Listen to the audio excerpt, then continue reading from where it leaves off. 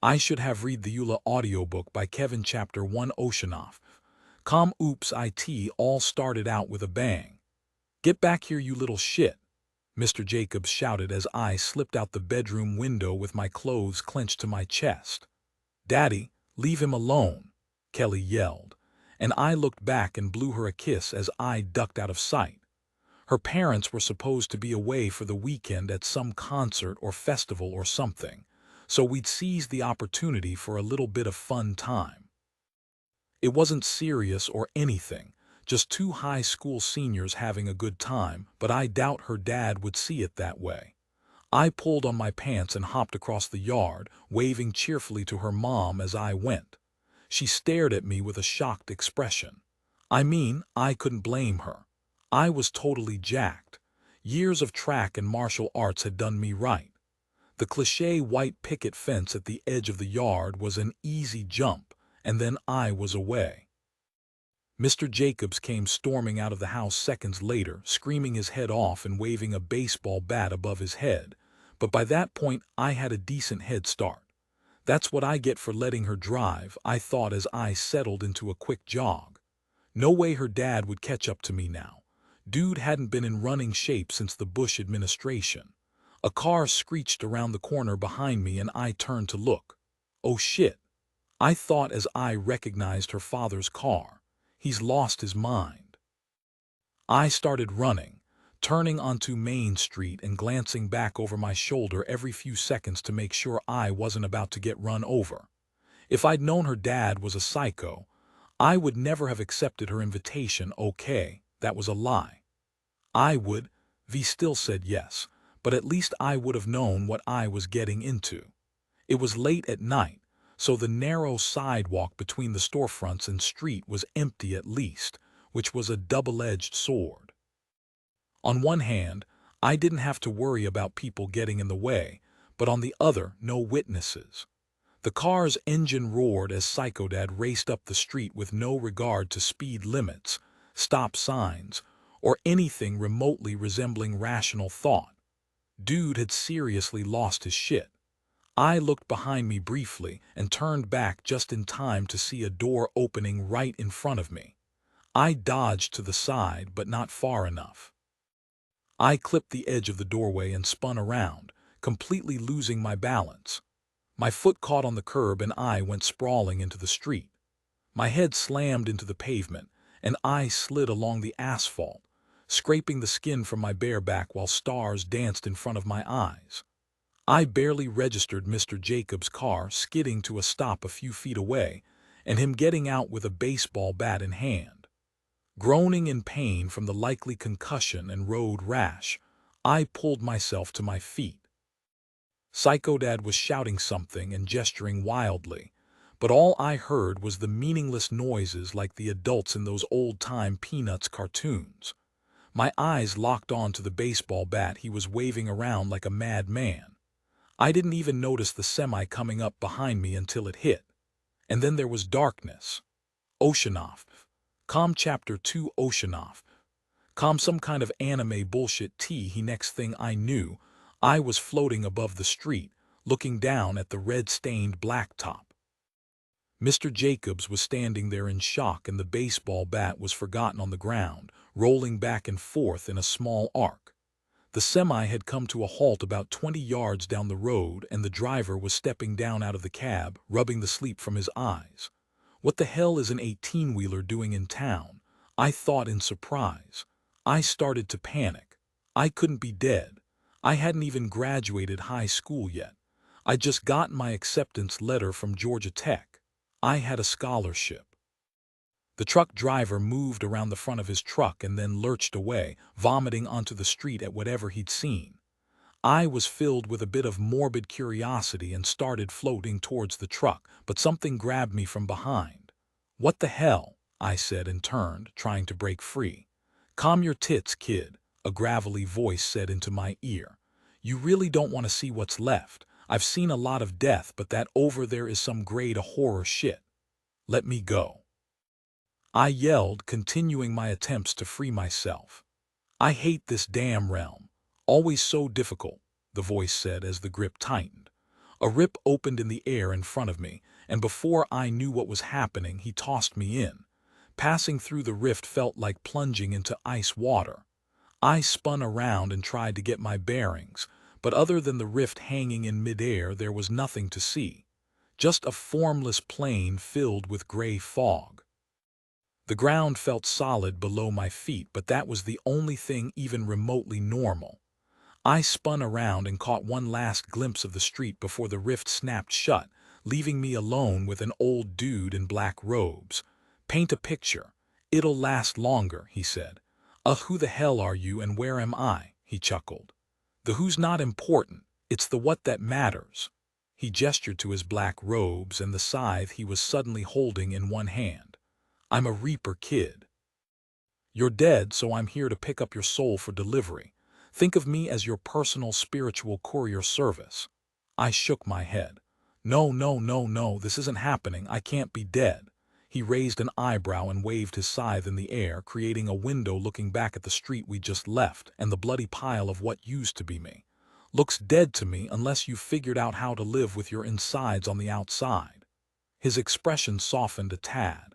"Kid, you got pasted by an 18-wheeler. There ain't enough left of your meat puppet to fit in a shoebox, let alone host a soul. Quicker you accept that, the better." He waved a hand and the window disappeared. I stood there in shock. "But what about? Who's going to tell my parents?" "Not my problem, kid," he said with a shrug, "or yours for that matter." He tapped his wrist and gestured for me to come closer. "Come on. I've got a schedule to keep, and I'm not about to let your blubbering about your mortal woes make me late." He reached for me and I pulled away, keeping just outside of his grip. "But where are you taking me?" "Heaven?" I asked, my blood then going cold as I looked for somewhere to run. "Hell," he snorted. "No, idiot, your soul's been marked for redistribution. Congratulations, it's not often we get a pass to reap a soul from your realm." He moved forward again. "Time to get going, it's a long trip to your new realm." "What?" I said, confused. "You're taking me to another world." I shook my head in disbelief. "Next thing you're going to tell me there's a system and if I work hard I can gain powers and yada yada." The Reaper nodded.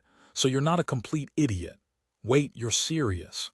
"Yes." I stared at him, mouth agape. "This is some anime bullshit." "Whatever tickles your pickle, kid." He looked around nervously. "Now we really gotta go. This place may look empty, but it ain't. We gotta move." A pair of jet black wings sprouted from his back and he scooped me up. "Don't get any ideas," he said as he took flight, bearing my weight as if it were nothing.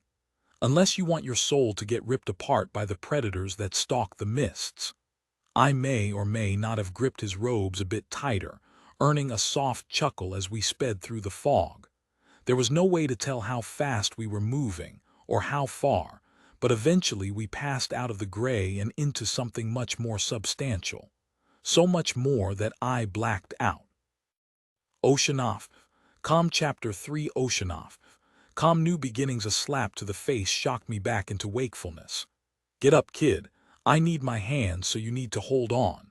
I blinked and looked around and almost blacked out again as my mind tried to make sense of what I was seeing. The world was a complete contradiction of swirling rainbow lights and the complete emptiness of the void. "Wah," I said as my eyelids started to droop. "Damn it," the Reaper yelled and then tapped me on the forehead. A jolt of electricity raced through me, shocking me awake. My vision cleared and the cacophony of colors and emptiness faded into the background, no longer threatening to swallow my sanity. Instead, I got a good look at the reason I was awake, a trio of what I could only describe as demons. "Hold on," the Reaper said and let go of me. I almost fell into the void but managed to get a good grip on him, wrapping myself around his torso like a deranged koala. A scythe popped back into existence in the Reaper's hand and he turned around to face our pursuers. He swung the weapon in a wide slash that sent a wave of something streaking their way. Two of the demons veered off, but the third wasn't fast enough. The energy wave hit it in the chest, cleaving it into two pieces that almost immediately exploded into pale red mist. My ride changed course again, dodging several bolts of fire launched by the demons in response. "What the hell is happening?" I yelled. "Void demons, kid, seems someone let slip there'd be a soul coming through today, and one of their kings must have wanted a snack." Wah, another sharp turn cut off my question as we narrowly dodged another fireball. I spotted another group of demons flying in from another angle and then a third group further out. The Reaper cursed. "Yeah, this ain't gonna work," the Reaper said. "Hold on." With a surge of power, the Reaper sped forward, slipping between the converging groups of demons. I glanced back and saw two more dissolve into mist, cut apart by attacks that had been too fast for me to register. "Ah, there we are," the Reaper said and pointed towards something in the distance. I followed his gesture and tried to make sense of what I was seeing. Swirling in the middle of one of the more colorful patches of space was a glowing green portal. "Okay, kid. Just a few more seconds and you'll be ready to start your new life." He reached down and plucked me off his chest. "Enjoy your anime bullshit," he said with a snicker, and tossed me into the portal. Oceanoff. Com Chapter 4 Oceanoff. Com WTAF existence shattered as I passed through the portal, leaving me a jumble of formless thoughts and feelings. My sense of self slowly returned as the millions of shards of my soul were pieced back together by some external force. As the last piece snapped into place, a wave of bright energy filled my senses, bringing with it a floating blue box like some sort of video game. Unintegrated soul detected. Warning: this is a system-integrated world. Integration is required to proceed. Analyzing soul composition, integration commencing. When the brightness faded, I was standing in a small, white room with two doorways leading onwards. Choose a method of reincarnation. I looked at the first door and another box popped up. Option 1. Rebirth, recommended. This option will allow you to start your life anew. Memories of your past existence will be washed away, and you will be reborn as a child of lore. If this option is chosen, you may select any of the blessed races to be born into. I blinked away the screen and shook my head to clear it before examining the other doorway. Option 2. Resurrection. This option will create a new body for you based on your previous incarnation. All physical characteristics and memories will be maintained. Note: as your previous realm was not integrated with the system, additional assistance will be provided to facilitate a smooth transition. I glanced between the two doors, knowing there really wasn't a choice. There was no way I was going to willingly go through puberty again. Plus, I didn't want to forget who I was. Sure, it'd be cool to be an elf or a dragon man or some sort of mythological being, but if the price was what made me, hard pass. With a shrug, I stepped through the resurrection door and was shattered all over again. If you've never been shredded into a million pieces and then reassembled, then consider yourself lucky. I lasted about an hour before the pain became too much and I succumbed to the cool numbness of unconsciousness. Oceanoff. Com Chapter 5 Oceanoff. Com that isekai life. I woke to a face full of cold water. "Clear out, you, before we call the watch," the bucket wielder growled. He turned and walked away, grumbling under his breath. "Damned vagabonds." Spitting out a mouthful of the foul-tasting water, I groaned and tried to get my bearings. The man with the bucket had been dressed like someone from the Lord of the Rings movies, and even though I understood every word he said, he was not speaking English. My head felt like it was full of mush as I tried to make sense of everything that was going on. Every time I tried to remember how I'd ended up passed out in the alley, it felt like running into a giant brick wall. I was thirsty, and there were buckets full of rainwater. Maybe that was why I chose this alley. I pulled myself to my feet and found a small pack that I'd been using as a pillow shoved against the wall. I knew for a fact that it was mine, and the contents seemed to reinforce that feeling. Inside was a change of clothes in my size, a bunch of wrapped-up granola bar-looking things, and a small pouch containing a handful of mixed gemstones. Shoving everything back in, I slung the pack over my shoulder and stepped out into the road. And the morning sun. With a groan, I covered my eyes to block out the light, but it didn't work, at least not completely. There was still a faint blue glow coming from the edge of my vision, and as if acknowledging its presence was enough to open the floodgate, notifications came pouring in. Integration complete. Welcome to lore. Due to your selection of the resurrection option, your physical body has been reconstructed according to your soul memory. Attributes and skills have been calculated and quantified where applicable. Please note that not all prior knowledge is applicable in the world of lore.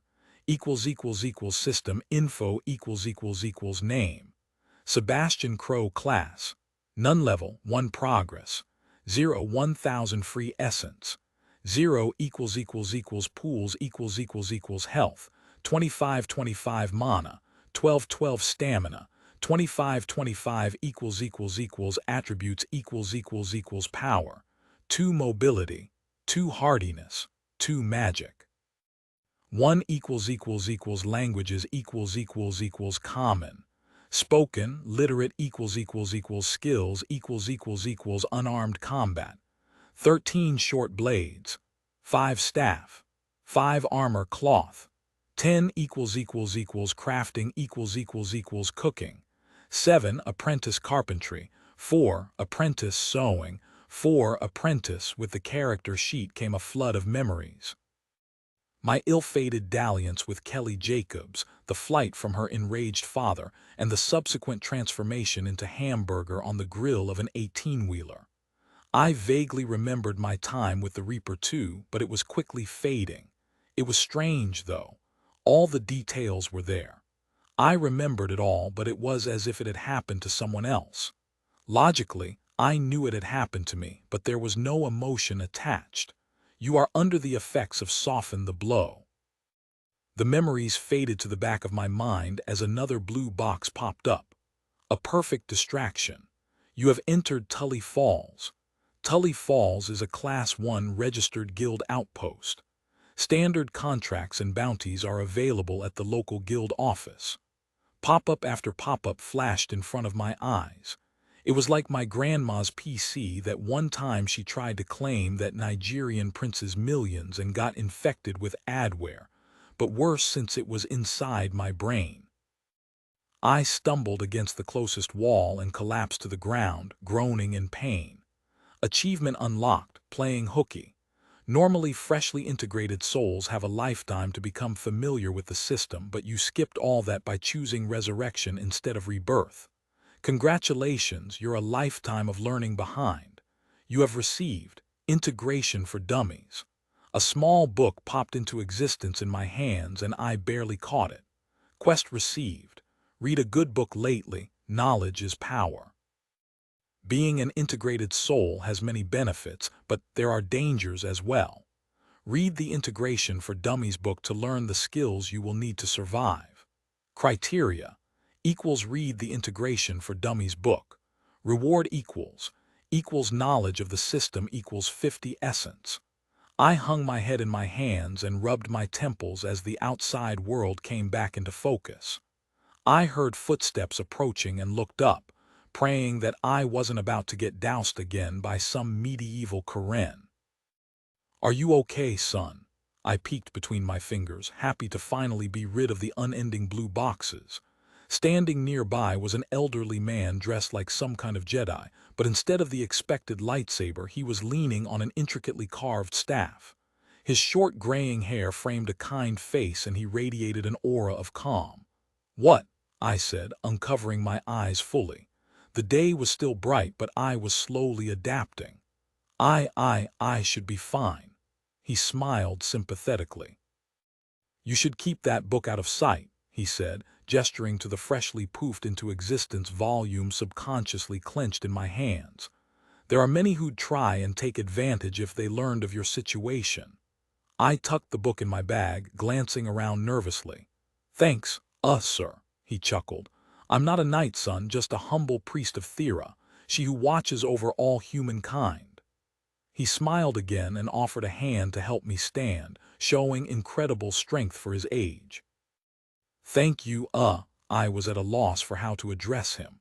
"Shepherd Albin," he said, "we who serve Thera are the shepherds of humankind, guiding the flock and protecting them from the wolves of the world." I nodded slowly. "Of course, Shepherd Albin, I have a lot to learn." I extended my hand. "I'm Sebastian." He shook my hand. "Good to meet you, Sebastian. Our temple is open to any in need. I would be happy to offer you shelter for a few days until you are back on your feet." A strange man on the street offering to take me to his church would have raised an entire brigade of red flags back on Earth, but there was something so genuine about the shepherd that doubting his word seemed like pure stupidity, so I nodded. "Good," he said. "Follow me." He led the way along the main street, past various shops that were in the process of opening. There were a variety of goods on display, ranging from full suits of plate armor all the way to flintlock rifles. The smell of fresh-baked bread filled my nostrils as we entered another section of the outpost. Meat hung from hooks in the butcher's window, while loaves of bread in various shapes and sizes were arranged on display next door. The shepherd smiled at my expression, and I realized I must have been drooling. "Don't worry, son. There will be food at the temple. Maybe not as fresh as all this," he said with a gesture to the surrounding shops, "but our staff is quite talented." "Didn't realize how hungry I was till right now," I said and sighed as we left the area. The temple wasn't what I expected. Constructed out of a pale gray stone, the Temple of Thera was very humble in appearance. There were no gold trappings or stained glass. Just a solid, sturdy hall that looked more like a schoolhouse than an actual church. Inside the main door was a small altar upon which several offerings had been laid. On the center of the altar was a statue of a kind-looking woman. Her arms were spread in that typical "behold my glory" position common to religious statues, but her expression was warm and welcoming. Arrayed at her feet were a myriad of offerings. There was fruit, a ball of yarn, an old beat-up carpenter's hammer, and even a child's stick-figure rendition of the goddess, all lovingly placed on the altar. The shepherd came up next to me and gestured to the statue. "The goddess Thera, protector and guide of humankind." He bowed his head, and for a split second I could have sworn that he was glowing. "This temple serves her people here in Tully Falls." We moved past the altar and into the main hall of the temple, which looked more like a hospital than a religious institution. Rows of cots lined one wall with tables full of bandages and other medical-looking stuff nearby. "You have entered a sanctuary." I blinked away the notification and looked up to see the shepherd watching me curiously. "This is the chirurgeon's hall. As you have seen, it has been blessed as a sanctuary so all can rest easily here. We offer healing services to any in need." My stomach chose that moment to make its presence known with a growl. "You mentioned food," I said with a hopeful smile. He chuckled and led the way. Attached to the hospital room was a small mess hall. Rows of tables like a high school cafeteria filled most of the room, with a serving table along the back wall. An older woman dressed similarly to the shepherd stood behind the serving table, dishing out food to a long line of people dressed in plain clothes. "Our kitchen is open to any in need of sustenance," the shepherd said, gesturing to the line. "Please join me for the morning meal and we can continue our discussion." He led the way to the end of the line and took a plate, and I followed suit. When it was our turn, the woman gave the shepherd a warm smile. "Bringing another into the flock, husband?" she asked. "That remains to be seen, my dear," he replied, reaching out to touch her hand across the table. "Thank you for covering my shift this morning." She wrinkled her nose and flashed him a smile that lit up her face. "When the goddess calls, she calls. No trouble at all, my love." Her expression turned serious as she looked me over. "So you're the new arrival, not going to get my husband into any trouble, I hope." I shook my head earnestly. "No, ma'am, no trouble." Her expression softened. "Good." He has a knack for sticking his nose in where he shouldn't, she said. The shepherd chuckled and gave his wife's hand another squeeze before leading us to an empty table. Breakfast consisted of a small loaf of bread and this world's equivalent of scrambled eggs and home fries. Shepherd Albin looked around to make sure there was no one else in earshot. "I am aware of your origins," he whispered. I opened my mouth to reply, but he just raised a hand and shook his head. "It wasn't coincidence that I found you when and where I did. Thera guided me to you. You are human after all, and thus it is her responsibility to help you begin your journey. So, since I chose to be reborn as human, Thera is the one in charge of getting me started," I asked. He nodded. "Yes. Had you chosen an elf or a Lishka, then Lady Kersai would hold that responsibility, or Lord D. Valinar if you had chosen to be born as a dwarf or as one of the Earthkin. Be lucky you got Thera. I've heard the Fekin and Earthkin can be quite eccentric." None of it made any logical sense, but then again, I'd just been brought back to life in a strange magic land with some sort of crazy RPG system as its reality. So I guessed elves, dwarves, and a new set of gods was just another flavor of weird in the Ben and Jerry's that was my new life. "So, what do I do now?" I asked. He smiled. "First, eat your breakfast and meet me back in the chirurgeon's hall. I'll have the staff prepare a room so you can have some privacy. Then you really need to read that book. Once that's done, we can truly begin." I nodded as he stood and moved away. "Thank you, Shepherd. I really appreciate everything." As soon as I was left to my own devices, I went to town on the meal. The eggs were slightly spicy, but not more than I could handle, and the potato-ish dish was a little sweet. Together it was a pure symphony of breakfast goodness. I kept my eyes on the other folks in the hall, waiting and hoping to see someone go up for seconds so I could follow suit. But after finishing their plates, they all just cleaned up and left. I washed off my plate as I'd seen the others do, added it to the growing stack near the door, and then headed back to the chirurgeon's hall to meet Shepherd Albin. The place was bustling when I got there.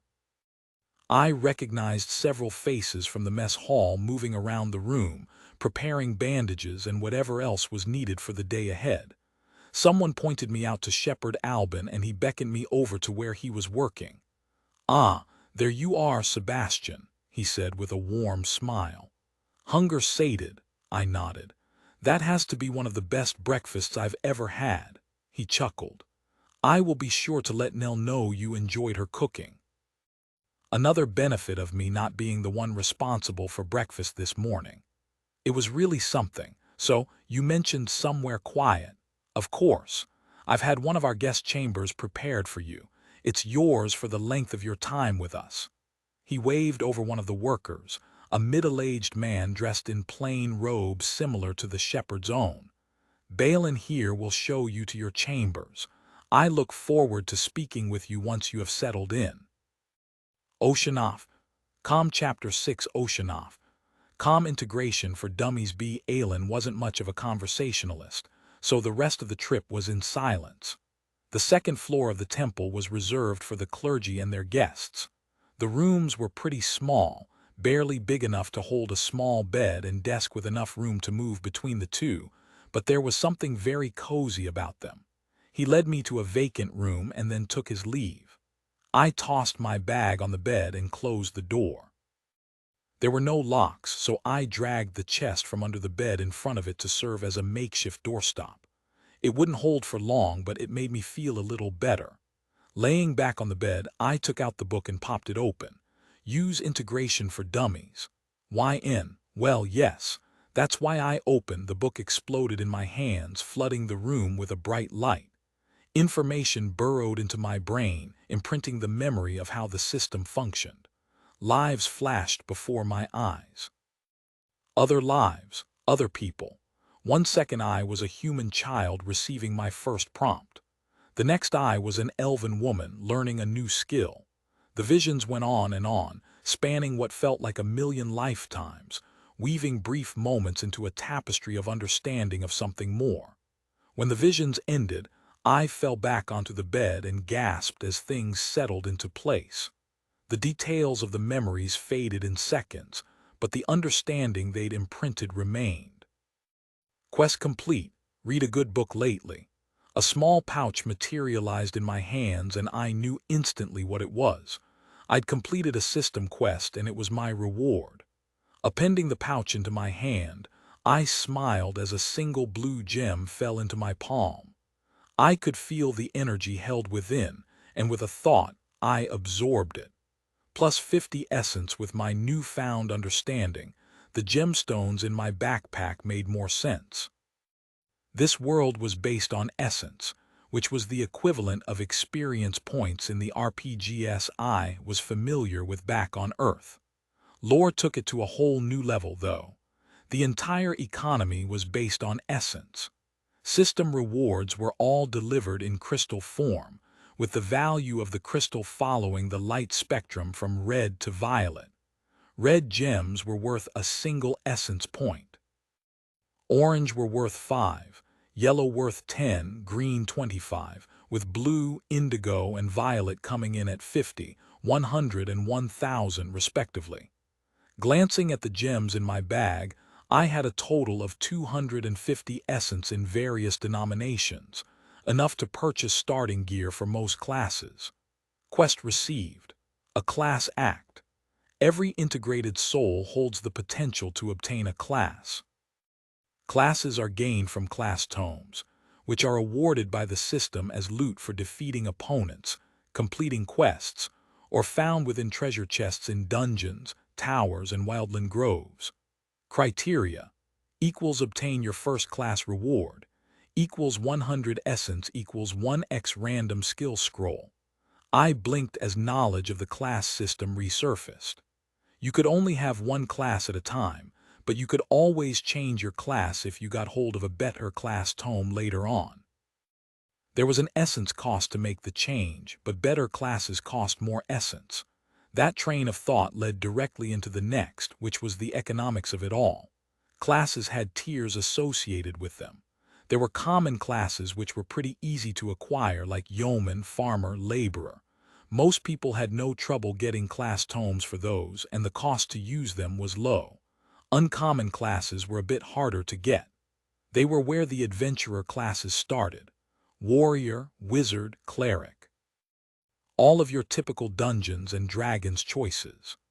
Tomes for those classes and their advanced versions were regulated by the Adventurers Guild and required quite an investment to acquire. Wannabe adventurers usually signed on for timed apprenticeships with the guild, taking on a common class until they either earned enough essence to buy a new tome or had one granted by the guild upon completion of their term of service. There were other types of classes as well, and each had their own rules and regulations, written and unwritten. For example, the sale of any rare or epic class tome outside of the official channels was strictly illegal. Some classes were the providence of the crown, while others were governed by the Adventurers Guild or by the masters of the trade guilds. The only exceptions made were for those who received a tome from the system. They had free rein to use it if they so chose, although it was still strongly recommended that they sell to the proper authorities. Normally, the price offered and the political pressure were enough to ensure the book ended up where the powers that be wanted it. The quest was a standard task offered to all integrated souls, usually on their 16th birthday. It was a rite of passage. Having a class was the mark of being an adult in lore society and brought with it all of the rights and responsibilities that adulthood entailed. The skill scroll was standard too, but could be a mixed blessing.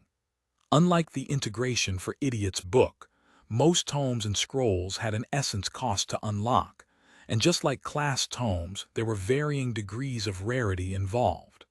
The rarer the skill, the higher the cost. Either way, it would be a reward. Either a cheap, useful skill or a rarer scroll you could sell for enough essence to obtain something more useful for your purposes. One problem, though: Only the most common class tomes would be within my price range. I shook my head to clear it. There were still a ton of things I didn't consciously know or understand that I needed to get a grip on. So as my dad liked to tell me, start with yourself. I opened my status sheet and prepared for the deluge of information. System info name. Sebastian Crow class. None level. 1 progress. 1000 free essence. 50 name and class were easy, and the rest all tied together. Level was the overall measure of my power and was a limiting factor on some skills and abilities. To gain a level, you had to absorb essence like I'd done with the gem and spend it on increasing your skills or abilities, or use it to unlock new skills and spells through scrolls. That spent essence was then counted as progress to the next level, although scrolls gave a flat amount, regardless of unlocking cost, and class tomes gave nothing. Free essence was the pool available to spend on upgrading your attributes, learning new skills, or leveling them up. It was also available for extraction and crystallization if you had the right abilities, and there was something about it being at risk in dungeons, but that wasn't quite clear to me yet. Pools health, 25-25 mana, 12-12 stamina, 25-25 leave it to a system to try and numerically quantify life as a health pool. Reach 0 health and you were dead. Easy. Mana was a bit more nebulous, and I couldn't tell much about it other than that it was used for magical abilities. Stamina was stamina plus a bit extra. From what I could tell, it was the mana analog for physical skills. Attributes power, 2 mobility, 2 hardiness, 2 magic. 1 There were only 4 attributes. Power was a measure of physical strength. How much can you bench, bro? Mobility measured both physical agility and manual dexterity, and hardiness was just that. How much of a beating you could take and how long you could push yourself before your body gave in. Magic was an amalgamation reflecting both your inner connection to the magic of the world and a measure of your ability to use it, with a sprinkle of willpower for good luck. All 3 physical stats contributed to the stamina pool, while hardiness and magic governed health and mana, respectively. Languages common. Spoken. Literate. I was literate in whatever the common language was. No frills on that. Skills unarmed combat. 13 short blades. 5 staff. 5 armor cloth. 10 crafting cooking. 7 apprentice carpentry. 4 apprentice sewing. 4 apprentice. The skill sections weren't that complicated. My martial arts training had given me a leg up on some combat abilities, and I guess a gi was like cloth armor. All 4 abilities were pretty low, and while I wasn't a black belt by any means, I had been a good student. Skills didn't have a cap as far as I could tell, so I had a lot of room to improve, either by spending essence or training and practice. There was something lurking at the back of my mind about skills losing rank if you didn't use them, but it was so vague I couldn't quantify it. The craft skills were likewise low. I'd never officially trained in any of them, but it seemed the system considered the semesters I'd taken of home economics and shop sufficient to qualify. Ranking up craft skills was purely a matter of practice. The information swimming around my mind settled, and I let out a deep breath, comfortable that I'd be able to function as an adult, at least for the time being. My stomach growled and I looked down in surprise. I'd just eaten. How was I hungry again? A quick glance out the window added to my confusion. The sky was dark. How long had I been in here? The chest was still in place near the door, and I hadn't heard any knocking, so I could only assume Shepherd Albin knew exactly how long my assimilation of information would take. I shoved the chest back under the bed and opened the door, hoping there would still be someone up in the kitchen. I almost tripped over the covered tray sitting on the floor outside my door, barely catching myself on the frame. There was a note resting on the top with my name on it. Using the desk as a makeshift table, I uncovered the tray, revealing a still steaming bowl of thick stew and a loaf of crusty bread. There was a small pitcher of cold water and a wooden cup as well.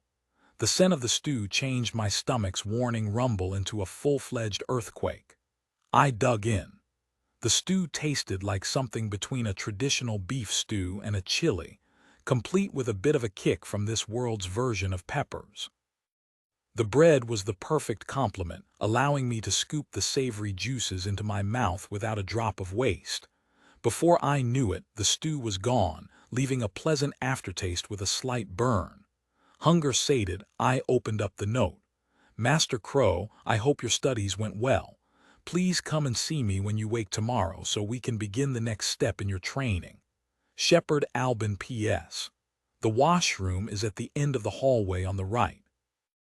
As if reading the postscript was its cue, my body reminded me that I hadn't, in fact, relieved myself since my rebirth, and it was time. Oceanoff.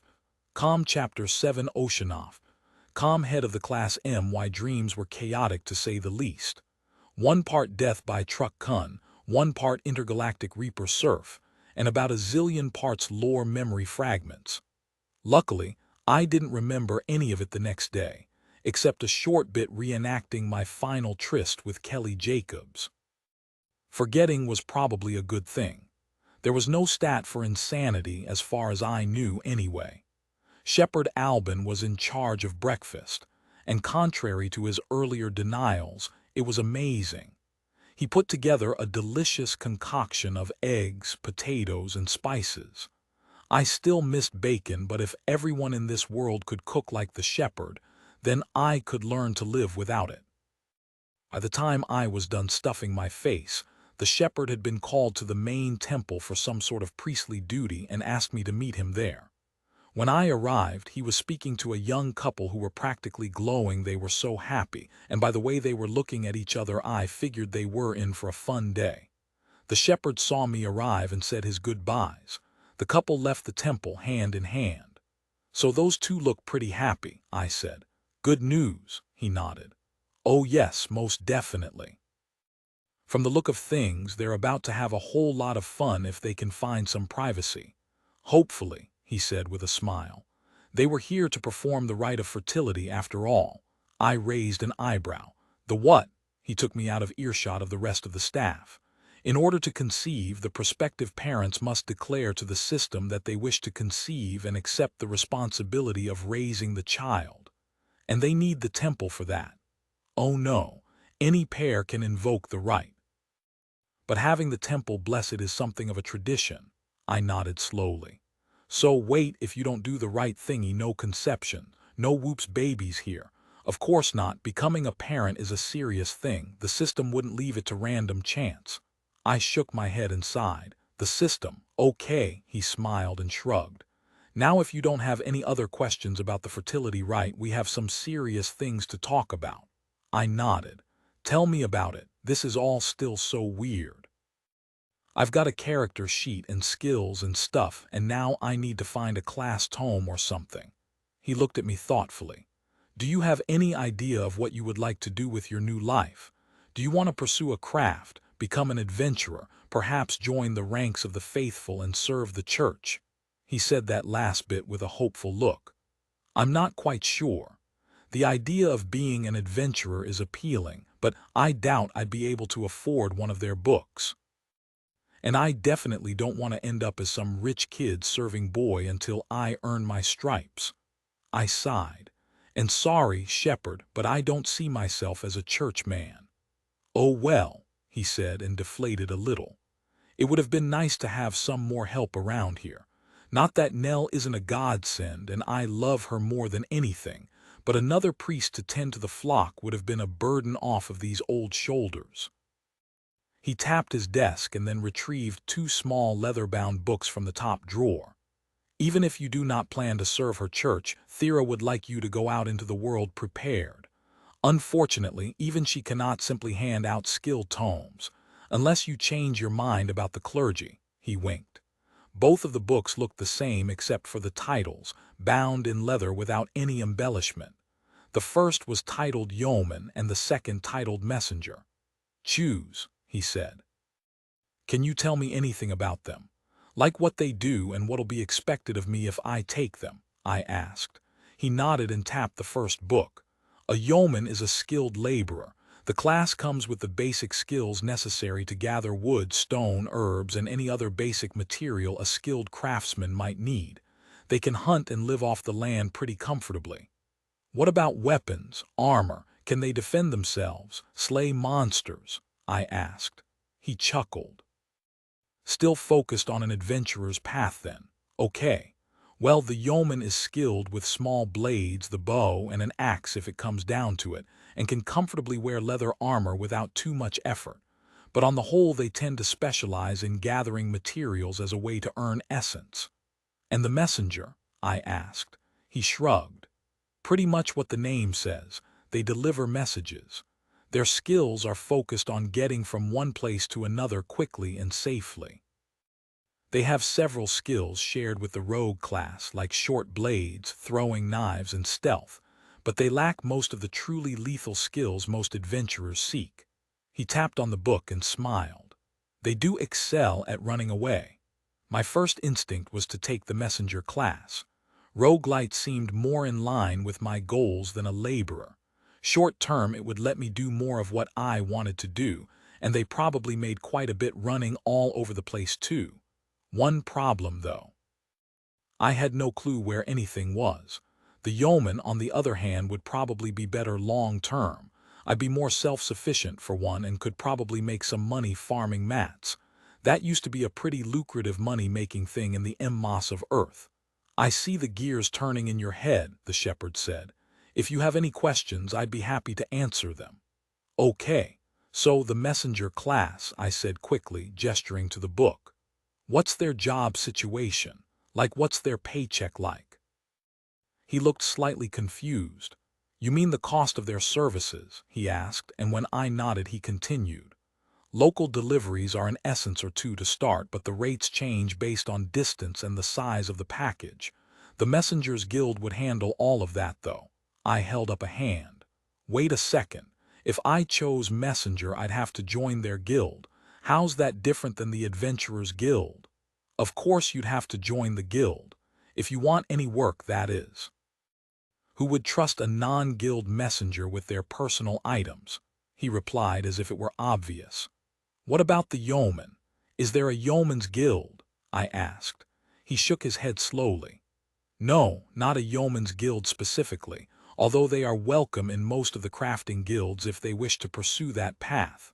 For instance, if you wish to become a blacksmith in the future, their guild could provide you with better mining tools and trainers, as well as opportunities to earn a blacksmith tome at some point. I nodded slowly. But I could stay freelance and gather whatever the various guilds needed and sell it to the various guilds if I wanted, right? You could. The guilds normally post any orders they need filled in the town square. Some are even system-registered quests if the need will benefit the town. I hummed in thought. I'd made a lot of rushed decisions in my life, but this wasn't something I wanted to screw up. This was a new life, and I needed to take as much care with this decision as I would have back on Earth. My parents had instilled a good work ethic in me, and I wasn't about to abandon that just because they were no longer around to see it. Something in my head cracked at the thought, and a wave of guilt, sorrow, and pain washed through me. An instant later my mind was blank, and it took a few seconds to remember my train of thought. Responsible choices and the long game. The shepherd was looking at me strangely. Are you okay, son? I tilted my head quizzically. What? Yeah, I'm fine, just going through the options in my head, planning for the future and all that. I reached out and tapped the yeoman book. I think I'll go with this one. He raised an eyebrow. Are you sure? I thought for certain you'd want the messenger class so you could get out into the world. I shrugged. While that sounds great and all, I need to plan for the future. I'm going to need a lot of money to purchase an adventurer class, and the yeoman seems better suited to making some cash. Plus, if I need to, I can always become a mountain man and live off the grid." He rubbed his temples absently as he replied, "You both confuse and amaze me, Sebastian. Normally people your age are all impulse." He pushed the book across the table and tucked the other back in the drawer. I reached out and picked it up. "If I use this now, am I going to wake up tomorrow or something?" He chuckled. "On-number class tomes are almost instantaneous. Your prior experience was, well, unique to your particular situation." "Should I do it here?" I asked. "Please. It is always awe-inspiring to see the light of understanding awaken in the eyes of one of Thera's children." Use class tome, yeoman common. Y/N essence cost 50. This will result in the following changes: +1 to power and hardiness, -1 to magic proficiency in the following skills: axe, bow, pickaxe, small blades, armor, leather, first aid, foraging, lumberjack, mining, stonecutting, wilderness survival. "All right, here we go," I said and selected yes. Oceanoff. Com Chapter 8 Oceanoff. Com yeoman. As soon as the confirmation window disappeared, I felt the essence drain out of me and into the book. Glowing symbols appeared on the pages, and the room was bathed in mystical light. The physical book disintegrated, leaving behind a perfect copy made completely of magical energy that dissolved and was drawn into me. A tingling sensation crept up my arms, filling me with a warm and pleasant buzzing sensation. The energy flowed into my mind, imparting the knowledge that came with the yeoman class while my body adjusted to the new attributes. Class assimilation complete. You are now a yeoman, common. +1 power, +1 hardiness, -1 magic. You have gained proficiency with the following weapons and tools: axe, pickaxe, bow, small blades, already known, armor, leather. You have gained proficiency with the following general skills: wilderness survival, first aid. You have gained proficiency with the following gathering skills: foraging, lumberjack, mining, stonecutting. When the buzzing stopped, I found myself kneeling on the floor with sweat pouring down my back and my much broader back. My clothing was stretched tight over my shoulders, and I was worried that the wrong move would split my pants. "I know Kung Fu," I whispered, but didn't have much time to enjoy my own joke before another system message popped up. Quest complete. A class act. A small sack containing a solid indigo gem and a tightly wrapped scroll appeared in my hands. The book had left me completely empty of essence, so I absorbed the gem right off the bat. +100 essence. The scroll, however, I examined carefully. Judging by the bright white of the parchment and silk ribbon holding it closed, I figured it was at least an uncommon ability. I pulled myself to my feet and held the scroll up where the shepherd could see it. His grin confirmed my suspicions that I'd lucked out. "Congratulations, Sebastian. That is an uncommon scroll and should be very useful to you, either to use yourself or to help you gather the funds needed to pursue the adventurer's path." He gestured to the scroll. "You should at least see what it is before making a decision." With a giant grin, I undid the ribbon and opened the scroll. "Use skill scroll of second wind. YN essence cost 350. What the hell?" I said. 350 essence for a skill. Must be a good one," the shepherd said. "What is it?" I rolled it back up and tucked it into my pocket. "Something called second wind. Is there any way to get the scroll to tell you what it does before you use it? It would royally suck to burn all that essence and then find out it makes you better at blowing up balloons." He chuckled. "Not from the scrolls themselves, but the guilds keep a record of skills and what they do so they can accurately assess the scroll's value and assist people in optimizing their abilities." "Let me guess," I said, rubbing my thumb and fingers together in the universal sign for money. "There's a fee." The shepherd brushed his robes off and stood. "You are quite confusing at times with your strange gestures and words. What is a balloon? And do you have something on your fingers? Do you need to wash your hands?" I shook my head. Never mind, a balloon is like, well, it's a toy for kids and you blow air into it and it stretches, bah, it doesn't matter. Where can I find out what second wind does and how much I can get for it? Or do I need to join a guild or something? I was getting a little exasperated, and I could feel a pressure building at the edge of my awareness, like a dam just waiting to break. I took a few deep breaths to calm down. Shepherd Albin placed a hand on my shoulder, and a wave of calmness passed through me, washing away the building anxiety and relieving the pressure in the back of my mind. You have been affected by calming touch. Breathe, son. Breathe, he said softly. You have been through quite a trial, and I can see that you haven't had time to fully process what you've been through. Maybe that is where you should begin. I shook my head and looked up. No, I really need to do something. I need to keep moving forward. Where can I get it appraised? He frowned in sympathy. I understand your frustration and desire to put things off. One day you will need to deal with the trauma of what you've been through, and when you do, remember that I am here to help. He moved back behind his desk and pulled out a small ledger from the drawer and started leafing through it. My notes aren't as extensive as the guild's, but I think I remember that skill. He flipped a few more pages and then stopped. Ah yes, here it is. He looked at me and smiled. You found it? I asked. I found it, he said and looked back down at the page, reading along. Second wind. This is a skill highly sought after by both adventurers and skilled craftsmen. It allows for the user to spend a portion of their mana pool to regain their stamina pool. I was a little underwhelmed. That doesn't seem so special. He looked at me wide-eyed. Are you kidding me? Unless your class is magic-based, there are very little uses for your mana pool. Most abilities draw on stamina to function, so the ability to transform mana into stamina, to exchange a useless pool for one critical to your class abilities, is extremely valuable. Oh wow, I said. I see what you mean, so what do you think? I have the essence, so I could use it if it would be worthwhile for me. I'm thinking gathering is going to be stamina intensive. That choice is yours alone, Sebastian, he said with obvious reluctance in his voice. I can only advise that you consider all of the information before making the choice. Like what?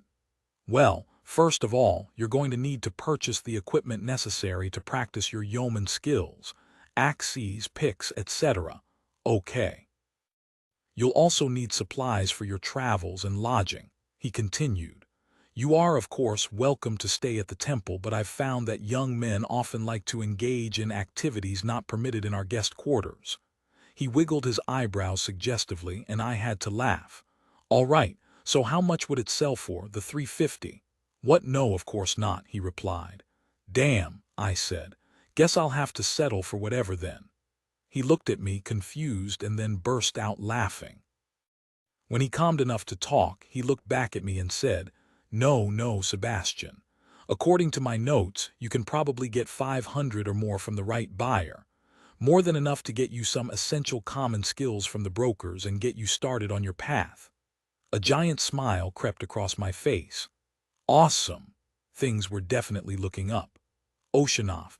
Com Chapter 9 Oceanoff. Com supply and demand having a full stomach made the walk past the various eateries much less torturous. The smell was still exquisite, but my stomach wasn't clawing at my insides trying to get at the food anymore. Before I left the temple, Shepherd Albin had introduced me to another bit of the system that I hadn't explored yet. The map. Initially, my map had been a giant blob of darkness, except for a small trail showing the path from where I'd woken up to the temple. It reminded me of RTS games my dad tried to get me to play when I was younger. The map filled in details as you explored new areas and showed an accurate representation of your immediate area.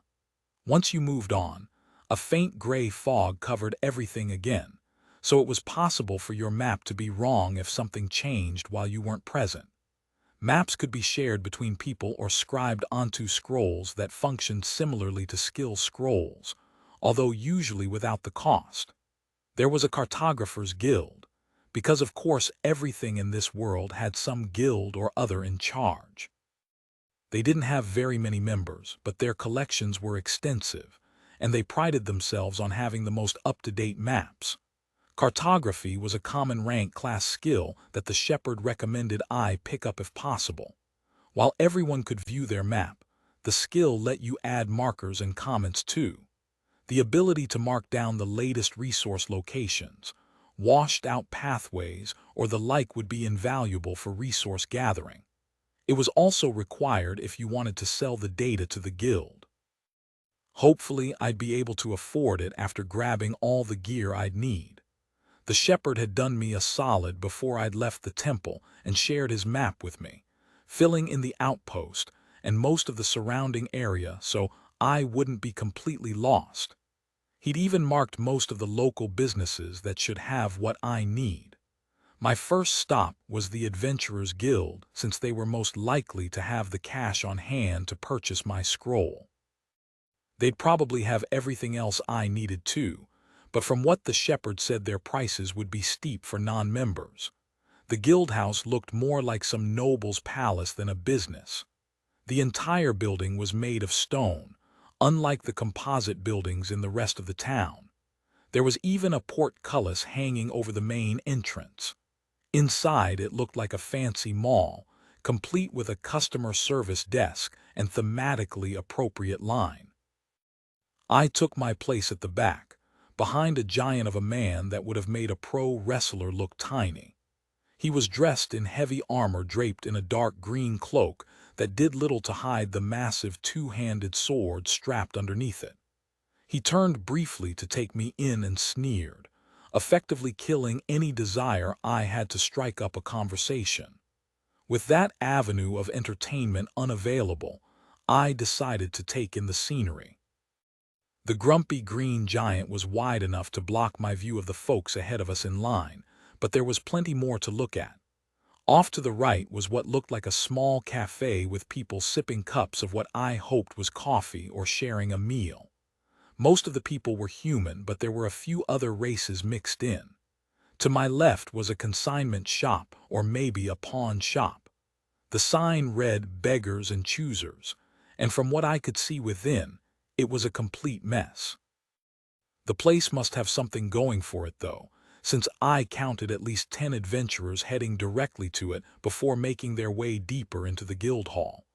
A cough caught my attention and I turned back, smiling as I realized it was my turn. "Excuse me," the attendant said and looked me up and down. "Are you here to enlist in the trainee program?" The attendant was an incredibly beautiful elven woman wearing a fancy dress with an extremely low-cut top. It took me a minute to shake myself free of the bubnosis and register her question. I shook my head. "Sorry, no, I'm looking to sell a skill scroll." Her eyes seemed to glimmer as her lips spread into a wide grin. "But of course, the archivist's office is within the library." She waved a delicate hand adorned with way more jewelry than was necessary, and a new marker appeared on my map. She handed me a small metallic card with a warm smile. "This is a pass that will open the way for you. It's good for the next 4 hours, after which you will be forcibly removed from the premises and will be fined according to your level in class." I took the pass, shivering as her hand brushed against mine. Her lips curled into a sly smile. "Is that all?" Pulling my eyes away from her perfect smile was one of the hardest things I'd ever done, but I managed it somehow. What's that beggars and choosers all about?" Her smile slipped for a split second as she glanced over at the messy shop. "Ah, yes. That place. They're a junk shop. They buy goods that any other shopkeeper wouldn't be seen dead with and ship it off to who knows where. They may sell things as well, mostly second-hand gear only suitable for training." I nodded along as she continued. "I would recommend purchasing anything you need from a more reputable vendor. Our partnership with the trade guilds ensures that we should have anything in stock that you might need." "Thanks," I said and tapped the pass idly. "Do you have a map or a legend so I can find the right vendors?" She handed me a small brochure entitled, "So You Want to Be an Adventurer," and looked beyond me as she answered. "The map is on the back. Please feel free to return if you have any additional questions." Knowing a dismissal when I heard one, I moved off to the side and scanned the brochure. Most of it was a sales pitch to get people to sign up as porters or other service positions to earn their guild class, with all sorts of marketing essay thrown in to tempt prospective lackeys. The shop list was after the ads, and as soon as I saw it, my system map was automatically updated with all the shop names and symbols indicating what they sold. I made a note of some of the shops that sounded interesting. It couldn't hurt to do some window shopping once I finished my business with the archivist, after all, at least so I'd have some idea of what inflated prices looked like. But first I had to sell my scroll. The pass worked like a swipe card back on Earth, unlocking doors as I went. The whole place was more like a museum than a shopping mall. Every inch of it was decorated up the wazoo with all sorts of fancy-looking paintings and statues. I made sure I stayed far away from anything that looked even remotely breakable. It would be just my luck to end up as an indentured servant to pay back some rich guy because I'd broken his statue of a dancing hippo.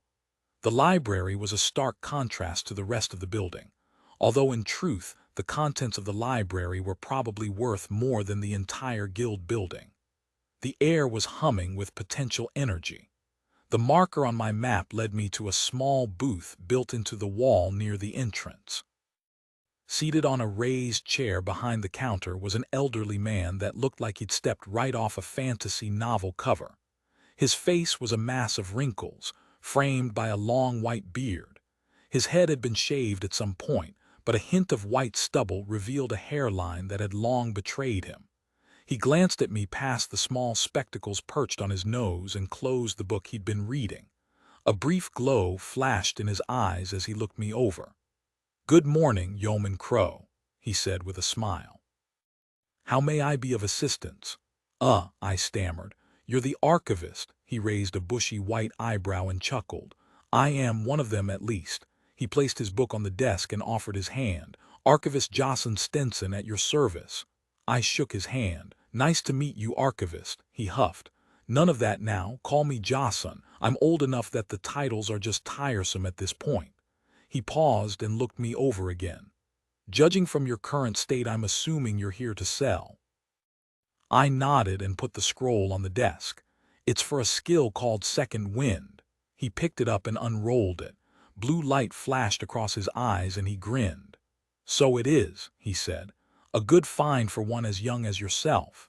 He put it back on the desk and pushed aside a stack of papers, revealing an intricately carved crystal. "Let's see what this one is going for nowadays." With a wave of his hand, the crystal came alive, projecting a glowing blue sphere a few inches above its surface. He picked up the scroll and passed it through the light.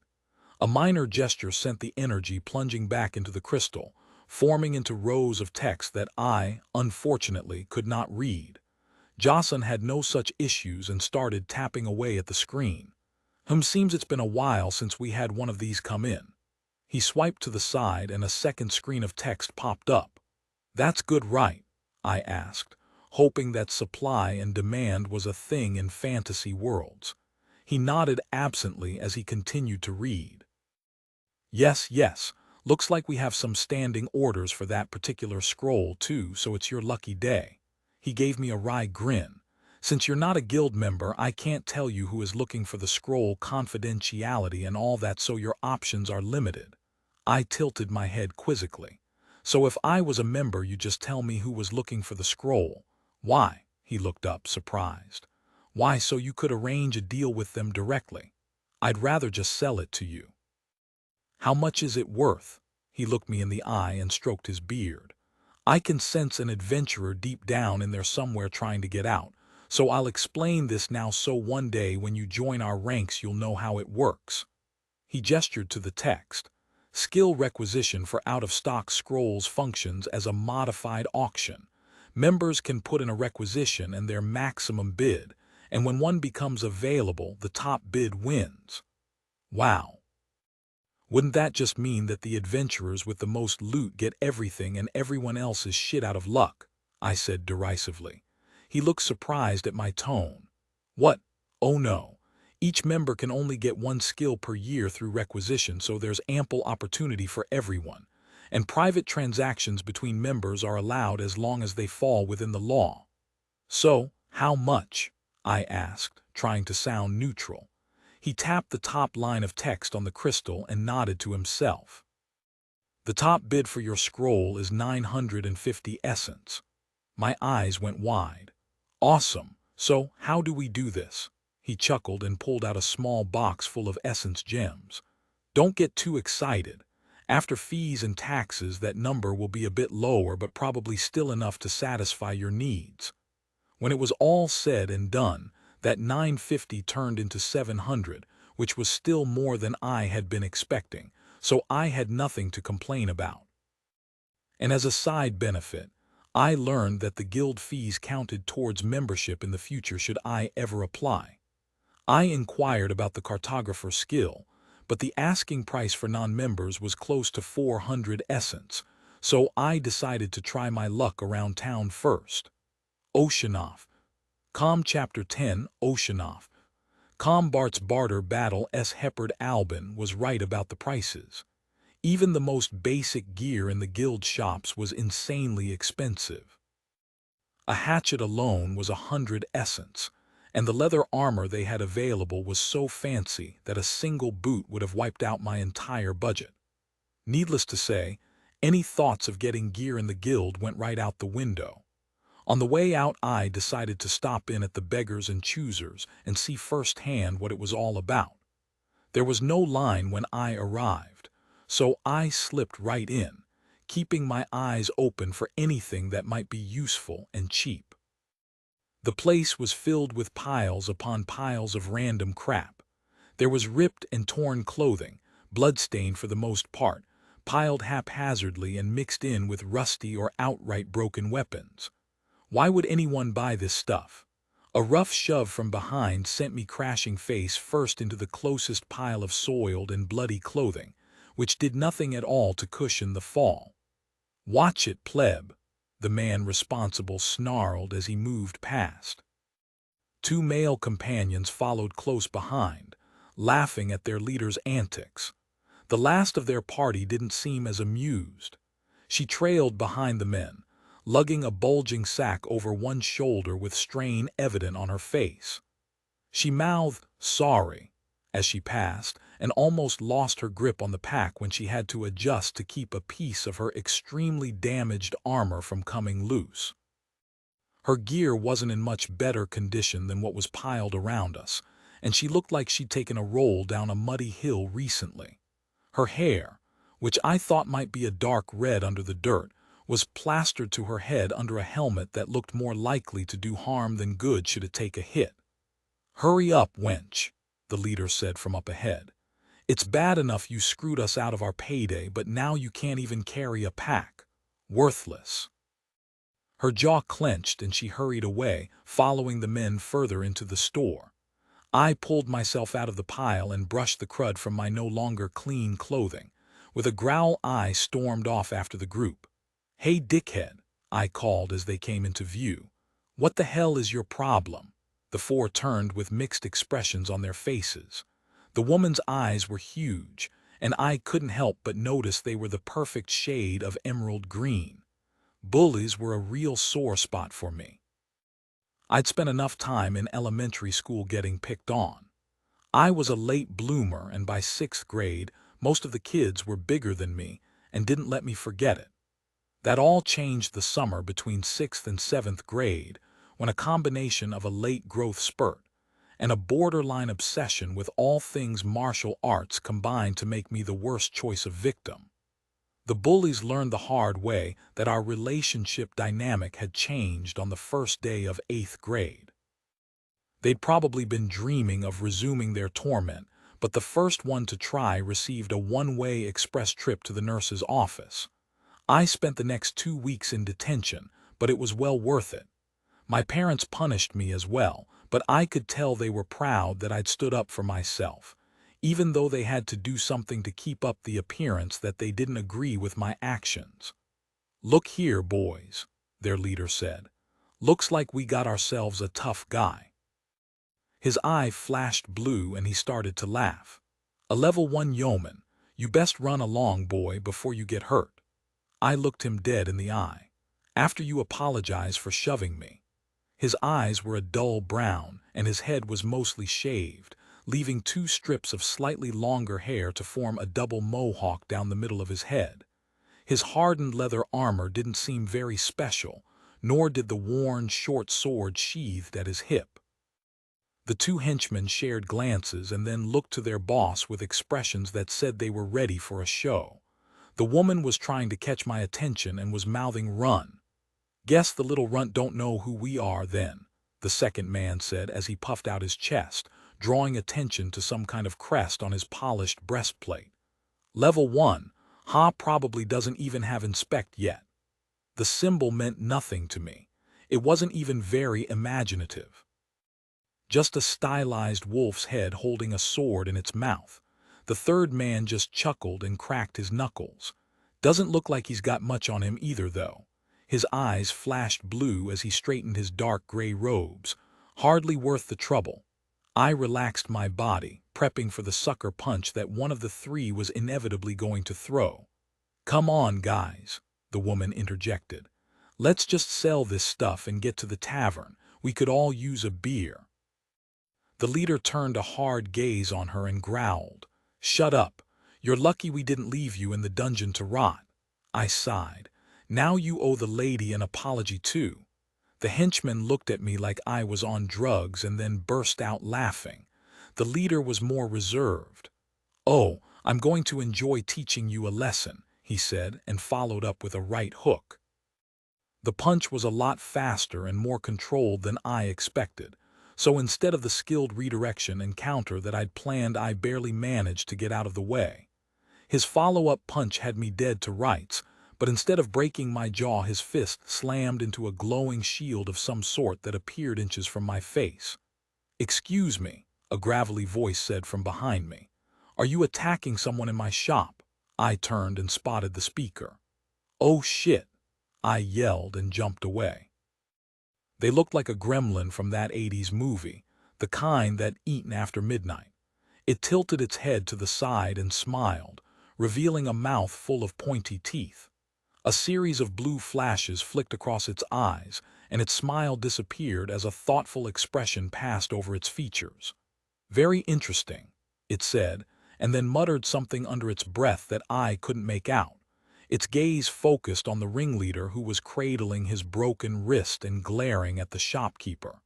"Of course not. Just a friendly spar, yeah," the gremlin tusked. "A liar too, lovely. I was watching the entire encounter. You and your friends are hereby banned from the Beggars and Choosers for a period of 1 month." The 3 goons started sputtering and glaring at me, but I thought I caught a vindictive smile flit across the woman's face as she dropped the pack onto the floor. "A month? That's insane. Who's going to buy our stuff?" Breastplate guy yelled. The gremlin raised a scaly eyebrow. "A question you should have asked before deciding to throw punches within the confines of the store. Now get out before I make it 2 months." The 3 rushed out, followed closely by the woman who dropped the pack. "You forgot your things," the gremlin called out. "Keep it, it's worthless junk anyway," the leader yelled back. The gremlin chuckled and looked up at me. "Are you well?" I blinked and tried to relax as knowledge of his race, the Lishka, bubbled up from somewhere deep inside my brain. They were one of the Fekin races native to lore and looked like someone had taken a gremlin from the classic movie and merged it with a pricker bush. Their species had green, scaly skin and no hair to speak of. Instead, their heads and bodies were covered in sharp thorns. They had large, eerily human-looking eyes and large bat-like ears that could probably hear a pin drop from across a football field. I shook my head and forced a smile. "Sorry, you startled me." He nodded and beckoned me to follow. "It's quite all right, you softskins are quite unobservant sometimes. I assume you are here to trade," I nodded. Good, come this way, I'm Barton, one of the staff here at the B&C. He paused and looked me over again. You seem lightly encumbered compared to our normal clientele. Do you have a dimensional bag? I shook my head. No, sorry. I actually came to see if you had anything I could buy. I'm, new to the city and just got my class, so I need some gear. He looked me up and down and ran a jet black claw over his teeth in thought. I see. We don't really sell things, although that whole encounter was quite intriguing, so I may make an exception. Do you normally go about demanding things of adventurers more than triple your own level for the sake of a random girl you've never met? I shrugged. Bullies are bullies, and I wasn't about to let some dude bro shove me around without saying something. The girl was obviously being mistreated, and that shit isn't right either. He nodded and continued to tap his teeth. Yes, quite interesting. I think maybe I can help you dig up a thing or two. I smiled. That would be great. I'm working on a budget, so any bargains are welcome. He led the way to a small desk that I'd first assumed was part of the growing horde of broken things. What exactly are you looking for? I can see you're a yeoman, so tools. Yeah. I want to get an adventurer class as soon as possible, so I'm going to see how many of the material requisition quests I can fill. Which tools do you need then? Are they looking for lumber? Or, I admit I haven't bothered to keep abreast of whatever new construction is going on. I shrugged. No clue. Figured I'd pick up my tools and then go see. Well, that certainly is an illogical approach. How are you to know what tools you will need to buy if you don't know what quests you plan to take? It is unlikely you can afford all of them if you are trying to buy from us, he said, a bit flummoxed by my unpreparedness. He snapped his fingers and a small fairy appeared in midair. Tiki, please go and check the quest board and let me know what gathering quests are currently available. She put her hands on her miniature hips and spouted something in a language that sounded more like the top end of a xylophone than speech. I am sorry that I interrupted your game, but the more you argue about it, the longer this will take. The fairy replied in the same tones, and the Lishka rubbed his forehead. Of course I'm treating you like a servant, he said, and threw up his hands. That's your job, that I pay you for, remember, she responded with a single dejected note and then bowed and flew off. Barton sighed and turned back to me. Good help is so hard to find. His smile returned. Other than tools, what else do you need? Leather armor. He shook his head and chuckled. That I cannot help you with. I am not heartless enough to sell you armor that wouldn't protect you in the slightest. I can, however, recommend an armorer in town by the name of Aleller Arendivlin. He is a skilled master leatherworker, and is one of the few who still remembers what it is like to be starting out. He also benefits from having several apprentices who keep his shelves stocked with steady and affordable armor. Thank you, I replied.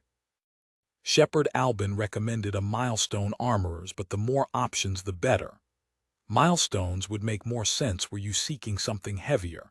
They have several dwarven smiths employed, and while they can make leather gear, it's not their best work. If you don't believe me, then check both and make up your own mind. Just then, a green blur sped past, and the fairy appeared between us, already rattling off something in her musical language. Barton nodded along and then waved a hand. With a flash, the fairy was gone.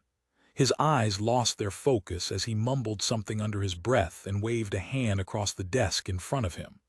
After a few seconds, a bubble of glowing energy coated the table and then popped, revealing a set of shoddy-looking mining tools. The first thing to catch my eye was a large mining pick. The head was rusted and there was a small crack in the handle, but nothing was outright broken yet. The pick was accompanied by a smaller version of itself that my mining skill informed me was used for more delicate work. These are still functional and should last for a short time at least, he said. You'd still be better off buying new tools, but I understand that they can be quite pricey. Tiki surveyed the current available requisitions on the quest board, and it seems that the most lucrative contracts are for uncut gemstones, which these tools can be used to obtain. I examined them and frowned. How much? Barton shrugged. It's junk. You may have it and whatever else we can dredge up for you, he said with a pause, if you agree to perform a task for us. Of course there was a catch, but if it wasn't too crazy, then it would be worth it. Depends on what it is, I said slowly. As you said, it is junk, so, the Lishka shrugged. It's not difficult at all. In fact, accepting our task will help you as well. Strange as it may seem, we need you to gather a large quantity of stone that is easily found in the same mines where the gemstones you'll need for the requisition quests are found. I said. That sounds easy, but I don't know how I'm going to lug a bunch of rock back for you. He smiled a toothy smile and nodded. True. That is why I will provide you with a collector's bag keyed to the mining skill. The term collector's bag triggered another system memory which brought a smile to my lips. Each bag was tied to a specific gathering profession and acted like an old-school D&D bag of holding for the types of materials keyed to it. So a collector's bag tied to mining would be able to hold a lot of rock, ore, gems, and whatever else you'd pick up in a mine. Oh, wow, I said. Free gear, even if it was crappy stuff, was nothing to scoff at. What exactly do you need me to get? His toothy grin widened further, making the little merchant look even more frightening. I'll get you a list. Now let's see what else we can find for you. In the end, I left the shop with a backpack full of crappy, yet free equipment, a new marker on my map, and a new quest ratified by the system. Quest received. Rock in a hard place. The Beggars and Choosers proprietor Barton has charged you with gathering at least 20 pieces of ironstone of at least 5 pounds each from the location marked on your map within the Greenstone Hills mine. Criteria. Equals gather ironstone chunks x 20 reward. Equals 50 essence equals minor collector's bag mining. Equals increased reputation with the Beggars and Choosers store. The Lishka seemed surprised the system had recognized the quest, but took it as a good omen. The B and C had their own reserved section located deep in the mines, which Barton assured me would have more than enough gems to fulfill the quest criteria. He handed me a small ceramic disc engraved with a series of symbols I couldn't read that would act as a key to open it up. Guard that carefully. It marks you as being on my business. If anyone gives you trouble, simply show them that and they should let you be. No one wants to lose access to the B and C, as you saw earlier. He chuckled. All in all, it was a pretty good deal, and left my purse full to pick up the more expensive items that would help me stay alive if I ran into some hostile wildlife. Taking the Lishka's advice, I left the guild and headed straight for Aaron Devlin's workshop, where I was able to pick up a full set of leather armor for 100 essence, after mentioning the Lishka by name. The sheer variety of leather goods available was astounding, and I found myself drooling over a particular set of armor made out of a deep crimson leather that was apparently some kind of salamander hide. It cost more than the rest of the display case combined, but damn, it was pretty. As I left the shop behind and continued my errands, I promised myself that one day I'd own something that awesome. 250 essence didn't go very far, but it was better than nothing. I'd woken up with basic supplies that should last me a little, but I wasn't equipped for camping in the wildlands. Tent, bedroll, extra waterskins, etc. It all added up. That and a true backpack to carry it all. The deal with the B and C was probably the only thing that kept me from having to choose between being warm and dry or having the tools necessary to complete any tasks. Lore was a wild and crazy time. Shopping had taken the entire morning, and by the time I was done I was famished. Remembering the exquisite smells of the bakeries the day before, I retraced my steps and spent a small bit of my leftover essence to fill my stomach with a pair of delicious meat pies that had the added benefit of upping my health and stamina recovery for the next 6 hours. It was perfect for my afternoon plans. The outpost's quest board was posted up near the eastern gates, with a huge sign guaranteed to draw the attention of anyone venturing out into the wildlands. Most of the quests were intended for adventurers, asking for exotic hides and loot dropped from the more ferocious critters further away from Tully's Falls. I skipped past those and found the section I was looking for relegated to the bottom right-hand corner of the board. Requisitions.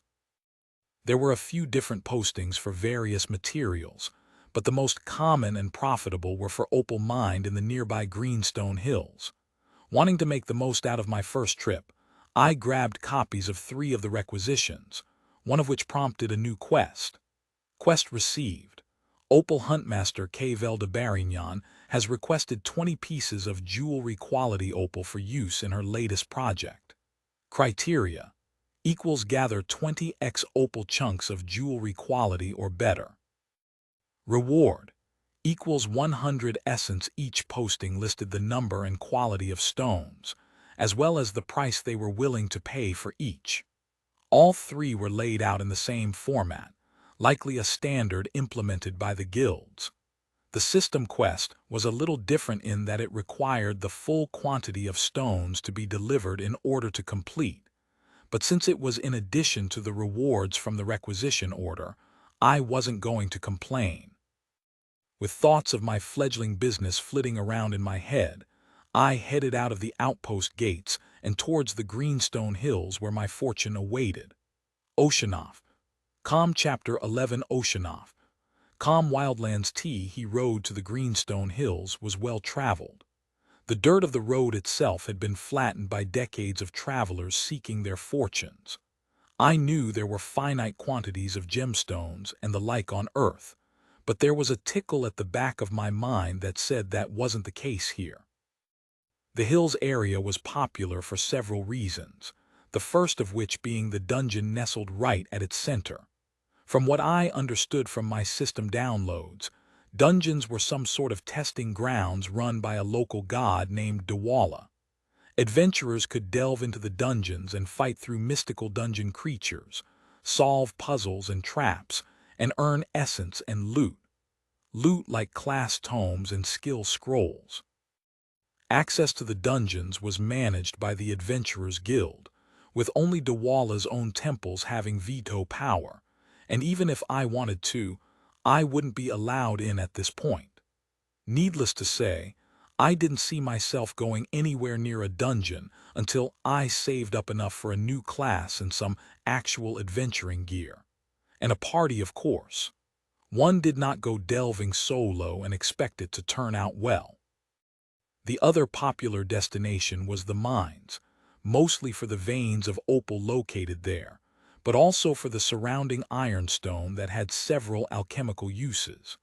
The mines fell under the purview of the Miners' Guild, but unlike the dungeons, they weren't closed outright to non-members.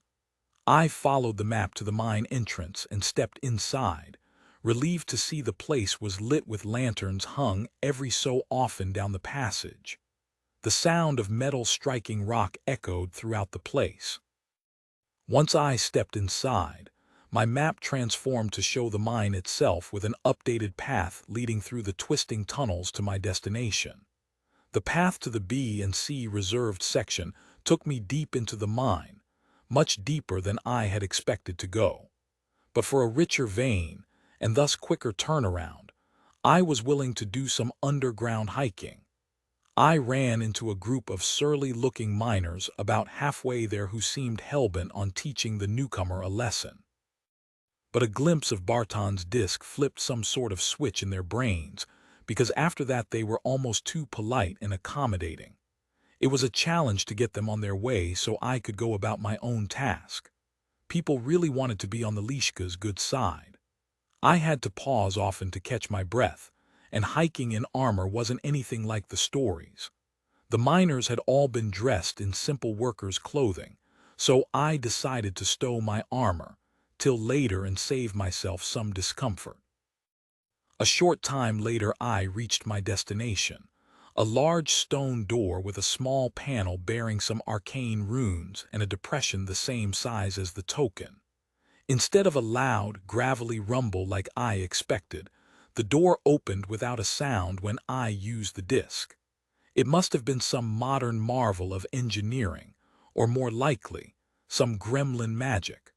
What lay beyond the doors was certainly what I would call magic.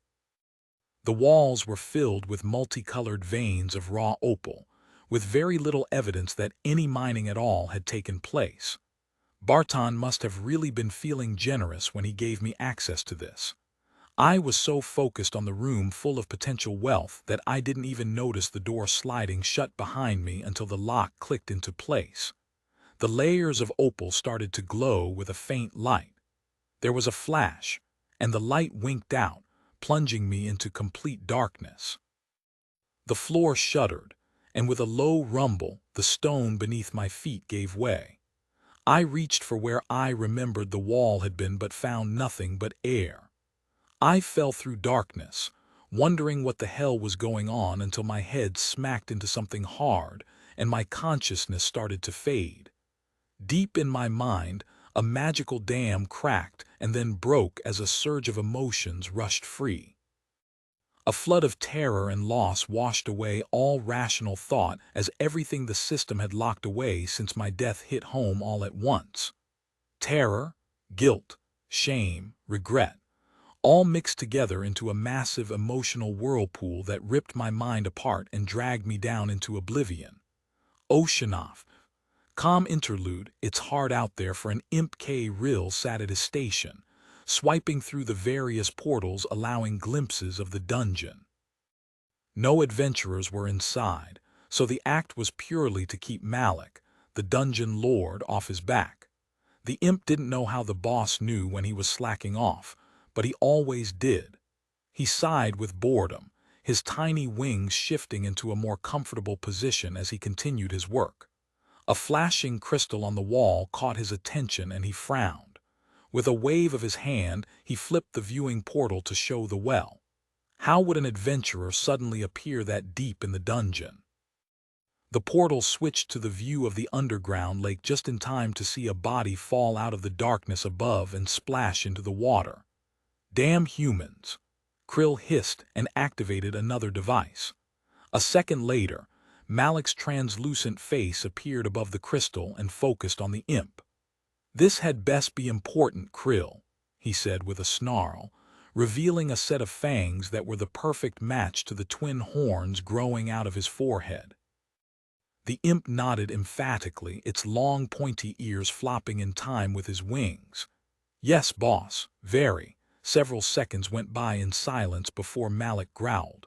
"Well, what is it?" A human fell out of the hole above the well. Malik sighed and looked off to the side for a moment. "Those miners just don't know when to stop digging. Serves them right." He waved towards the viewing portal. "If there are no other adventurers in the area, then the Wisp should already be there to clean up the mess. Are they not?" The imp looked back at the portal and squinted. "No, boss. 1 second, boss." He waved a hand over the portal and a wave of light crossed the image, highlighting the body where it lay on the banks of the pool. Almost immediately there was a strong golden pulse from one of its pockets. "Hey, boss, you're probably going to want to deal with this personally." The dungeon lord scowled. "What? Why?" "Well, it's not dead, and it's got one of Bart's tokens on it." "A token from Barton?" he asked and rested his head in his hands. "Why is it you are always the one on duty when these things happen, Krill?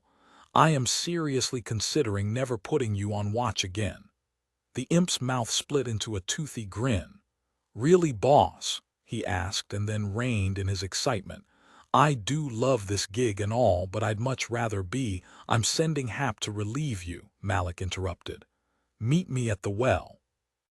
With a flash, the image disappeared, leaving the imp alone at the controls until his relief arrived. The bleary-eyed Hap was none too happy to be there. "You owe me, Krill," he said and flapped over to the controls. Krill flashed a grin and disappeared in a puff of smoke, appearing next to the unconscious human where Malik was already waiting. "It's amazing that this one survived the fall. Level 1, and a common class at that. Why Barton would give this one a mark is a mystery." "SHH, boss. the imp whispered. "You'll wake the human." The dungeon lord turned his withering gaze on the imp. "I am not a fool, Krill. I have already spelled him so he'll not wake until we are ready to deal with him. It would be hardly worth the effort to spawn something to finish him. He's barely an appetizer. Best to see what Master Barton has planned before we eat his charge, though," he said, and chanted a short phrase. A circle of light appeared in the air, slowly resolving into the face of the Lishka shopkeeper. "Hey, Bart," Krill yelled, waving a clawed hand. The Lishka chuckled. "Hello, Krill, and Lord Malik, to what do I owe the honor? Is it time for the next delivery already?" The dungeon lord shook his head. "No, Master Barton, this call is for a very—" He waved a hand and the image rotated to show the floating body. "Different matter." The Lishka smiled. "Praise Dawala, he made it. He came from up there." The imp said and pointed. "Someone dropped him down a hole," Barton sighed. "Yes, Krill, I dropped him down a hole." "Is he lunch? Can I eat him?" Krill asked, grinning mischievously. Barton's eyes narrowed. "I would prefer not. He's quite a rare specimen as far as humans go." Malik raised an eyebrow. "And you sent him here, why?" The Lishka bowed his head and touched a small pendant hanging around his neck. "Lord Dawala charged me with finding him a fitting bondmate for his daughter. I observed this human in my store, standing up to one of the local crews for some slight or another." Krill cackled. "Fighting in the store so I can eat him." The Lishka scowled. "No, Krill, you may not eat him." He turned his gaze back to the unconscious human. "The altercation brought him to my attention. A deep scan had me even more intrigued. He is a soul plucked from another universe, with none of our native population's baggage. Who better for a bondmate?" Barton paused for a few seconds in thought. "What do you know of souls from other realms being reborn here?" Krill looked confused, but Malik nodded slowly. "I have heard rumors of such things. Souls plucked from other realms by the Reapers and given new life here. This human is one of them," Barton nodded. "This human is rarer still. As far as my sight can tell, he was born into this world days ago, fully formed. A priest of Thera scooped him up from the alley where he first appeared." Malik chuckled. "She takes her charge seriously, as does our Lord Dawala." He gestured towards the sleeping human. "I can only set the stage. It will be up to him to choose the path, but if he doesn't accept the pact, then he'll not leave the dungeon alive." "A pity, but I accept your terms," the Lishka replied before looking again at the sleeping yeoman. "Good luck, Sebastian Crow. Try not to prove me wrong." "Good day, Master Barton," Malik said with a short bow. "I look forward to your next delivery of goods." The Lishka grinned. "It's quite a haul. You will be more than pleased." With a flash, the portal closed and Malik turned to the imp.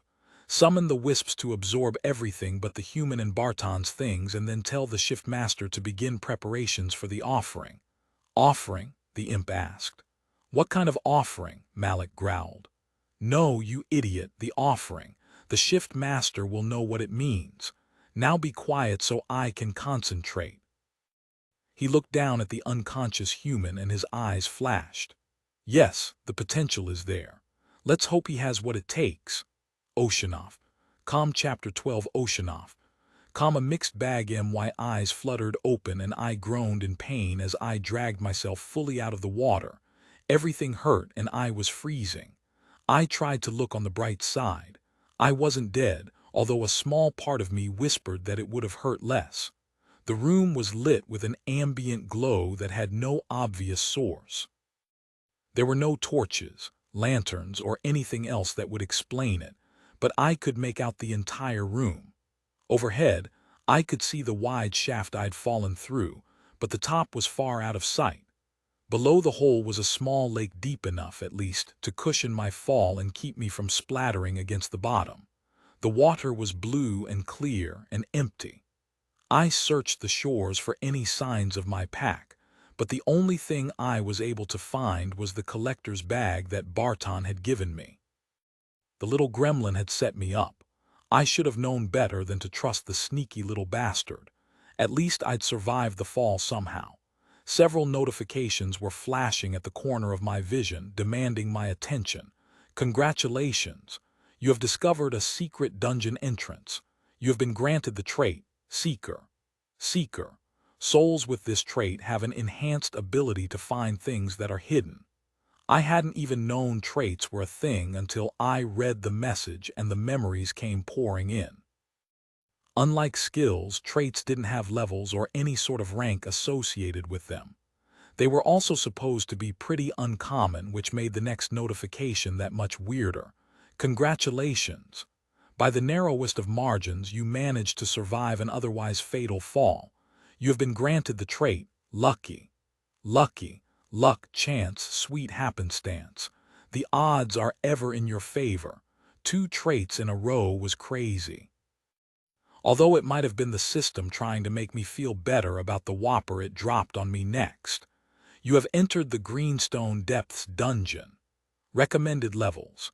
610 in eons past, the Greenstone Hills were home to a clan of dwarves who dug deep into the mountains in search of the corpse of the ancient earth drake Haraldar. Little did they know that the drake's loyal followers, the kobolds of Clan Dar, had not abandoned their patron's resting place and were determined to prevent their patron's body from being defiled by the stout folk. Facing a seemingly endless tide of drake-blessed kobolds, the dwarves were forced to abandon their tunnels, which quickly became part of the domain of Clan Dar. Caution: you are 5 levels below the minimum recommended level for this dungeon.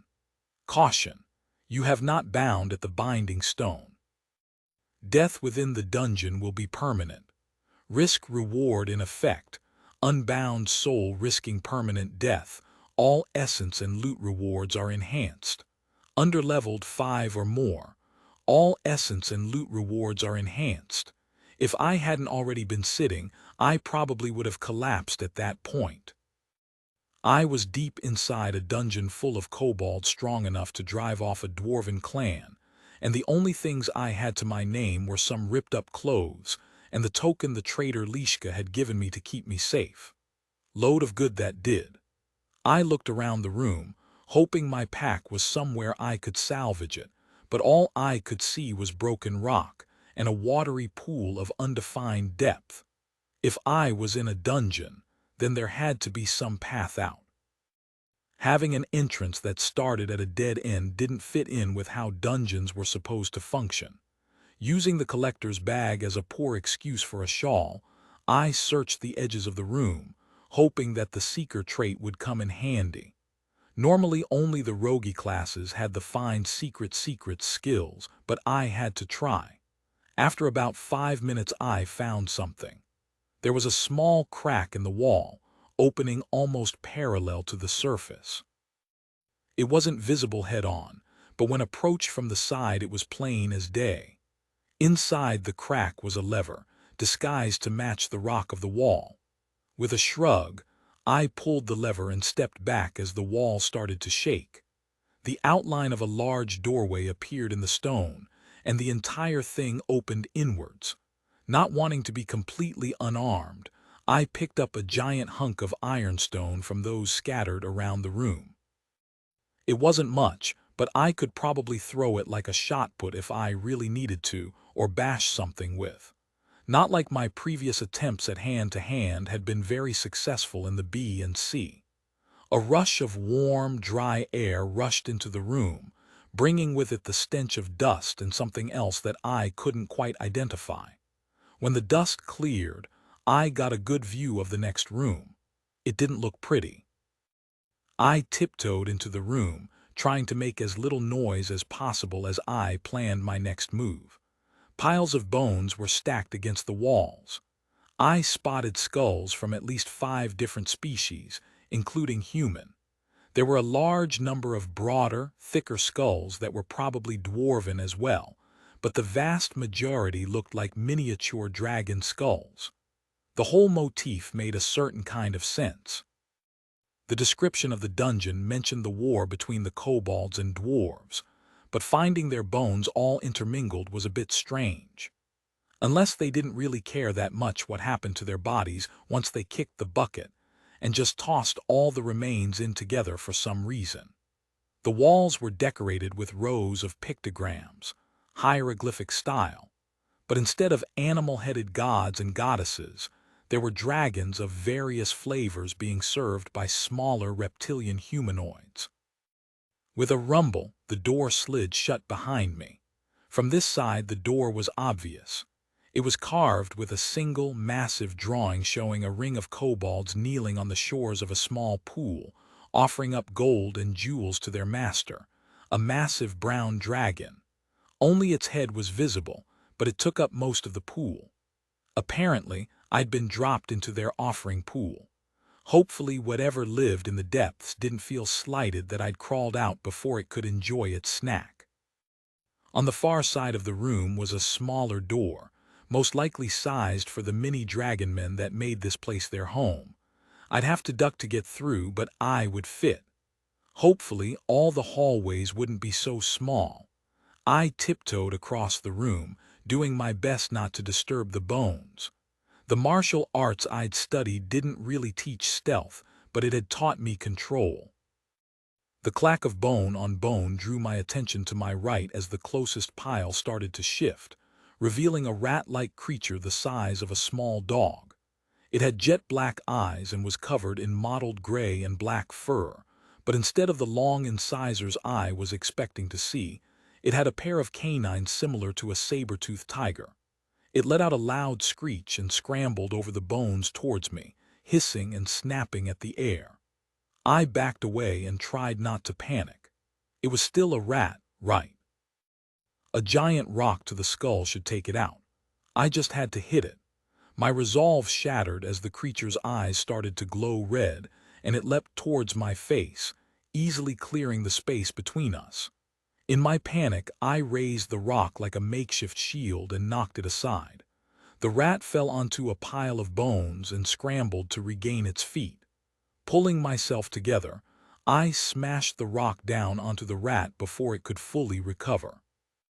The first hit didn't quite do it, so I did it again, over and over until it stopped squirming. When it stopped moving, the notification indicator lit up in the corner of my eye. A quick scan of my surroundings didn't see any other immediate threats, so I opened it up.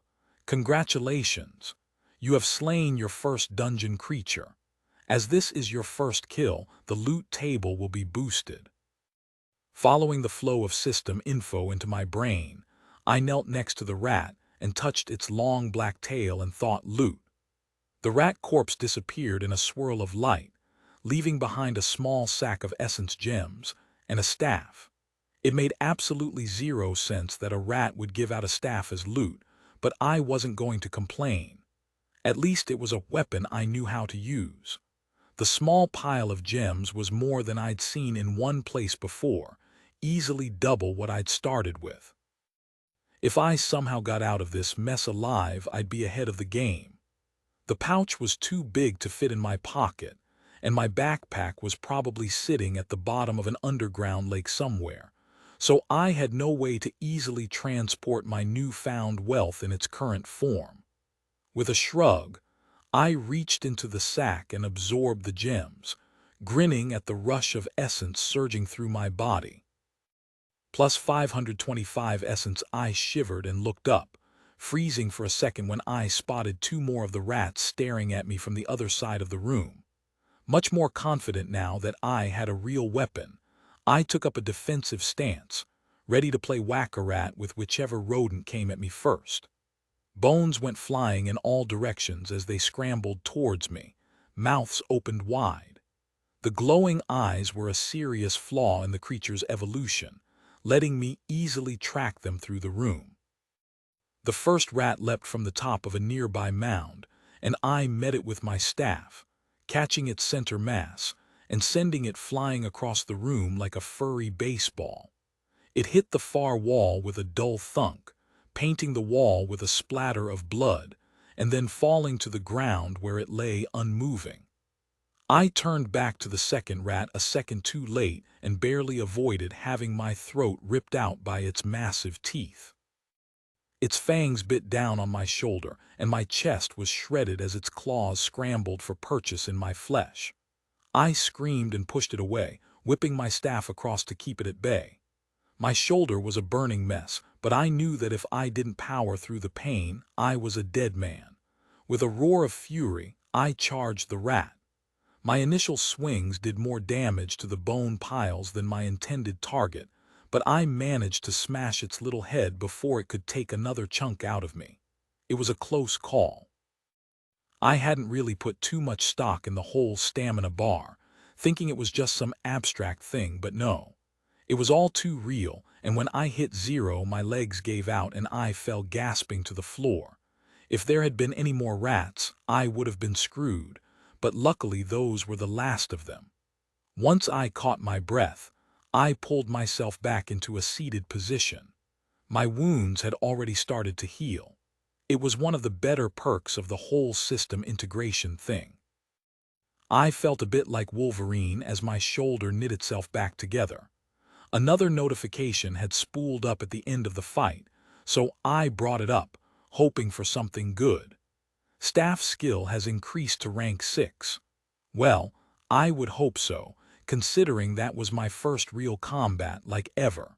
Learning to use a weapon you'd only sparred with in a life-or-death situation had to be worth something. Speaking of worth, I looted the remaining rats, absorbing another 2 huge chunks of essence and picking up some other random gear. Plus 525 essence plus 525 essence, the first rat dropped a pair of soft leather boots, and the second dropped a heavy cotton robe that boosted my magic stat by 1. The bonus was completely useless, but I was thankful for the added warmth. And it was dry, which was 100 times better than my blood-soaked, damp workman's shirt. I opened up my status sheet and gazed at my essence total. The saber rats were dropping a huge amount, which meant they were probably level 6 critters. That are the bonuses for having balls of steel and risking permanent death in a dungeon 5 levels higher than me were insane. I chose to ignore the fact that I wasn't given a choice in the matter. ===info ===name. Sebastian Crow class. None level. 1 progress. 1000 free essence. 1675. I knew in the back of my mind that I could use that essence to raise my stats or up my non-crafting skills, but the way the process worked took a while. It wasn't something you wanted to do in the middle of a dungeon where critters might show up to eat you while you were passed out. With a sigh, I swiped it closed and headed to the door. Oceanoff. Com Chapter 13 Oceanoff. Com scavenging isn't all bad tea. He sound of explosions echoed from up ahead. I stuck to the wall, confident that the sound of whatever was going on would be enough to mask my approach. Quick, burn him before he can use that ability again. A male voice cried out. A woman answered. I'm trying. A low chanting filled the air, followed by a low whoosh and a pained scream.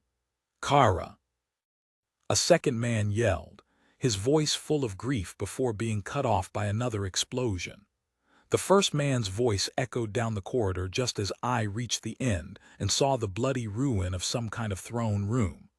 Die, abomination! A reptilian humanoid was floating in the air encased in stone armor. The lone surviving adventurer hacked at it with a long, chipped sword, breaking off small chunks with each swing. The kobold was chanting slowly under his breath, ignoring the attacks.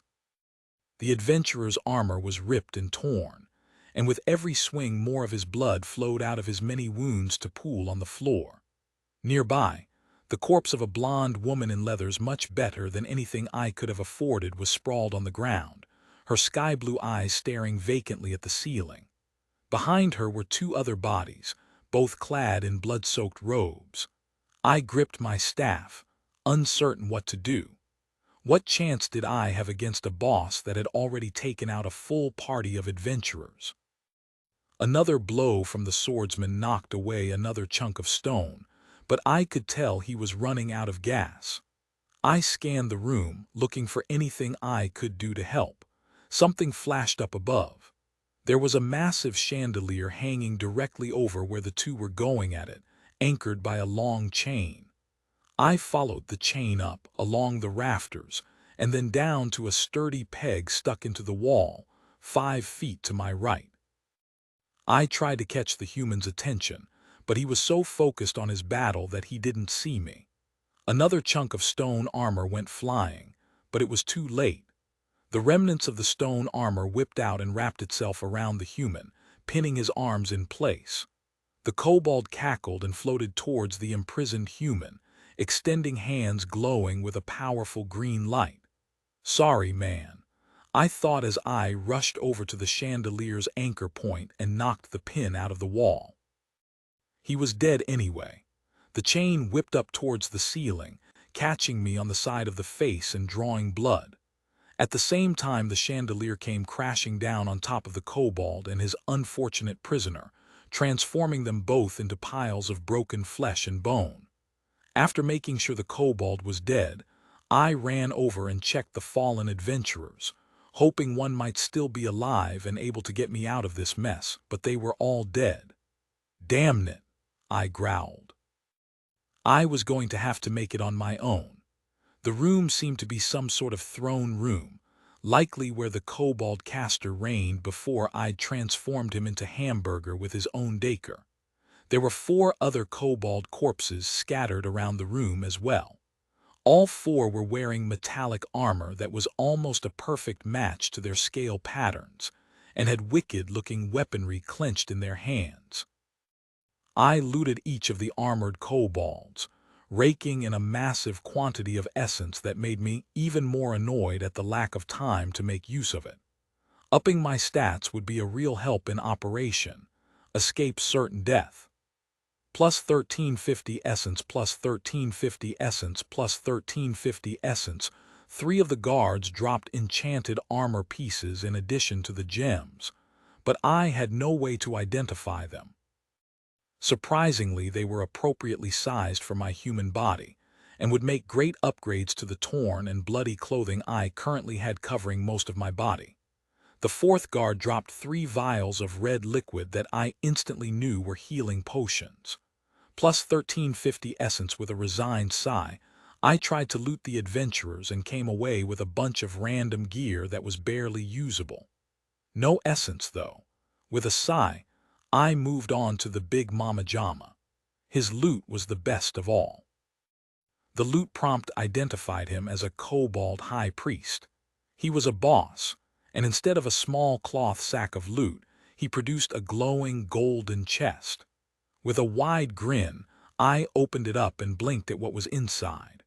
Resting demurely on a huge pile of essence gems was a small book bound in some sort of scaly leather with gold and silver hinges. Ignoring the gems, I picked up the book and examined it. The text on the outside was written in a language I couldn't understand, but I knew instinctively what it was, a class tome. I opened it up and stared, speechless, as I read through the prompt. Use class tome, Warlock Epic. Y/N essence cost 10,000. This will result in the following changes. +1 to power, mobility, and hardiness. +5 to magic proficiency in the following skills: alias, armor, cloth, armor, leather, short blades, long blades, Dwala's Pact, mana well, pyromancy, enchantments, summoning, inscription, harvest, inspect. The cost was up there, but it was a lot less than I expected for epic level class tome. I looked down at the gems in the chest and absorbed them, watching my total shoot up to more than enough to use the book if I wanted to. Plus 3308 essence. I focused on the book again, curious about the asterisk. There had to be something about that skill that justified the low cost of the class. The system responded, popping up a new window complete with a vertical scroll bar so I could read through the pages and pages of information. The entire thing read like those terms of service things the installers always made you agree to when loading new software. Herefore thereto, henceforth the designee of the assignee shall provide unto the assigned yada yada yada. I was fighting for my life, and they wanted me to parse fantasy land legalese. No thanks. Plus, those things were bullshit anyway. Bah, I said and swiped it closed. I opened the book again and shrugged. If I was going to die in a dungeon, well, I was going to go out with an epic class. YOLO, I thought and hit accept. The loss of 10,000 essence at once nearly knocked me out, but I managed to hold on to consciousness. Barely. Then the real pain began. The book dissolved and surged into my arms, filling my entire body with fire. I felt like I was being ripped apart and stitched back together, piece by piece, which was probably exactly what was happening. My body was being reforged into something much more. Stronger, tougher, and magically delicious. When the physical pain was over, the mental pain began. The knowledge and understanding of mana and how to harness it to cast spells was seared into my soul, and I came close to blacking out again. But then the pain was just gone, replaced by a warm buzz that slowly drained away into the dungeon floor. There was one notification pending when it was all said and done, and with a wide grin I popped it open, ready to find out the next awesome part of my new epic class. Class assimilation pending completion of Dwala's packed access to all class attributes, skills, and abilities is currently unavailable. You have been bound to the dungeon nexus of the Greenstone Depths. Upon death, you will be transported to Dwala's realm to finalize the pact and begin your service. Service. What the hell was it talking about?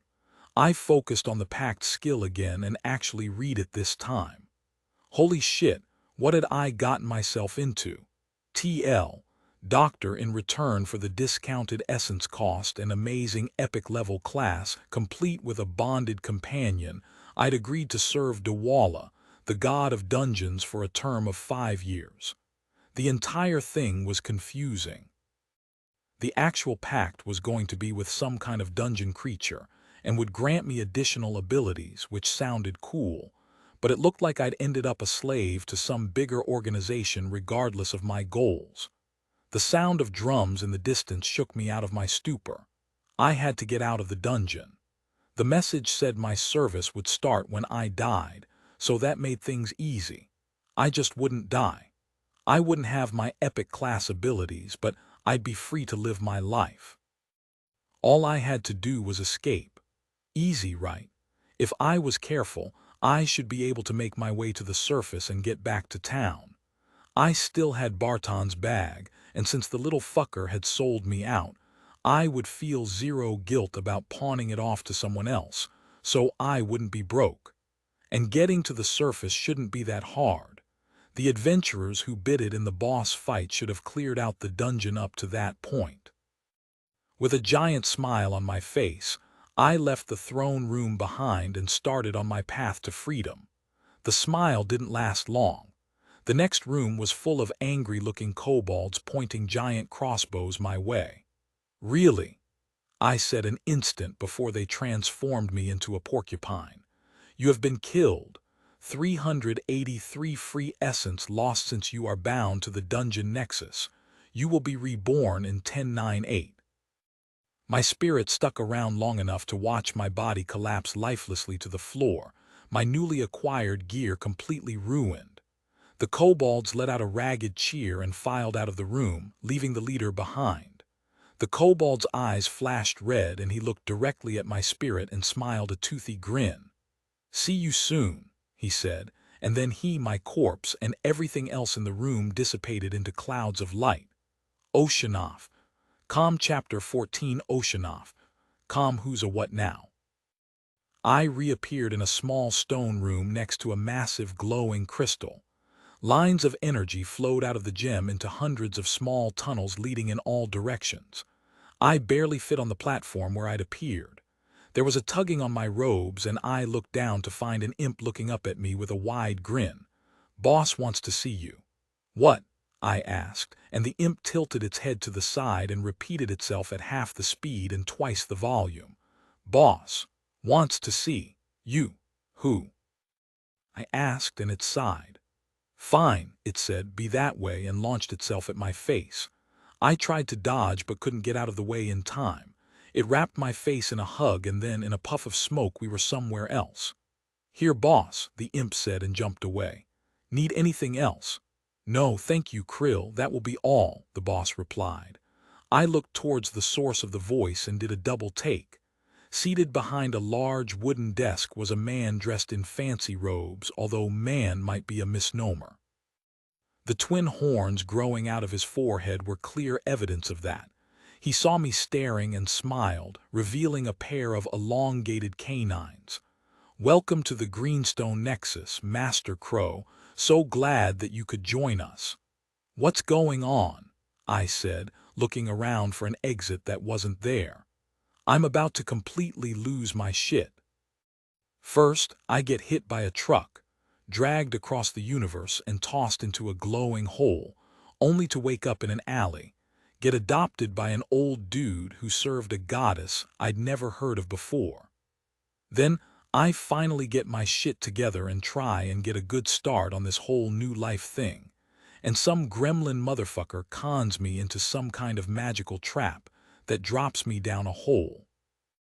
I survive, get my hands on what I thought was a kick-ass class but turns out to be a fucking honey trap, and then massacred by a bunch of trigger-happy lizards. And now I'm some kind of fucking slave because I didn't read the damn EULA. He just watched me calmly as I ranted. "Are you quite done?" he asked, and when I nodded, he gestured for me to take a seat. "Your situation isn't a common one, and well, while the expectation was that you would accept the warlock class, and thus the pact, we also expected that you would read the agreement and understand exactly what that entails. That you did not is yet another indication of your, let us just say, uncommon origins." I glared at him and scowled. Not like I had a choice. It was either take a chance at the epic class or risk losing it, and my life if I ran into anyone like those thugs from the shop. Rugged. Is that really an excuse for agreeing to a contract without reading it? "Yes," I shouted. "Already died once this week, not looking to do it again." He held up a hand. "Twice." "What? You've died twice," he said and held up a finger. "Once when you were, what did you say, hit by a truck." He put up a second finger. "And the second time when my kobolds made sure you reported in to fulfill your contract. It was either take the class and have a chance at living or guaranteed death. Which would you choose?"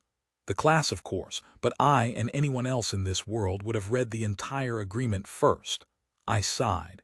"Listen, Devilman, where I come from we've been so bombarded by meaningless agreements, terms of service, and all sorts of bullshit that we're trained to just hit yes." He tapped the table in thought. "Interesting. I would expect the system to have eliminated that sort of inefficiency long ago." "There is no system." "No system? What madness is that? How do you do?" "Anything?" His eyes had gone wide. "Your world must have been pure anarchy." I shrugged. "At times we managed." His eyes flashed blue and he glanced off to the side as if reading something. "Yes, my lord, no more dallying." He turned to me. "I am Malik, Dungeon Lord of the Greenstone Hills. For now I will be in charge of your training." I sank further into my seat. "Seems you already know who I am, so any chance we can make a deal, that doesn't involve whatever this is. We could always unbind your soul from the Nexus. You would die, of course," he said deadpan. "Dawala will be upset, as will Dara. She was quite looking forward to meeting you. She has been waiting for a long time." "Who?" I asked. A sly grin formed on his lips and he waved a hand, creating an illusion on the desk between us. My jaw dropped. I was surprised it hadn't hit the desk. She was breathtaking. From head to toe she had to be the most beautiful woman I'd ever seen. Her sleek black hair perfectly framed her violet eyes, and the horns and pointed ears peeking through, while a bit strange, just seemed to enhance her beauty. She was wearing a long, clinging dress that perfectly accentuated her lithe body. A low neckline exposed a tantalizing amount of cleavage while at the same time maintaining some illusion of modesty. The dress was slit at the side, revealing long, shapely legs that went on for days. "Is that another one of your goddesses?"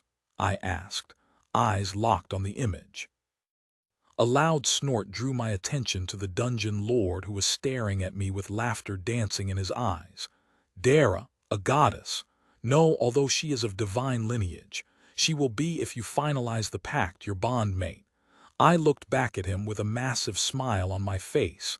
So I do this pact thingy and do whatever the job is, and I get to hang out with her. You will do more than hang out, he said, looking at me thoughtfully. You will be partners. She'll help you to acclimate to life in lore, educate you on your service, and assist in your training. He waved a hand and the image disappeared. In return, the essence you earn is shared with her, allowing her to increase in power and train her own abilities. By the time your training is complete, both of you will be fully equipped to survive in the outside world. Huh, I said, gesturing around. So this epic class thing isn't just a bait and switch to get some slave labor for your god then? He narrowed his eyes. No, it is not. Okay, so I get to spend most of my time with a goddess in the flesh, get more powerful without being murdered, and get free training, equipment, food, lodging, and all that, he chuckled. I wouldn't say you won't be murdered, but with the proper education and approach, the odds are pretty low. Wait, what? I asked. He chuckled. What is adventure without risk? The tasks ahead of you will not be easy, but we will ensure that you receive the proper training necessary to complete them. So, I get to be an adventurer then? Yes, you get to be an adventurer plus so much more. All right, I'm in. Good, Malik said and stood up. Time to give Dara the good news. Oceanoff. Com Chapter 15 Oceanoff. Com Bondade. With a wave of Malik's hand, we were elsewhere. It looked like a small hallway with an ornate wooden door blocking the way. Malik raised a hand to knock, but before he could, the door swung open, revealing my soon-to-be pact-mate in all her beauty. Her eyes narrowed when she saw Malik, but softened immediately when she saw me standing there.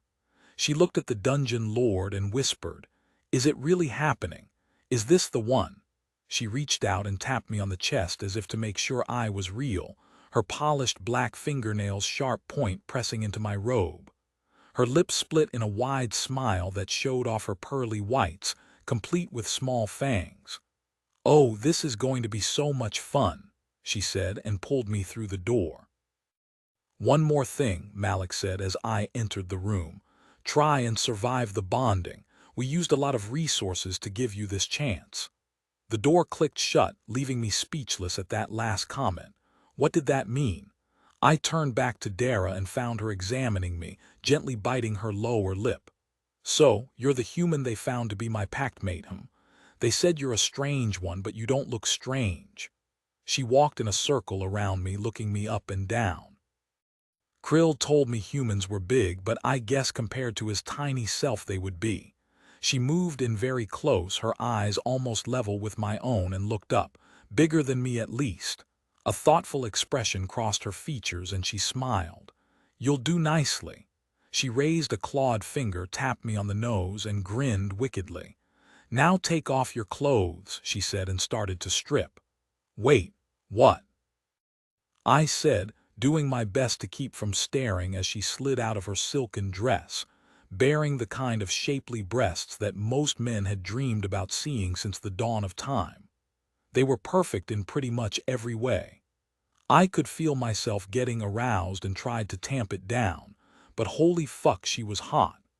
Her dress slid down to her waist and hung there for a moment, resting on the curve of her hips before a shimmy set it free. My robes did their best impression of a circus tent as I took in her full form. She had curves in all the right places, and I was pretty sure from that moment forward all other women would forever be overshadowed by her beauty. Even her tail seemed to enhance rather than detract from her sheer sex appeal. I was stunned, and it took me a moment to realize she'd spoken. Shaking myself free of her charms, I fixed my gaze on her sparkling eyes and gulped. Sorry, what did you say?" "I asked why aren't you getting undressed," she repeated and then looked down. Her mouth curled into a sly smile. "No need to be shy, I can already tell you like what you see.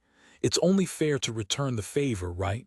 Plus, the pact bond requires us to be au natural." I gathered up my courage and loosened the ties on my robe. I wasn't a model or anything, but I wasn't a schlub either. There were hints of a six-pack dwelling under my skin, and while my muscles weren't bulging, They had some definition to them. And according to the ladies I dated, I wasn't too shabby in the manhood department either. I wasn't one of those freakishly large porn stars that the adult film industry tried to convince people were the ideal, but I had more than enough to have them screaming my name. As the robes hit the floor, I could feel her eyes on me again, and when I looked up, I could have sworn I'd caught her staring just as hungrily as I had been. She sat down on the carpet in the middle of an intricate circle that had been stitched into it. The design reminded me of one of those Final Fantasy summoning circle things in complexity. She crossed her legs, Indian style, and it took all of my willpower to drag my eyes away from her small patch of black hair and the treasure below. She gestured to the carpet across from her. "Come now, I don't bite," she said softly. "Much." "Me neither," I replied, mustering up an appropriate response. "Unless you want me to." I gave her my best smile as I sat down across from her, copying her pose. "Give me your hands," she said, and reached towards me. When our flesh touched, I was filled with an immediate rush of heat and desire. It was electric, and from the soft gasp I heard from her, she must have felt the same. "Okay," she said through clenched teeth. "Repeat after me." I nodded. "I'm ready." The sensation continued to build, but I forced myself to listen and follow along as she recited some sort of mystical spell. I didn't understand a word of it, but every word seemed to enhance the energy running through me. As the final syllable left my lips, there was an intense flash of light from the diagram stitched into the carpet, and the world snapped back into focus. Dwala's pact formed. You are now pact bonded with the succubus, Dara. Your pact is currently at stage 1. You have been granted access to the Warlock class attribute bonuses. +1 power, +1 hardiness, +1 mobility, +5 magic. My body and mind swelled as the changes washed through me, and when they were done, there was something else as well. I could feel her. Dara was there at the edge of my mind. I was sure that even if I was blind and deaf, I would be able to find her effortlessly in the room. And there was something else too. I could almost hear her thoughts if I concentrated enough, but more than that. I could sense her feelings and a hunger to match my own. I looked up and gazed into her eyes and knew I wasn't wrong. Her grip on my hands was intense, and she was breathing fast. She gazed down at my still erect manhood and smiled, and I wanted her so badly at that moment. As soon as the thought crossed my mind, her grin spread, and she bit her lower lip and growled softly. "Shall we celebrate, Sebastian?" "Oh, fuck yes," I said, and then she was on top of me. Her kiss was fire, and where our skin touched, I felt sparks. Her tongue danced out to meet mine as we laid back on the smoking carpet, and I could feel her aroused nipples pressed against my chest. My hands caressed down her back, and I grabbed a double handful of her exquisite ass and pulled her against me. She pulled back slightly, gazing directly into my eyes. "I want you inside of me," I heard in my mind, and I smiled, nodding enthusiastically. I grabbed her hips and lifted her easily as she reached down and took hold of my cock. I gasped as the bond between us flared, and then again as she thrust herself down onto me, taking every inch easily into her dripping wet pussy. She moaned in pleasure, and I echoed her. It felt as amazing as anything I'd ever experienced before. A shared echo of pleasure looped inside our minds, building with every second. I cupped her breasts as she slowly slid up and then thrust down again, making it hard to think of anything else except arching my hips up to meet her. She leaned down and kissed my neck before biting it gently. I could feel the sharpness of her fangs scratching the skin, but instead of pain or fear, I just felt more and more aroused. I returned the favor, biting her neck from shoulder to just below her slightly pointed ears. She moaned in pleasure and continued to move, up and down my rock-hard cock. Something was building. I could feel it through the bond and in her movement. She closed her eyes and arched her back. Her pace quickened, and I felt an answering buildup of my own. I grabbed onto her hips and moved her in time with my thrusts. I felt a surge as she came. Her entire body shuddered with uncontrollable spasms of ecstasy. My mind, body, and soul answered with an eruption of my own, and pleasure the likes of which I'd never experienced before filled my entire being. But she wasn't done, and who was I to deny my partner every ounce of pleasure I could give? Her pussy clenched tight around my cock as we moved together in harmony until another rolling orgasm surged through her. But this time it was different. When she reached her peak, there was a burst of light and a pair of giant bat-like wings erupted from her back, spread wide like a bird of prey mantling over its kill. With a moan, she collapsed onto my chest, her wings forming a blanket over us as she tilted her head up to my ear. "You fucked the demon out of me," she whispered before nipping at my ear and snuggling in with a soft purr. "Now that was definitely worth the wait." I chuckled and kissed the top of her head. If this is what being a warlock was all about, then I just won the class lottery.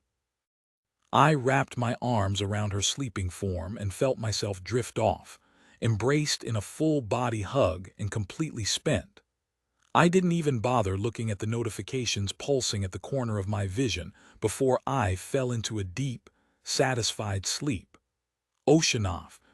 Calm Chapter 16 Oceanoff. Calm the basics. I woke up alone, sprawled out on the singed carpet in whatever room had been reserved for the completion of the pact. Dara was nowhere to be found, but I could still feel her at the edge of my awareness, and knew she was somewhere nearby. My ruined robes had been taken away and replaced with a set of new clothes and a set of leather armor that put my previous purchase to shame. But even more important, a small table had been set up in the room holding a collection of fruits and other fine breakfast foods.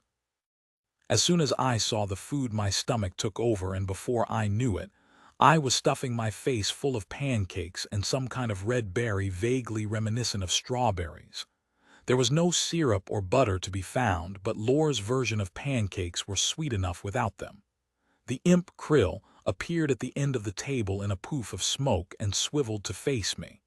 "Hurry up, human. Boss says you need to get going. You've been sleeping forever." I swallowed a mouthful of deliciousness and looked at the imp in confusion. "What do you mean? Can't have been that long." The imp let out a prolonged sigh. "Human, you've been in here sleeping for like 2 days or something. Dara said to leave you alone though, so we waited until you woke up." 2 days, I gasped and could have sworn I heard a giggle through the bond. "Yeah, now finish stuffing your mouth whole and get dressed so we can get going. Boss is very impatient." With a sigh, I started putting on the new clothes and armor and gestured toward the food. "Sure you don't want some grub while you're waiting? It's really good," he snorted. "Imps don't eat human food, mortal." He glared at me and tapped his tiny foot. "Are you ready yet?" The new gear fit perfectly, almost like it had been made specifically for me. Then again, it probably had been. Someone had taken the time to soften up the straps too, so it went on a lot easier than my store-bought armor had. I checked all the buckles, tugged everything into place, and grinned. "All right, Krill, I'm ready." "Good." He flew over and perched on my shoulder, activating his teleport ability to whisk us away to Malik's office. The boss man wasn't present, so instead of succumbing to the urge to search the dungeon lord's desk, I decided to read through my pending notifications. Empathic link established. Limited telepathy unlocked. Stage 1 bond, succubus. Alias class established. Bard shared essence enabled. Charm resistance acquired. I felt the channels normally used to absorb essence into my inner reservoir shift, adding a new path that led directly to my bond with Dara. The knowledge of how to regulate the essence flow came along with the notification. At the current configuration, a full 50% of the essence I absorbed would be funneled through the bond to her. For the benefits I was receiving, 50% was more than fair, so I left it alone. The alias ability was a bit of an enigma. As the notification flashed by, I was almost able to tell what it did, but since it was a class skill, It was still locked away until some unknown criteria had been met. And while I didn't know when I'd need to resist charms, knowing I had a skill to help protect me was cool. Quest received. Go deeper as a warlock. Your strength and abilities are linked to your pact mate. Deepening the bond between you will make you both stronger. Criteria. Equals strengthen your bond to rank 2 reward. Equals an additional pact ability equals 5,000 essence split between pact members. I chuckled at the name of the quest. I was pretty sure I'd gone as deep as I could last night. Giggity. The quest didn't give any details on how you reached the next rank, but at least I had a goal. There was a flash of smoke and Malik appeared on the other side of the desk with Dara in tow. I couldn't help but smile as memories of the night before came rushing back. She was wearing the same tight-fitting silk dress she'd been wearing the night before, and I couldn't help remembering everything that had happened. Oh, behave, pact mate. We'll have ample time for that later. Our eyes locked as a smirk formed on her lips. I could hear her a lot better now. No longer just vague feelings, but actual words. I'm looking forward to it. I thought back, and her smile grew. Malik coughed and glanced between the two of us. If you are quite done making eyes at each other, we have important matters to attend to. I looked over at him and shrugged. Sure thing, boss. So, what am I supposed to do? He shook his head and sighed. It is time to begin your training, but first we will need to get rid of all those pesky restrictions, he said, and then looked off to the side as if examining something only he could see. And there. Malik, Dungeon Lord of the Greenstone Hills, has confirmed your acceptance of Dawala's pact, and authorized the unlocking of the Warlock class skills. You have gained proficiency with the following weapons. Long blades. You have gained proficiency with the following general skills. Inspect. You have gained the following class skills. Alias Epic. Dawala's Pact Epic. Mana Well Epic. You have gained access to the following spell schools. Pyromancy Enchantment Summoning. You have gained proficiency with the following crafting skills. Inscription. You have gained proficiency with the following gathering skills. Harvest. A wave of tingly warmth swept through me, peeling away the barriers that had hidden my skills from me.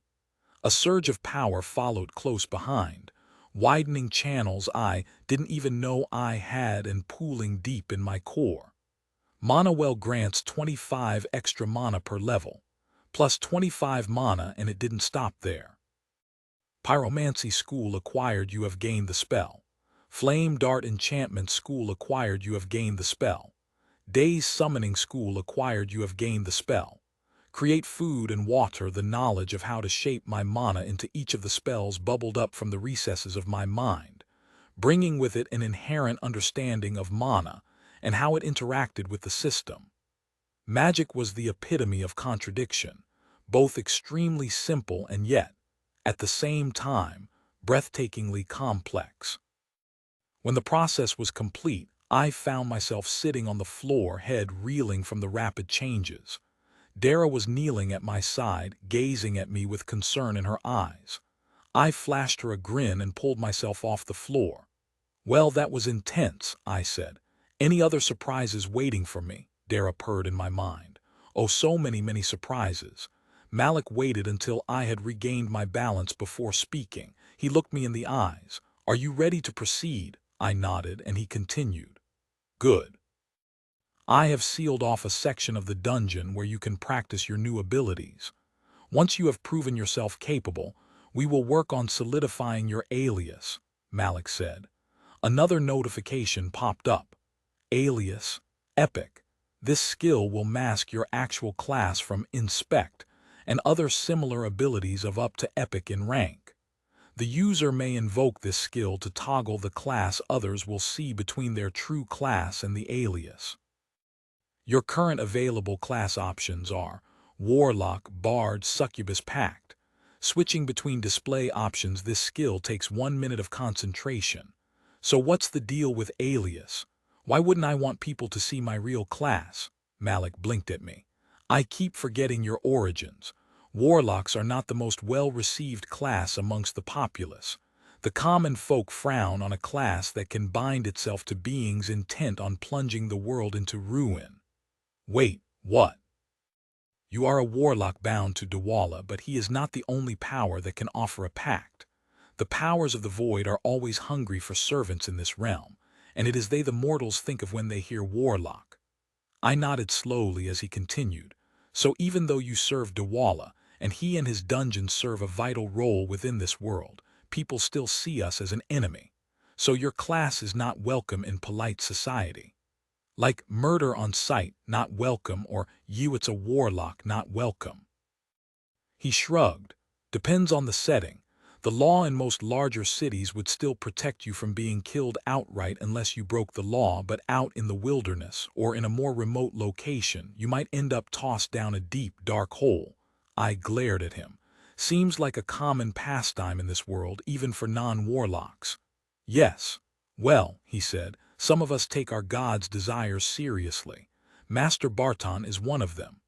What's the deal with that guy anyhow? I thought he was a normal shopkeeper. What does your god's desires have to do with anything? Malik chuckled. He is anything but normal. Master Barton, in addition to being the proprietor of the worldwide operation that is the Beggars and Choosers, is a high priest of Dwala. So he tossed me down a hole for your god. Malik nodded and gestured to Dara. She needed a bond mate, and Barton saw something in you that he believed would be a good fit. Dara smiled wickedly as her thoughts echoed my own. Definitely a good fit, I replied. The dungeon lord sighed. Yes, well, there you have it. I frowned in thought. What do they do with all that garbage anyway? Dara chose that moment to join the conversation. For the dungeons, of course. Malik's gaze shifted instantly to the succubus, and he frowned regardless of his circumstances. Some things do not need to be known to everyone, youngling. She frowned. Oh please, he works for us now. Who cares if he knows how it all works? Dwala cares, Dara.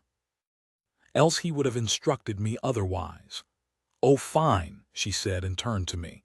Just pretend I didn't say anything about the B and C collecting all the junk loot and funneling it back into the dungeons to be absorbed for essence, okay? Dara, Malik growled, earning a self-satisfied smirk from the succubus. Sure, beautiful, I said with a wink. I don't know a thing. Malik hissed in frustration. All you need to know is that they exist to perform a vital function both for the economy in the mortal kingdoms and in the dungeons. Got it. So, training. What do I need to do? Dara smiled. Delve the dungeon, of course. I'll guide you. Her clinging silk dress didn't seem very appropriate to dungeon diving, but I wasn't going to ask her to do anything about it, except maybe take it off when we were done. As if sensing my thoughts, she shifted her stance to show off her curves. Malik cleared his throat. Diving a dungeon solo isn't the safest thing to do, but I have specially designed this instance to account for such things. Keep that in mind in the future. Huh, I said. What do you mean solo?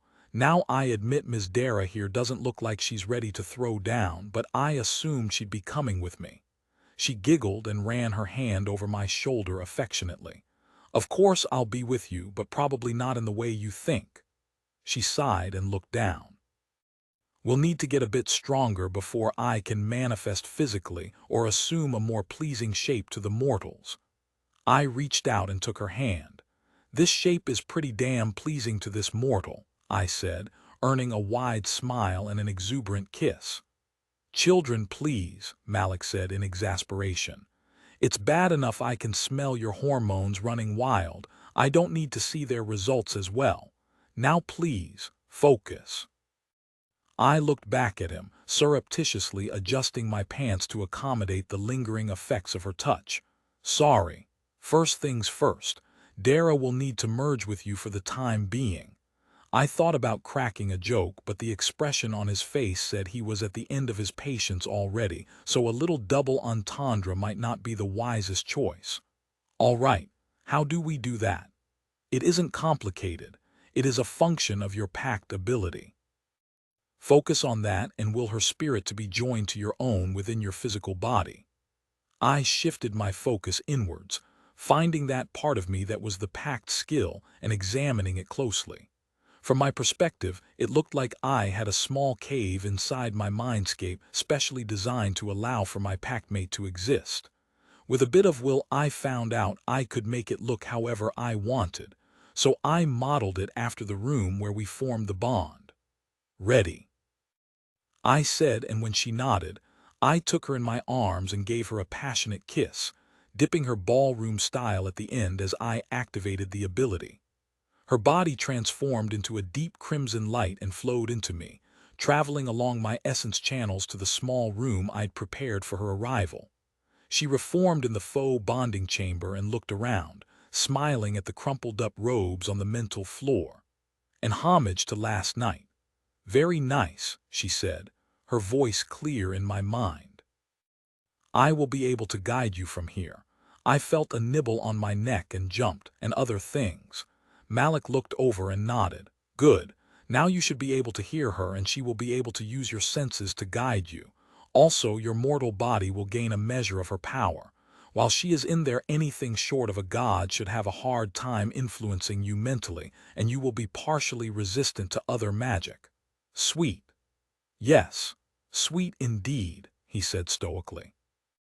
"Since your bond has already set your alias class, we will focus on training you to fight as if that were your true class. Muscle memory is a powerful thing, and we wouldn't want you to slip up mid-combat and reveal yourself to someone who might take issue with a warlock." "So, I sing at things," Dara laughed inside my head as Malik replied. "No, although you would do well to learn some songs and an instrument. Do you play an instrument?" "Yeah, I can play guitar, although I don't have a skill for it." "If that's a thing. No, you do not need a skill for it, although we will have to get you a few skill scrolls for bardic abilities." He raised his hands to his head and rubbed his temples. "You are proving to be quite a headache. Did you have to choose Bard, Dara? Really? I like music." "She said she likes music," I said with a shrug. "You are going to cost me so many resources," he said, and then looked up. "Dawala, I hope this one can accomplish what you need." I grimaced. "Sorry, I didn't ask to be tossed into your dungeon."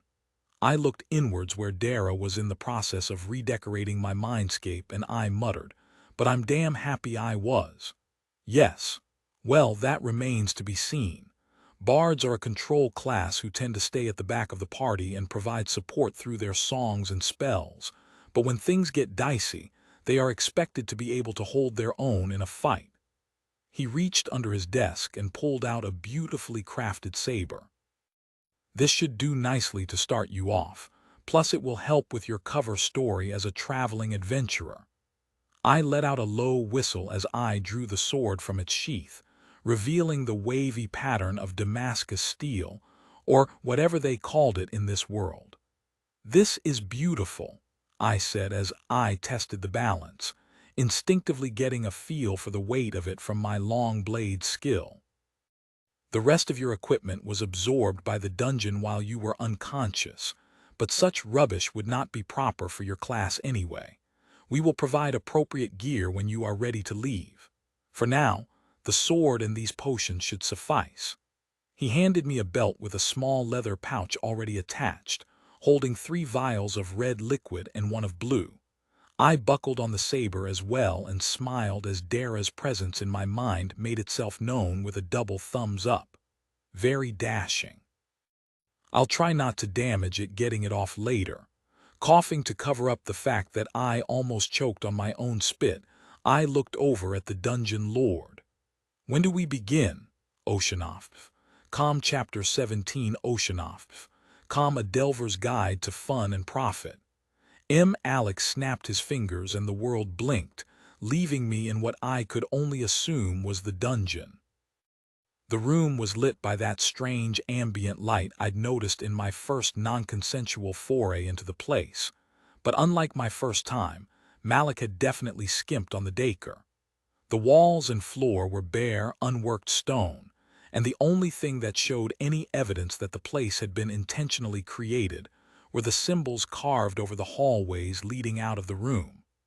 Quest received. Dungeoneering 101, repeatable. Welcome to the dungeon, for real this time.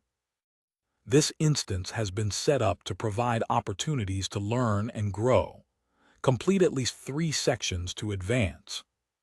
Criteria: equals trainings complete 0/3 equals melee training equals magic training equals harvesting equals performance equals literacy reward equals 200 essence per completed section equals 10% chance per completed section chance at a class alias appropriate skill scroll. One was labeled with 2 crossed swords. One was a glowing star. Then there was a picture of a small knife, a harp, and some funky-looking symbology that I couldn't read. Probably some weird form of new math or something. That's Dewallen. I'll be able to help you with that until you get the hang of it. Ah, okay, I said. I'll save that one for last. Should we go in order? Unless you want Malik to glare at you some more. I snorted. Good point, had enough of that already. Hopefully he didn't dial things up too high out of spite. You're still bound to the dungeon nexus, so you wouldn't really die even if he did. Just be on your guard and it should be fine. If you finish quickly, we'll have some free time to ourselves before the next training. That was some stellar motivation right there. I almost ran down the first corridor, drawing my saber as I went. After about 30 feet, the tunnel opened up into a wide cavern, divided up into 3 sections by low fences. The first section had a trio of wooden training dummies with screaming faces drawn onto the front of their heads. Their creepy painted eyes followed me as I approached, but they seemed to be waiting for something. Use inspect, silly, Dara said, running a mental hand down my spine. I shivered. Hey now, none of that in here. I know I can't die for real, but I'd still rather not experience the pain. Oh fine, I'll behave. With a grin, I focused on the closest stickman and activated inspect. Basic training automaton level 1, built with no offensive capabilities. These automatons exist for one purpose and for one purpose only: to die. Practice your blade work with no fear of reprisal. I slashed my sword through the air a few times to get acquainted with the feel and then looked at the dummies. Won't chopping at wooden stickman things completely ruin the edge of the blade? Dull it or something, possibly, but I'm sure if you ruin your new sword Malik will fix it for you. After all, it would be his fault, right? With a shrug, I stepped into the cordoned-off area and the stickmen all rotated to face me. Not quite sure what to do, I got into a ready stance from my martial arts training. I hadn't taken any classes in sword, not that saber would have been an option, but I figured solid footwork would be a good start. Letting instinct guide me, I slashed at the closest construct and grinned as my blade took a chunk out of its arm. The painted face shifted into a comical depiction of pain, and then immediately shifted back. Not knowing what else to do, I started hacking away, letting the skill guide my hand through various attack combinations. When the first dummy crumbled into a pile of broken planks, I moved on to the next, repeating the process until things started to flow. It wasn't long before all 3 opponents were destroyed and my breath was coming in ragged gasps. Who would have thought hacking some training dummies apart could be so exhausting or cathartic? I looked over at the next area and paused. There was only one construct, but it was twice the size of the ones I'd just trashed, with a much meaner face painted onto it. And it had a sword, a very big sword. Think the next one will fight back, probably, but don't go there yet. Why? Well, darling, first, you forgot to loot your kills, and second, you should rest and get your stamina back. Fighting non-stop is a good way to end up dead. Oh, I didn't think there would be any loot since it's training, I said as I knelt next to the first dummy.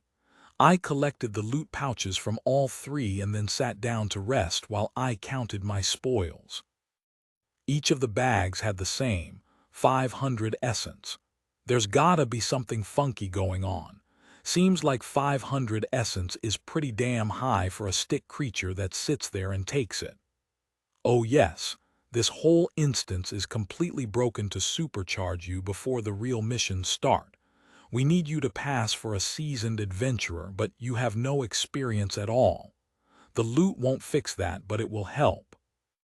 According to ye old dungeon lord, most adventurers have spent countless hours practicing their skills in their academies or as apprentices before they even think of tackling a dungeon, let alone applying an epic class. So I've got some catching up to do then. Lots. Malik created this instance to be overcharged with essence so you can advance your attributes and skills and get as close as possible to level 5.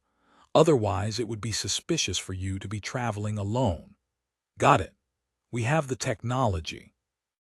We can build him bigger, stronger, faster. Huh, never mind, it's a thing from my world. Interesting. I look forward to learning all about your world. She purred inside my head and I felt her nails caressing up my inner thigh. I jumped. Dara, come on please, these leathers are tight enough without you doing that.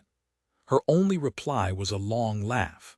I absorbed the gems, reveling in the feel of all the new essence flowing through my body. Plus 500 essence, 250 transferred to Dara. Plus 500 essence, 250 transferred to Dara. Plus 500 essence, 250 transferred to Dara. Standing just outside of the next section of the room, I used Inspect on the bigger, meaner stickman.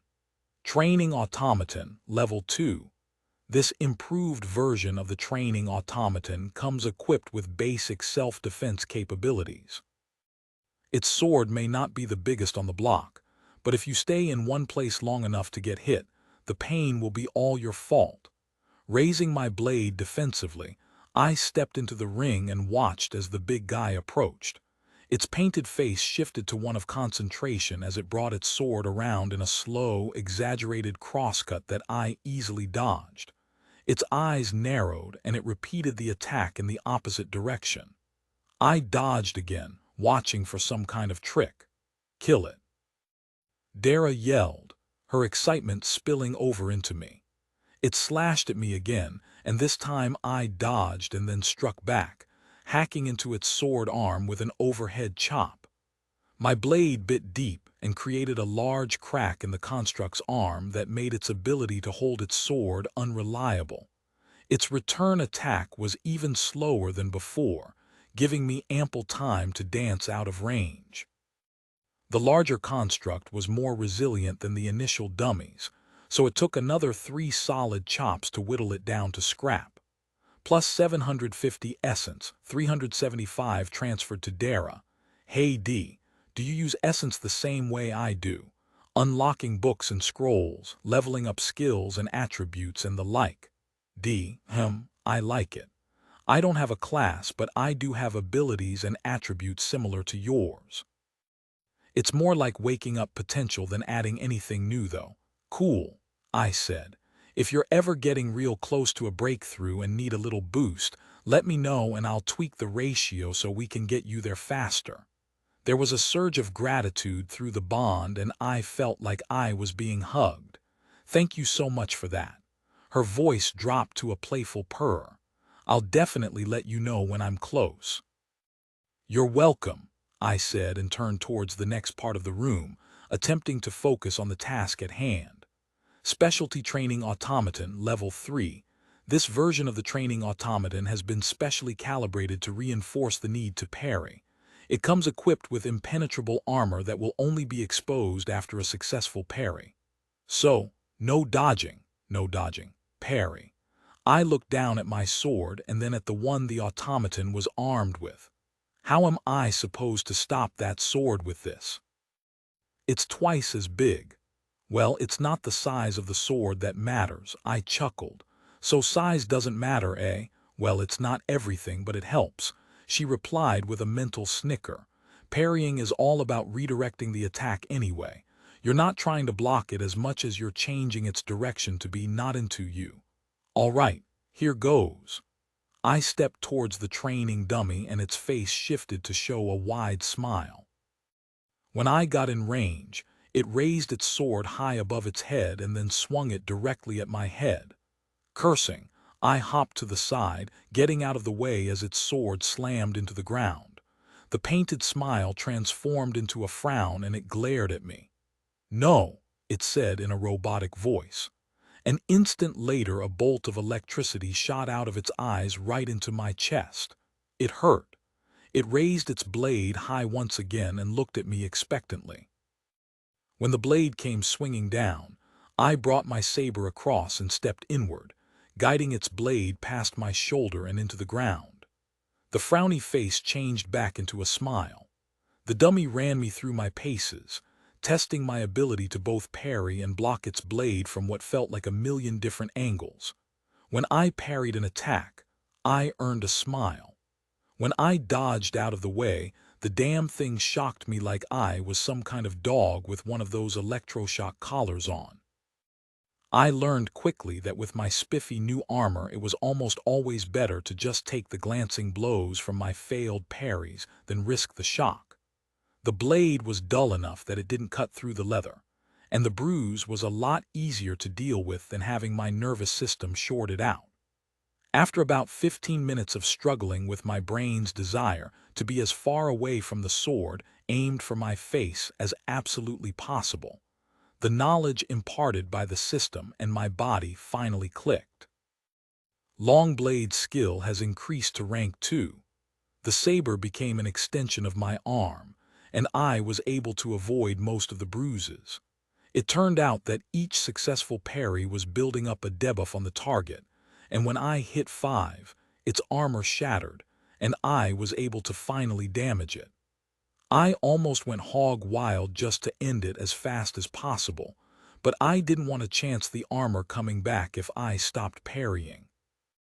It didn't help that the damn thing was a lot faster without its armor too, so it took my full concentration just to avoid getting my ribs caved in while still landing a blow here and there. When it finally went down, I was breathing like I'd just run a marathon, and my arm was so sore I was surprised I could hold my sword up. Long blade skill has increased to rank 3. I looted the construct's remains and absorbed the essence, shivering as the energy pooling inside me reached a new high. Plus 1500 essence, 750 transferred to Dara. Looking to where Dara was virtually glowing inside my mind, I said, "Think this whole thing will be enough to get us up to the right level. I'm still going to stand out like a sore thumb when it comes to social situations." "Oh, that's easy. Just pretend to have amnesia or something. Even the healer priests can't deal with that one easily. Something about soul damage or the like." "Really?" "Yeah. Personally, I think it happens when people screw with the wrong god and have their memories ripped out. Or a void demon can't fix broken memories if there aren't any memories left to fix." She shrugged and went back to decorating. "Avoid what?" "Void demons, the servants of the lords of hell. They give us dungeon-born demons a bad name. All they want to do is spread whatever vice their demon god wants. It's why we have the dungeons, towers, and glades to make adventurers stronger, so they can drive off the void demons when they show their faces." "Good to know," I replied and turned to leave only to have my way blocked by a 12-foot-tall training dummy. It had armor similar to the parry bot, but this time its sword was a foot longer and sharp. "Ooh, a mini-boss. You can do it." Dara squealed into my mind. "Try not to die. If you lose all that essence, I'm pretty sure Malik will reset the dungeon and make you fight them all again until you get it right." "Great," I replied and used Inspect. Apex Melee Training Automaton, Level 3 Mini-Boss. This automaton is programmed for true melee combat. Its armor is not impervious to attack, but you should not neglect the lessons learned against its lesser cousins. I raised my blade in salute and was completely surprised when it returned the gesture, and then it was on. Based on the description, I was concerned that dodging was going to get me zapped, so I decided to try and keep my parry game on point. The mini-boss was a lot faster than the advanced version, but it was still manageable. What I wasn't ready for was the pain. Getting bludgeoned was something I was used to from martial arts. Getting cut was not. And the first time I parried just a bit off, I found out exactly what it felt like to be stabbed. I'd done great up until that point, breaking off huge chunks of the creature, but when that shock of pain hit, I froze. Freezing up in the middle of combat was a very bad idea. The pain of the minor stabbing was nothing compared to what it felt like when the sword chopped through my collarbone, split my chest in two. You have been killed. 2,000 free essence lost. Dara loses 2,000 free essence. Quest reset. Dungeoneering 101. You are bound to the dungeon nexus and will be reborn in 1098. Oceanoff. Com Chapter 18. Oceanoff. Com once more into the breach. It took me 3 more tries to beat the mini-boss and finish the melee training. It was frustrating, but at least the multiple attempts let me improve my skills a bit and learn not to freeze up from pain. The entire time Dara was completely distracting, filling me in on the interesting factoids of dungeon-delving life while doing her best to control her more primal impulses. For example, if I was delving like a typical adventurer and was bound to the so creatively named Bind Stone, all of my equipment would be left in a big old loot bag at the site of my death. For the longest time, adventurers had to do their corpse runs with their dangly bits flapping in the breeze or breasting boobily to the stairs. The Adventurers Guild had put an end to that when they'd started stocking the rooms containing the bind stones with light linen robes to allow for a more dignified return. It was a good thing my binding to the Nexus didn't respawn me naked, or my training might have suffered a few delays at the hands and other parts of a certain succubus. With the weapons training complete, I moved on to magic. According to Dara, my cover as a bard would involve more spellcasting than swordplay, so I expected the magic training to be a lot more complicated than the melee one. I was right, sort of. My ideas of rolling in and mowing down enemies with my finger gun fire bullets were quickly dashed when I reached the first challenge. "Are you sure about this?" I asked again as I took in the room. The floor was broken up into a grid of multicolored squares. On top of the grid there were 6 of the smallest of the training dummies, wandering around like they'd just gotten back from some sort of stickman kegger and none of them could hold their liquor. Crowd control. Can't I just, control them by making them corpses? Her giggle echoed through my mind. When you're out there alone, sure, but bards tend to get recruited for their support abilities. Yes, they can blast things with magic, but not as good as a wizard or warlock could. But, I said with a growl. Fine, gotta keep up appearances and all that. Am I going to have to sleep with everything with a pulse to get the party past a challenge too? She winked. Maybe, as long as I get to watch or join in. I chuckled. At least my bondmate had a sense of humor. I had a feeling this was going to be a pretty good life, as soon as I finished these damn trainings. Warlock had given me 3 spells when I learned the class: Flame Dart, Daze, and Summon Food and Water.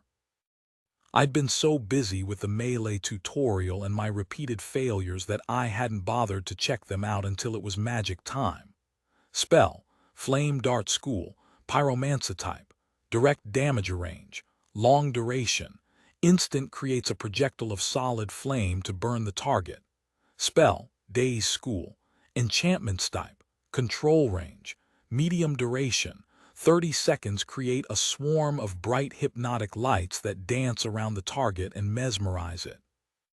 Mesmerized targets cannot attack, cast spells, or do any other actions that require conscious thought. Damage will break this effect. Spell: Create Food and Water School, summoning type, creation range, touch duration, 24 hours, creates a small water spring and enough nutrient-rich food to sustain a single person for a day. Explain this one to me again, I asked, gesturing towards the cat-herding board. It's pretty simple, silly. Just cast Daze when they are on the blank tiles. If you can get 5 out of 6 controlled at once, you pass and get a reward. All right, let's get this part over, I said and moved into position. The training dummies were seemingly moving at random, so I had to time things perfectly. The spell was supposed to last for 30 seconds, which should be long enough to keep my targets frozen while I wrangled up the rest.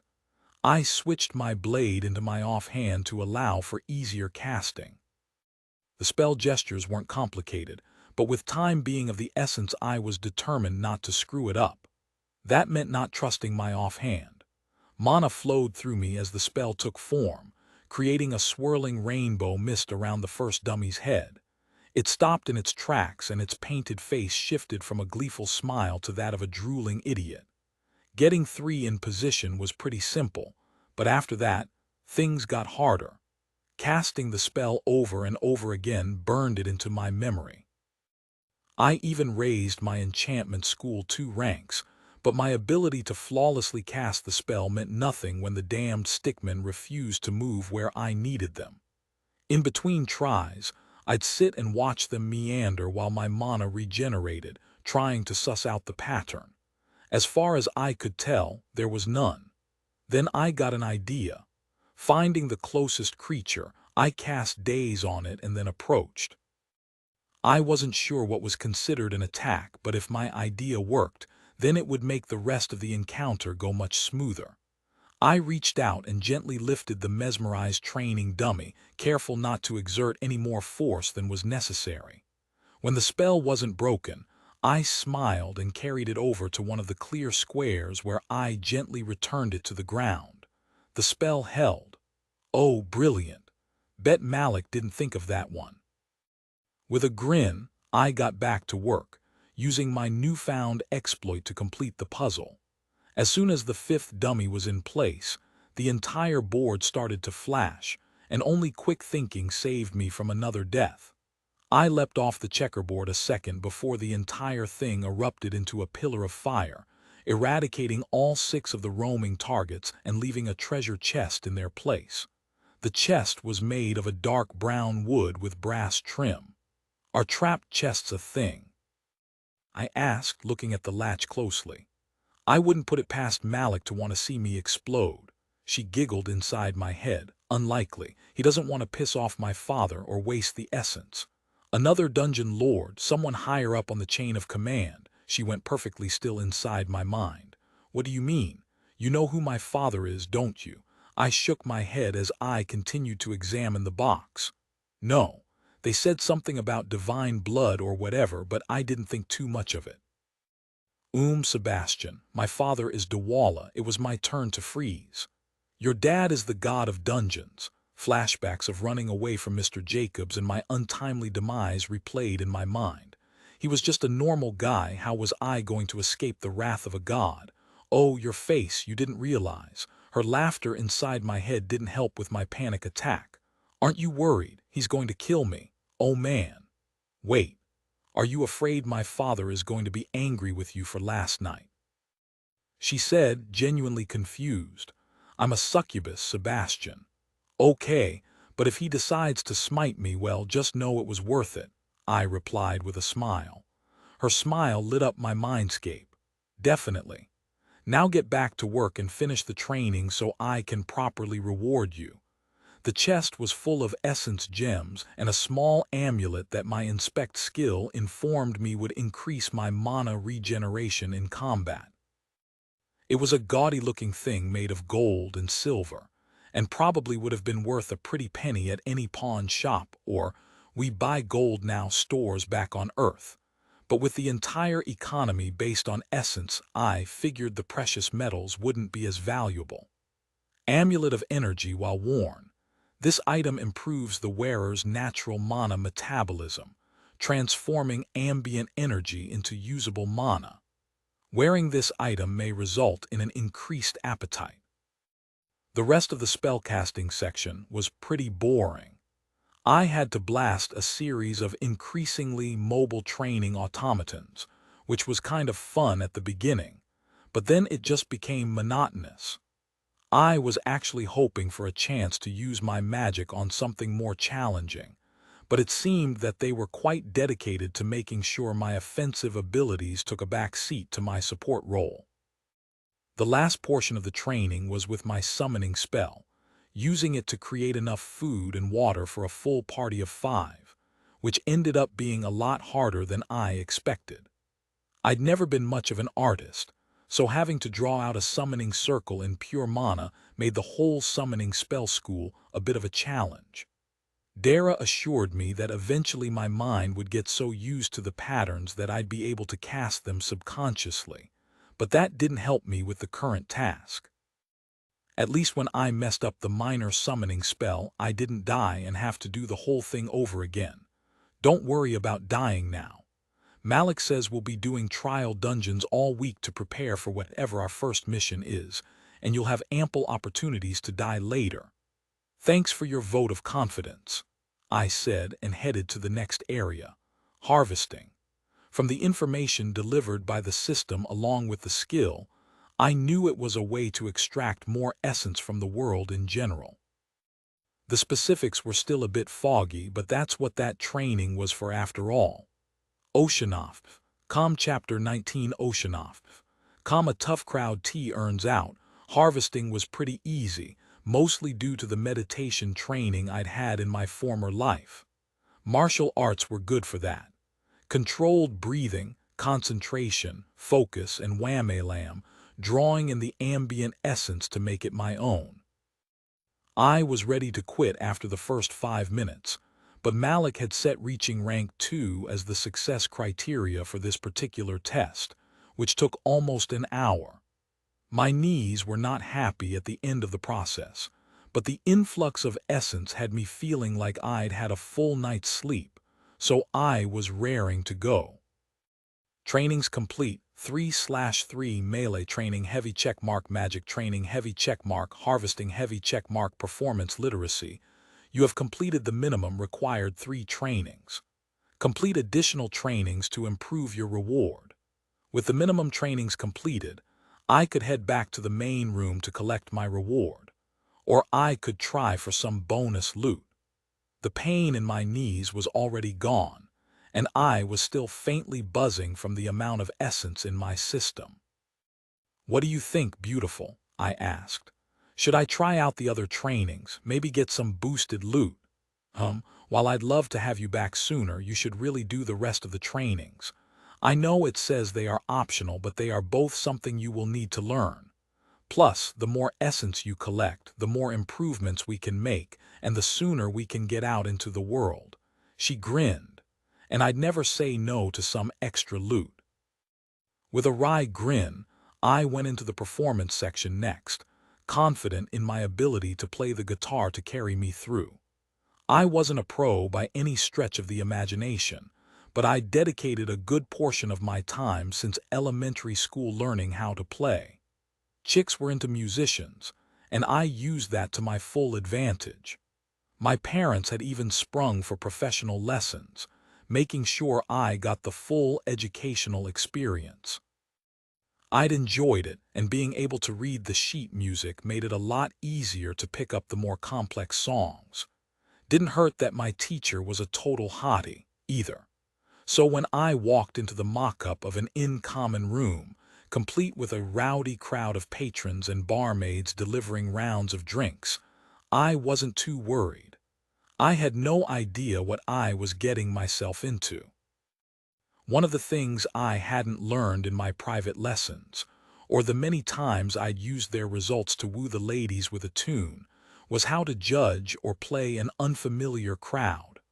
On Earth, it wasn't that much of a concern. Playing the wrong tune might get you booed off stage or mocked for a bit, but that was it. In Fantasyland, playing the wrong tune could be fatal, as I found out quickly.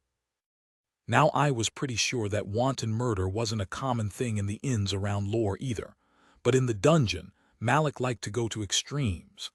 Getting your skull cracked open with a wooden bench was not high on the list of things I'd wanted to experience. "So that sucked," Dara said as I rematerialized in the entrance, mentally petting the spot on my head where my skull had given way. Never performed for a crowd before. I shook my head, sighing as the quest popped up again, completely reset. Nope. I only played for small groups of friends, and usually only when there was a girl I wanted to impress. Didn't have to pick the right song. Nah, I just asked the girl what song she wanted to hear. It wasn't hard to keep up to date with the latest hits, and the musical taste of high school girls wasn't very hard to predict, I said with a chuckle. One quick scan of their social media and boom, ready to impress. Social what? It's hard to explain. It was a place you could find out things about other people, what they liked, that sort of thing, like a spy guild. No, well actually, I guess, except people volunteered all their own information so no one had to really sneak around to find out. The nobility probably loved that. I chuckled. We didn't have nobles, but the people in power loved it in any case. Guess I'm going to have to find out what the people of lore want. Don't worry. I'm good at reading people's emotions, so I'll help you out. That would be most appreciated. Really don't want to find out any more ways to die, I said and headed to the performance tunnel. You're not going to do the other 3 first. I shook my head. Nah, I know I can do those. Don't want to get all that essence and lose it again. Once I get these last 2 tests down, I'll go back and finish them up. The inn room was almost exactly the same as the first time, and as I approached the stage, I did my best to get a read of the place. Against one wall was a trio of rough-looking humans with a pile of empty mugs on the table in front of them. They were obviously shit-faced and looking for a good time, be that a rousing tune or a full-out brawl.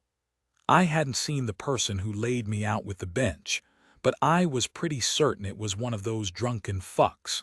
The next table over was a more reserved bunch. The most striking of the group was an elven woman. Her every movement seemed deliberate, and her hands never strayed too far from the hilts of the multiple daggers I could see strapped around her body. With her was a foppish-looking human man, dressed in sky-blue robes with a hat decorated with a giant peacock feather. I had no idea what his game was, but I could feel an aura of potential surrounding him, like the static buildup right before a shock. Their third companion was an orcish-looking guy who appeared to be just as plastered as the first table, but underneath that facade I could see he was completely focused on scanning the room, as if constantly expecting violence. The rest of the room was filled with what I could only describe as the common people. Men and women in worn workers' clothing eating a meal or enjoying a beer. And the serving girls. Malik certainly hadn't skimped in the cleavage department. This inn could have single-handedly eradicated the manatees as a species with all the motorboating potential. I moved over to the stage and addressed Dara in my mindscape. Thoughts. Obviously, my acoustic version of Stairway to Heaven wasn't what they were looking for. Of course not. These people have had a long day and probably want something fun and upbeat, but not too much. I'm not loving the look of those adventurers, or the rowdy drunkards over there. I nodded and picked up the guitar, looking over the crowd as I went through my mental catalog. What do you think about drinking songs? I directed to Dara.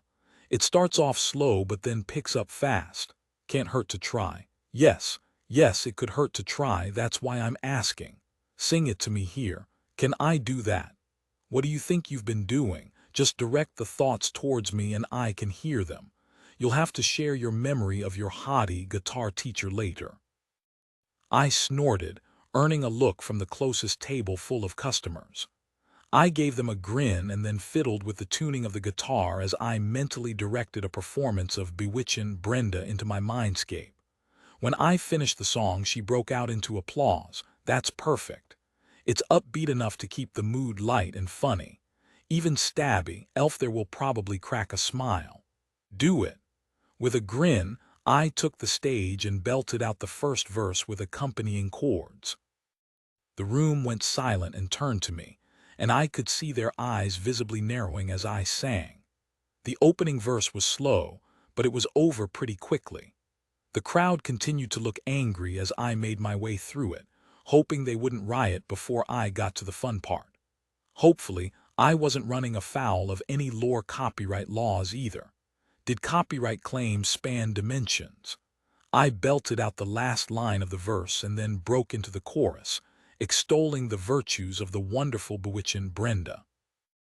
After the first round of the chorus, the crowd joined in, clapping out the beat as I sang the second verse. By the end of the second chorus, the drunks were clapping their hands. The fop was listening intently with a massive smile plastered across his face, and even Ms. Stabby was tapping a foot to be beat. The only one not truly enjoying the tune was the fake drunk. Sure, he was playing the part, looking as eager as the three amigos at the first table, but his eyes were still alert and searching for trouble. As the final notes rang out, the crowd broke into applause. Performance training complete. Required trainings complete 1-3. The air felt heavy with energy, similar to what I'd felt during my harvesting training, and on a whim I opened up those same channels and breathed in, reveling in the ambience. +2 essence +2 harvesting XP. I blinked in surprise and directed my voice inwards, grinning as I slowly absorbed the energy from the air.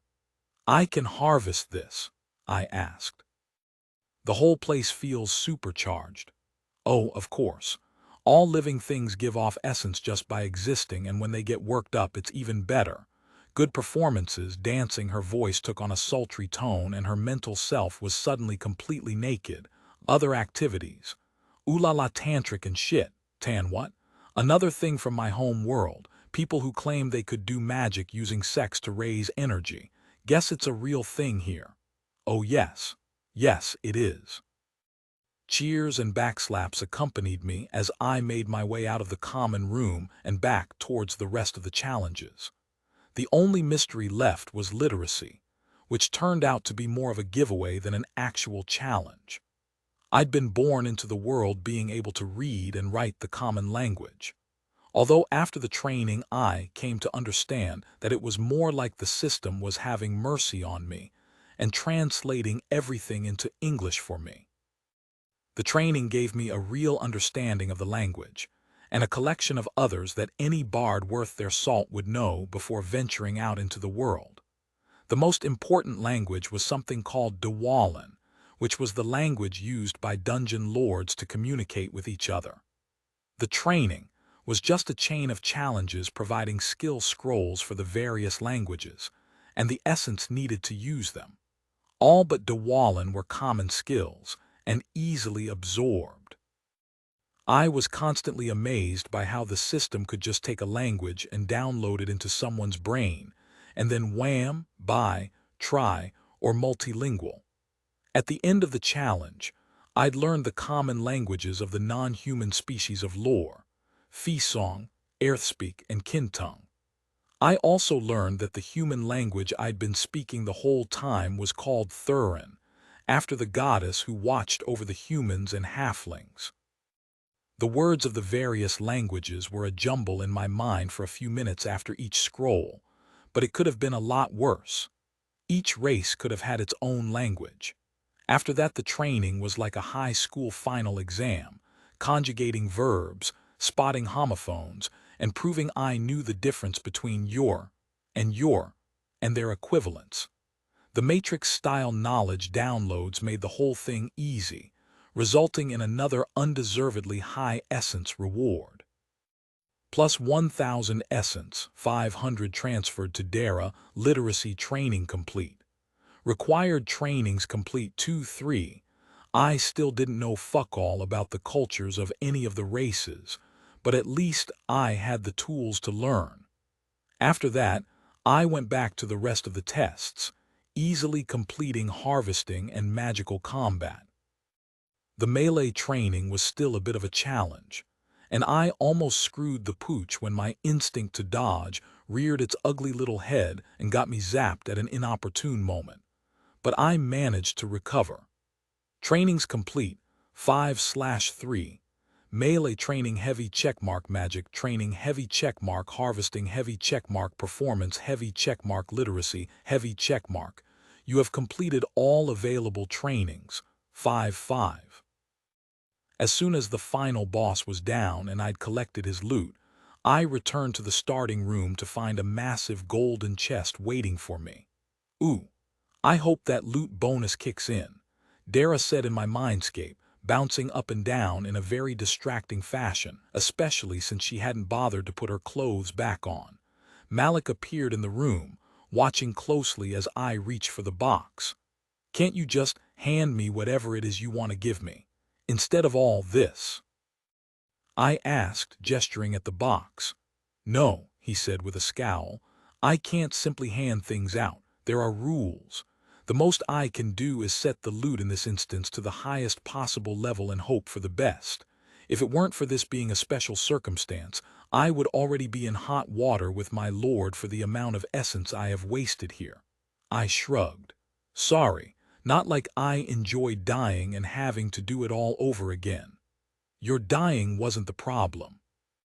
All that essence was recycled back into the system. It's the large amount that was given out. If the extra loot does trigger, I may still get a talking to. Now I really hope you get the extra loot. Good stuff for us and a stick in Malik's craw. Let's see, I said and opened the chest, revealing a giant pile of essence gems and a rolled-up scroll nestled into a small depression on the top. Jackpot! I yelled at the same moment Malik wrung his hands and disappeared in a flash. Perfect. What's it do? I absorbed the essence and unrolled the scroll, reading through the prompt. Plus 1,000 essence, 500 transferred to Dara, use skill scroll of spellsong uncommon. YN essence cost 1,000 spellsong, must be a bard thing, I said. I should use this, right? Oh yes, that's a very hard school to learn. You have to sing all the spells and some even need an instrument. Good thing you've got both. If your alias class wasn't bard, you could probably sell it for thousands. Malik is going to be in so much trouble. I have the essence, but it's still pretty expensive. Still worth it. It'll come with a spell too. With a grin, I focused on the prompt and answered yes. Knowledge rushed into me and I could feel the mana pathways in my hands expanding, allowing for more refined and delicate flows to pass through, presumably into any instruments used. At the same time, new mana channels formed in my throat, creating a spiderweb of intricate threads in my voice box. Spellsong School acquired. You have gained the spell. Healing Melody spell. Healing Melody School. Spellsong type. Healing over time. Instrumental range. Medium duration. Channeled /10 SBY. Channeling mana into a magical song. The caster greatly enhances the healing rate of the target, mending some of the target's wounds every second for as long as the spell is maintained. Oh, a healing spell. That will be so useful out in the world. Definitely, although I'll have to pick up a guitar somewhere as it needs an instrument from what I can tell. I'm sure Malik will provide us with everything we need. For now, let's get out of here and get to the celebrating before he tries to throw you into something else. Her mental image stretched provocatively, telling me just what she meant by celebrate. Oceanoff. Calm Chapter 20 Oceanoff. Calm just deserts. I exited the dungeon through a portal that appeared after I'd finished processing the skill scroll and emerged in a large bed chamber with no obvious doors. A second later I felt Dara disappear from inside my mindscape, and then my arms were full of succubus. Our lips met in a passionate kiss, and she pulled me over to the bed by my belt. I laughed at her urgency, but the fiery look in her eyes would brook no argument. She skillfully undid the buckles on my armor and tossed it to the side, followed by my undergarments. My manhood was already rising to the occasion when she pushed me down and stood over me. Her breathing was coming fast, and her nipples were already hard with arousal as she looked down at my cock and licked her lips. I pushed myself up on my elbows and flashed her a grin. "See something you like," I said, wiggling suggestively. "I hope you aren't too tired, lover, because you aren't going to be able to rest until I'm done with you." Dara knelt on the floor, her tail lashing back and forth as her wings flared out. My questions and comments went right out the window as she bent forward and ran a single pointed nail up the underside of my cock. I gasped. "Hey now, that's..." Words failed me again as she bent down and licked along the same path, her warm tongue causing me to get even more aroused, if that was possible. She looked up at me from behind my erect manhood, her lips curled into a teasing smile. I could feel her warm breath on my cock. "Did you want me to stop?" she asked and batted her long eyelashes playfully. I shook my head emphatically. I definitely didn't want her to stop, not when I could clearly see where things were going. Her smile widened and she kissed the tip of my manhood gently. Her lips were hot against the sensitive skin, and it felt like heaven as she slowly took the tip into her mouth. I groaned as her tongue danced around the head, reawakening that electric tingling between us that we'd shared immediately after the bonding ritual. She looked up at me with eyes wide open, and met my gaze as she took me fully into her mouth. The sharp prickle of her elongated canines was nothing compared to the pleasure cycling between us. I reached down and caressed her face from horn to chin. She purred, sending another shiver through me as the vibrations in her throat spread to my cock. She wrapped her hand around my shaft and slowly moved me into and out of her mouth. The entire time her eyes were locked on mine, looking for my reactions to her ministrations. I could feel the energy building between us as my excitement climbed. My hips thrust upwards in time with her movement. Finally, the dam burst and I came. She didn't stop either, swallowing all I could offer and pumping me for more as the wave of orgasmic energy lit every nerve in my body on fire until I collapsed bonelessly to the bed. I felt completely spent, like every ounce of energy had been expelled along with my seed. I looked down and smiled stupefied at the beautiful succubus as she wiped her mouth on the back of her hand and stood up. Her pussy was glistening with wetness, evidence of her own arousal, and at that moment I felt a hunger rise up inside me. I wanted her in my mouth. She caught my gaze and smiled, crawling up my body inch by inch. Her soft breasts and erect nipples pressed against me as she moved, higher and higher until she reached her destination, straddling my head. I reached up and took hold of her ass, one hand on each cheek as I pushed my head upwards. Words could not describe the flavor. It was like tasting the idea of sweetness while at the same time being electrocuted. I was immediately revitalized, and with a surge of energy I flipped her onto her back. She giggled and ran her hands through my hair and spread her legs wide, allowing me free rein. I'd paid attention in sex ed, and knew exactly what, and where the clitoris was on a human woman. Luckily for me, succubi had that anatomy in common. I worshipped her pussy with my tongue, and when I saw her midriff spasming in pleasure, I knew the gods were pleased. She reached down and grasped me by the back of the head and pulled me upwards, kissing my still wet mouth passionately and deeply. She tilted my head to the side and nibbled the side of my neck. She growled and whispered, "Fuck me now." I smiled and shifted my weight. My cock was once again standing at full attention and ready to please. Taking a handful of her hair in my hand, I pulled her head to the side, eliciting a gasp of pleasure as I bit her the same way she'd bitten me before sliding myself deep into her wetness. She arched her back to take all of me in and moaned in pleasure. Her legs and tail wrapped around me, trapping me all the way inside her. I could feel her pussy clenching around my cock in the most intimate of hugs as her lips came up to meet my own. That same circuit of energy from our bonding returned, and as I gazed down into her eyes I could once again feel what she was feeling. Our breathing synchronized, and we started to move as one. Like a boulder rolling down a mountain, our pace quickened. My thrusts became more urgent, seeking with every movement to lose myself in her tight, hot pussy. Her hips complied, tilting at the perfect angle to allow maximum penetration every time. When we came again, it was together with an explosion to rival even that of our first joining. I rolled to my back and she shifted her head to my chest, gazing up at me with a warm, sated look. I closed my eyes for a second and felt a nip on my chest. She'd bitten me. "No sleeping now," she said and snapped her teeth at me playfully. "I've heard it's one of those things you human men like to do post-coitus, but we still have work to do." "Work?"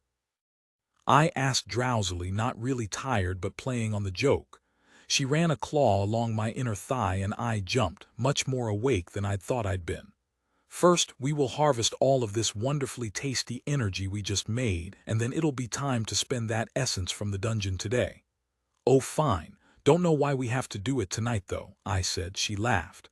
So you'll be ready for tomorrow's dungeon, silly. I sat bolt upright. What, more dungeons? Of course. We need to make a real adventurer out of you. She nuzzled her head under my chin. Don't worry, I'll take good care of you. Oceanoff. Calm Chapter 21. Oceanoff. Calm. Moving on up. Be asking in the afterglow of our tryst netted us both another 100 essence, after which it was time to go shopping, metaphorically of course. Between training and sexy time, I'd managed to gather a grand total of 4,202 essence after the split with Dara. More than enough for some upgrades. So, where should I start? I asked the succubus draped across my chest. Stats, skills, save up for some more skill scrolls. She rolled over and stretched with a yawn, completely distracting me from my current train of thought. What would adventurers normally prioritize? Should I bump up hardiness, try and get stronger, faster, or more magically delicious? She grinned mischievously. You're already plenty tasty, but more magic would be a good thing. Both for being a warlock and for your alias. She scrunched her nose in thought. You should raise your mobility too. You're not going to be wearing heavy armor, so you need to be able to move. I want to make sure you get some more sneaky skills too. I looked over. You can see my stats, she nodded. Of course, we're pack bonded. How would I help you get stronger if I didn't know what to work on? Concentrating, I tried to bring up a stat box for her but got nothing. Why can't I see your stats? She giggled. I'm a divine being, silly. One day you may be able to quantify the glory that is me, but not yet. Really? I asked. She looked at me with a flat glare that sent shivers up my spine, but she couldn't hold it for long. She started laughing. No, I don't know why you can't see it. Maybe when we reach the next stage in the bond, you'll be able to see something. I let out a relieved laugh. I want to help you get stronger too, remember? She reached up and kissed me on the cheek. I know. But for now, let's focus on you. You'll be the one people are trying to stab. Right, let's see. Raise magic and mobility, how much is this going to cost? I asked. She tilted her head quizzically. Oh, I thought you knew that part. Sorry. So, attributes start out needing 500 essence each to raise the first time. The second point costs 1,000 and the third is 1,500. Basically, it's 500 more each time you raise it.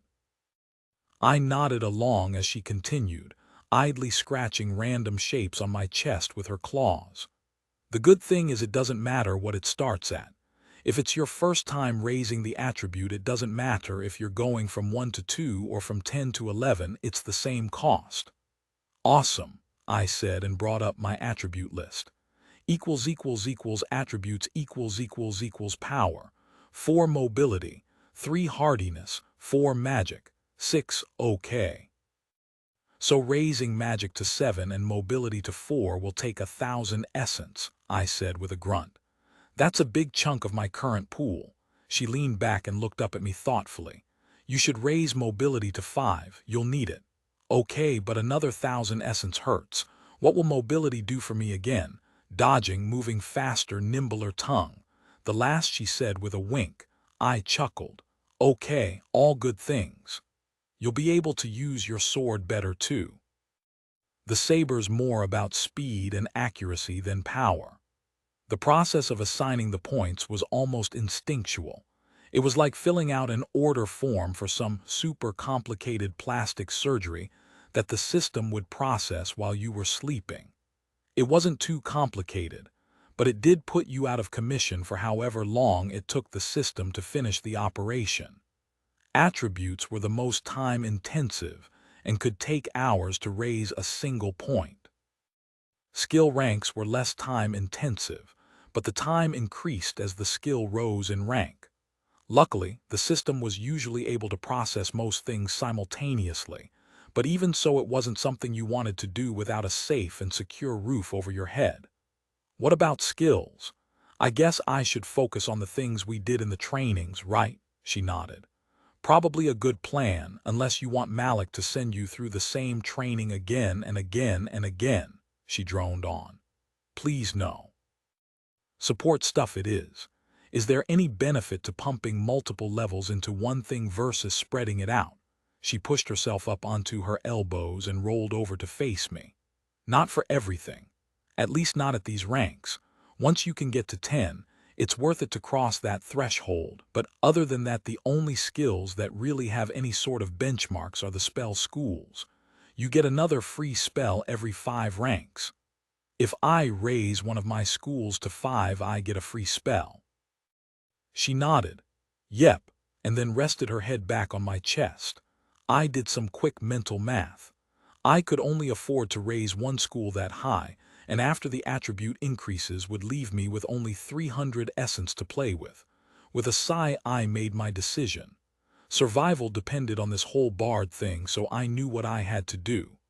All right, I'm going to raise spell song to 5, get a free spell, then raise inspect, enchantments, and leather armor 1 rank each. That should keep things in line with the whole bardic motif. She picked her head up and looked up at me with bleary eyes. What? Sorry, I must have drifted off there. Her lips curled into a sly smile. You wore me out. I smiled and stroked her hair. Don't worry about it, it's sleepy time. She grinned and laid her head back down, and in seconds I could feel her breathing settle into the steady rhythm of sleep. With a contented sigh, I queued up all of my skill selections and closed my eyes for the night. Oceanoff. Calm Chapter 22 Oceanoff. Calm rinse and repeat. I woke the next morning with the strangest feeling. I felt totally energized, like I could run a marathon right then and there and still have the energy left for another session with the lovely succubus. It felt like pure potential. The blinking light at the corner of my vision informed me of the waiting results of my night's improvements, so I dove right in. Upgrades complete. 1,500 essence has been invested into your mobility attribute, raising it from 3 to 5.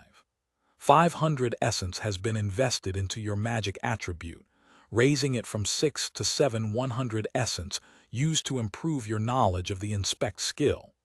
New rank. 100 essence used to improve your knowledge of the armor leather skill.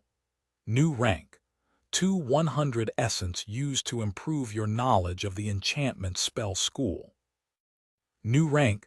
1,000 essence used to improve your knowledge of the spellsong spell school skill. New rank. 5 new spell acquired. Cacophony. Spell Cacophony. School spellsong type. Damage/stun range. Close duration. Instant. By focusing a surge of mana through their vocal cords, the caster belts forth a note of pure dissonance that damages and potentially stuns the target.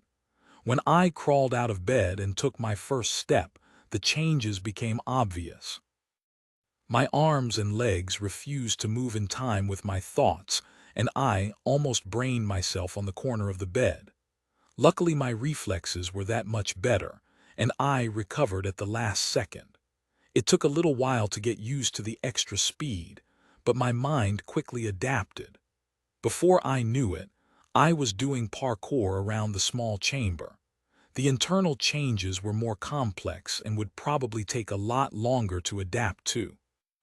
The pool of mana at my core had expanded, a lot, and the network of mana channels running through my body had gotten even more complex.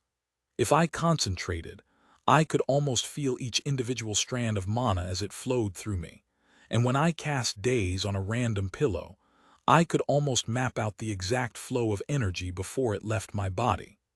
Externally, the spell still looked like gobbledygook, but I could sense hints of a structure embedded within that I might be able to decipher one day. The skill increases had less of a physical impact. I understood just a little more how to move around in my leather armor and felt more sure in those movements.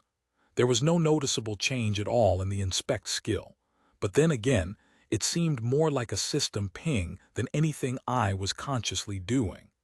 My knowledge of the enchantment school filled out a little. I had just a tad bit more insight into how my Daze spell functioned, which let me generate the same effect using less mana. Spellsong was a much more drastic change. I'd never even played a single note of my healing melody, but I already knew several ways I could play the song better to improve its effects, and the new spell. Oh, the new spell was something I hadn't been expecting. Based on what Dara had told me, I thought spell song would be all control spells or the like. Once the knowledge of how to cast the spell was done settling into my brain, I couldn't help myself. I had to try it out. I turned towards the nearest wall and let her rip. Mana rushed out from my core and supercharged my vocal cords with destructive energy. It tingled. With a wicked grin, I opened my mouth and let the spell free. A roar that would make a death metal frontman jealous burst free. Araraya. A wave of force erupted from my mouth and shattered the top layer of stone, leaving a spiderweb pattern of cracks across its surface. My excitement was ruined as the spell rebounded and hit me right in the face, knocking me to the ground, dazed. Admittedly, using the effective cone of force while standing right next to a cave wall was probably not the brightest idea. A giggle drew my attention to the bed where Dara had reappeared, her own changes complete. The aftermath of my poor decision was completely forgotten at the sight of her. She seemed even more attractive than before, if that was possible, and there was an invisible sense of power surrounding her. I wasn't quite sure, but it looked like her horns had gotten longer too. "Didn't anyone teach you anything about physics on your world?" she said with a grin. I groaned and pulled myself to my feet, disappointed to find her fully clothed by the time I got to the bed. "Brain fart," I said. Was anxious to try out the new spell and didn't think about the consequences. She looked over at the cracked wall. "I like it. Gives the place a real sense of style. Too bad Malik will probably have the wisps clean it up. Speak of the devil and he shall appear, or in this case the dungeon lord." "Quite correct," he said, gesturing to the wall. "This will be just one more memory of your time here to expunge once you are gone." I grunted. "Missed you too. So what now?" The dungeon lord gave me a flat smile and waved a hand dismissively. "More training, of course. Now that you have learned the basics, it is time to run you through some trial dungeons. I have configured the lower floors to be an echo of what most adventurers would be assigned to tackle while cutting their teeth." "So, rats, slimes, bill collectors?" I asked. "You will see," he replied and turned his gaze on Dara. "If you wish to go with him, you have 10 seconds. He immediately started counting, and any attempts at following along were completely derailed when a nubile succubus leapt through the air and straddled me, kissing me deeply before dissolving and flowing into my mind. I looked back at Malik just as he reached 0 and caught his exasperated expression as he waved a hand to teleport me away. I arrived in a small room with a glowing red obelisk standing in an alcove next to a dark archway. Through the arch I could see a long set of stairs leading down. "Wow. Malik is really trying to go for the whole dungeon experience," Dara said. "So, the glowing rock is the res stone thingy." "Yep. The higher level dungeons have them inside, but for new adventurers it's better to put it outside of the entrance. Give them a chance to leave if they want. Don't worry about this one though, it's just decorative. You're already bound to the Nexus. If this were a different dungeon, you'd have to bind or live dangerously. More danger, more loot, mostly more death." "Got it." Thus began a grueling 3 days of grinding with Malik, gradually upping the difficulty of the dungeon from a room of level 1 rats all the way up to a full warren of smarmy little ratmen who were as eager to eat me as I was eager to get the hell out. He'd also dropped the loot tables back to what normal dungeons would be handing out. Needless to say, I was a bit bummed until I came to terms with just how spoiled I'd been by my initial delves. They were some interesting days. And the nights. Oh, the nights made me forget any of the harsh lessons I'd learned during the day. Dara made sure of that. Slowly and surely I accumulated enough essence to reach level 5, with a splattering of some better quality equipment, and a new roguey skill to even out my kit to deal with traps or locks and the like. Adventuring wasn't as fun as I'd expected it to be, but that could be more because of Malik's sheer disinterest in creating anything more than some basic, cookie-cutter challenges to get my reflexes up to par. But as I lay in my bed, a beautiful lady asleep on my chest and another round of upgrades queued up for the night, I couldn't help but think about what the future might hold. Oceanoff. Calm Chapter 23 Oceanoff. Calm well, that was unexpected tea he next morning I woke up. Content. A lot had changed since I'd arrived in this new world, and most of it was for the better. My skills, both system-based and natural, had improved by leaps and bounds through both practice and essence allocation. With that sense of relative peace, I resolved to face whatever new encounters Malik had dreamed up for me that day with a smile on my face. I swiped away the latest notifications and brought up my complete info screen for review. Info name. Sebastian Crow class. Warlock level 5 progress. 10,101,5000 free essence. 144 pools health. 110 mana. 265 stamina. 113 attributes power. 5 mobility. 6 hardiness. 5 magic. 8 languages fee song. Spoken, literate Earthspeak. Spoken, literate Kintung. Spoken, literate Dwalin. Spoken, literate Thurin. Spoken, literate traits seeker. Lucky class abilities alias epic. Bard mana well epic Dwala's pact skills armor cloth. 10 apprentice armor leather. 4 apprentice axe. 1 apprentice bow. 1 apprentice disabled devices. 4 apprentice first aid. 2 apprentice inspect. 4 apprentice long blade. 6 apprentice pickaxe. 1 apprentice short blades. 5 apprentice spell school enchantments. 5 apprentice spell school pyromancy. 2 apprentice spell school spellsong. 6 apprentice spell school summoning. 3 apprentice staff. 6 apprentice unarmed combat. 13 apprentice wilderness survival. 1 apprentice crafting carpentry. 4 apprentice cooking. 7 apprentice foraging. 1 untrained harvest. 3 apprentice inscription. 1 untrained lumberjack. 1 untrained mining. 1 untrained sewing. 4 apprentice stonecutting. 1 untrained spells flame dart pyromancy days enchantments. Create food and water. Summoning healing melody. Spellsong influence enchantments. My entire share of the loot from the last dungeon run had gone into learning the disabled device's skill scroll and raising it to 4, and getting enchantments up to 5 to get the free spell.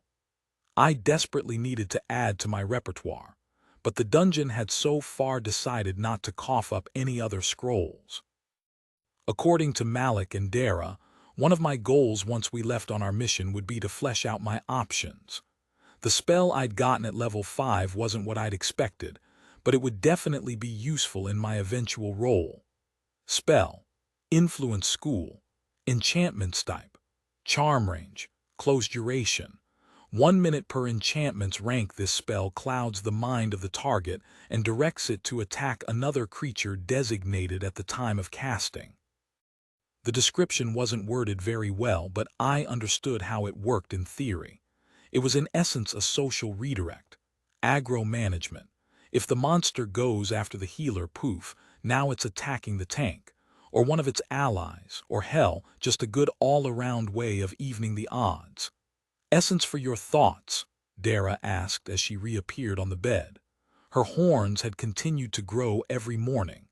They'd grown in a gentle curve out from her forehead to about 5 inches or so. She told me one morning that they were a sign of her power increasing, and at my panicked expression, she assured me that there was a maximum size. Her other changes were invisible to my eyes, and I started to suspect she was saving up for something big. I asked her about it, but she said she didn't want to ruin the surprise. Just going over all the upgrades. Can't believe I'm level 5 already, I said, and then flashed her my most charming smile. Any chance you want to spill the beans on what you've been working on? She stuck out her tongue and wrinkled her nose playfully. Not yet. I'm almost ready. Just one more bit of essence and you'll see. My intended answer was interrupted by the appearance of Malik and Krill. The dungeon lord looked like his normal surly self, but Krill seemed to be extra excited, which didn't bode well for me. The little imp was a bloodthirsty maniac and would like to see nothing more than my corpse at the bottom of a cliff. Malik wanted me gone. Krill wanted me for dinner. Malik turned to me with a solemn look. It's almost time, he said, and then looked to Dara. Have you told him yet? She shook her head. Not yet. I should have the essence I need after the next dungeon, so I was going to tell him then. He raised an eyebrow. I don't understand. From my calculations, you should have had enough after the last run unless. His eyes narrowed. What did you do? She looked at me and seemed almost apologetic as she answered. I may have put some of the essence into improving our shared senses. When she looked back at Malik, it was with a look of defiance. And we will need it. I need to be able to keep an eye out for any dangers out there, and I couldn't do that while stuck inside his head. I'd wondered why she'd felt closer in the last dungeon, and that explained it, as well as the other obvious benefits of a deeper connection I'd experienced the previous night. I reached out and rested a hand warmly on her shoulder. So that's why you were able to hear that spider thing that almost got me. Awesome. Malik harumphed. We discussed the most optimal use of the essence I could reasonably give you, and that was not it. I do admire your desire to look out for your pact mate, but your Lord Father has indicated that he has need of your services now. With a sigh, the dungeon lord waved a hand, and all of a sudden there was a kobold soldier standing in the center of the room. The confused look on its face fled the second it laid eyes on me. It snarled something in its native tongue, drew its sword, and attacked. I pushed Dara out of the way, and then hastily drew my saber just in time to parry its first attack. What the hell, Malik? I yelled as I backed away. The kobold kept coming, bashing away my lighter blade with the thick steel of his wicked-looking short sword. I half heard Malik's reply over the sound of steel on steel. Your pact mate needs essence for a critical skill. The kobold overextended itself, leaving the perfect opening for a counterattack. My sword swept in, but it was a feint, and instead of feeling my blade sinking into scaled flesh, I learned just how much it hurt to get bitten by a damned dragon man. I yelped and threw a left hook into the kobold's throat, crushing its windpipe with my old-life martial arts skills. While it was stunned, I picked up my sword from where I dropped it while being used as a chew toy and drove it into the gasping lizard's mouth. There was a bit of resistance, but not enough to stop the sharpened steel from saying hello to the inside of the creature's skull. It fell to the ground, dead. As I was saying, Malik continued, she needs the essence for a critical skill, and that, he gestured to the kobold's body, was the only source of enough essence I could pull from the dungeon that you would be able to kill. I reached down and looted the kobold, all the while staring daggers at Malik. A little warning would have been nice. I'm so telling my father about this, Dara added, earning an amused glance from the dungeon lord. He shook his head. Do whatever you wish, princess. He said the last with obvious mockery in his voice, and I could feel the anger rolling off her, so I quickly absorbed the essence as a bit of a distraction. Plus 300 essence, 150 transferred to Dara. Her eyes glazed for a second, and she shot me a look, sensing my motives. I was really hoping she wouldn't get mad at me for averting her wrath, but I didn't sense any anger towards me through the bond. Malik looked unconcerned by the whole affair. You have the essence now, yes, he asked, and when she nodded he continued. Good, you have until noon. And with a flash he was gone. A wry grin split my face as my imagination went wild with all the fun I suspected we were about to have, but the expression on Dara's face put the brakes on that train of thought. Whoa. What's the matter? She looked up at me and I could see the hint of tears in those beautiful dark eyes. Once we leave here, things will be different. I won't have a body, and if anyone finds out what you are, what we are. I took her in my arms and held her close. I'll be careful. I'm a traveling bard who can't remember his past. It's just weird enough to be true. And I'm sure that not everyone will be out to kill us. Just because someone's allied with Dawala is no reason to go all murder hobo on them.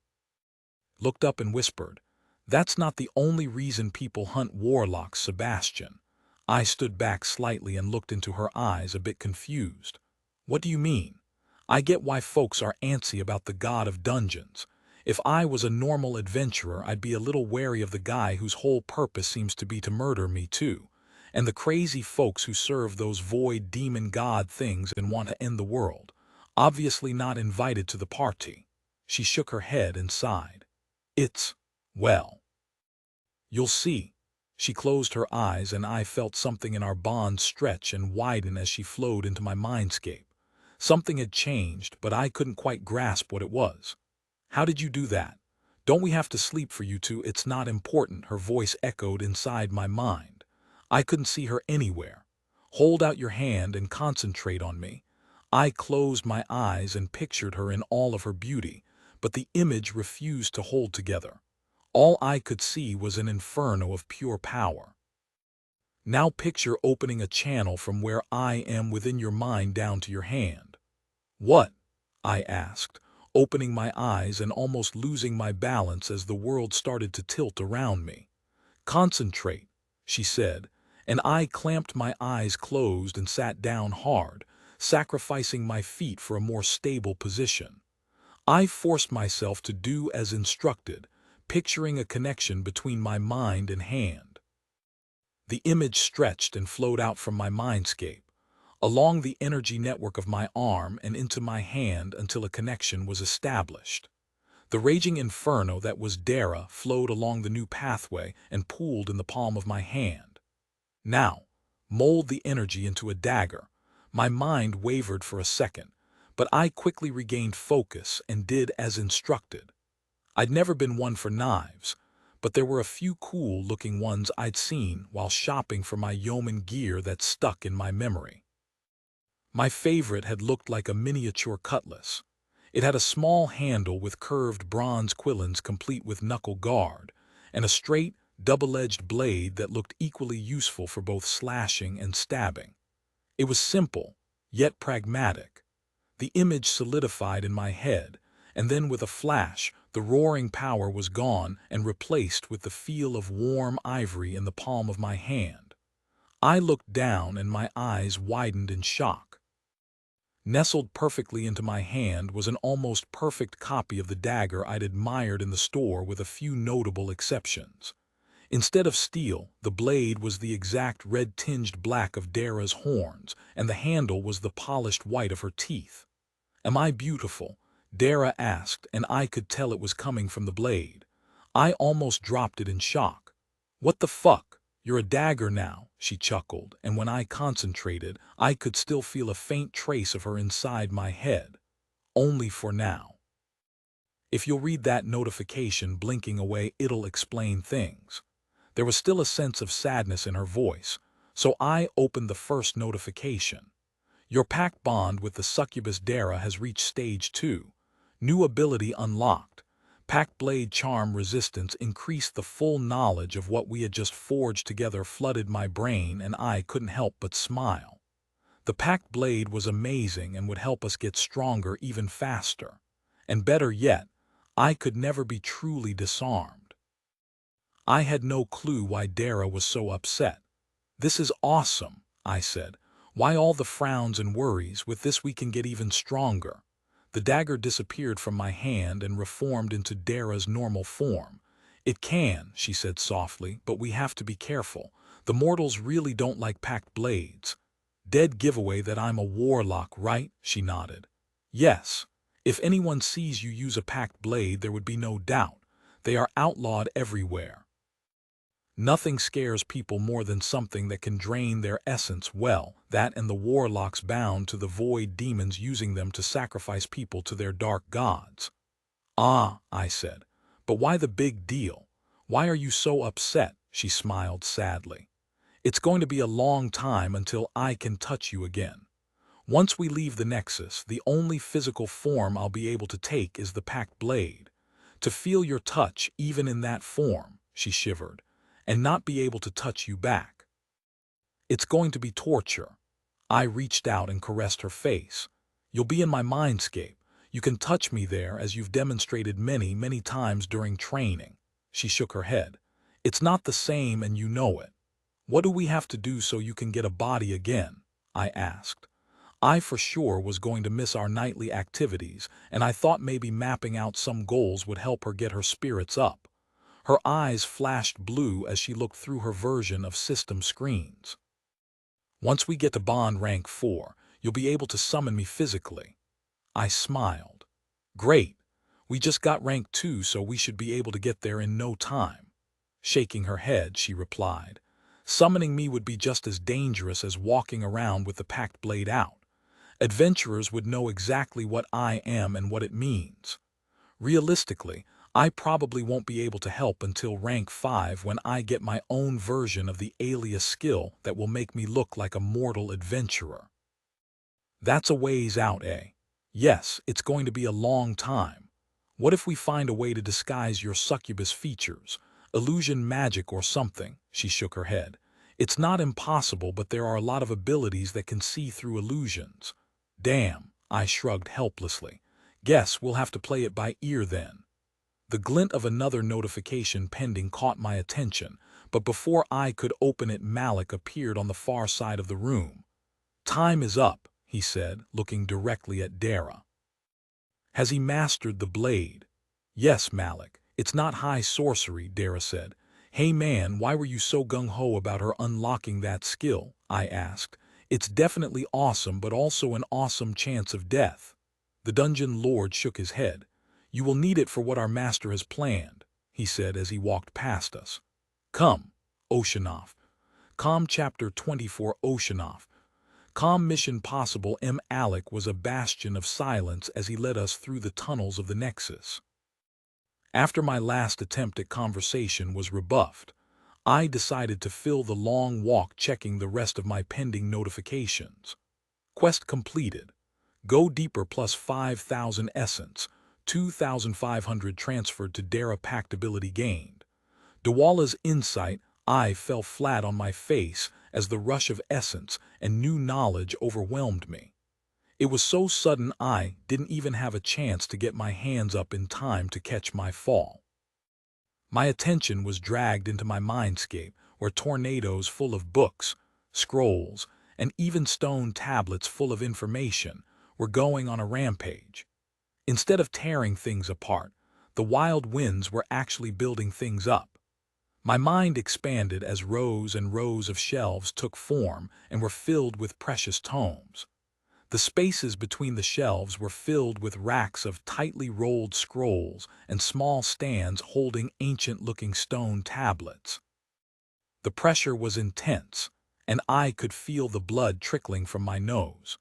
It might have been my brain melting from the pressure of everything being stuffed into it, or it might just have been the result of me face planting onto the hard stone floor. In the moment, I couldn't tell.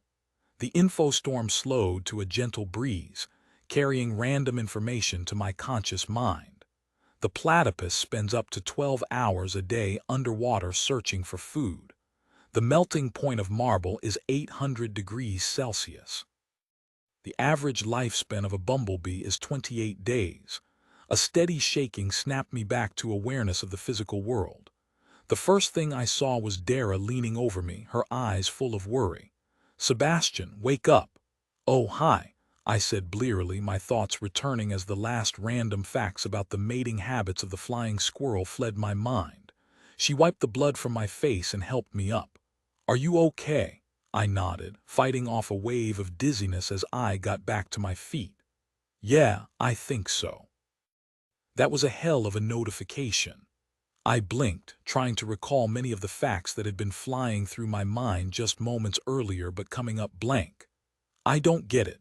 I've got a library inside my brain but no access. Malik raised an eyebrow.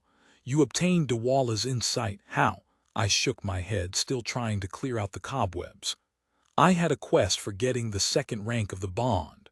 One of the rewards was a packed ability in Viola, Brain Library. He tapped his chin thoughtfully. Very interesting. It seems our master has much more in store for you than I originally thought. That ability will do you well, especially with your foreign upbringing. Dara's eyes were glazed over and she was muttering something under her breath that I couldn't quite make out. I touched her gently on the shoulder and she jumped. Sorry, I said. You looked a bit out of it, and after what I just went through, I wanted to make sure you were okay. She nodded and smiled. It's all right. I was just looking at that ability. I think it will help with your inspect skill and any other informational skills you might get. Malik chuckled. Ah, child, you have no idea. That skill is rarely granted and is akin to full encyclopedic knowledge of anything dungeon-related. When you are ensconced in young Sebastian's mind in the physical realm, you will be able to facilitate access to that knowledge. He paused and looked over at me. I doubt there will be anything created in a dungeon you will be unable to identify given enough time. Dara's eyes glazed over again and she nodded slowly. I can see the interface. I can't access it from here, but once I merge with you again, I should be able to look up anything. She grabbed my hands and looked up into my eyes, her excitement palatable. I was worried I'd be stuck in there useless. Now I'll have something important to do. She hopped up and gave me a quick kiss before pulling back and smiling once again. I fell into her eyes and wanted nothing more than to take her right then and there, but Malik's faux cough shattered the moment. Children, he said, we have work to do. Complete the tasks Lord Dawala assigns, and I am sure you will have ample time for your play. Dara pressed against me under one arm, and I felt her tail wrap around my waist possessively. What are these mysterious tasks, Malik? You haven't told us anything yet, and the whole secret plan thing is getting old quick. I squeezed her gently and nodded along. Yeah, man, spill the beans. The big DS got me on retainer for the next 5 years, and I'm all in here, so just spit it out there. What do we need to do? His eyes narrowed as he spoke. If I could tell you, I would.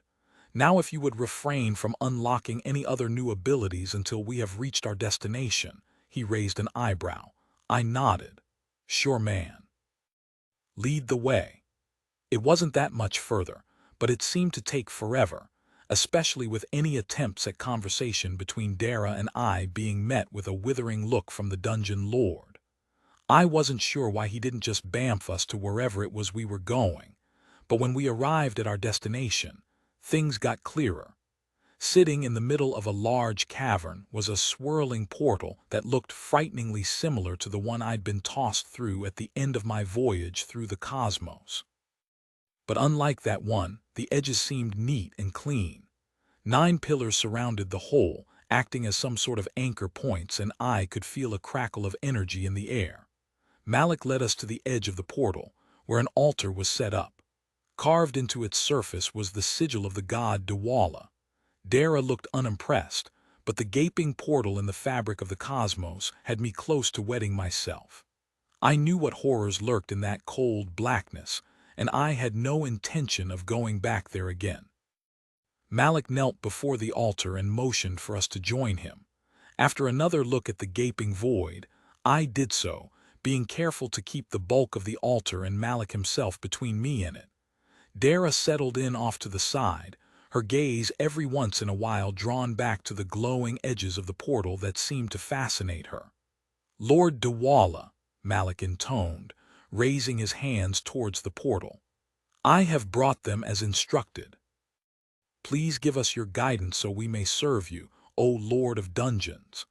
Energy crackled in the air around as a voice filled the entire chamber. I could feel every nerve vibrating with the power of the being on the other side and was surprised my brain didn't explode right then and there. You have done well, Malik, it said. My daughter is quite pleased with her bondmate. Dara's hand on my shoulder alleviated some of the pressure holding me down, and I smiled as she spoke. He is a good soul, father. Together we will do great things. A chuckle reverberated through the area, and I could see that even Malik was not immune to the sheer intensity of the god's power. Good, Dawala said, and I felt the god's focus directed at me. You are ready to begin your service then? I nodded, unable to form the words. I still felt a little sore that I'd pretty much been conned into the whole thing, but even so I wasn't willing to give up Dara for anything. A wave of satisfaction washed over me, along with gratitude. We have lost contact with the dungeon lord of the Whispering Depths. I cannot feel its core any longer, yet my contacts on the surface report that it is still functioning. Go there, discover what is happening, and re-establish its link to the Nexus. With a soft pop, the portal imploded, and the overwhelming presence left the room. Quest received. Whispering Depths travel to the Teluvrian forest and gain entrance into the Whispering Depths dungeon. Discover what is happening within and re-establish the connection between its core and the Nexus criteria. Equals enter the Whispering Depths dungeon. Equals discover why Dawala can no longer sense the core. Equals reconnect the core with the Nexus. Reward equals 5000 essence equals additional rewards consummate with mission difficulty and completion. Malik bowed his head and made a strange gesture over the altar before standing. Krill, he yelled. An instant later the imp appeared in a puff of smoke. Yes, master, Malik gestured towards us. Go to my personal chamber and retrieve the bag that I prepared for Sebastian's departure and bring it back here immediately. Yes, master, the imp replied and disappeared. Malik turned back to me with a measuring look. Malik would like to share a portion of his map with you, except, YN, I gladly accepted and then opened it up to see exactly where I was going. The Whispering Depths was only a day's travel, located at the edge of a small mountain range almost on top of a town called Darkforge. Darkforge? I asked. Yes, an Earthkin trading settlement. It has a well-established adventurers guild, so you should have no trouble finding companions to aid in your exploration of the dungeon. Will I be able to join a guild party if I'm not in the guild?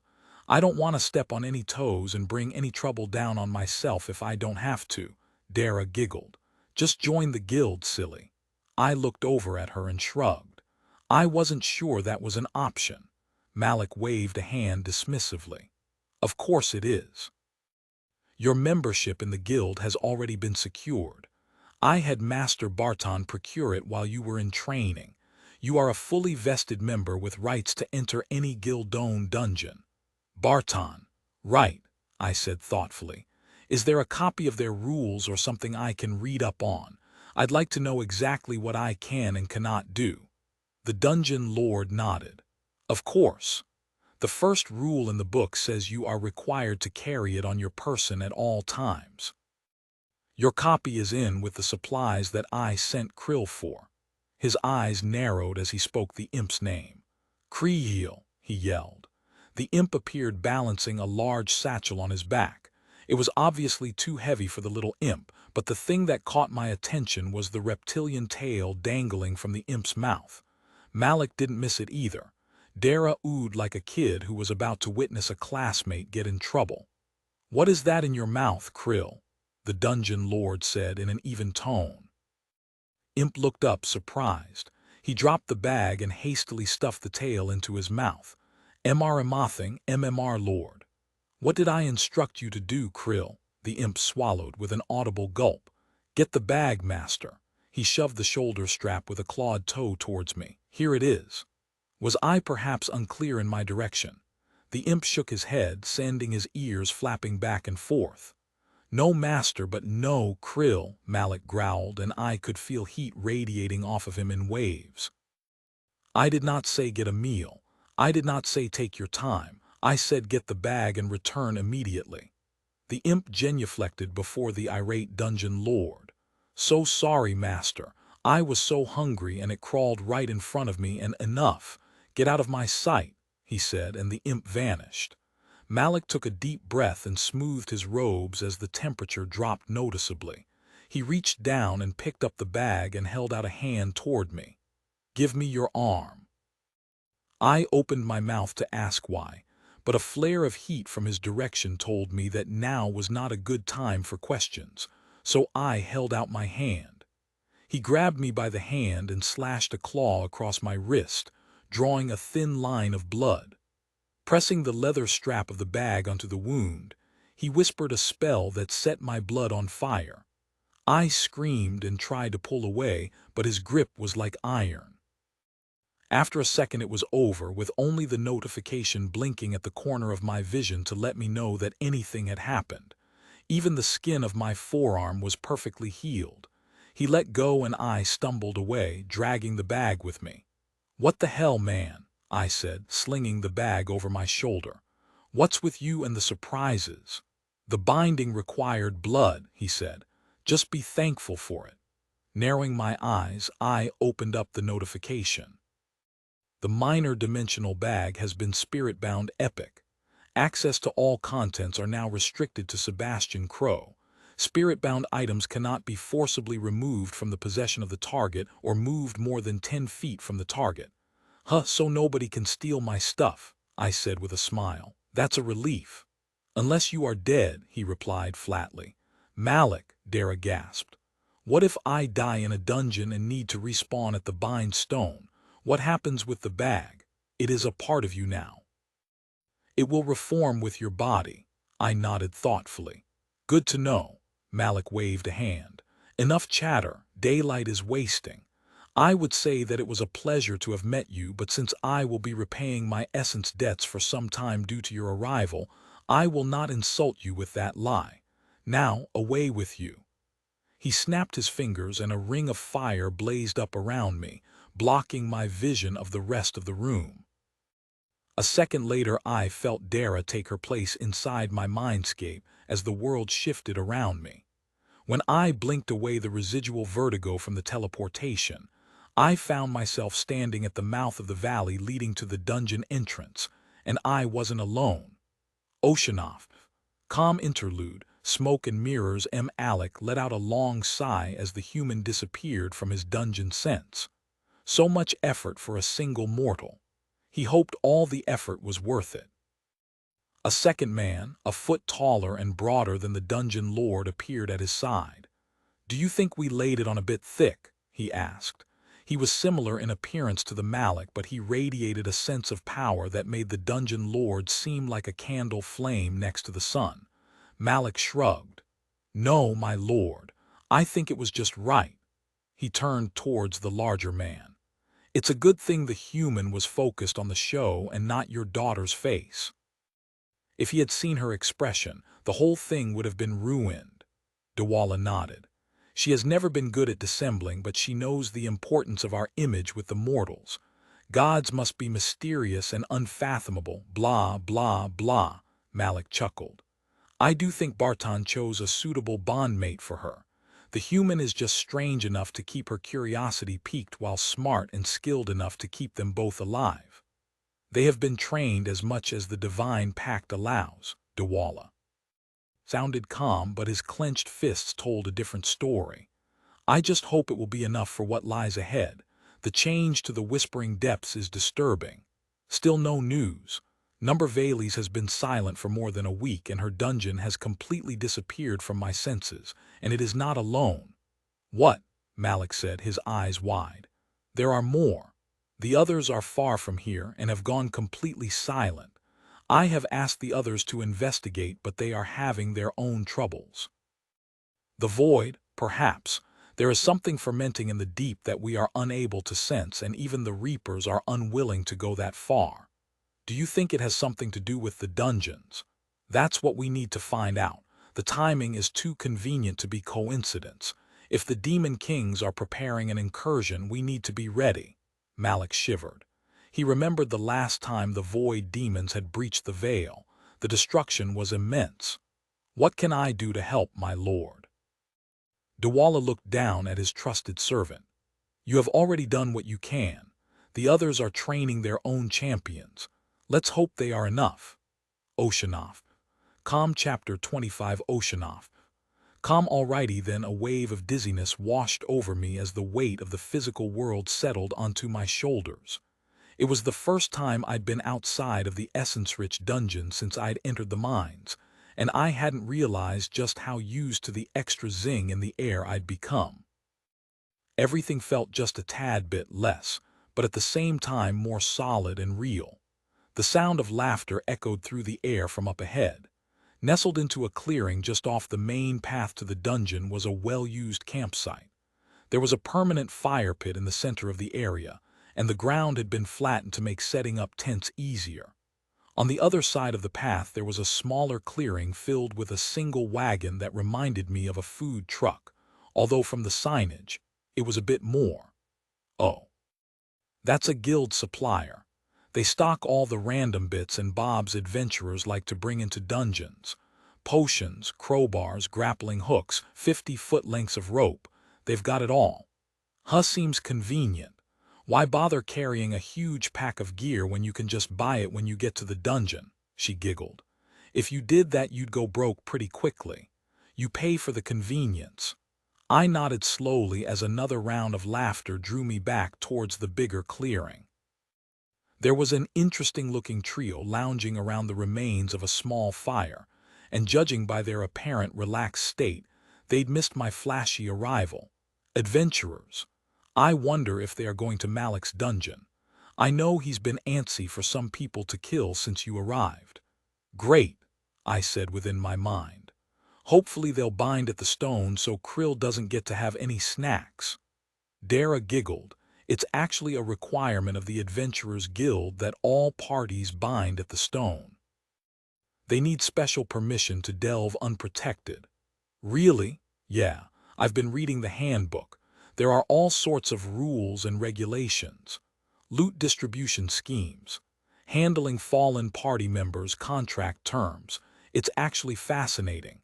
In that moment I couldn't help but imagine her as the fantasy version of a librarian, complete with dark-framed glasses and accidentally unbuttoned blouse. Her customary silken dress flickered in my mindscape and was replaced with the very outfit I was thinking of. She jumped in surprise. "What is this?" she asked as she turned in a circle, admiring the very short plaid skirt and thigh-high stockings. "Some sort of dress from your world." I gulped and shook my head to clear the image, but nothing changed. Yeah. She whirled around again. "I like it, thank you," she said with a wicked grin. It was going to be very hard to concentrate with the naughty librarian literally dancing around inside my head, but I did my best to turn my focus back to the outside world. After a readjustment of my pants, I was in a much better place than I had been when I'd first arrived on this world. I had a nice set of quality leather armor, a dungeon-crafted saber, and an array of magical jewelry and doohickeys that I'd picked up along the way. A quick glance inside the dimensional bag showed Malik hadn't skimped when putting together my goodbye gift. There was at least 1,000 essence in mixed denominations, as well as a full set of camping gear, and any other tools a dungeoneer might require. And food. So much food. There was even a set of mining picks. I was frankly shocked by the amount of stuff that fit into the bag and gave thanks to Dawala for obviously impressing on the dungeon lord a sense of generosity. Without a second thought I transferred everything but a few essence and some potions from my belt pouches to the secure bag, and slung it and my guitar case on my back. "Here goes," I said and walked down the path, making sure my saber was in easy reach and the gestures for days at the top of my mind. One of the adventurers, an elf if I wasn't mistaken, spotted me first and alerted the other two, who quickly scrambled to their feet. Their weapons stayed sheathed, but I could tell by their stances that they were ready to draw in an instant. The elf was an archer of some sort, which seemed to fit the fantasy stereotype, but his hand didn't stray far from the short sword hanging from his belt. His long black hair was held back by a leather headband, and his eyes reminded me of a bird of prey. The second of the trio was a monster of a man. He had to be at least 7 feet tall and was built like a literal tank. I wouldn't have been surprised to see him on a pro wrestling show making some of their superstars look small. He was clad in an oversized chainmail shirt with a metal breastplate and pauldrons. Japanese-style tassets hung from a wide leather belt wrapped around his stomach, and a massive two-handed sword rested nearby. The third looked like he might get blown away by a stiff breeze, especially with the robes he was wearing. Dude had long, billowy white robes with an equally oversized cloak that I thought for sure could double as a parachute. A small dagger hung on his belt, but by the way his hands were twitching I was pretty sure that any attacks from him would be more magical in nature than steel. A glimmer on his chest drew my eye to an amulet bearing a symbol I recognized from my time at Thera's church. I could feel Dara peering out through my eyes as I raised a hand in greeting. "Who goes?" Gigantor asked. "Hey guys," I said with my most winning smile. "Just heading back to Tully Falls. Wanted to get a look at the dungeon before checking in with the guild." I let my guitar case slide into view. "Any chance you folks know of a good inn?" The priest nudged Gigantor. "He's a bard. Look at the case." "You a bard?" the warrior asked, earning a patient look from the elf who was fidgeting with his short sword. I performed a flourishing bow, playing it up. "Sebastian Crow, at your service." Gigantor's brow furrowed in thought, but it was the priest who spoke. "Not wise to try a dungeon on your own, Master Crow," I laughed. "Oh no, I wasn't actually going to attempt the dungeon. I just wanted to get a look at the area and learn a bit about its history and flavor. I like to prepare some dungeon-appropriate music for the actual delve." The elf blinked slowly. "You could have found all that information at the guild." "He's right, you know. The guild has all of that stuff on file. For a price." I shrugged. But then I'd have to pay for it and chance someone keeping the choice tidbits to themselves." I gestured towards them. "Are you going there now, ready to rid the world of some kobolds?" The big man's mouth widened in a smile. "Always." The priest's eyes flashed blue, the telltale sign of some sort of system interaction, but he seemed to be satisfied with whatever the result was. "We're heading in now." The road back to town was pretty quiet. Only a few miners on the way home. "If you need a good inn, the Hollow Leg is our favorite," the big man huffed. "Their ale could use a bit more kick, but you're tiny enough it might be okay." He wrapped an arm around the priest and shook him. "Even Felix here can drink 2 or 3 before he gives up." The priest forced a tolerant smile. "Yes, well, not all of us spent our formative years among the Earthkin and their insane drinks." The elf muttered something under his breath that I didn't quite make out, but the big man started laughing hysterically. The priest pulled away and glared at the elf. "So much for don't anger the healer," he grumbled. I chuckled at the exchange. "Well, gentlemen, I need to get back to town and get some food in my belly. Maybe pay Shepherd Albin a visit and see how everything is going at the temple." The priest went still, and the elf whirled to face me. "You know the shepherd?" he asked in a cold voice.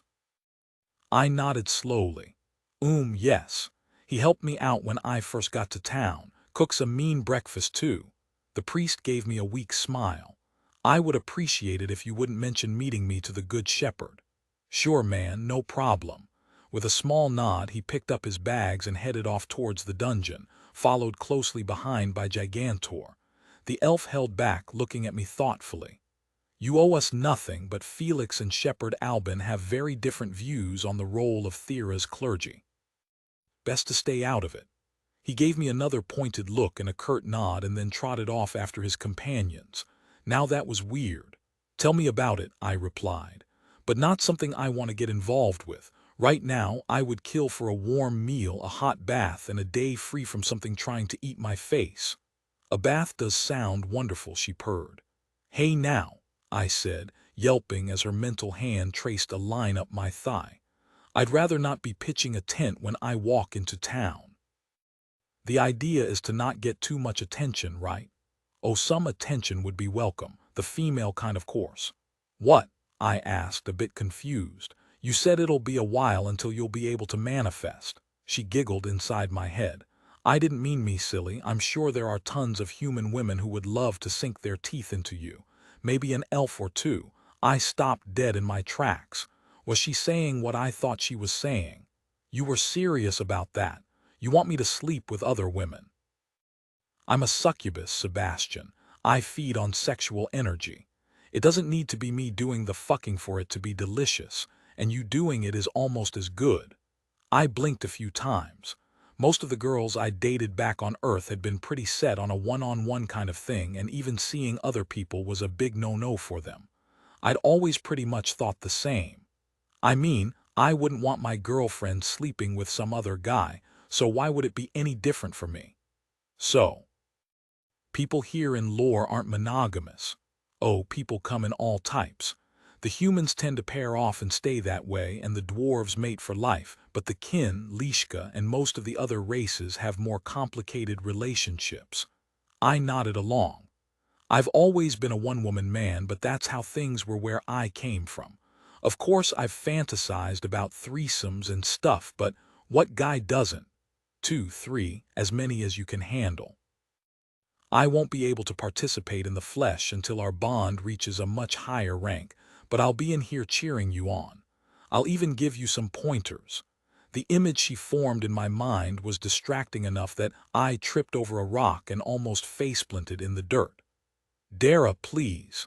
None of that will be possible if I trip and break my neck on the way to town. She giggled.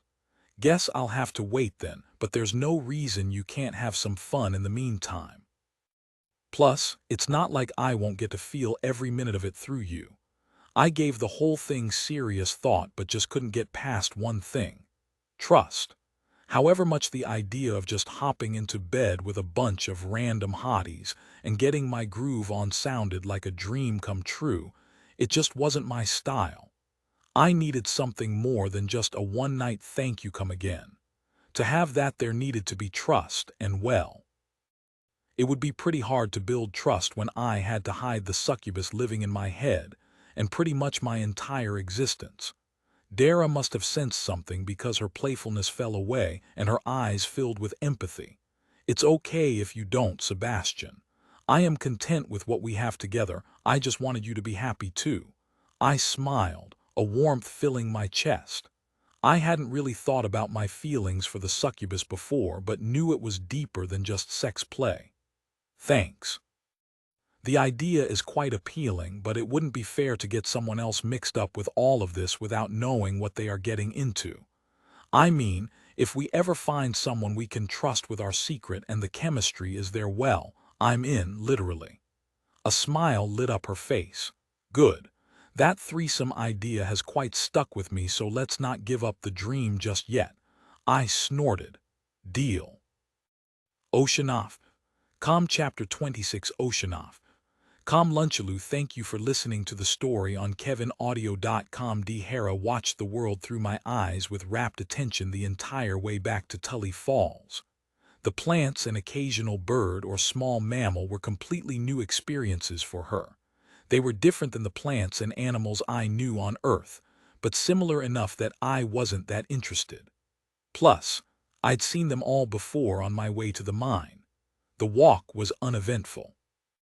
Everything was much as I remembered it when I walked through the gates. The city guard didn't even glance at my sword or leather armor.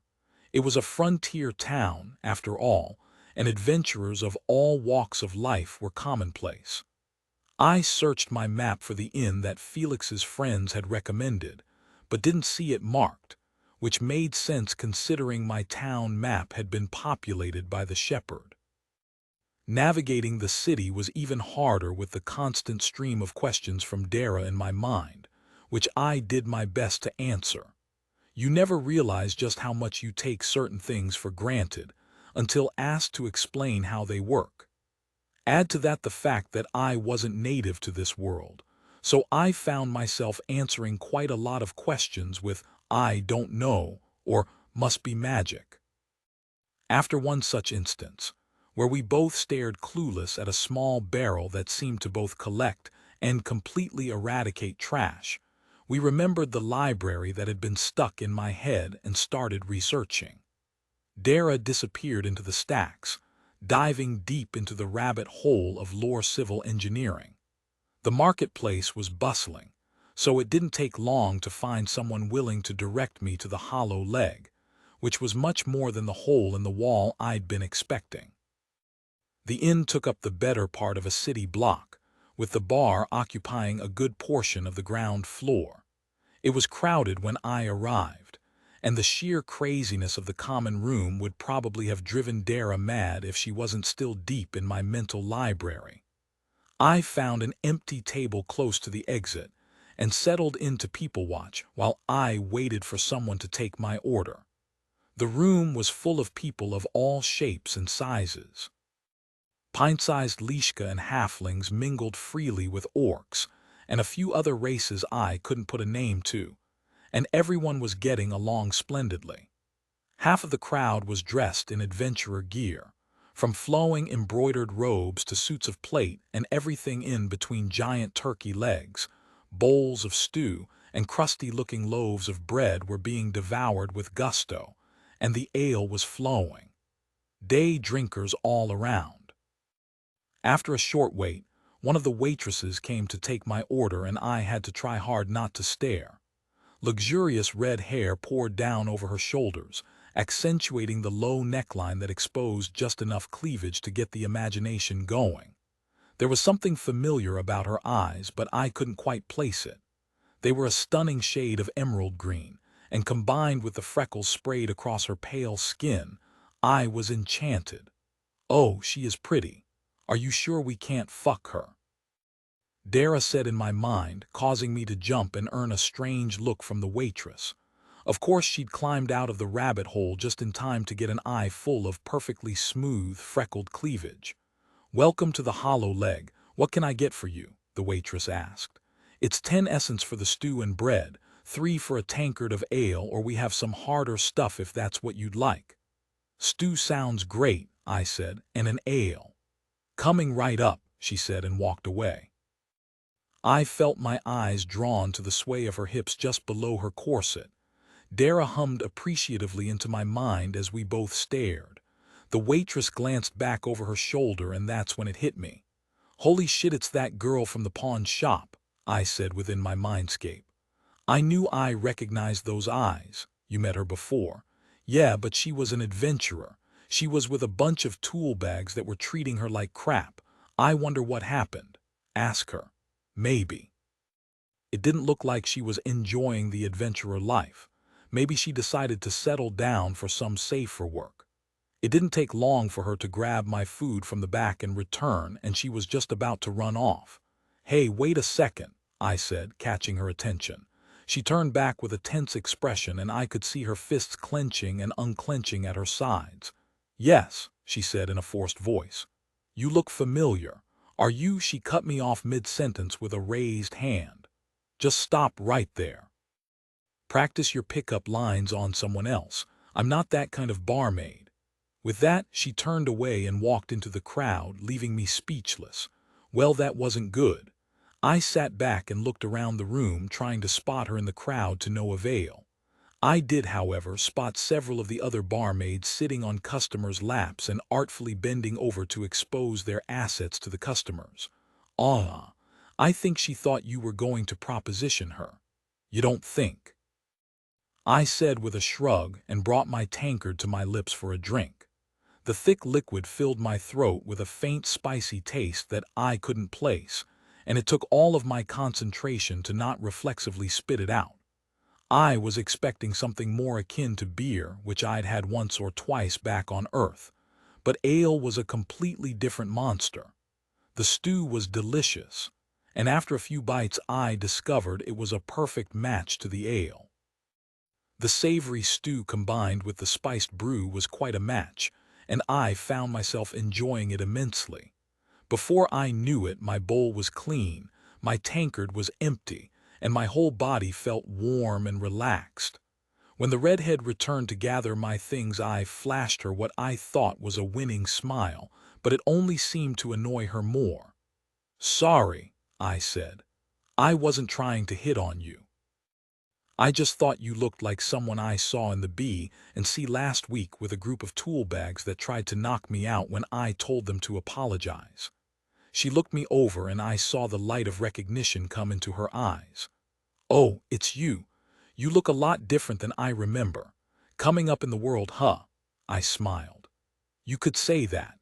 Ran into a bit of bad luck in the mines, but in the end the scales swung back the other way and now I'm doing pretty good for myself." I gestured to her outfit. "What happened to the armor and stuff? Decided to give up adventuring?" Her lips fell into a frown. "Not by choice. I was just about to finish my contract with Fellner and get my full guild status when he decided we should try for a harder dungeon. Without a full healer too. I tried to warn him it was a bad idea, and the basic healing spell I have wasn't enough for anything harder, but he refused to listen." I grunted in agreement. "He didn't seem like the smartest guy," she sighed. "He wasn't always an ass. When I first signed up, he was a complete gentleman. Guess things turned sour once he realized I wasn't going to fall into his bed at night." "So, what happened then? It looked like you guys had scored a bunch of loot."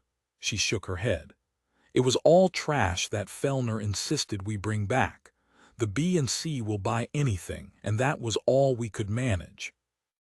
Idiot still blames me for the failure even though it was his stupid plan to try that dungeon at all." I nodded in sympathy. "So did you get your full membership?" She smiled and a bit of light came back to her eyes. "Yeah, my share plus what I'd already saved was enough to buy out the contract, and even though he tried to weasel his way out of paying me, the guild made sure I got what was owed. It's nothing if not fair. Problem was it was either finish the contract or replace all my trashed gear." "And thus the day job. And thus the day job," she repeated. "I've saved up enough to get my basic kit together, but I don't want to stay in this town for long. Fellner and his cronies use this as their base of operations, and if I never have to see his idiot face again, it would be a good thing. Damn, they must pay well if you can kit yourself out that fast," she smirked. "I'm a hard worker, and I'm pretty good at cards too. Ooh, you should ask her to come with us." I smiled. "Well, I'm heading down to Darkforge as soon as I get things settled here and would welcome some company who knows what they're doing." Remembering my cover story for being a clueless noob, I frowned and continued. "I'm still trying to piece my memory back together." Her eyes went wide. "What?" "I woke up in an alley here in Tully Falls with no memory of the world, or the system even. I've slowly been learning, and information comes to me here and there like filling in holes. From what I was told, it's usually a sign that something traumatic happened to your soul, and it may never heal." I shrugged. "I'm learning as I go, and so far it seems the gods have smiled on me." She looked at me with a thoughtful expression. "There are usually caravans offering passage to Darkforge every few days, and that's just as good a destination as any. I'll consider joining you as long as you promise not to try any funny business on the road. I had enough of Fellner's type to last a lifetime." I chuckled. "I think I can handle that," Audera said with a pout. I turned my attention inwards, directing my words to Dara alone. "I told you the deal. Maybe one day we'll be able to trust her with our secrets, at which point I would like nothing more than to see if it's true what they say about redheads in the bedroom, but until then it's only friends." "Fine. But don't be surprised if your dreams are a little crowded for a while." Coughing to cover up my reaction, I held out my hand. Sebastian Crow barred. She took my hand in hers and nodded in greeting. "Nice to officially meet you, Sebastian. Lyra Cooper, Lightblade." I had no idea what a Lightblade was, but if she could heal and fight, then I wouldn't have any complaints. A call from a nearby table caught her attention, and with an apologetic smile she left to continue her work. "Next caravan's probably not for a few days. Come back for dinner tomorrow and I'll let you know my decision." She turned away at another call and belted out, "Patience. I'm coming." With a quiet chuckle, I shoved the last of my bread into my face and put my empty tankard upside down on the table the way I'd seen some others do, tucking the essence gems to pay for the meal under the cup with an extra blue for a tip.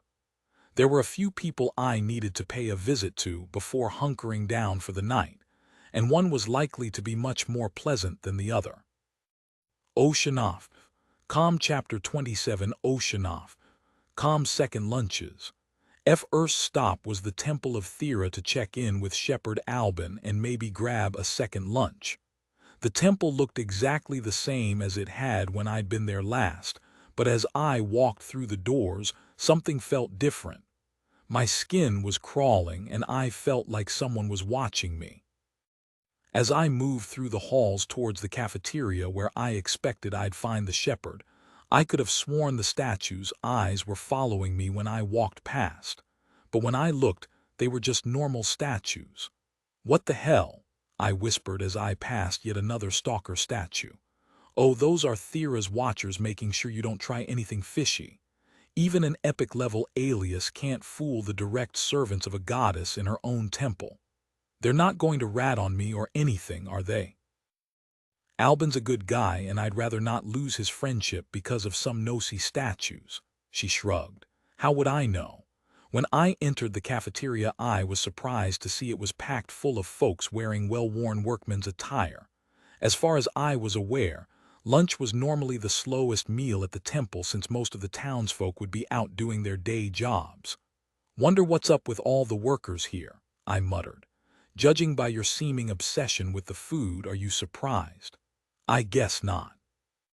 I spotted the shepherd and his wife both behind the serving tables, consolidating the rest of the meal into some sort of fantasy Tupperware, and headed over to get in line. Nell was distracted by her task when I stepped up. "We don't have much, but what we have—" "Oh, it's you," she said as she looked up and saw me standing there. "Sebastian Crow, as I live and breathe." Albin's head picked right up. "What?" His eyes went wide and he stepped forward, nearly upending the table. "I thought you dead, son." "Where have you been?" He looked me over. "And where did you get—" He stopped and wildly gestured in my direction. "All of that," I chuckled. "It's a long story, Shepherd. I'm going to be leaving town in a day or so, but figured I would stop in and thank you for all of the help you gave me. Do you guys have a donation box or something?" "A what?" he said, confused. "We accept donations, of course, but a box." I reached into my pouch and pulled out a pair of blue gems and put them on the table. "It's not much, but at least it should help out." I mimicked his wild pointing at the entire place. "All of this." Nell chuckled and looked down at the gems. A warm smile crossed her features. Her expression reminded me of my mom, and for a second I felt a small crack inside my mind, but the feeling quickly retreated along with the memory. "What was that?"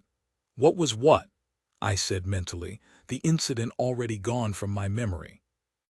Dara looked confused but didn't pursue that line of questioning, opting instead to study the Thurin pair through my eyes. Nell reached out and patted me on the shoulder. "Thank you, Sebastian. This will definitely help. We can only hope the mines recover soon so the guildfolk can get back to work." She gestured towards the filled tables. "Poor souls, their livelihood up and disappeared in a day." "A shame, really," Albin added. "What happened?" I asked. "They're all miners," Albin nodded. "Yes. A few days ago the veins in the mines just dried up. No opal to be found." Sebastian. That shouldn't be a problem anymore." I looked out with sympathy over the crowd of miners and directed my words inwards. "What? You know something?" She nodded and pulled out a map of the area, laying it on a newly formed table. A drawing of the Greenstone Hill dungeon and surrounding mines appeared in black and white with a spider web of colored lines extending out from the dungeon.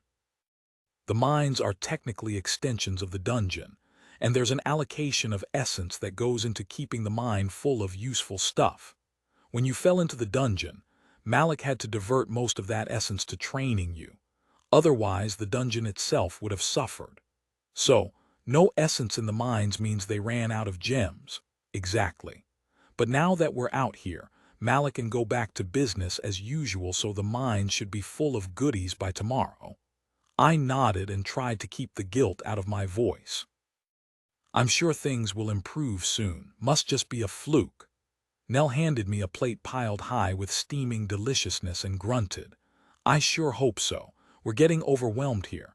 Are you sure you can't stay for a few days and help out? I almost agreed out of guilt, but the mental look Dara gave me killed that idea before it could fully form. We had our own issues to deal with first.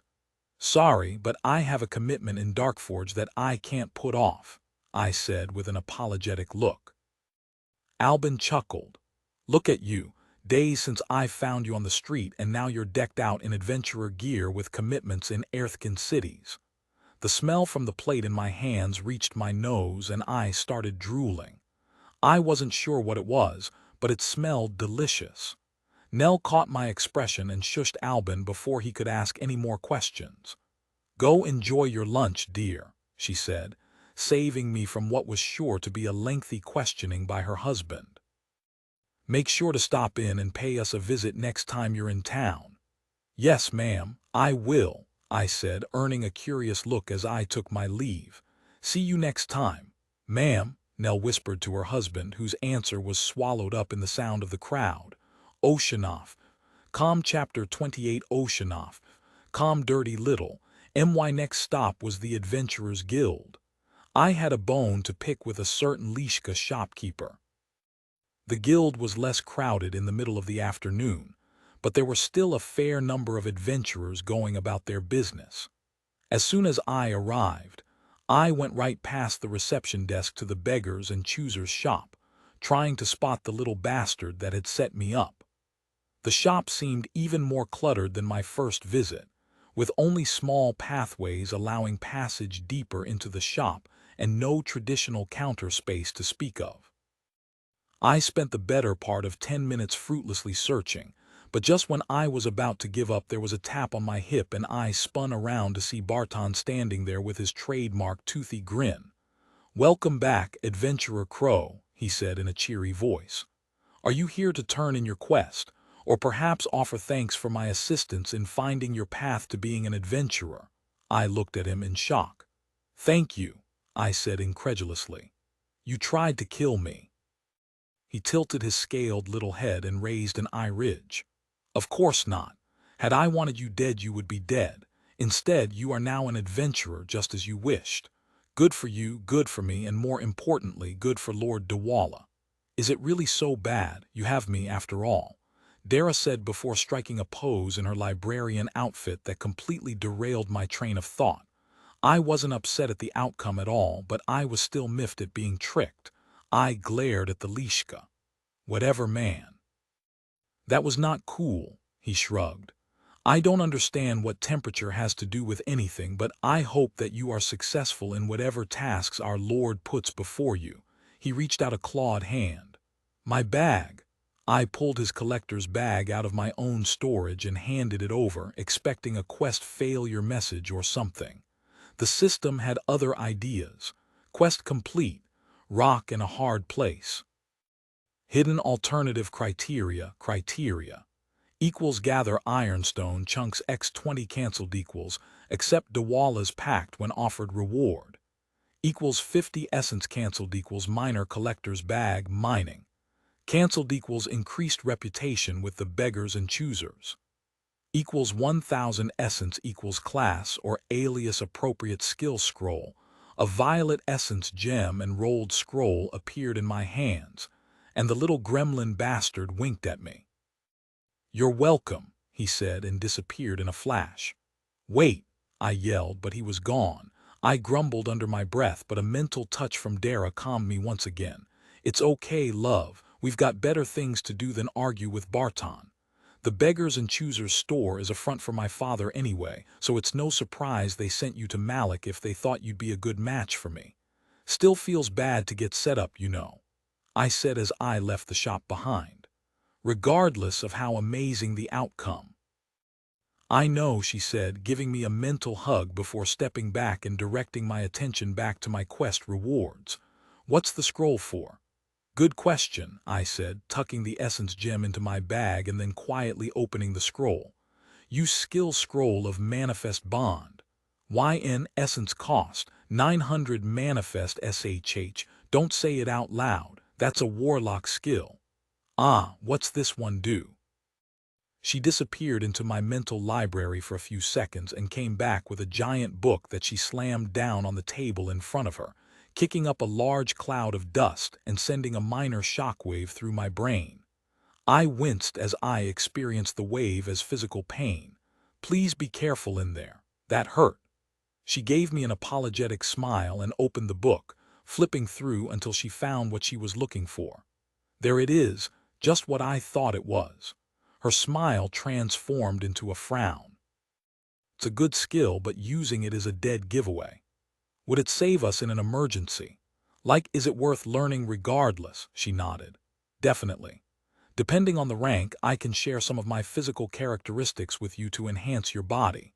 Tough skin, fire immunity, captivating smile, I added, earning a wicked grin from the succubus.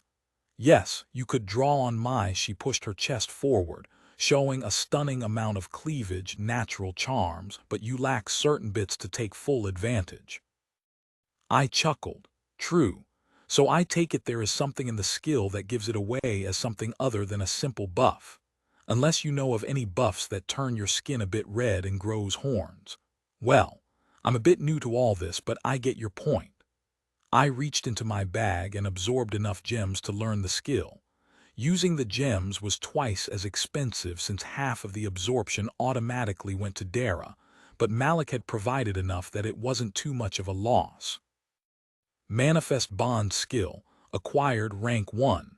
This skill allows the warlock to draw upon the powers of their bondmate. Use of this power produces a physical change in the warlock, causing them to demonstrate physical characteristics of their bondmate. The extent and power of the transformation are relative to the bond stage and rank in this ability. The knowledge of how to activate the ability, how to choose what aspects to draw on, and the costs and benefits associated with each rushed through my mind. I chuckled a bit when I found that I could, indeed, borrow my lovely lady's charisma if necessary, if I wanted to sprout a small pair of fangs, too. Nice. My bag was full of pretty much anything I might need in terms of supplies, but I decided to roam around the guild shops and see if there was anything else that struck my fancy. I had a few trinkets I'd collected during the training dungeons that I had no use for, so I might as well use my new guild membership to get a fair price for them. I still felt slightly guilty about the impact of my training on the economy of the town. Had I known the effect my training was having on the mines, I would have dropped them in the dungeon so the cleanup bots could reabsorb them. But it was too late for that now, so I might as well see if I could find something more useful. It turned out I could, and make a profit at the same time. While the pair of rings that granted a small decrease in armor weight weren't even worth the space on my fingers to me, they were highly sought after by people who spent their lives as walking armories. The proprietor of the shop didn't even have time to put them in the display case before a trio of adventurers got into a bidding war for them that almost resulted in an all-out brawl. I left the shop richer to the tune of a few hundred essence, a necklace that would allow me to see in the dark, and a pair of shielding rings. That, and having learned a valuable lesson, always find out the true market value of items you intend to sell before agreeing to a price. Couldn't fault the shopkeeper, though. Business is business, after all. My other goal was to find a lute, or some other local instrument both smaller than, and more period-appropriate than my 6-string guitar that would already mark me as an outsider. Unfortunately, instruments were insanely expensive. Even the simplest of were worth thousands of essence that I couldn't afford, and that was after the guild discount. I was going to have to be damned careful with my guitar. The shopping adventure took up the rest of the day, and before I knew it, my stomach was asserting its dominance. Not wanting to impose on the temple any further, I decided to give the hollow leg an opportunity to outdo their lunch menu with their dinner fare. I wonder if they have wings here. Chapter 29 Oceanoff. Calm Guitar Hero T. He hollow leg was packed, and I was pretty sure that a significant portion of the town's population had squeezed itself into the tavern for their nightly meal. And it wasn't just adventurers either. I spotted people from all walks of life. Workers, shopkeepers, craftsmen, and everyone was drinking. I could barely make out the sound of some kind of stringed instrument coming from a small stage near the bar, but the dull rumblings of hundreds of conversations drowned out any hopes of following along. There was a hostess posted at the entryway, directing people towards whatever they were seeking, but I noticed a fair number of people just lounging around near the entrance as if waiting for something. She was an attractive woman of middle years with brown eyes and short cropped brown hair. Her dress was much more modest than the serving girls had been, and she exuded an air of authority that said quite plainly that fucking with her was a bad idea. "Welcome to the Hollow Leg, adventurer. How can I help you?" she said with a warm smile. "I'd like to get some dinner and a room, please. If it's not too much trouble," I said, looking past the podium to where a dwarven patron was having a field day tearing the meat from a massive rib of some sort with his teeth. She nodded and flipped through a ledger on the podium in front of her. "I've got a few rooms available still. Kind of a rags or riches situation, though." "How so?" "Well, your choices are either the deluxe suite, whose name should tell you all you need to know about the price, or the poor man's closet, that'll run you 25 essence for the night. We can always put you on a list, and if anything becomes available, the cheaper room will do fine," I interjected. While the prospect of living it up on Malik's dime was appealing, I had no clue how long I'd be able to stretch my current funds, so cheap was the wiser course of action. The hostess looked a bit surprised by my answer but shrugged and took out a small pen. "Not used to adventurers willing to stay in our basic rooms. Your name?" "Sebastian Crow, and as long as there's a bed and some privacy it'll do nicely. It's been a tough week." I shrugged and readjusted my pack to take some of the strain from my shoulders. "What about dinner? How long's the wait?" She looked up from where she was writing and forced a smile.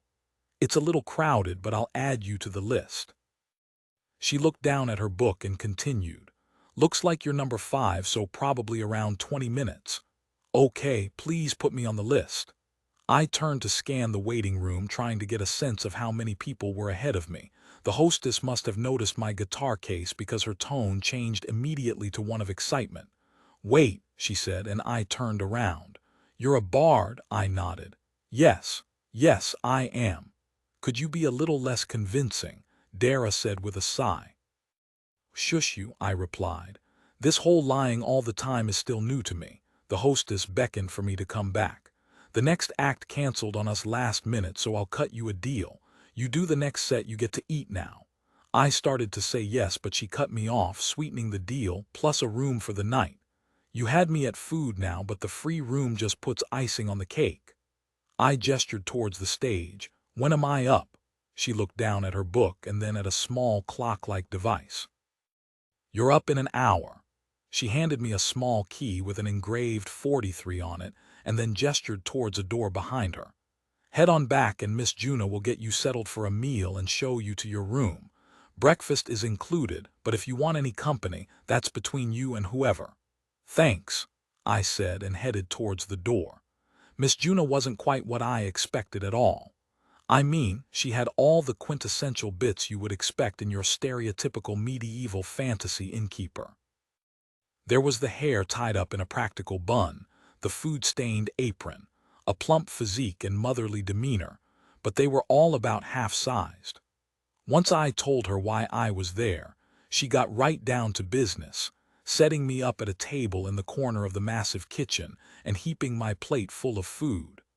There must have been 20 or more people working the kitchen, and Miss Juna kept everything running like a well-oiled machine. She could have given any restaurant owner on earth a run for their money. Even Gordon Ramsay would have been impressed. The food, once again, was delicious, and the accompanying ale was as well. The meal reminded me of a Texas barbecue place that I used to go to near my house that went out of business.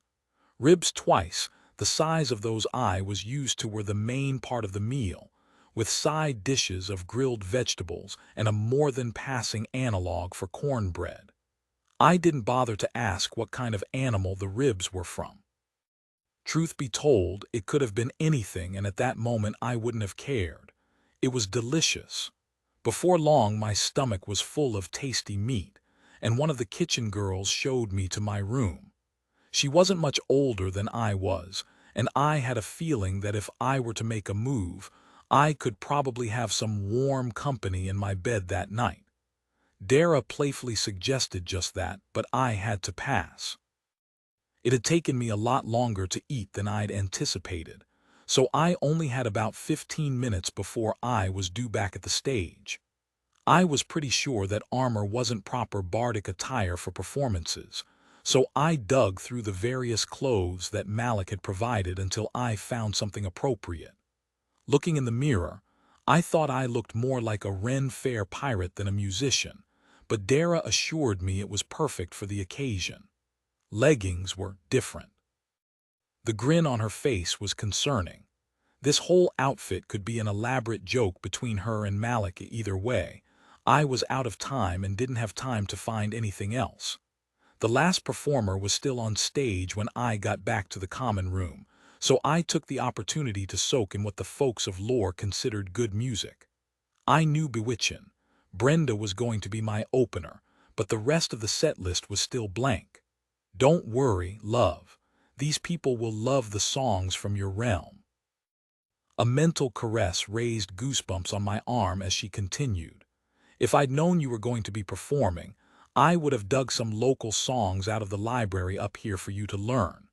They weren't written for your guitar appeared in her hands and she held it up, whatever this is called, but I'm sure between the two of us we can figure out how to make it work. Thanks, beautiful, I said, watching the stage as the performance ended. The musician was the first true Earthkin I'd seen. It was hard not to stare at his, or at least I thought it was a guy, strange features. Instead of hair, he had short spars of crystal growing out of his scalp and chin, and I spotted some additional spars on each of his 3 knuckles. The effect was pretty badass looking, especially considering the dude's fists were twice the size of my own. A punch from those mitts would probably be like getting hit with a boulder. He was playing an instrument that reminded me of a cross between a didgeridoo and a saxophone, which created a stunning blend of deep tones and vibrations that you could feel in your bones. The patrons seemed pretty indifferent to the performance, but as he completed his final number, I joined them in a round of applause. I could still feel the deep thrum of the song lingering in the air, and I wondered if I had the lung capacity to learn that instrument. He took a bow, and I could feel a shift in the air as he drank in the ambient essence generated by his performance. I couldn't read his facial expression, so I didn't know if it was a good or bad haul, but I didn't have a chance to ask before I was ushered onto the stage. Unlike the simulation, the crowd barely paid attention to me.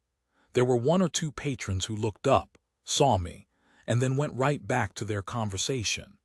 Guest musicians were a dime a dozen in these parts.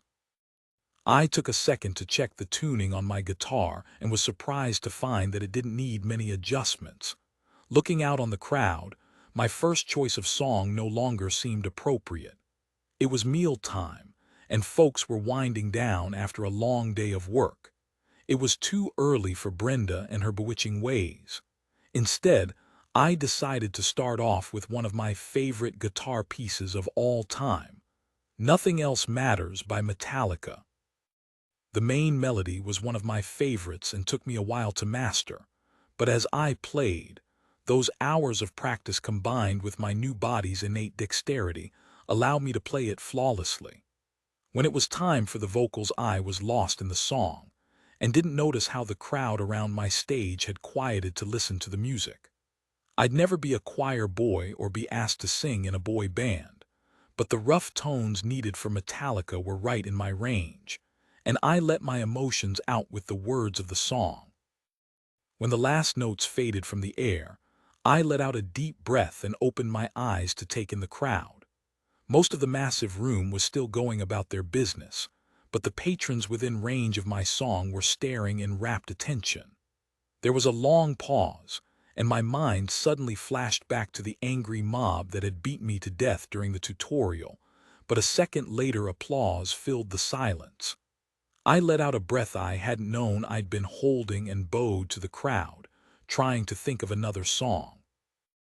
Luckily, a small break between songs was common, and someone had been thoughtful enough to bring me a cup of something to wet my dry throat. Whatever it was sweet and soothing and reminded me of root beer. Only the slight bite of alcohol told me it was something else entirely. That was a beautiful song. The bards of your homeland must have been very special. They were, I replied, feeling a stab of nostalgia for a place I'd never see again. Hope I can remember them all. Me too. What are you going to play next? Think I'll lighten it up a bit, I said as I looked over the crowd. I think these fine folks could use some cheering up. I returned to the middle of the stage, and this time the noise at the nearby tables settled down. Like I'd told Dara, it was time for a little pick-me-up, so I plucked the introduction to a cheerful little tune by a band named Blind Melon called No Rain. The melody was very upbeat, and the vocals more whimsical than my previous song, and the cheer was infectious. The quiet of the immediate area was filled with good-natured chatter as people went back to their conversations, content to soak in the positive vibes I was giving out. The rest of the set went by pretty quickly as I fell back on the classic instrumentals my guitar teacher had insisted I practice. They didn't do much for my dating life back home. No one was interested in classical music there, but to the folks of Tully Falls they were a brand new experience. The tips of my fingers were raw when I took my final bow and used my harvesting skill to drink in my just rewards. The energy filled the air with a subtle humming, and I ached to absorb it all. Unfortunately, my ability only let me take in so much at a time. Plus 64 essence, 32 transferred to Dara. The next performer gave me a condescending look as they stepped onto the stage and unwrapped a large harp. I felt the energy I'd raised drained away with casual ease as they worked, and when I caught their eye, they gave me a smug look and then turned back to their setup. What an ass. He took our essence. I shrugged. Not like I can get it all at this point. I really need to practice harvesting. It's still not right. I wiped down my guitar and put it back in its case before making my way out of the common room. Halfway there I spotted Lyra leaning against the bar, watching me approach. "Not bad, Crow," she said as she tossed me a small bag. "Your share of the tips. Sure you don't want to stick around here for a while? Play some more." Peeking into the pouch showed it was full of red and orange gems. Small denomination, but there were a lot of them. "So, you enjoyed it?" I asked. "It was different from what we usually get in here, I'll give you that. It was fun." I grinned. "There will be more of that on the road to Darkforge," I said, letting the suggestion hang in the air. She rolled her eyes at me. "Don't get pushy now. I won't know for sure till after my shift tonight." She patted a small pouch at her waist. "Although things are looking good." "See you tomorrow then," I said with a smile and ducked through the door. Whatever response she had for me was swallowed up by the bustle of the common room. Oceanoff. Com Chapter 30 Oceanoff. A hard day's night. I'd been right in reading the kitchen girl's intentions, and despite the very tantalizing outfit she showed up at my door with, I spent the night alone. I hadn't been kidding about needing more than just a one-night stand to wet my whistle. Especially after the long and exquisitely lucid dreams I'd been having courtesy of one insatiable succubus. She hadn't been lying when she said our nights would still be full of passion. It wasn't quite the same as our time in the Nexus, but it was just as satisfying.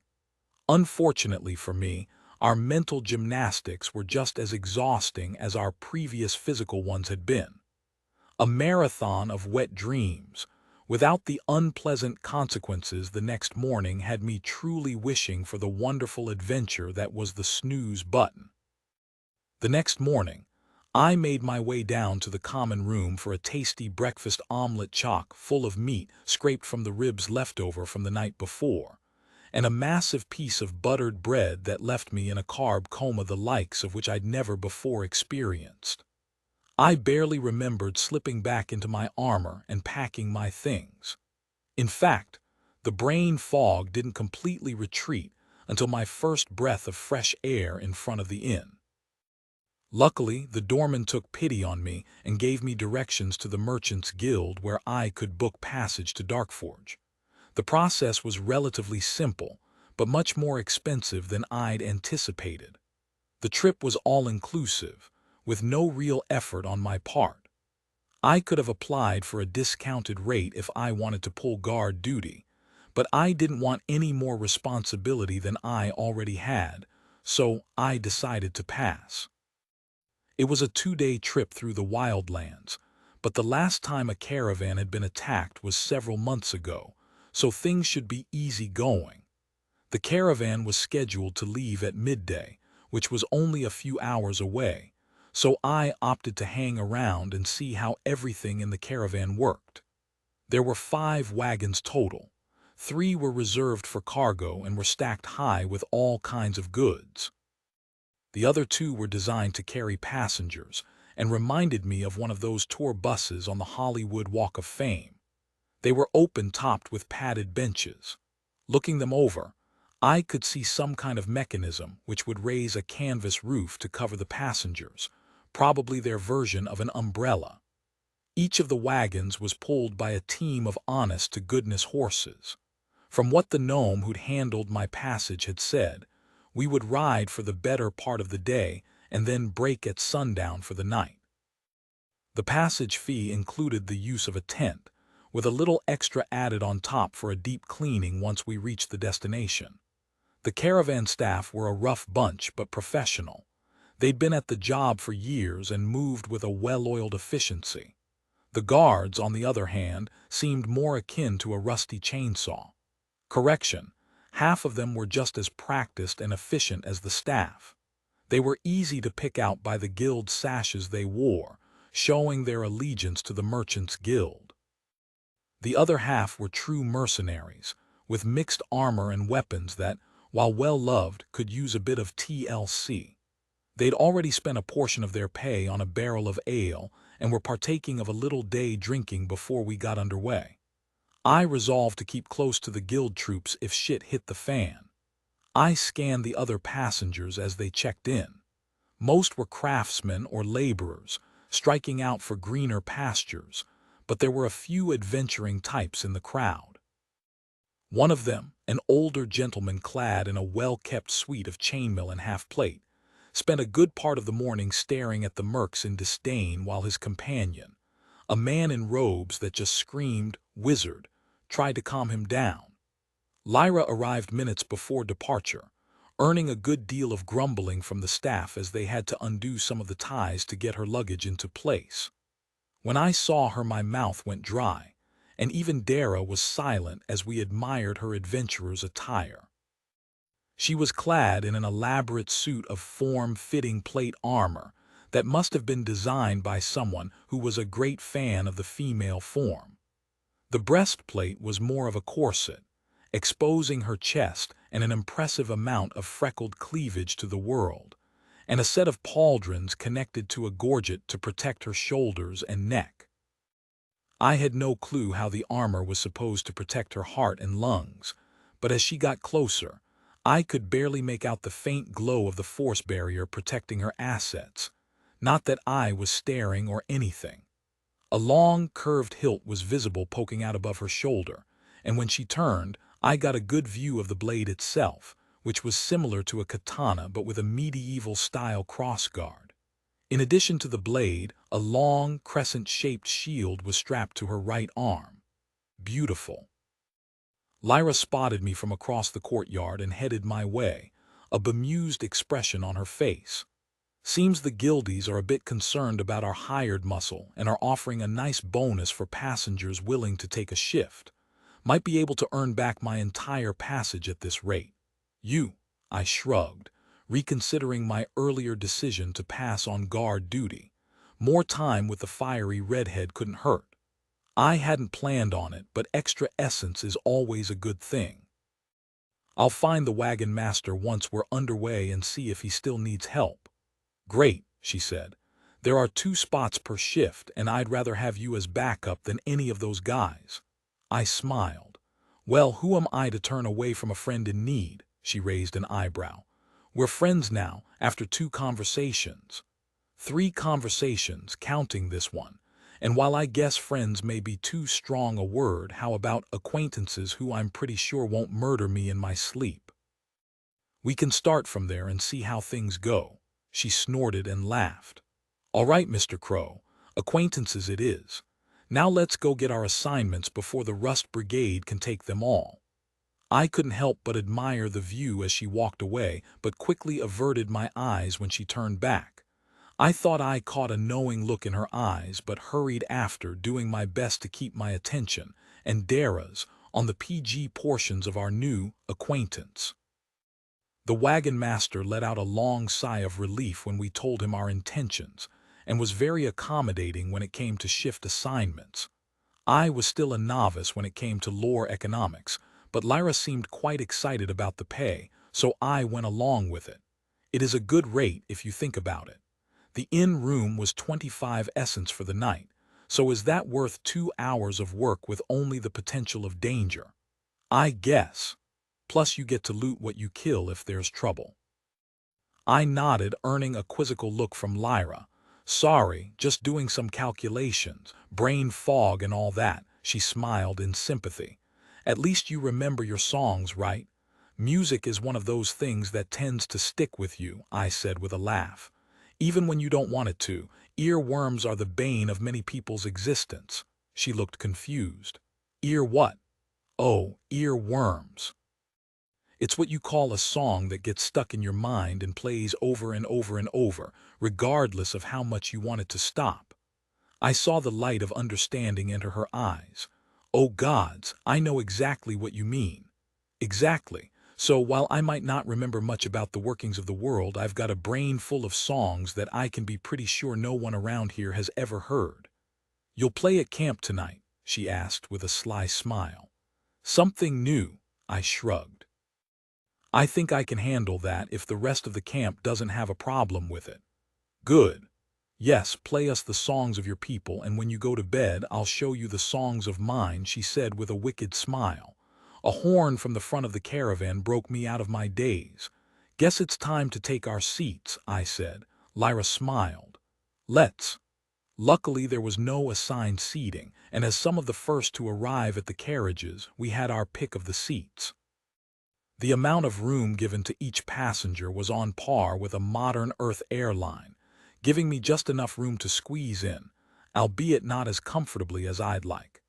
At least the seats had enough arm room to avoid any incidents of dueling elbows.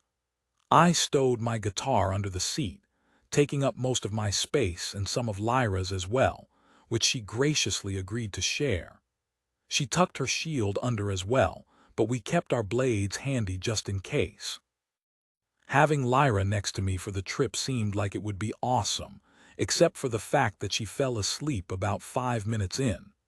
Apparently, she'd filled in on the graveyard shift the night before for some extra cash, knowing she'd have ample time to catch some ZS on the trip. Fun fact. She snored. Really snored. Like not in a gentle or demure way. She could have given a sawmill a run for its money. A few well-timed nudges disabled the mill, and had the added bonus of her ending up leaning on my shoulder, which was both awesome and disconcerting at the same time. I thought we had some good chemistry, and had things been different there might have been enough of a spark to fan into something worthy. Then again, having seen how big they grew men in these parts, I might not even be a blip on her radar. She likes you. What? How can you tell? Call it a woman's intuition. Too bad, too. I bet she's a monster in bed. Lyra shifted on my shoulder, muttering something under her breath before falling back into a deeper sleep. You know my reasons. I do. Not sure I totally get them, though. How long was it after we met that's different? The feedback of the bond, the shared sensation, let's just say we skipped a few steps. So you're saying you didn't want to be with me, she said with a playful pout. You know what I mean. You are smoking hot, and I was interested the second I laid eyes on you. But without the supercharged express lane to the horizontal mambo, I would have at least offered to take you out to dinner and tried get to know you first. She smiled, and I felt a mental caress down the side of my face. You're very sweet, but once we were bonded there was no need for that. I knew who you were in your core, and that, my love, was more than enough for me to want you right then and there. A warm feeling flowed through me, and I realized that for the first time I was feeling the succubus's emotions, and they were full of love. There was a hefty portion of lust mixed in as well, and a thin thread of fear about our current mission and the risks involved, but that thread was drowned in the rest.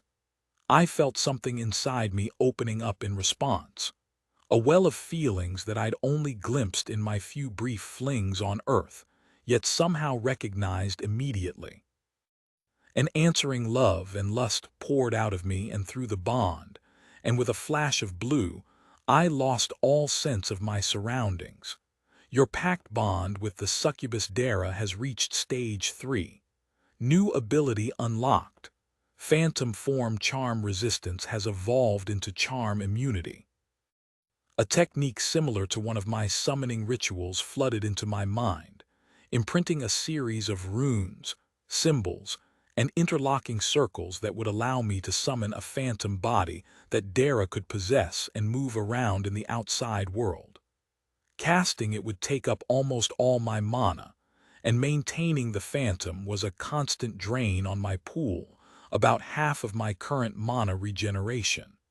It did have its benefits, though. Dara would be able to move around freely within a few hundred feet of me and was in no real danger of being harmed. Her soul would still be safely ensconced within my mindscape, so if the phantom was destroyed, she would be okay. There was, of course, the fact that having a ghostly succubus walking around would be bad for my continued existence, but it was a step in the right direction. I must have dozed off, because the next thing I knew the loud blaring of a horn startled me awake. I jerked upright, almost knocking Lyra to the ground. She startled awake as well, her hand immediately reaching for her blade until she realized the only danger was boredom. "Everything okay?" she asked, her eyes continually scanning the area. I nodded. "Yeah, must have dozed off there for a second."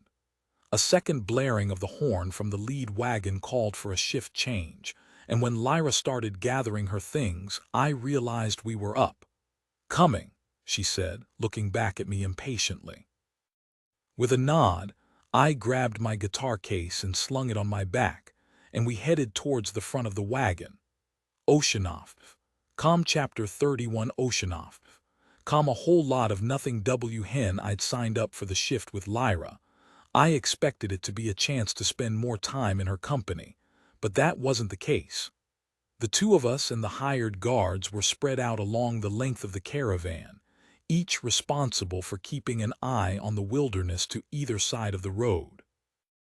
After the first hour keeping pace with the caravan, I gave thanks to my parents for insisting I take up track. Without the years of cross-country training, the multi-mile walk would have been torture. With that and my system-augmented body, I barely even noticed the physical exertion and spent most of the trip focused inward. The road south led us deeper into the wildlands, leaving the relative civilization of Tully Falls behind. The terrain on either side of the road had been cleared out, leaving little in the way of cover for any ambushers, so the level of focus needed to keep an eye on things was minimal. Dara kept my mind occupied, going on at great length about the potential uses of our new phantom skill, if we ever found ourselves in a situation where it was safe to use. She'd also done a deep dive in my mental library and dug out several books full of songs that might be more familiar to the locals. I scanned the sheet music in my mindscape, thankful it was similar enough to what we had on Earth that I could read it. The songs ranged from simple instrumental pieces all the way through long, saga-like ballads guaranteed to put any child, and probably the bard, to sleep. Simple songs seemed appropriate for the current situation, so I picked a few to have on hand. After a bit of experimentation with a purely vocal number, I found that with Dara's help, my mindscape could function as a glorified and much more complex karaoke machine. It almost felt like cheating. The instrumental pieces were even easier. I'd been playing from sheet music for years. The hard part was making it fit my guitar.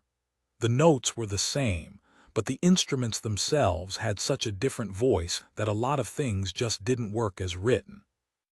By the time the shift was over, I'd managed to translate 2 songs into something I'd feel comfortable performing, just in time for the caravan to set up camp for the night. We pulled into a clearing set up specifically to accommodate caravans in transit to the southern lands. There were fences and small shelters for the horses, stone-lined fire pits, and even crude fences surrounding the area to keep the wildlife from stumbling in. Near the main fire pit, there was a small, warded shed that held dried firewood and various supplies that might be needed for field repairs. There was a noticeable shift in the guild guards as the last wagon entered the enclosure. The obvious tension in their shoulders relaxed, and their ever-present frowns whenever they looked at someone not wearing a guild badge lessened. As a paying passenger, I wasn't expected to help set up camp, and probably would have just gotten in the way had I tried to assist, so I stayed out of their way. I'd learned the basics of camping in scouts when I was younger, but the tents we'd used there were much more idiot-proof. The staff moved with a practiced efficiency I found astounding, erecting the small, one-person tents so fast I could barely register all of the individual steps. I'd hoped to learn a bit about the process, but at that speed I got nothing. Once everything was set up, Lyra met me near the fire and we laid claim to a pair of tents close to the center of the encampment. She had a massive pack that she'd retrieved from the wagons that barely fit into her tent next to her single-person cot, and I hung a wool shirt on the front of mine to show it was claimed. I barely had time to settle in and check out my temporary accommodations when the call for dinner rang out. "Come and get it," the cook yelled, and I couldn't help but laugh. Some things transcended worlds. Dinner was okay. They served a stew that paled in comparison to the food I'd enjoyed at the Hollow Leg, or the Temple of Thera for that matter. The meat was scarce, and some of the vegetables were undercooked, although my Earth expectations might have colored things a bit. The bread was a bit stale too, but everyone seemed to take it in stride. The Merchants Guild might trade the best in foodstuffs, but if they could save a few essence feeding us, well, night came much faster than I expected. Lanterns were hung around the outside of the camp, while a circle of stumps was arranged around the central fire to provide a place where everyone could rest and relax. It was getting a bit cold, so I took a seat close enough to the fire to keep the chill at bay. Most of the passengers weren't much for socializing, and the crew kept their own separate fire closer to the wagons so the area wasn't too crowded. I stared into the fire, zoning out as I soaked in the warmth. This is nice. I can't wait until I can be there with you. That would be nice. There was always something just so relaxing and romantic about a campfire, I replied before catching sight of the Rust Brigade sitting on the other side of the fire. Well, it was romantic. The mercs had apparently brought their own libations with them and were partaking heavily while they entertained themselves. I caught a few threads of their conversation, most of which seemed like grossly exaggerated retellings of their exploits. Or the stories could have been real, I had no real basis to compare. Oh, it's complete crap. There's no way that those three defeated a dragon. It was probably a minor drake of some sort, at best. An image appeared in my head of a truck-sized creature that definitely looked draconic. You can tell by the legs, she added, zooming in on the creature and focusing in first on its hind legs and then on its wings. Drakes have 2 legs, where dragons a new image appeared. Easily 20 times the size of the drake stood gazing out over the horizon. It had 4 limbs in addition to its wings and radiated an aura that screamed power. I jumped as a hand came down on my shoulder, whipping around to see Lyra trying not to laugh at my startled expression. "Sorry about that," she said. "Should have coughed again, louder for the 3rd time." "It's all good," I replied. I gestured to a nearby stump. "Care to join me in keeping the cold at bay for a little while?" She nodded and took a seat. "Don't think I forgot about your promise to play tonight," she said, gesturing to my guitar. "I'll take my song now." I inclined my head in a bow and reached for my guitar. "As you wish, lady. Did you have a tune in mind, a theme, a feeling?" she snorted. "Lady, as if, no, play me something fun." Plucking a few notes to make sure it was still in tune, I grinned.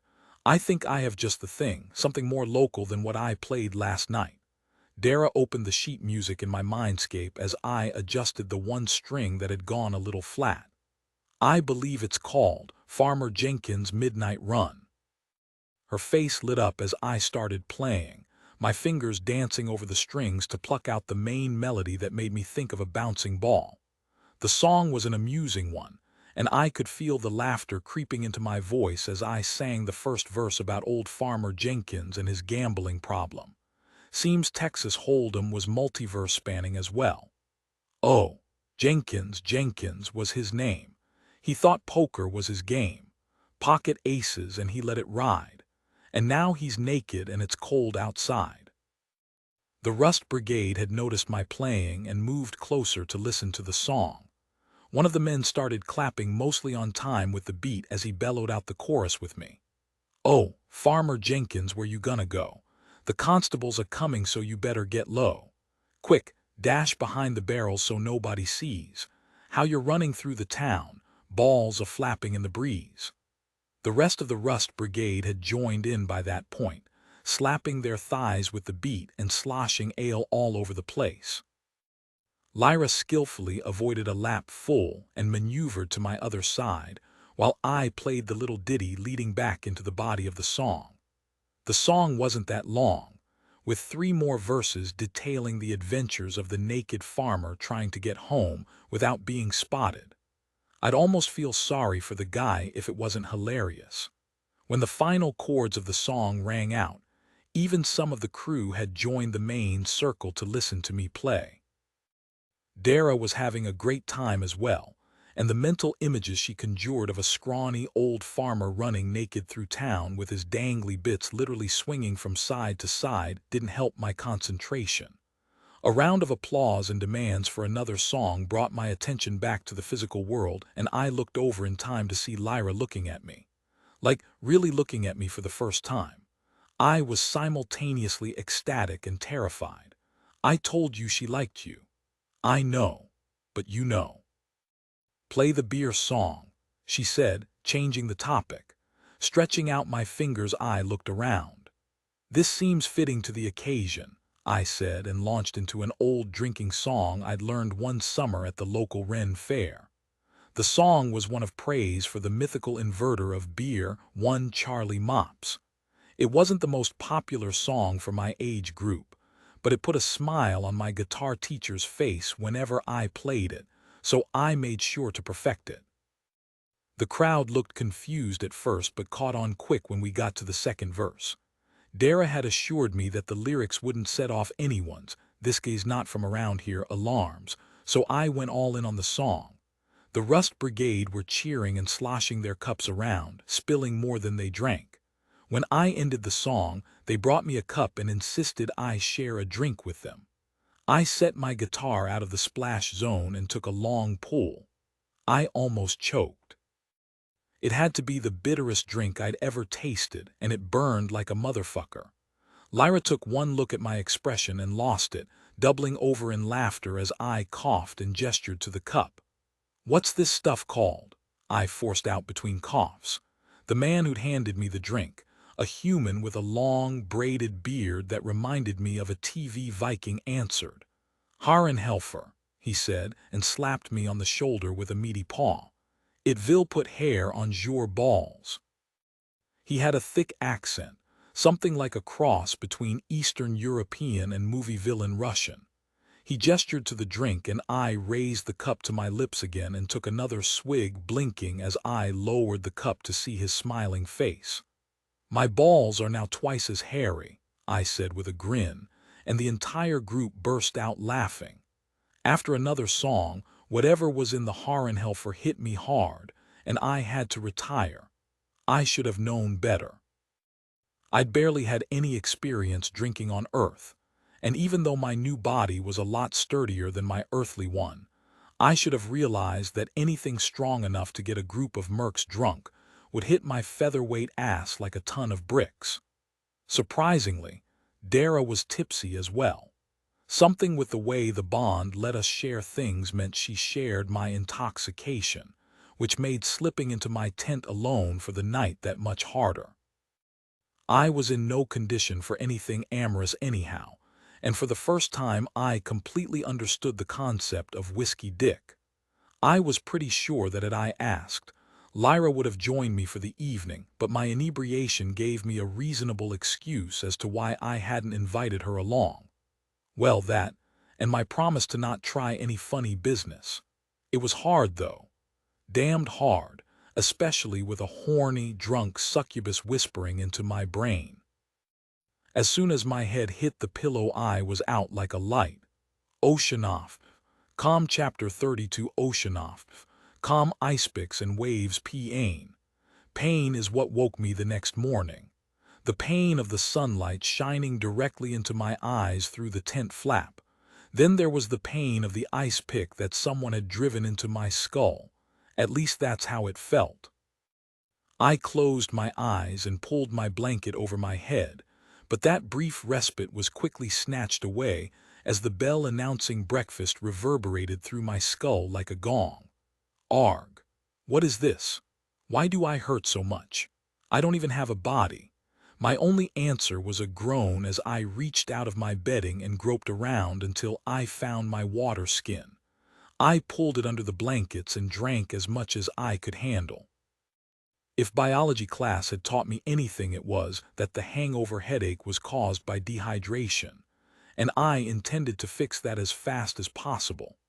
The smell of bacon somehow wormed its way into my blanket sanctuary, igniting a war between my desire to huddle in the darkness until the evil sun was no more, and the loud grumbling of my stomach at the prospect of some tasty bacon. In the end, my stomach won out, and I pulled myself out of my sanctuary in search of the breakfast of the gods. I pulled a hooded mantle out of my bag and put it on, using the hood to shade my eyes from the treacherous Daystar as I stumbled my way to the cook's station. He filled a plate with a pile of fried potatoes mixed with another vegetable I wasn't familiar with, and topped it off with an unhealthy portion of fried, cured, pork-like meat. I instantly forgave them for the stale bread and watery stew from the night before. The smell was so good that I popped a piece into my mouth without bothering to let it cool down, earning myself a session of frantic chewing as I attempted to minimize the burns. "Damn, that's hot," I cursed. "And delicious." I sauntered over to the fire, singing the glories of bacon to myself while blowing on my plate to cool it to a tolerable temperature. As soon as I could, I dug in and almost immediately started to feel better. The magic of water and the endorphins only the most delicious of foods could evoke banished my headache better than any pill ever could. "You're certainly in a good mood," Lyra said as she plopped down on the stump next to me. "After the way you looked last night, I'm surprised to see you up already." I glanced over at her, and gave her a wide grin with a piece of bacon hanging out of my mouth like a second tongue. MMMFF bacon, I said, barely catching a piece of the glorious meat trying to make an escape. I see, she said, digging into her own meal. It's quite tasty, although they had better at the leg. She closed her eyes and hummed. Yeah, Miss Juna would fry it up herself so we could start the shift in a good mood, and nothing does that more than a full belly. I mumbled something in agreement as I stuffed the rest of my breakfast into my face. I was full of delicious meat and carbs, and it was glorious. Or would have been if my body didn't decide that that was the perfect time to assert another natural imperative. "Excuse me," I said as I stood and searched around for something resembling a bathroom. "Nature calls." Lyra just shook her head and continued eating as the rest of the passengers gathered around with their breakfast. I spotted the man to blame for my rough morning, the Agatine mercenary H. Rolfe. I'd learned his name and origins at some point the previous evening, including the fact that the booze they'd given me was their weakest brew. He slapped me on the back as I passed by, yelling after me, "Bard, you sing more tonight, ya.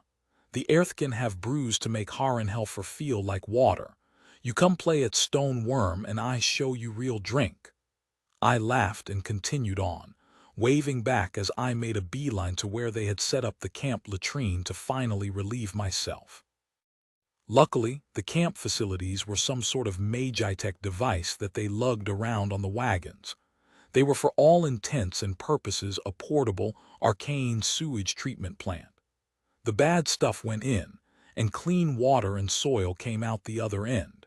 It was fascinating, but not fascinating enough to look any closer at once I was done with my business. Breakfast was wrapping up by the time I got back, but I did manage to scavenge the last bits of bacon. I looked inward to where Dara was nose deep in some sort of research she didn't want to talk about. I don't have to worry about my cholesterol or anything, right? Not going to keel over from a heart attack for eating too much bacon? I asked. Her eyes peeked over the top of the massive book on the desk in front of her. What? I don't know what cholesterol ever is, but you should be able to eat anything you want with your hardiness score. Your body can metabolize almost anything after a while. I quietly celebrated, earning an amused look from Dara before she went back to her reading. The wagons and tents were packed up with amazing speed, and then we were off. Lyra was deep in conversation with a trio of other passengers we'd met at some point between singing about beer and its triumph over me, so I was on my own for a bit. That was fine by me. It let me concentrate on trying to get some information on where I was headed. "Hey, beautiful," I said as I closed my eyes and turned my attention inwards. "Can you take a break from your research to fill me in on Darkforge and the Whispering Depths? I'd like to know what I'm in for other than the promise of another massive hangover if I listen to H. Rolfe for my choice of inn." She closed the massive book and perked up. "Of course. I did a little bit of reading on that while you were stuffing your face." She gave me a hard look. "You know it's quite frustrating to be stuck in here watching you having so much fun." "Sorry, I'll try not to enjoy myself so much." She let out a frustrated sigh. "You can enjoy yourself just a little less." Enthusiastically, I reached out and touched her shoulder gently to comfort her and then looked around in surprise. I must have fallen asleep because I was standing in my mindscape. "Well, that was unexpected," I said. "Didn't think I'd be able to doze off like that." She laughed and reached up to stroke my face, sliding her hand around the back of my head and pulling me in for a passionate kiss. When our lips parted after some unknown time interval later, I gasped for breath. "Haven't done that in way too long," she said, sitting back at just the right angle to give me a view of her long legs and strategically placed skirt. I yanked my eyes back to her face. "What? It's been like a day." She stood up and walked towards me slowly, her eyes saying quite plainly that for her it had been way too long for a lot of things. Like I said, way too long. She reached out and ran her nail down the side of my face and neck, eliciting a shiver. She reached out and grabbed the top of my pants and pulled me towards her. As our bodies touched, she looked up into my eyes and whispered, "What was it you wanted to use this time for?" Instead of answering, I reached down and picked her up, cupping her shapely ass in my hands as I buried my face in her neck, kissing a line up to her ear. "Nothing that can't wait until later," I whispered and then bit her gently. She moaned, reaching around to pull me closer. With a thought our clothing was missed, a benefit of being inside my mind, and the books from the desk were stacked neatly against the wall at the end of the room. She pulled herself free and gave me a sly smile as she turned back to the desk and climbed onto it, crawling away from me slowly. Her wings fanned out to one side as she looked back at me teasingly and arched her back to display her very wet and very ready pussy. I moved forward, my manhood already at full mast and ready to serve. She crawled just out of reach, her eyes dancing playfully, and she gazed hungrily at my cock. I reached out to grab her again, but she wiggled away. With a growl, I climbed up on the desk and pounced, getting a firm grip on her hips and pulling her back to me. Her pussy parted eagerly to take me in, and I sank my cock in as deep as she could take, groaning in pleasure.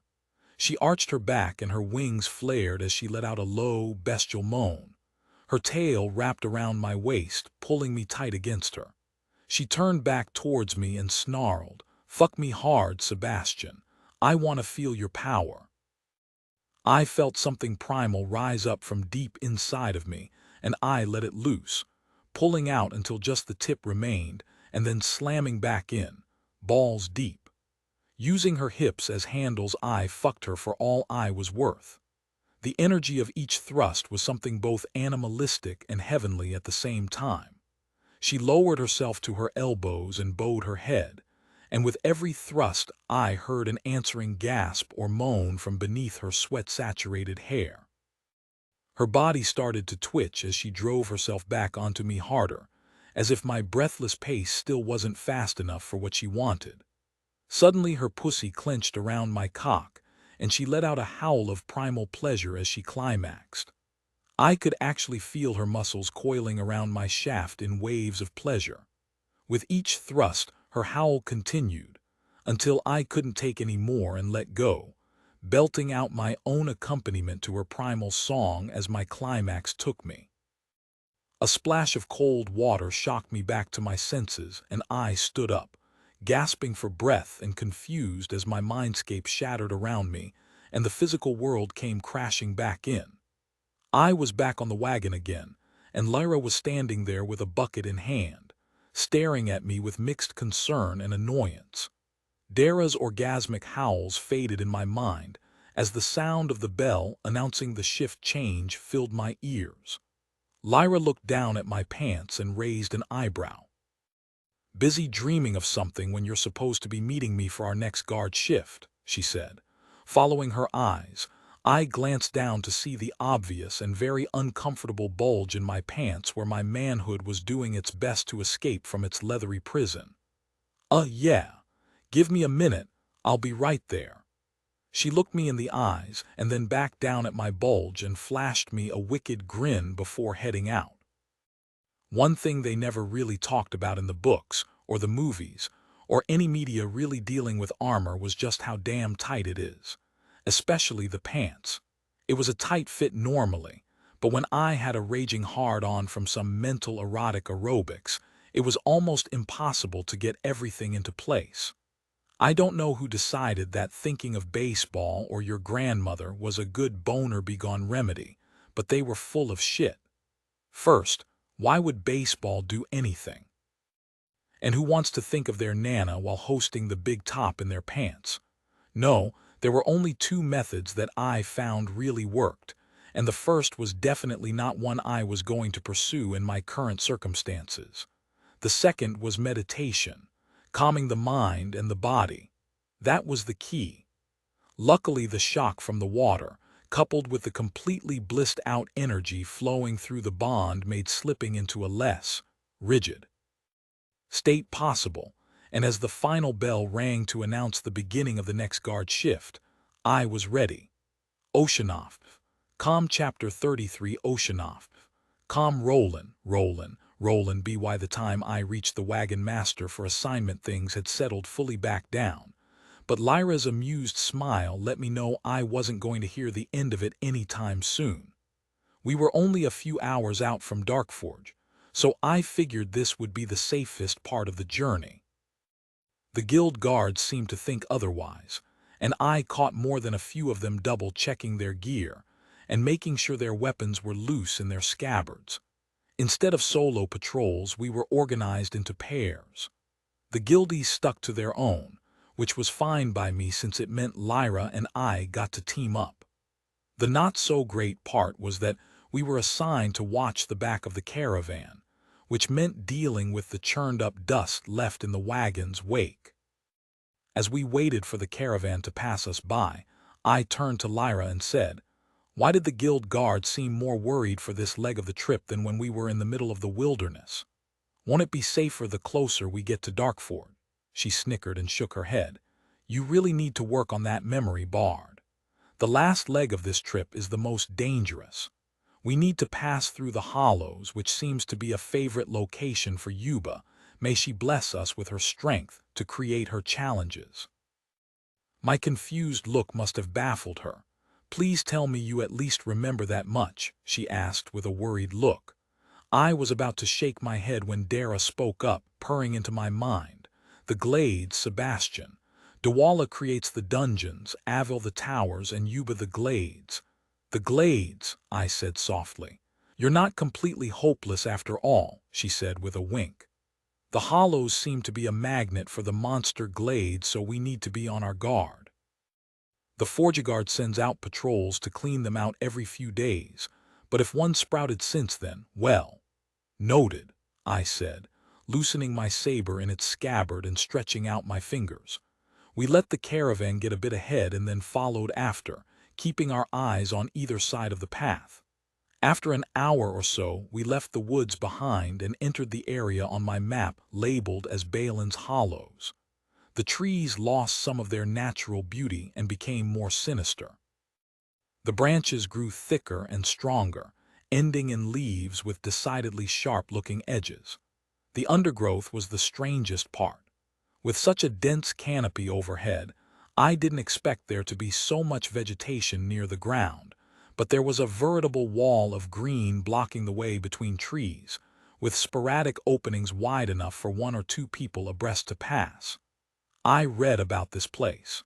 Yuba loves to spawn her glades here and let her creatures roam through the woods.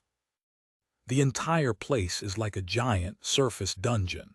"How so? See those gaps?" she said, directing my attention to one of the openings I'd noticed before. "The hollows are a giant maze of winding paths through the undergrowth, and it shifts all the time. Spawn a glade in there and it will fill the paths with monsters if left unchecked. Care to elaborate on how these glades work?" "Oh, in simple terms, a glade core pops up and starts spawning monsters. After that, things get more complicated depending on what kind of glade it is. Like what creature, exactly.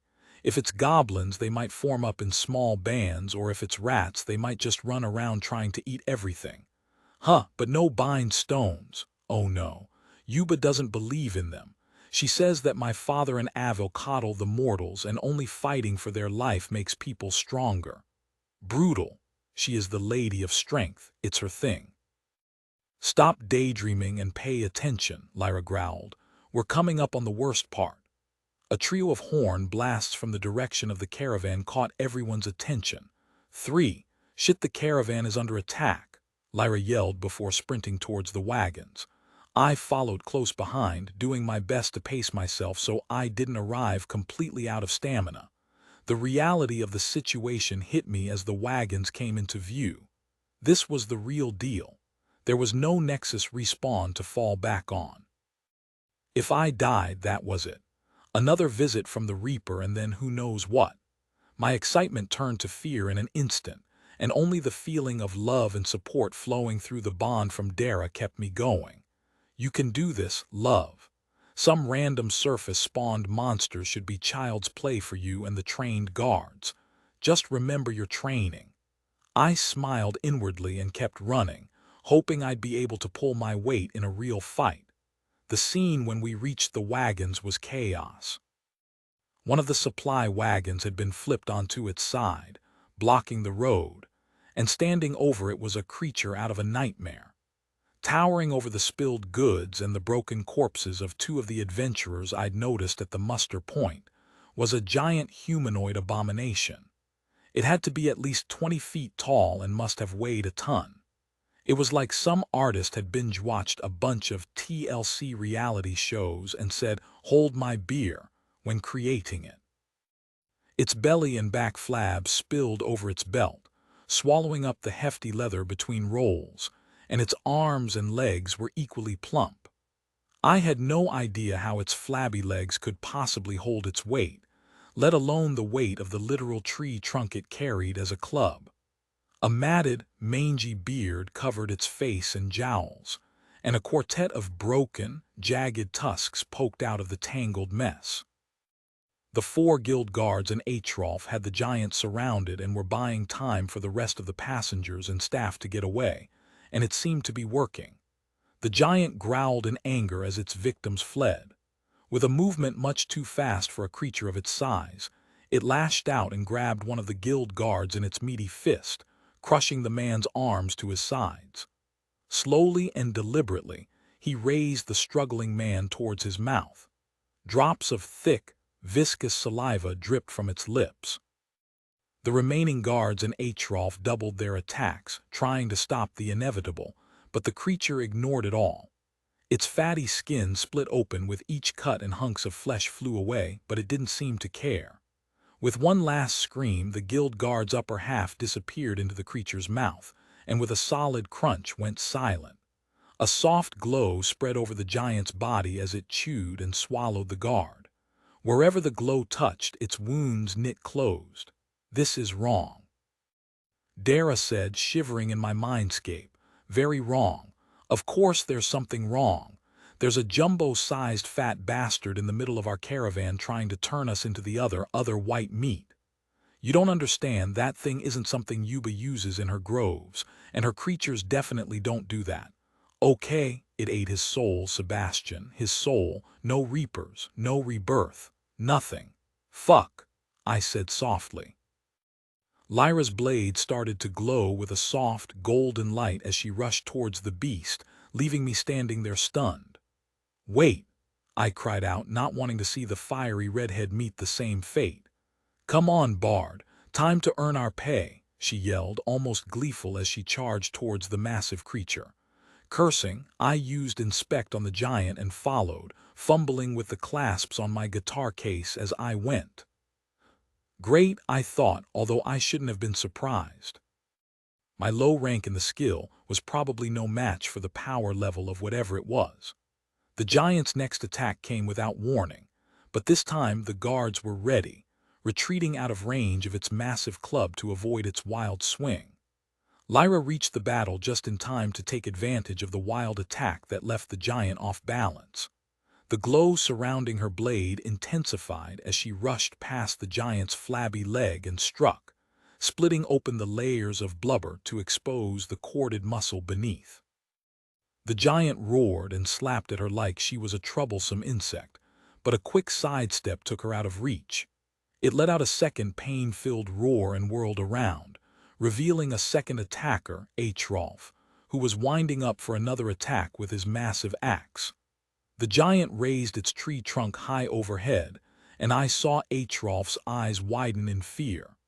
Hoping to save him, I cast Daze on the creature and watched as the glittering cloud took form.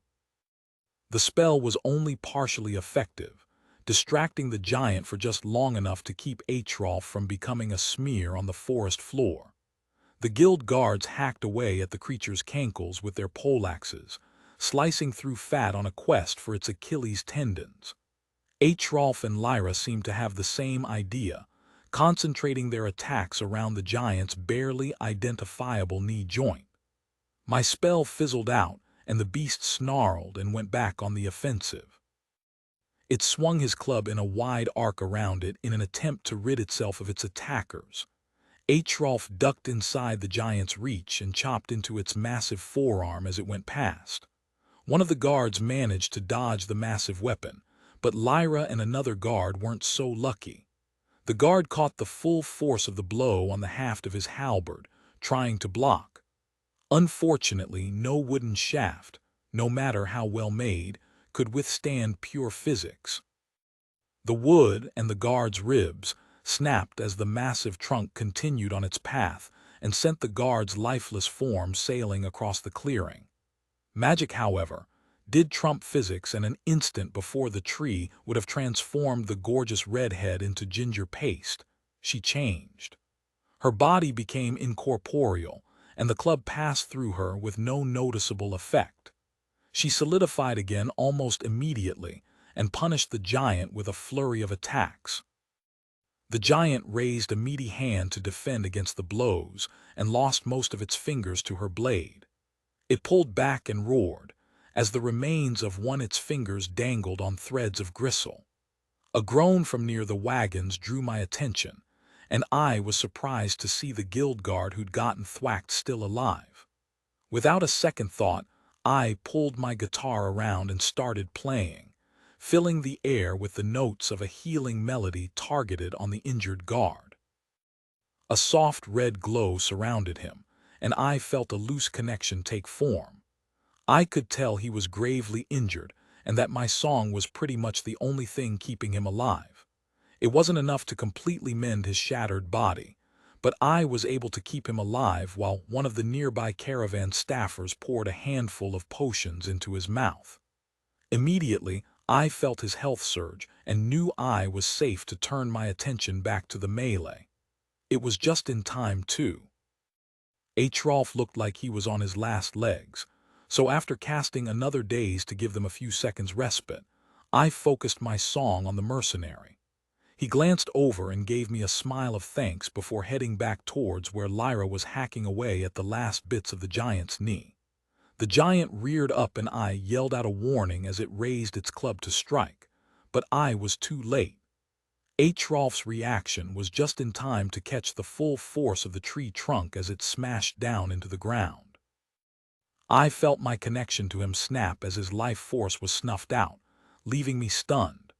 Earth was full of simulated death. Television, movies, video games. It was everywhere, but nothing quite prepares you for seeing the real thing, front and center, especially not in such a gruesome way. I felt Dara's mental arms embrace me as her wings encircled us both to shield me from the rush of paralyzing fear that threatened to overtake me in the moment, and I pushed through. I hit the giant with another daze, followed by a quick salvo of flame darts aimed at its misshapen head. One of them burned into its matted beard and set it alight, adding a new level of smells to the fight. A second later, Lyra finished her work on the creature's knee, and it collapsed, crushing an unfortunate guild guard under its massive bulk. Lyra dashed in, smashing the creature in the side of the head with the edge of her shield, which seemed to daze it. She leapt on top of its misshapen skull, and I saw her stifle a gag as a cloud of flies burst out of the creature's filthy beard. The stun wore off and the creature turned its head, almost dislodging Lyra from her perch, but with a skillful twist she managed to catch her balance. I wasn't quite sure what she had in mind until her sword began to glow with a white-hot fire, and she drove it up to its crossguard in the giant's skull. Seemingly unaffected, the giant rose up on all fours and lashed out at the nearest guard, catching her up in its meaty paw. "Oh shit," I said, dreading what was coming. If the giant ate another guard, it would likely mean the end for all of us. With that in mind, I went all out, blasting it with flame darts as quickly as I could cast them. I was so focused that I almost missed it when the creature went still. Blood started to leak from its eyes, ears, and nose, and then with a soft pop its eyes burst in their sockets. Deep in the creature's skull, Lyra's glowing fire continued to smolder as her blade, or some skill, did its work. The giant collapsed to the ground lifeless, and I breathed a sigh of relief. Lyra collapsed on top of the monster's head, breathing hard but alive. Well, that was, I started to say, but a glimmer of something hanging over the dead giant caught my eye. What's that? I asked and gestured to the dark spot. Before anyone could answer, the corpse of the giant erupted, sending a spray of bone and gristle into the air, revealing a large, gaunt form made of shadows that quickly evaporated under the bright light of the sun. "Oh, this is bad," Dara said. "Very bad." I just stood there staring at where the shadow had been, because for a split second I had seen something that brought me back to my trip through the afterlife, and the twisted, hungry things that had chased us en route. Void Demons. Oceanoff. Calm interlude, darkness from light D-Rip. A pain-racked moan shattered the silence, drawing the shadowy creature's attention to the red-skinned woman chained to the dungeon core she had once lovingly tended. Stakes of black iron were driven through her wrists and deep into the stone, forming a network of cracks that were perfect channels for the blood that still flowed freely from her wounds. Drip, a pool of shadowy ooze coated the floor, drinking in the light, and the essence-infused blood of the captive dungeon lord. A shadowy figure circled the pool, alternating between random rambling and chanting in an alien language that caused the surface of the pool to dance and shift. With a flick of their skeletally thin fingers, they traced arcane symbols on the pool's surface, bringing even more movement to the dark liquid. "Drip, you," the woman rasped, opening a swollen eye to glare at the chanting cultist, "will not succeed." The robed figure stopped its pacing and turned back towards the floating core, revealing his twisted features in the dim light.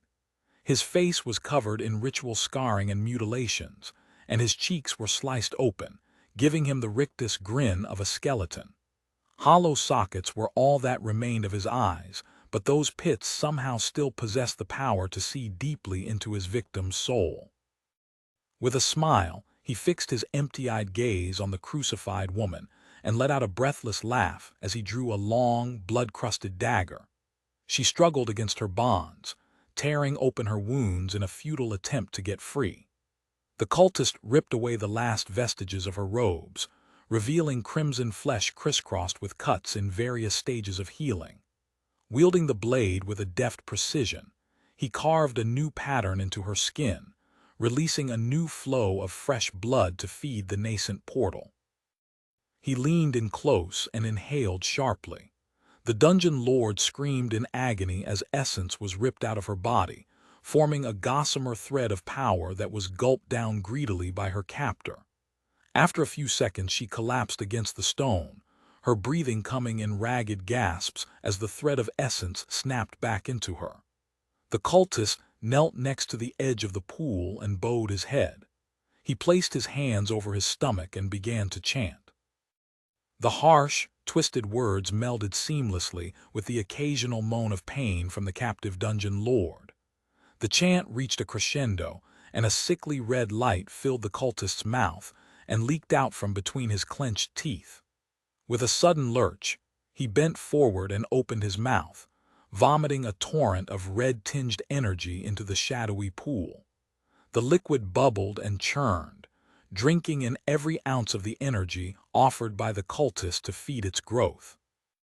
By the time it was over, the pool had almost doubled in size and had expanded far enough to cover the cultist's knees. With an expression of pure rapture, the cultist pressed his forehead into the shadowy pool and whispered a soft prayer as the shadows rose to consume him. Drip. As silence returned, a pair of glowing red eyes opened in the depths of the dark pool in answer to his prayer. Oceanoff.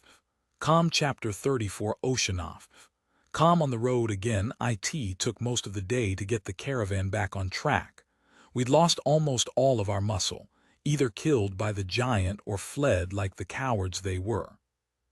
Rolf had been the only one of the Rust Brigade to stand and fight, and he'd paid the ultimate price for it. The overturned wagon was a complete loss, as were most of the goods it carried, but the horses had survived. I was surprised they hadn't taken off when their harnesses broke. Invoking some obscure clause in our passenger contracts, the guild evicted us from the passenger wagon in order to salvage what they could from the broken wagon and the bodies of the fallen. I didn't mind the walk, but some of the more well-to-do passengers were very vocal in their displeasure, even going so far as to threaten some sort of financial reprisal once we reached Darkforge. That lasted until the wagon master told them they were welcome to stay behind. Faced with that prospect, they decided that a bit of a walk wasn't so bad. Lyra was fully recovered from the fight but was furious about the aftermath. The giant had been super powerful, and according to our patrol agreement we were entitled to whatever loot it had dropped, minus the shares of those killed in battle. Those would go to the families of the fallen along with their possessions. Problem was, the loot was bullshit. According to Dara, a creature of that size and strength should have been worth close to 3,000 essence in addition to a good selection of magical loot. Instead, it dropped 200 essence. I couldn't blame Lyra for being pissed off. She'd been right in the creature's face, and her armor had taken quite a bit of damage from the thing's acidic blood. The crap loot meant she'd barely be able to repair her gear, let alone have enough left over for any sort of advancement. It was a somber caravan that left the site of the battle behind, and the only real consolation was that, with the giant roaming around, the odds of any other beasties being in the area to harass us on the final leg of the trip were pretty low. Lyra wasn't much in the way of company as we marched out, so I gave her some space to fume and resumed my watch of the pathways. There wasn't much to see, just more of the same tightly packed trees and maze-like undergrowth. Everyone was on edge, but when we left the hollows behind and joined the main road leading to the main gates of the underground city, things got more relaxed. From what I was able to glean from my map and mental library, Darkforge itself was broken into several districts. The majority of the city was deep underground, and was where most of the dwarven and other earthkin made their homes. Access to the deep was very limited, and although there was no outright ban on other races entering those sections, it was highly discouraged.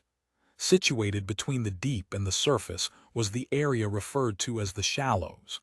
That was where the guilds held sway. The Adventurers Guild had a decent-sized presence due to the dungeon, but the miners and smithing guilds held much more sway. The primary foci of Darkforge were the rich underground mines and master smiths of the Dwarven Hold, after all. The shallows had some bars and taverns, and the guilds had some space carved out for temporary housing, but for the most part all visitors had to stay in the third district, the Nest. Nestled into the open-aired crater at the very top of the city, the Nest was a strange amalgamation of Hotel City and Dude Ranch. 3/4 of the Nest was dedicated to farming in one form or another. Massive fields of plants I couldn't hope to identify were mixed in with large pastures holding livestock and other beasties. The remaining quarter was crammed full of inns, taverns, and even a few casinos, where those unable to secure guild housing, or those down on their luck, could try to turn it around, or gamble their way into enough debt to earn a place on one of the many ever-present work gangs needed to manage the fields.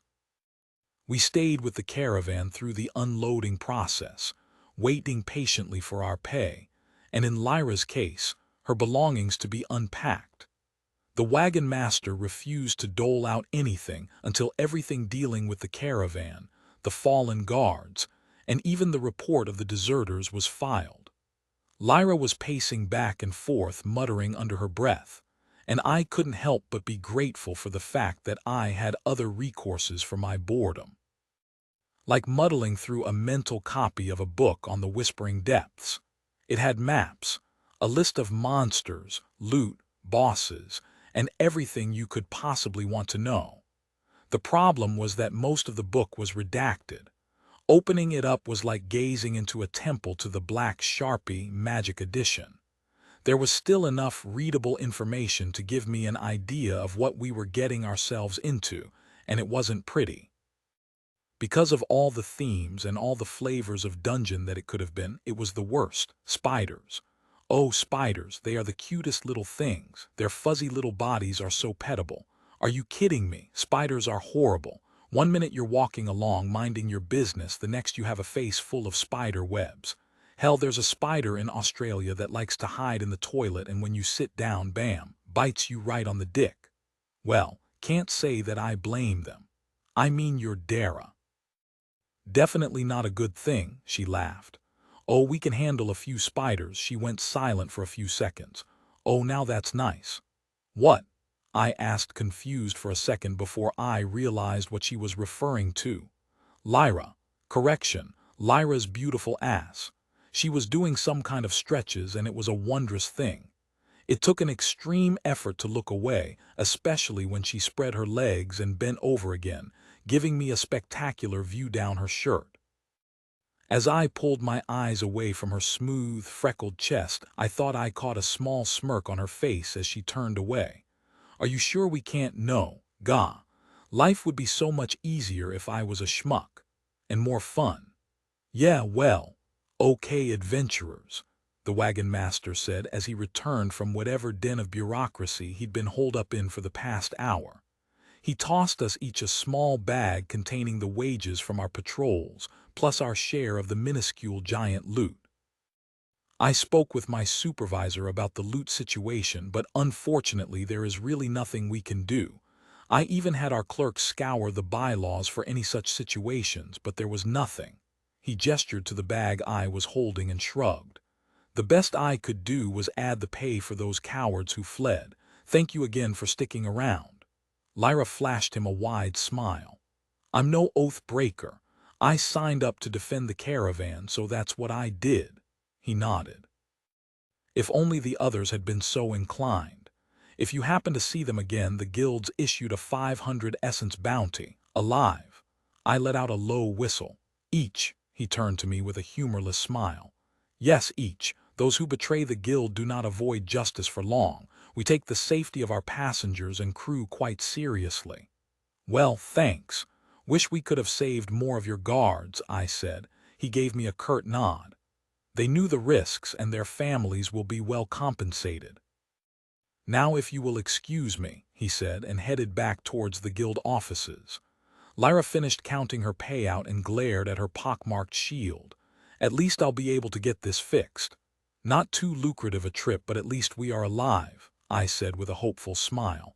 She looked at me and snorted. True, just means I'll be eating lean for a while, at least till I can find a team. About that, I said, giving her my biggest smile. I was hoping you'd like to team up with me. I know I'm not, she cut me off with a wave of the hand. Yeah, you can be in my party, but it's my party. That means I make the decisions. If you don't like that, well. Oh God, yes, I said. I had no clue about party leadership, loot rules, or any of the politics involved, so I was more than happy to turn over those responsibilities. I just needed to get into the dungeon to see what was going on. She smiled. Good. Now I'm going to the guild to see what I can round up. Meet me at the Crusaders' call-up in the nest tonight. It's run by an old friend of mine, name of Ven. He'll give you a good deal. Just tell him I sent you. Lyra would like to share a portion of her map with you. Accept. YN, I accepted the map data, glad I wasn't going to have to play clueless tourist. Shouldn't I come with you, meet the candidates and all that? She snorted. Do you want to explain your memory issues to everyone? My expression must have been answer enough because she kept going.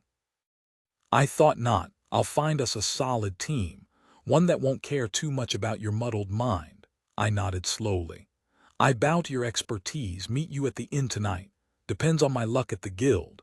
I'll register our party while I'm there too, she said as she walked away, looking back over her shoulders just in time to catch my gaze slip to her swaying backside. See you later, Oceanoff. Calm Chapter 35 Oceanoff. Calm Darkforge T. He tripped through the shallows was nerve-wracking. The whole experience gave me flashbacks to the one time I'd gone to Walmart on Black Friday without the fatal stampedes. It wasn't so much that there were a lot of people. The corridors were just so small. The area between shop fronts was barely big enough for two people to walk abreast, and there were a lot more than two. The entire place just felt heavy, like I had a massive weight resting on my shoulders. The shops themselves were carved deep into the stone, but it seemed the Earthkin didn't want to waste any room on roads. The press was a little unnerving, so I ended up escaping into a few shops along the way when I needed a break and spending essence on things I probably didn't need. I picked up a solid-looking dagger, which probably wasn't the worst purchase in the world. If nothing else, I'd be able to resell it later. The rest of my purchases were edible in nature and didn't last long beyond their purchase. With my new system body, I didn't have to worry about counting calories, so I took full advantage of that fact when I found myself inside a candy shop. By the time I reached the ramp to the nest, I was starting to get used to the crowds, including the occasional pickpocket who came away disappointed when they tried to pillage my bag. The ramp led up in a wide spiral lined with small, single-room shops offering all sorts of random goods that could be useful in the outside world. I was in too much of a hurry by that point to care, though. I could smell the fresh air ahead and was anxious to see the sky once again. When the tunnel opened and I stepped out onto the surface, the pressure that had been weighing me down the entire time vanished. That was Valinar keeping an eye on you. The gods know the truth of what we are, but knowing and trusting are very different things. Another god, great. They aren't really that bad. Just Dad and Valinar have bumped heads a few times over territory, so he's a bit grumpy when Dad's involved. Real estate, eh? I don't think there was an estate specifically, but if there were then, yes, it was real. Oh, sorry. Real estate is what we called the business of selling or owning land and houses and the like in my world. So basically, they butted heads over who owned what cave or something, more or less. Valinar doesn't like that Dad's dungeons create veins of precious metals and gems. He's a purist or something. The nest was laid out in a massive grid, like New York City but without the random deviations. Everything was ordered. The Crusaders' Call was a modest establishment nestled against the rim of the crater, taking advantage of the natural stone for most of its construction. From the outside it looked almost like the front of a church, but the inside was much different. Instead of bare stone, the common room walls were wood, giving the entire place the feel of a hunting lodge. The stuffed and mounted heads of various creatures on display over the bar and the hearth added to the image. Standing behind the bar was a living contradiction, at least to my eyes. The wrinkles around his eyes and the stark white of his hair and beard told me he was quite old, but dude had arms rippling with muscles. Muscles that would make Arnold at the height of his bodybuilding career jealous. "Your pa not teach ye any manners, youngling," he said with a raised, bushy white eyebrow. He raised a massive fist my way. "Keep it up and I'll be happy to fill in the gaps." I shook my head emphatically. "Sorry, didn't mean to be rude. You wouldn't happen to be Ven, would you?" He stood up a bit taller, and I noticed several of the patrons sitting further down the bar turned to watch the exchange. The movement seemed well practiced, and their expressions said they were waiting for a show. "Who's asking?" he growled. I looked around nervously. Lyra sent me." A wide smile split his crotchety face. He slapped the bar top and the crowd went back to their drinking as he spoke. "Well then, why did ye nae say so? Pull up a stool and let me get ye a drink." He looked behind me towards the entrance as I sat down. "Is she here now? I can nae wait to see her, it's been far too long." She said she'd meet me here tonight. She was heading to the guild to find some companions to fill out our new party. Good, good. I never liked that last group she was with. Bunch of RCs, the lot of 'em. He gave me a long look. "Now you don't seem like the same type, but ye listen close now. If ye hurt the lass, there's nowhere you'll be safe." He gestured around the room and I saw every eye in the place was trained on me, and they all had the same hard look as Ven. Wow, this guy is intense. Ven's meaty paw clamped down on my shoulder and he squeezed just shy of the point where it would become painful. Don't ye worry, youngling, I'm sure you'll do fine. He glanced at my instrument case and my saber. Even if ye do wield a butter knife. I forced out a smile and shrugged. Well, half shrugged. One of my shoulders was held completely immobile. It's pretty sharp, but I've been told many, many times that if I'm using it, then I'm doing something wrong. You got that right. He looked at my guitar case again and snorted. Ah, bards, you're gonna sing the monsters to death, are ye? More like keeping my companions alive, keeping things off their backs, and maybe, just maybe, a little blade work or fire. He nodded in approval. Good for ye. Lots o' fools shy away from such truths. I can see why she agreed to team with ye. So, do you have any rooms? Of course. I assume ye and the lass will need one, and whoa, it's not like that, we're not an item. A shame then, he said and burst out laughing. Of course I have rooms, this is an inn. Standard rooms 20 a night, although since you're a friend-o, the lass I'll let ye have it for 15. Breakfast and dinner are included, but lunch is your own responsibility. I did some quick math in my head. Sounds fair, I said and pulled out enough crystals for 2 nights. I had no clue how long gathering a party could take, so I figured I'd start with 2 and see how it went. He scooped up the essence and laughed again. The fact that ye think it'll take her more than a day tells me just how new ye are to this. He grabbed a tankard of something frothy from behind the bar and put it in front of me.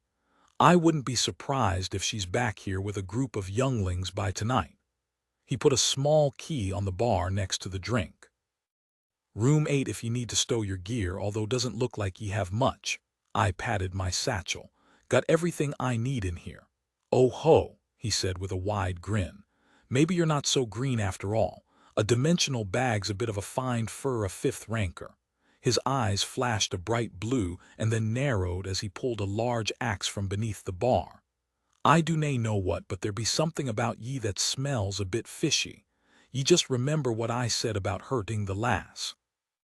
I put my hands on the edge of the bar and looked him right in the eyes.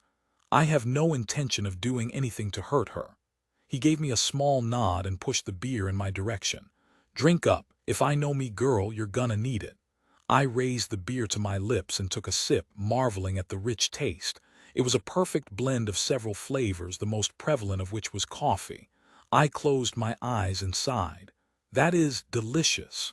Glad ye like it. Now get. I've got a bar to run here. He winked and shooed me away. My room was smaller than the one I'd had back in Tully Falls, but was much better in terms of amenities. The bed wasn't much bigger than a twin, but the mattress was as soft as anything I'd ever experienced. There was even a full bathroom with some kind of magically heated shower. The existence of such things gave me high hopes for the future. Oh yes. We are definitely going to get one of those when your service is done. My mindscape shifted into a larger version of the room with water pouring down like rain, or maybe one like this. An entire room to play in. I laughed as she pranced around in the water, spinning and dancing like a kid in the sprinkler on a hot summer's day. If we survive. The entire scene dissolved, leaving her standing alone, shoulders and wings drooped. A complex mixture of sadness and longing written all over her face. I know. I wish things were simple, but this whole thing is bad, Sebastian. Really bad, and even though my dad hasn't said so, I really think he's depending on us. She looked up at me with tears in her eyes. I really don't want to let him down, but I can't lose you either. And if anything happens to you, I plopped down on the bed and closed my eyes, focusing on stepping fully into my mindscape. And it worked. The feeling of the bed fell away and I found myself standing on the wet stone ground, steps from the sobbing succubus. As soon as I appeared, she rushed towards me and I wrapped her in my arms, barely avoiding an accidental horn to the throat as she clung to me, sobbing. I smoothed her hair and held her tight. This certainly wasn't the life I thought I'd be living, but I can honestly say that I'm starting to look forward to this whole crazy thing as long as I have you at my side." Her shoulders shook and she looked up at me. "Really? You're not mad that Malik tricked you and now you're stuck serving my father?" I gave her my warmest smile. "Of course I'm pissed about what Malik did, and I'm none too keen about 5 years of servitude." She looked away, sobbing, but with a light touch I lifted her face back so I could look into her eyes. "But," I said, letting our connection flare as I continued, "I would sign up all over again 1,000,000 times if it meant being with you. You are worth all of it." Her lips curled into a smile and she leaned forward to kiss me. Our lips came together slowly, deliberately. It was an altogether different kind of kiss than the ones we'd shared before. There was none of the overwhelming fire that drove our more exuberant escapades. Instead, it was a low, smoldering ember with 1,000 times the heat. My body didn't respond. My soul did. Oceanoff. Calm Chapter 36. Oceanoff. Calm new friends. I don't know how long we spent like that, completely open to each other, but it ended much too soon. The entire situation had been eating away at the lovely succubus, and although she'd somehow managed to keep her underlying conflict from showing through the bond, it had cost her and she was exhausted. So I shaped my mindscape back into the bedroom where we'd spent many a night together and tucked her into bed where she promptly fell asleep. Unfortunately, as much as I wanted to join her, I still had business to attend to. Shifting my consciousness back to the physical world was as easy as taking a deep breath, and I was once again amazed at the myriad of abilities that came along with the Dwala's packed skill. When I got back to the common room, it was packed. Most of the crowd must have frequented the same tailor, as they were all decked out in what I decided to call farmer chic. Thick overalls made from either a soft leather or thick, denim-like fabric were the main piece of the outfit, tucked into thick leather boots. Their shirts showed a little more variety, but even there they tended to favor the same loose-fitting type in various shades of brown. Ven was up to his eyebrows in customers, so I headed away from the bar to find myself a seat, weaving through the farmers towards an empty table near a small stage in the back. There didn't seem to be any entertainment scheduled, but the crowd didn't seem to care. Here and there around the room there were small groups of adventurers going about their business, regaling each other with tales of their exploits, or just enjoying a meal. The one thing they all had in common was a certain wariness, like they were ready for trouble at any moment, even in such a relaxed setting. Then again, remembering the brawl Malik had inflicted on me in my training sessions, the common room of an inn might be a pretty dangerous place, especially if there were a lot of adventurers in attendance. With nothing else to do but wait, I settled in, ordered a meal, and continued my quest to transcribe the vast library of songs in my mental library into something I could play on the guitar. 2 full bowls of stew, a handful of small rolls, and my third tankard of the rich coffee beer later, I had 2 traditional dwarven songs translated as well as an acoustic version of Sweet Child of Mine by Guns N' Roses ready for my next performance. I was just about to start on another when a ruckus at the door drew my attention. A new group stumbled into the bar, roaring and singing some song I'd never heard before, and at their head was Lyra hoisting a flask high. Vel's head popped into view as he climbed up onto the bar and roared, "Me girl, it's been too long." Lyra threw her arms in the air, sloshing a clear liquid onto the ground, and answered, "Vel, you old fart, how are you?" "Old fart, is it? Why, I never," he roared back, and then laughed as she reached the bar and picked him up in a bear hug. "Put me down," he yelled, half amused and half angry. "It's nae dignified." She laughed and set him down, turning back towards the door and motioning towards someone I couldn't see past the crowd. "I'd like you to meet my new party." The dwarf's expression was curious, yet obviously not impressed. "Your bard's over yonder," he said and gestured towards me. Lyra looked my way and flashed a smile. "Great," she said. "I was hoping he'd be here already." She took a long swig from her flask. "You weren't too hard on him, were you, Vel?" He straightened his beard in mock indignation. "Me? Give a strapping young lad who's friends with me girl a hard time? Never." She shook her head and swatted him playfully on the shoulder. She gestured towards the line of people waiting patiently at the bar. "I see you're a bit busy. Let's catch up later. I need to introduce everyone anyway." He gave the waiting patrons a surly look and then sighed. "I can't let the people die o' thirst after all." He smiled again. "Don't be a stranger." Lyra made her way through the crowd toward my table, leading the rest of our newly minted party. When she reached the table, she gave me a wink and stepped aside, giving me a clear view of our new teammates as they came through the crowd. The first was a wry-looking fellow wearing dark leather armor not dissimilar to my own, but instead of an instrument case strapped to his back, he had a quiver of arrows and an unstrung bow. His head and face were clean-shaven, revealing a triple scar where something had tried to take out his eye at some point in his career.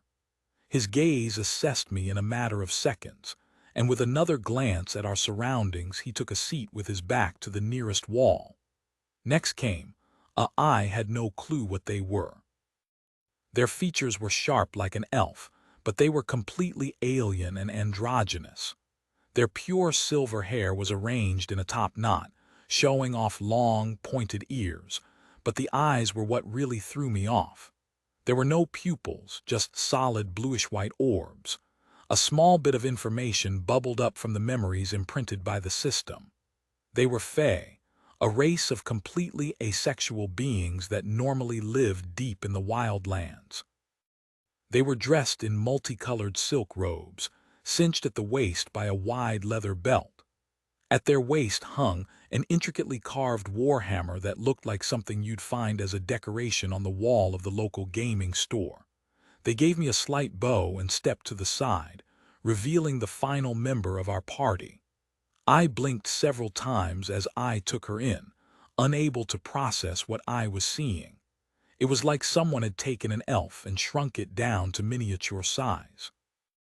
She was barely 4 feet tall, but her proportions were completely normal for an adult woman, except for her ears, which had slight, tapered points, and her nose, which was a bit on the long side. Her eyes were slightly larger too, kind of like an anime character. Everything about her said gnome, including the crisscrossed bandoliers holding a wide array of glass vials, pouches, and all sorts of stuff that screamed mad scientist. Every step was accompanied by a clinking and clattering of glass and metal, and I was suddenly afraid that one misstep could send the entire inn up in an explosion. She flashed me a too-wide grin and then hopped up onto one of the chairs and looked around. "Did I miss dinner?" she said in a high-pitched voice. Lyra chuckled. "Everyone, this is Sebastian, the bard I was telling you about." She gestured to me and then towards the scarred human. "Sebastian, this is Svan, a ranger of the Deepwood." "Nice to meet you," Svan said in a raspy voice. Lyra continued introductions. "This is Ava, blessed of Kersai and the Fae Court. They will be our healer." The Fae smiled slightly and raised their hand in a well-rehearsed pattern. "Kersai's blessings upon you, bard." Their alien eyes seemed to pierce right through me to my soul, and I couldn't suppress the uncomfortable shiver that ran down my spine. "And last but not least," Lyra continued before gesturing to the gnome, "this is Annabelle, alchemist and pyromancer." The gnome abandoned her attempt to get the server's attention and offered a hand across the table, knocking several of her vials and beakers into each other with a loud clinking. "Nice to meet you, Sebastian." She gave me an appraising look. "I think this is the start of a very lucrative partnership." Everyone took a seat and turned their attention to Lyra, who plopped a large stone in the center of the table. "Now," she said, gesturing to the stone, "before we make it official, I want to make sure you all understand the terms." I nodded slowly, wishing Dara was awake to give me advice. I could wake her up, but I didn't want to rush things. She needed a rest. How hard could this be anyway? Lyra waved her hand over the stone and a long list of items scrolled by, faster than I could consciously read. Standard guild contract with all of the normal provisions regarding competition, personal animosities, etc. understood. Everyone else was nodding, so I went along with it. I'd read the standard stuff later. Lyra continued, "Since this will be our first time together, the loot split will be divided equally between all members. If we decide to make it long-term, then we have the option to switch to an alternate split and create a party fund for communal expenses. Loot will be divvied up based on class needs, with everything else to be sold and the essence split. I'll be up front. Ava is our healer. Svan and Annabelle will be on damage, with Sebastian on crowd control and party support." She paused and looked at us each in turn. Acceptable. There were no objections, so we all placed our hands on the stone and there was a flash of blue as a new system prompt appeared. "Lyra Stone has invited you to join her party. Accept." YN, I hit accept and watched the messages scroll. "Congratulations, you have joined your first party. You have gained 100 essence." While a member of a party, each member will be able to discern the location and basic status of all other members. Member locations can be displayed on your system map. Party members: Sebastian Crow, level 5 human bard status. Healthy Lyra Stone, level 5 human lightblade status. Healthy Svan Ivarsson, level 5 human ranger status. Healthy Avol Yoatuila, level 5 Fey Lifeweaver status. Healthy Annabelle Deepford, level 6 gnome alchemist status. Healthy I looked around the table, taking in the flow of information provided by the system whenever I focused on one of them. The influx of data started to give me a headache, and my mind started searching for a solution. With a flash, the world shifted, and the raw data was replaced by something out of an old-school video game.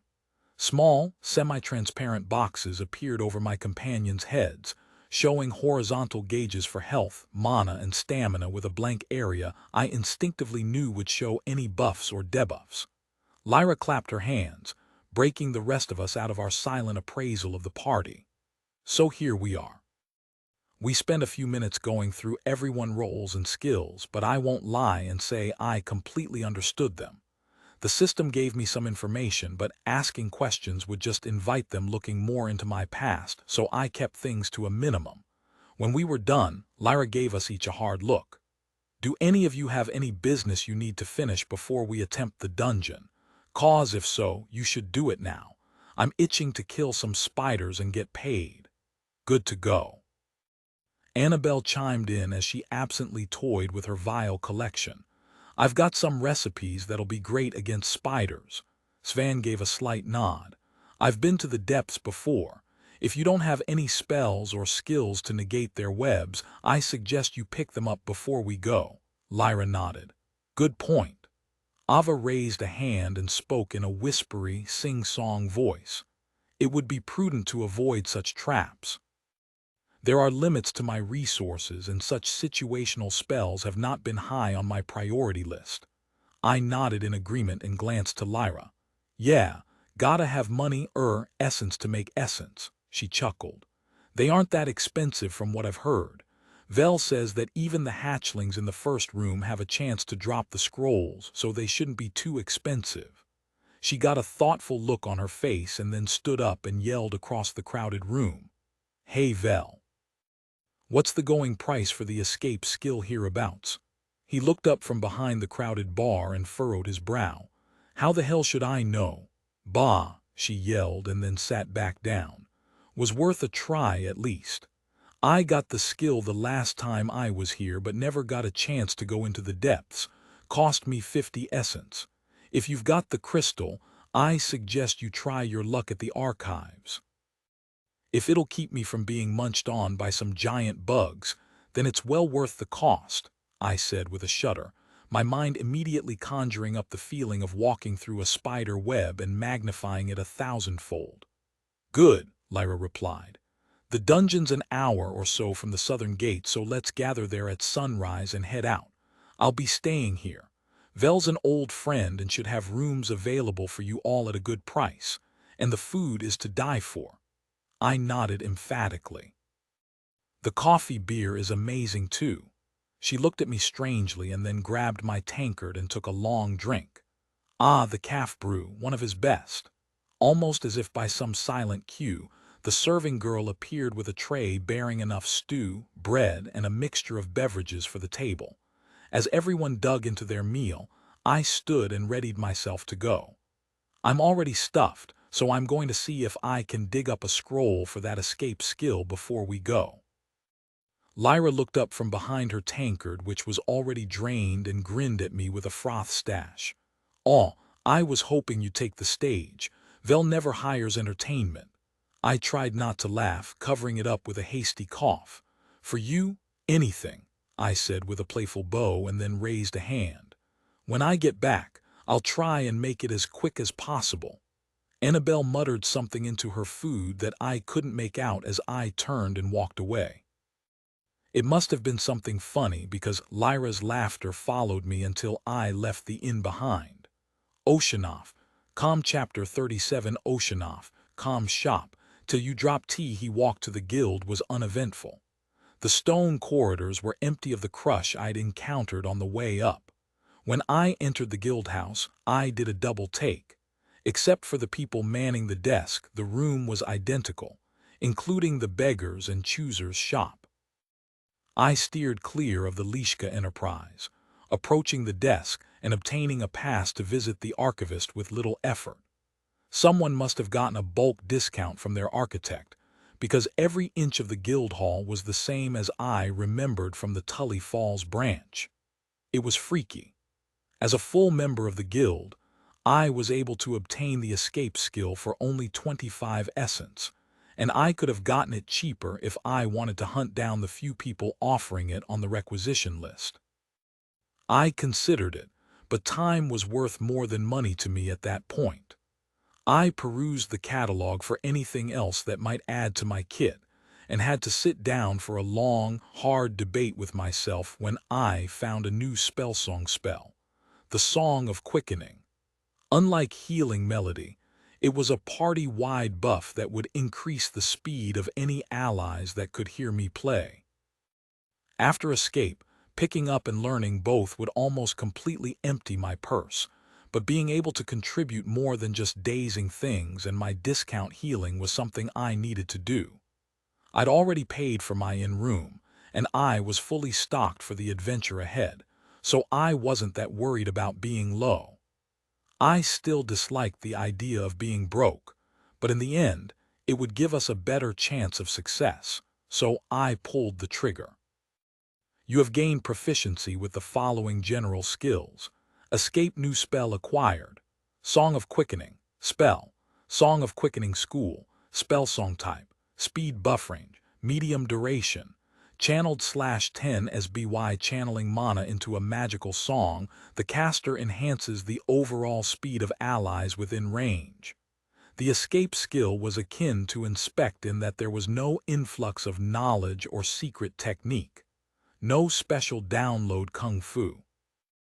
It was just a thing I could trigger, a button I could press that would tell the system to get me out of whatever sticky situation I was in. That kind of skill still confused the hell out of me, but I didn't really have time to wax philosophical. It was a mystery I'd have to explore another day. The song, on the other hand, was exactly what I expected. It was more complex than the Healing Melody with a much quicker tempo, which was only proper considering its effects. What I hadn't expected was the burst of bonus knowledge that came with it, giving insight on how to chain songs together and keep multiple effects in play. The entire process brought back a vivid memory of watching the first Pitch Perfect movie with my girlfriend at the time, where she tried to explain to me how mashups worked. Her explanation hadn't made much sense at the time, but then again, I was much more interested in learning the quick way to undo her bra clasp than learning about an a cappella choir. The memory was a strange mix of emotions, and tugged at something buried deep inside my mind that I instinctively pulled away from. The memory and its lingering emotions faded almost instantly, leaving only the cold, hard facts related to song management. Shaking my head to clear it of the sudden fog, I left the archive behind and headed out of the guild house and back to the Crusaders' Call, eager to find out just what kind of people I was trusting with my life. When I reached the Crusaders' Call, the evening festivities were in full swing. The ale was flowing, and a troupe of halfling girls had taken the stage, tapping out a beat with an instrument that looked like a miniature tambourine. Lyra was standing near the table with a pile of empty tankards nearby, watching the show. Annabelle was passed out, face down on the table, much to the amusement of the Fae, who was casually sipping a glass of wine as their foot tapped along with the halfling's beat. Svan was no longer with the group, but as I scanned the room, I spotted him sitting off in the corner, deep in discussion with an elven man wearing an outfit similar to the ranger's own. Lyra was the first to spot me and ran over, bringing me a fresh tankard of calf brew. "Bastion, that was fast. I was starting to get worried you weren't coming." I flashed her a grin. "Told you I'd be back. I mean, I already paid for my room." She wrapped an arm around me and pulled me towards the stage, easily moving me with her deceptive strength. "You're up next," she said, and then leaned up to whisper in my ear. "Do a good job and I may even give you a special reward." Her breath raised goosebumps on my neck, and she trailed her hand down my back, stopping just shy of my ass before moving away. I stood there stunned and deeply conflicted. "I told you she liked you," Dara said, pulling herself upright inside my mental bed. "You're awake. I hope you had a great nap." She yawned and stretched, showing off her toned stomach. "It was glorious. I really needed to get that out and am so happy to be with you." I smiled and took a deep drink of my beer, enjoying the feeling of warmth that spread through my body. Apparently, I was voluntold to be the next performer. Good thing I transcribed those songs. "I'm sure you'll do great and earn that special reward." She wiggled her eyebrows suggestively and I couldn't help but laugh. Even if I was ready for that, she's drunk and that right there is a no-no. "Ah, love, your world was so weird." The dancers finished up and took their bows, and then Lyra was there, pushing me up onto the stage. I gave her a fake glare and looked out over the crowd, seeing that people were already losing interest now that the dancing girls were gone. With a shrug, I took out my guitar and looked back to Lyra. "What do you want me to play?" I asked, playing a few short licks while I waited for an answer. She spun around, gesturing to the bar. "It's a tavern. Play me a drinking song." I scrunched up my face in mock concentration and went through my mental songbook. She'd already heard the beer song, so maybe something about cider. "We have cider."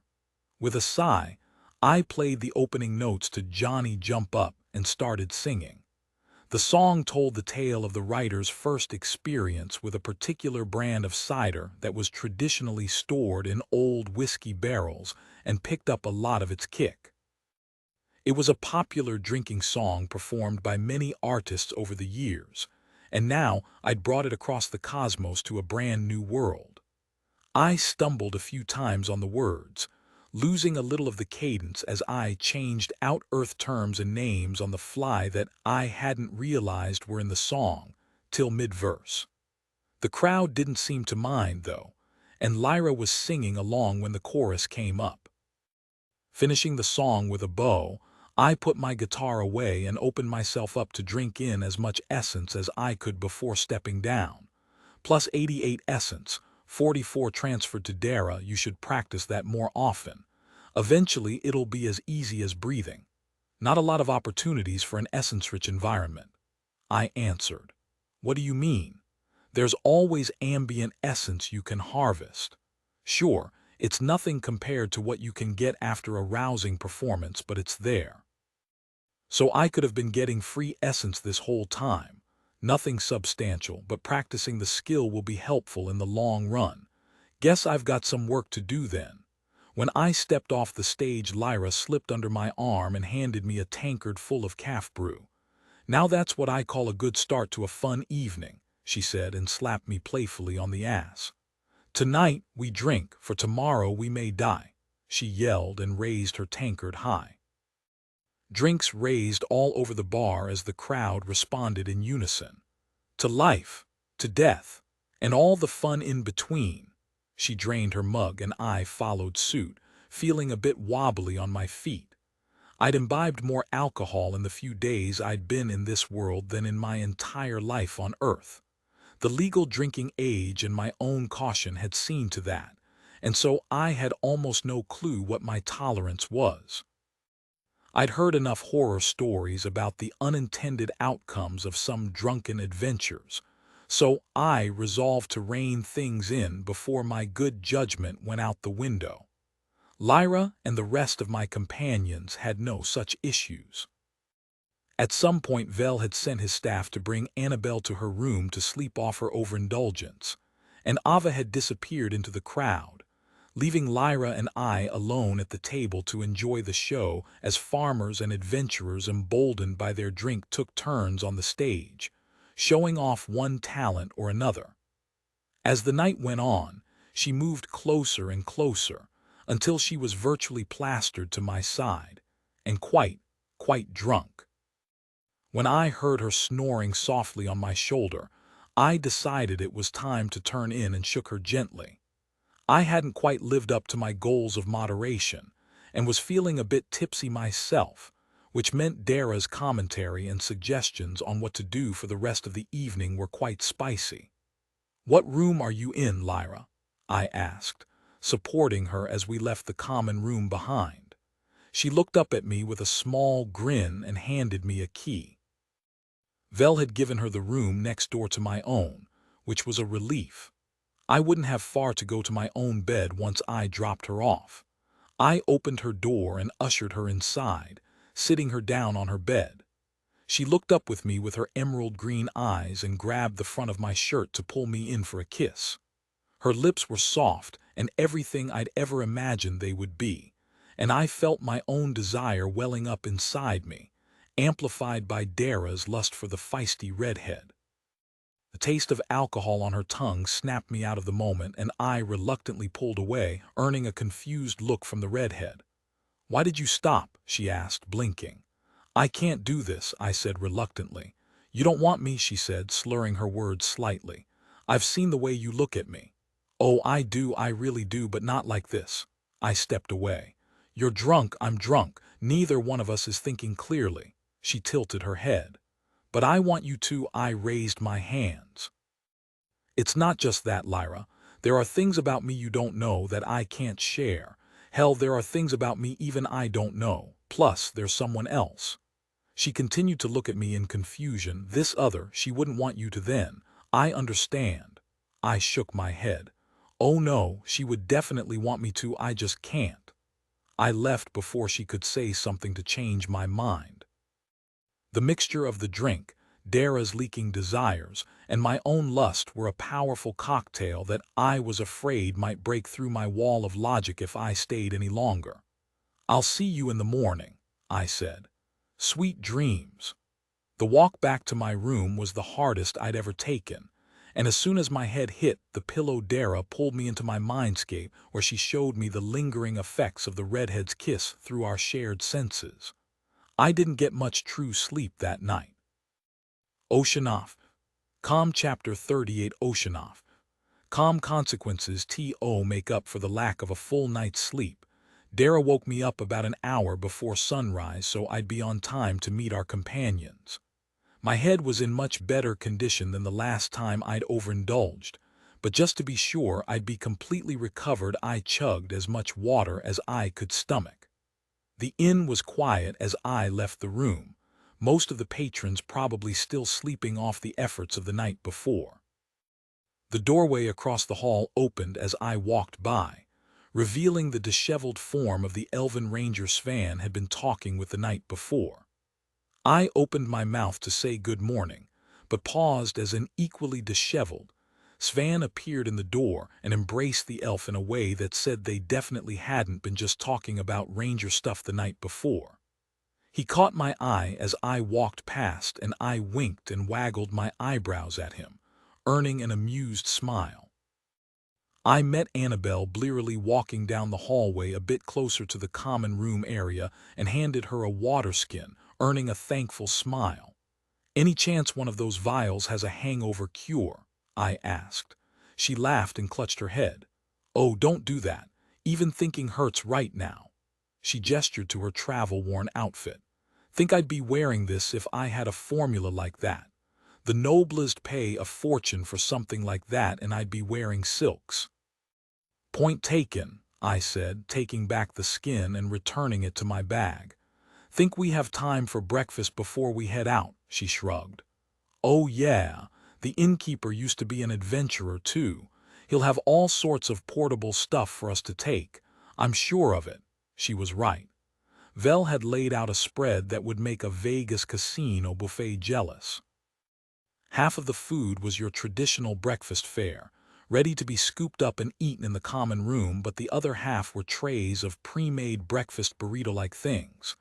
I grabbed a pair of wraps and headed for the door, eager to get underway, but I didn't get far before I was intercepted by an angry-looking Vel.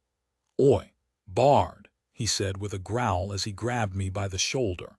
"What I tell ye about hurting me girl?" He raised a meaty fist and shook it in my face. "What?" I said, trying to back away but unable to escape his hold. "I didn't do anything." He looked me in the eyes and relaxed his grip a little, giving me some breathing room. "Well, ye did something. Lass was a right thunderstorm when she rushed through here this morning. Didn't they even stop and say goodbye to this old dwarf? Ye best figure out what ye did, or you're likely to be in a world o' hurt. First from her," he said and shook his fist in my face, "and then from me if there's anything left." I sighed. "Point taken," I grumbled. "Try and do the right thing and I'll figure it out." His eyebrows shot up. "Ye turned her down," he said, and then thwacked me on the side of the head hard enough to reawaken my hangover headache. "You're daft, boyo. We were both drunk as hell," I said defensively. I didn't want her to regret it in the morning. The dwarf didn't seem to be buying it one bit. "It's personal, okay, and between her and me." He paused for a second in confusion, and then a smile cracked his grim countenance, and with a pointed look down at my crotch he started laughing his ass off. "Ah, I got ye lad, personal between ye and her, bahahaha." It took me a moment to understand what he was alluding to. "What, no, everything works whatever." I turned and left, leaving the dwarf to his own amusement. His voice followed me out of the inn and onto the street. "They make potions for that," he said, and I just hung my head and moved on, leaving the rest of the party to make their own way on the dimly lit streets. Let them think what they want. Oh, don't be so glum. I, for one, know just how wrong they are. Her mental caress up my thigh made me jump, earning a curious look from a nearby shopkeeper prepping for the day. "Ah, don't do that in public. Bad enough people already think I'm strange." "Oh, fine. Tonight then," she said, shifting her mental outfit back to the one I thought of as slutty librarian. "As long as we're out of the dungeon by then." My mindscape shifted back into library mode, with her leaning forward over the desk, giving me a lovely view down her shirt. It's a date. Some deep breathing had things settled by the time I approached the south gate. Lyra was pacing impatiently, much to the amusement of Ava. When I arrived, she looked at me and her eyes narrowed slightly. She was mad. "About time you got here." "I've been waiting for an hour," she said flatly before turning away. "We should be on the road already." I looked around, making sure we were still missing two of our party. I opened my mouth to reply, but Ava caught my eye and shook their head slightly while mouthing, "Bad idea." I snapped my jaw shut and shrugged. Devouring Vel's breakfast provisions would be a more productive use of my time. They were delicious. Bacon, eggs, and some sort of vegetable I wasn't familiar with, fried and wrapped up tight in a pita-like bread. It wasn't as good as Shepherd Albin's morning fry, but it was damned close. Annabelle and Svan arrived a few minutes later, chatting about herbs or something between bites of burrito. Their arrival seemed to calm Lyra a small bit, but I gave her a wide berth just to be safe. A strange thing occurred to me as we passed through the southern gates and out into the wilds once again. In the entire time I'd been in this world, I hadn't once seen someone mounted. All the travelers I'd encountered were either riding in wagons or walking. Since no one else was inclined to conversation, I turned my attention inward. "Hey Dara, what's the deal with horses? Why does everyone walk around when we could be riding? Come to think of it, there's gotta be some magical beasties around that would be awesome mounts.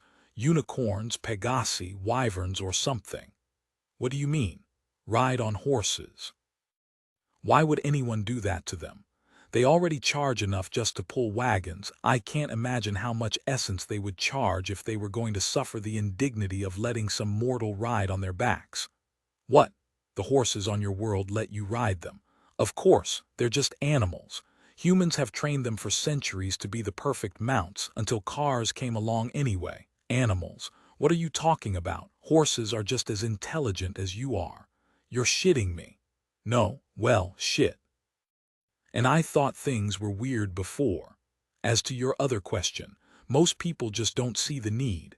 Some classes might have animal companions that can carry them around, but for the most part we just walk or fly." A small rock thunking into my chest brought my focus back to the material world where the rest of the group had come to a halt. "Hey Bard!" Svan shouted while readying another rock. I shook my head to clear it.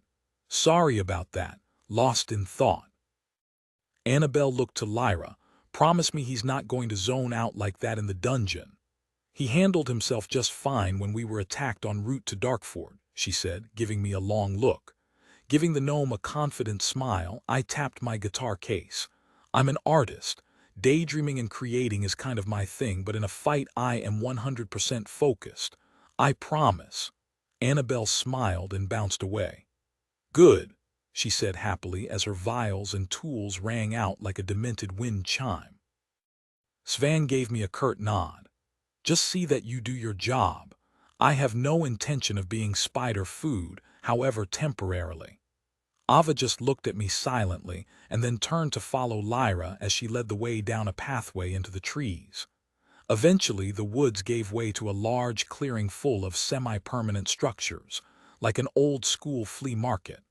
All but one of the tables were empty, and the lone vendor was still busy unpacking their wares. Vials of all shapes and sizes were arranged in crisp rows, and I recognized some as the same sort of healing potions I had stored in my belt pouch in case of emergency. Annabelle clapped excitedly and ran over to the merchant, asking a million questions a minute about things that made absolutely no sense to me. To be fair, I wasn't paying much attention either. The dungeon entrance had my full attention. Rising from the center of the clearing, the entrance was a dome of smooth, black stone inlaid with white marble in the pattern of a giant spider web. Forming the center of the pattern was a circular opening, through which I could see a staircase leading down. I shivered as a sense of wrongness washed over me, and I felt Dara cringe inside. "This feels wrong, Sebastian. Now I know why my father sent us here. We need to fix this." Nodding slowly, I followed the rest of the party as they went to rescue the potion vendor from gnomish assault. "I hope we can." Lyra stopped at the entrance and waited for us to gather up before speaking. "Okay all. I know this is our first time together, but this dungeon should be doable for us. You should all know how to fill your roles by now. If we need to shift strategies, then I'll call it out. If something happens to me, then Ava is next in line. Ignore the healer at your own peril." There was a chorus of nervous laughter at that, but Ava's face was a flat mask. Lyra locked eyes with each of us and gave us a nod and led the way into the dungeon. Oceanoff. Calm Chapter 39. Oceanoff. Calm sticky situations. He stairway descended deep into the earth and into darkness. You have entered the Whispering Depths dungeon. Recommended levels. 510. Burrowed deep into the Teluvrian forest, the Whispering Depths are the home of the webweaver spider matriarchs. Skilled trappers and hunters, the webweavers are the dominant predator of the local forest. Do you have what it takes to eliminate their matriarch and make the forest safe for the local huntsmen? Unlike the Greenstone dungeon, there was no ambient light provided, and soon enough it was almost pitch black. Ava remedied the situation with a quick spell, causing a sphere of light to float near the ceiling above. When we reached the bind stone, everyone stopped in shock. The normally tidy area was a complete mess, and most of the guild's supplies and clothing were gone. "What idiots could have done this?" Svan said. "They must really have a death wish to pillage a dungeon cache." Annabelle picked through the remaining clothing, tossing some of it back in the box. "This stuff isn't worth stealing, why bother? Did that many people die here?" I asked. "Don't be stupid," Lyra snapped. "If enough people resurrected here to do this, there would have been a notice at the guild. As it is, we need to report this when we get back." Ava nodded. "Something is off. I agree this must be reported. Should we continue on?" Svan snorted. "Some bandits raiding a guild cache is no reason to abandon our delve. I say we press on." "Agreed," Annabelle chimed in. "I didn't come all this way to turn back now." I nodded. I was going in one way or another, but it would be better to have a party with me. "Forward it is," Lyra said and drew her sword. "Finish your preparations and buff up. We go in 5. We each bound at the stone.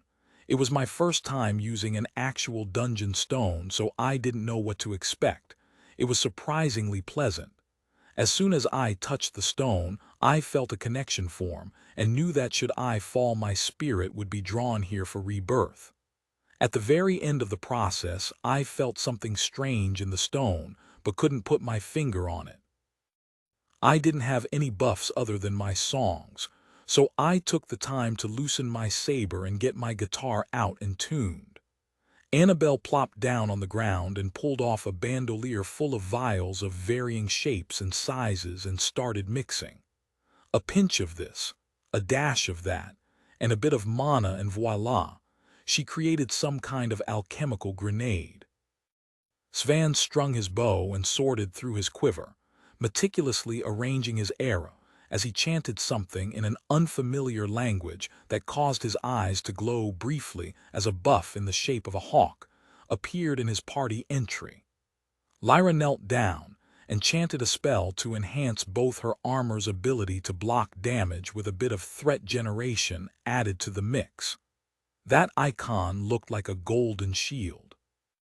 Ava did the most work, blessing us all with some protection against physical blows, with a few personal buffs that would aid in their mana regeneration and boost healing. And just like that, we were off. Lyra took point with Svan and Annabelle in the second rank. Ava and I were in the back, ready to do our thing upon first contact. We entered the first room and spread out a little, keeping the same general formation while giving each other room to maneuver. Ava sent their light up towards the ceiling, broadening our view.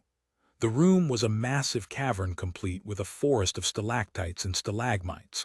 Large, intricate spiderwebs filled every inch of the cavern's roof and walls, making prime use of the rocky pillars. As the light moved into the webbing, the spiders attacked. Dropping from above on thin lines of webbing, the spiders landed all around us. Each was the size of a large dog, with a shiny black carapace and multifaceted eyes. Each leg ended in a wicked-looking claw, and it was never more apparent than at that moment that these weren't natural spiders. These things were made to kill. The light from Lyra's sword and shield reflected dimly off the nearest spiders as she took the fight to them, letting out a loud roar that drew their attention. I wasn't sure why spiders would care, but I wasn't going to argue with anything that kept the giant insects from eating my face. I panicked for a second, but a slight nudge from Dara and I was back in the groove. Lyra had 3 of the spiders tied up on our left, while Svan and Annabelle concentrated on one on the right, and Ava made sure any wounds suffered were temporary. The trio of spiders that had dropped behind us were closing, so I got to work. I cast influence on the closest and sent it to attack its brood mate, while my hands flowed smoothly into the gestures for days. The sparkling energy of my spell took shape around the spider's eyes, and it stopped in its tracks just as the other two rolled past in a tangle of stabbing claws and snapping pincers. 3 in the rear, currently contained, I called out as I used Inspect on the closest of the 3. Webweaver hatchling, level 3. The weakest of webweavers, this spider has not yet developed the deadly poison of its older siblings. Beware its webs. These are the babies. I yelled, earning a laugh from Svan, who finished off his target with a well-placed arrow and turned to help Lyra.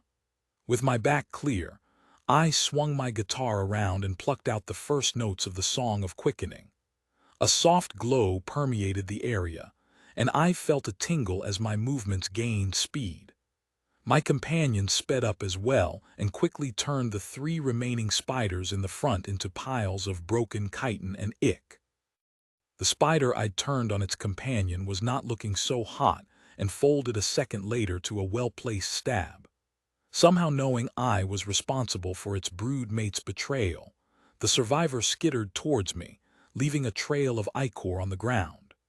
I strummed the latest chord in my song, letting it ring out to keep the spell active while I raised a hand and cast Flame Dart, finishing what my minion had started. Behind you. I whirled around just in time to catch a spray of webbing right in the face.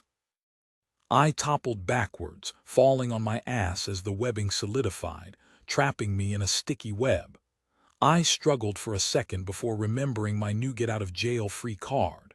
With a mental twist, I activated Escape and sighed as the system dissolved the webbing holding me in place. I had no clue how it worked, and I didn't care. I could breathe again. I glanced around the room and saw that the rest of the spiders were down, including the one I dazed. Lyra's armor was covered in ichor and blood, but judging by the info being fed to me from the system, none of it was hers. A quick glance showed everyone was in pretty good shape. Well, except for Ava's mana pool, which was at half.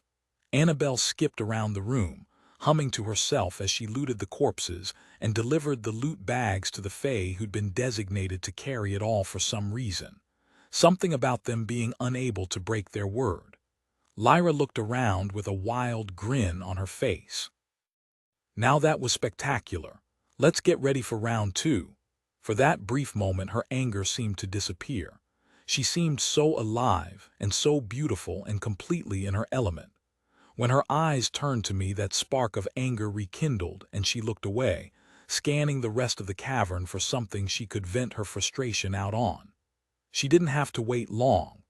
The next group of spiders was identical to the first, but this time we managed to keep them all in front of us.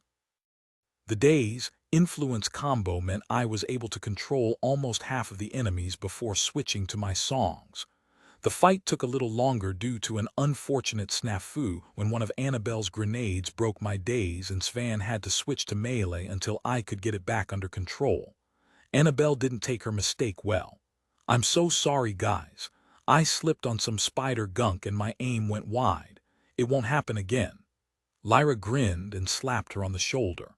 "Don't worry about it. Everyone makes mistakes." "Yeah, sorry I was a little slow on the daze. I had to," I said, but was cut off with a glare. "No excuses, just do your job," she snapped and then walked away. Svan and Ava exchanged glances and the ranger shook his head and chuckled, whispering, "Don't know what you did to piss her off, but I suggest you fix it, quick." I sighed.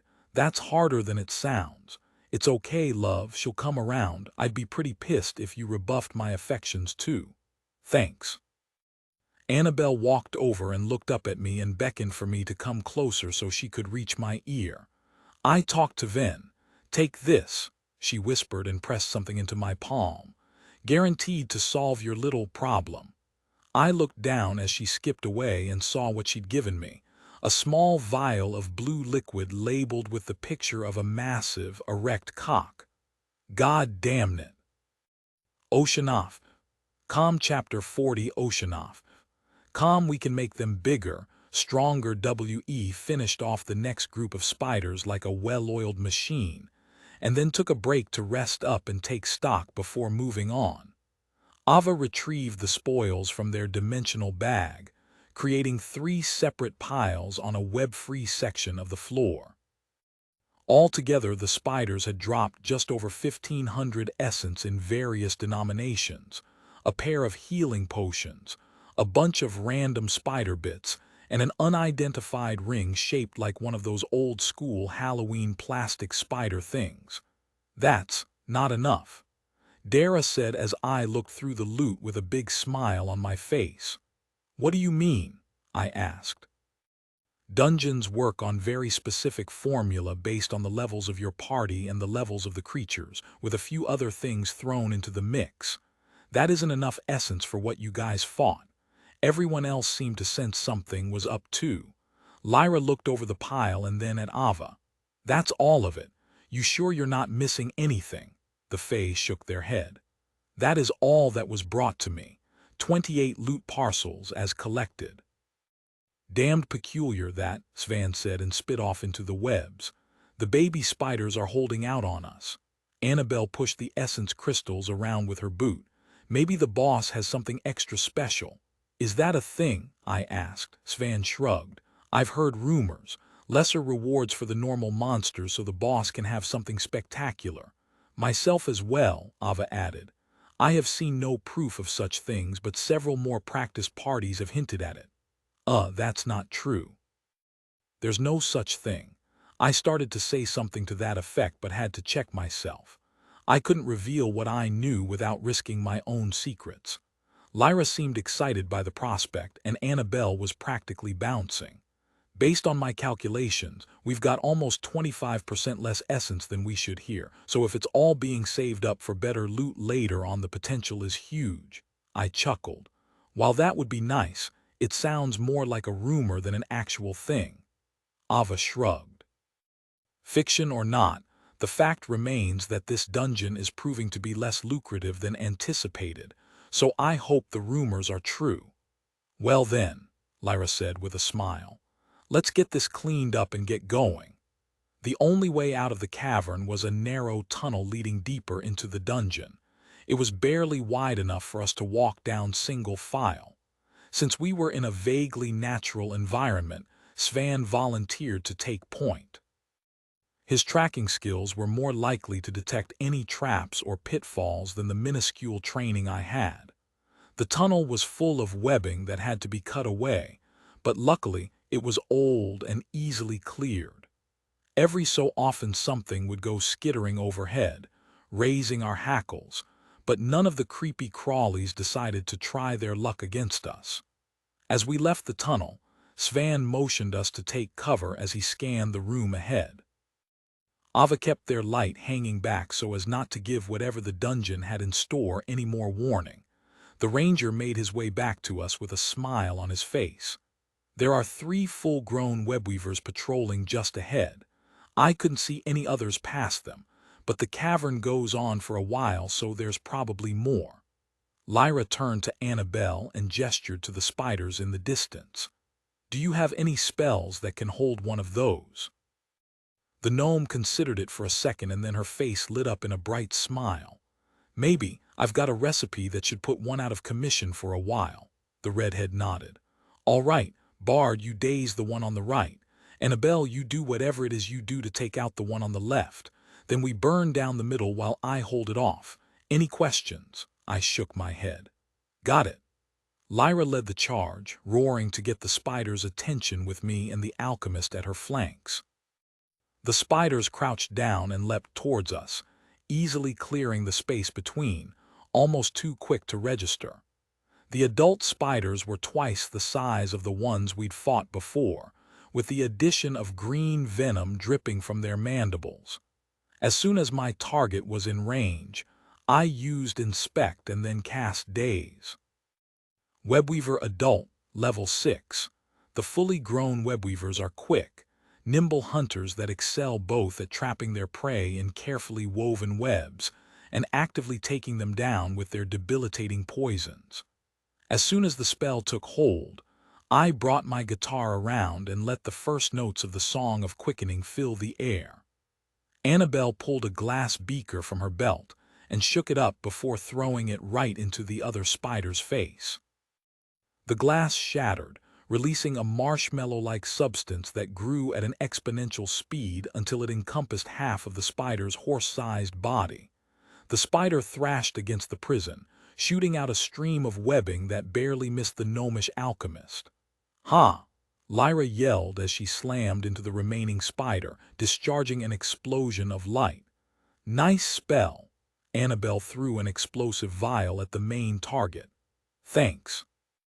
Although it's not a spell in so much as it is a custom formula that I worked out over 3 weeks of "tell me after the fight," Lyra responded, wincing as the spider's dripping mandibles scored a nasty cut on her calf. The light blade stumbled briefly in pain as the poison took hold, opening herself to another blow from a jagged claw. She lurched aside at the last moment, turning the potentially fatal wound into a glancing one. Ava's healing magic washed over her, sealing the worst of her wounds and expunging some of the venom, allowing the tank to go back on the offensive. The larger spiders were more resistant to my day's spell than the hatchlings had been, and my target broke free halfway through the duration, forcing me to pause my song in order to keep it controlled. The combination of Svan's arrows, Annabelle's explosives, and Lyra's light-enhanced blade were slowly breaking through the main target's thick armor, and while the extra speed from my song wasn't much, it did give us an edge against the larger spiders. Being a bard was all about timing, which made sense. It was music after all, but that didn't stop me from itching to do more. The twang of another arrow was followed by an arachnid scream as Svan fired another shot, narrowly missing Lyra as she slipped under the spider's forelimbs and hacked into its underbelly. The arrow struck home in the center of one of the creature's eyes, popping it like a water balloon and splattering the floor with eye jelly. Annabelle's next vial followed the arrow in, toilet bowling around the empty socket before erupting with some sort of alchemical napalm. The spider let out another screech and whirled around, spraying out a cone of webbing that covered Lyra, Svan, and Ava in a thick layer of sticky goo. Before they could activate their own escape skills, the webweaver surged past and snapped at Annabelle, opening a nasty gash in her abdomen before she shoved a grenade point blank into its face, blowing off one of its mandibles and sending her flying across the room. Then it was on me, and as it lunged forward, I did the only thing I could think of. I screamed. Magically, that is. The cacophony erupted from deep within my chest and slammed into the spider's open mouth, knocking it backwards with an ironically spiderweb-shaped network of cracks covering its carapace.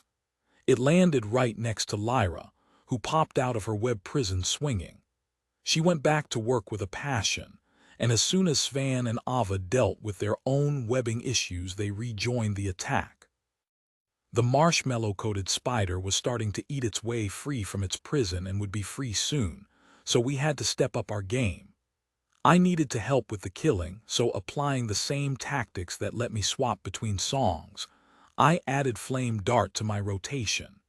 With a wicked overhand strike, Lyra buried her glowing sword into the head of her target and it exploded, splattering us all with spider goo.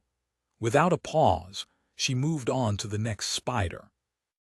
Taking advantage of the marshmallow trap, she hacked into the creature's struggling claws, breaking off several before its frantic thrashing freed it completely from the prison.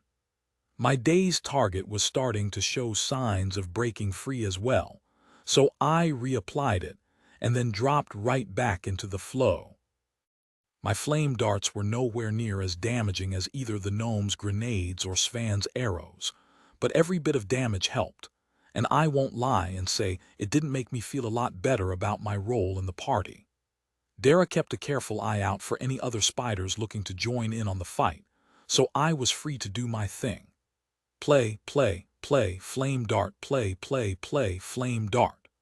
The next time the spider used its webbing attack, we were ready, and everyone but Annabelle was able to get clear.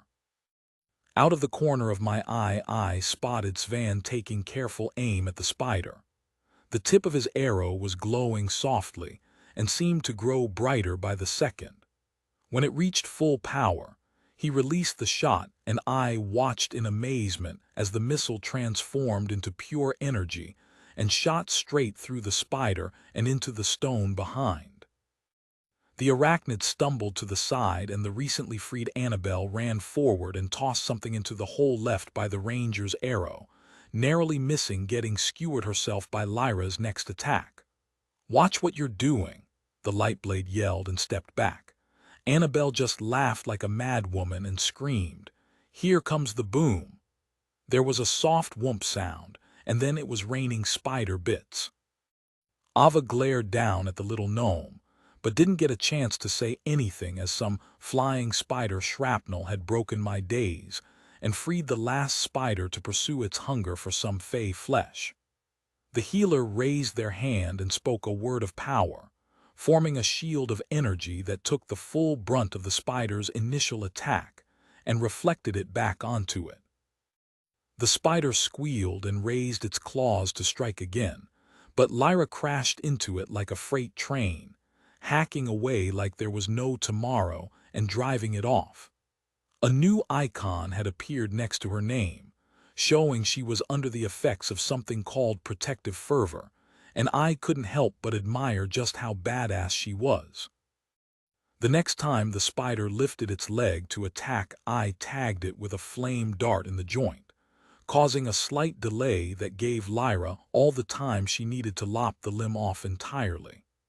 The shield had taken a massive chunk out of Ava's mana, so I switched up my quickness song for healing melody, giving them a bit of respite as I jacked up the tank's already significant health regeneration.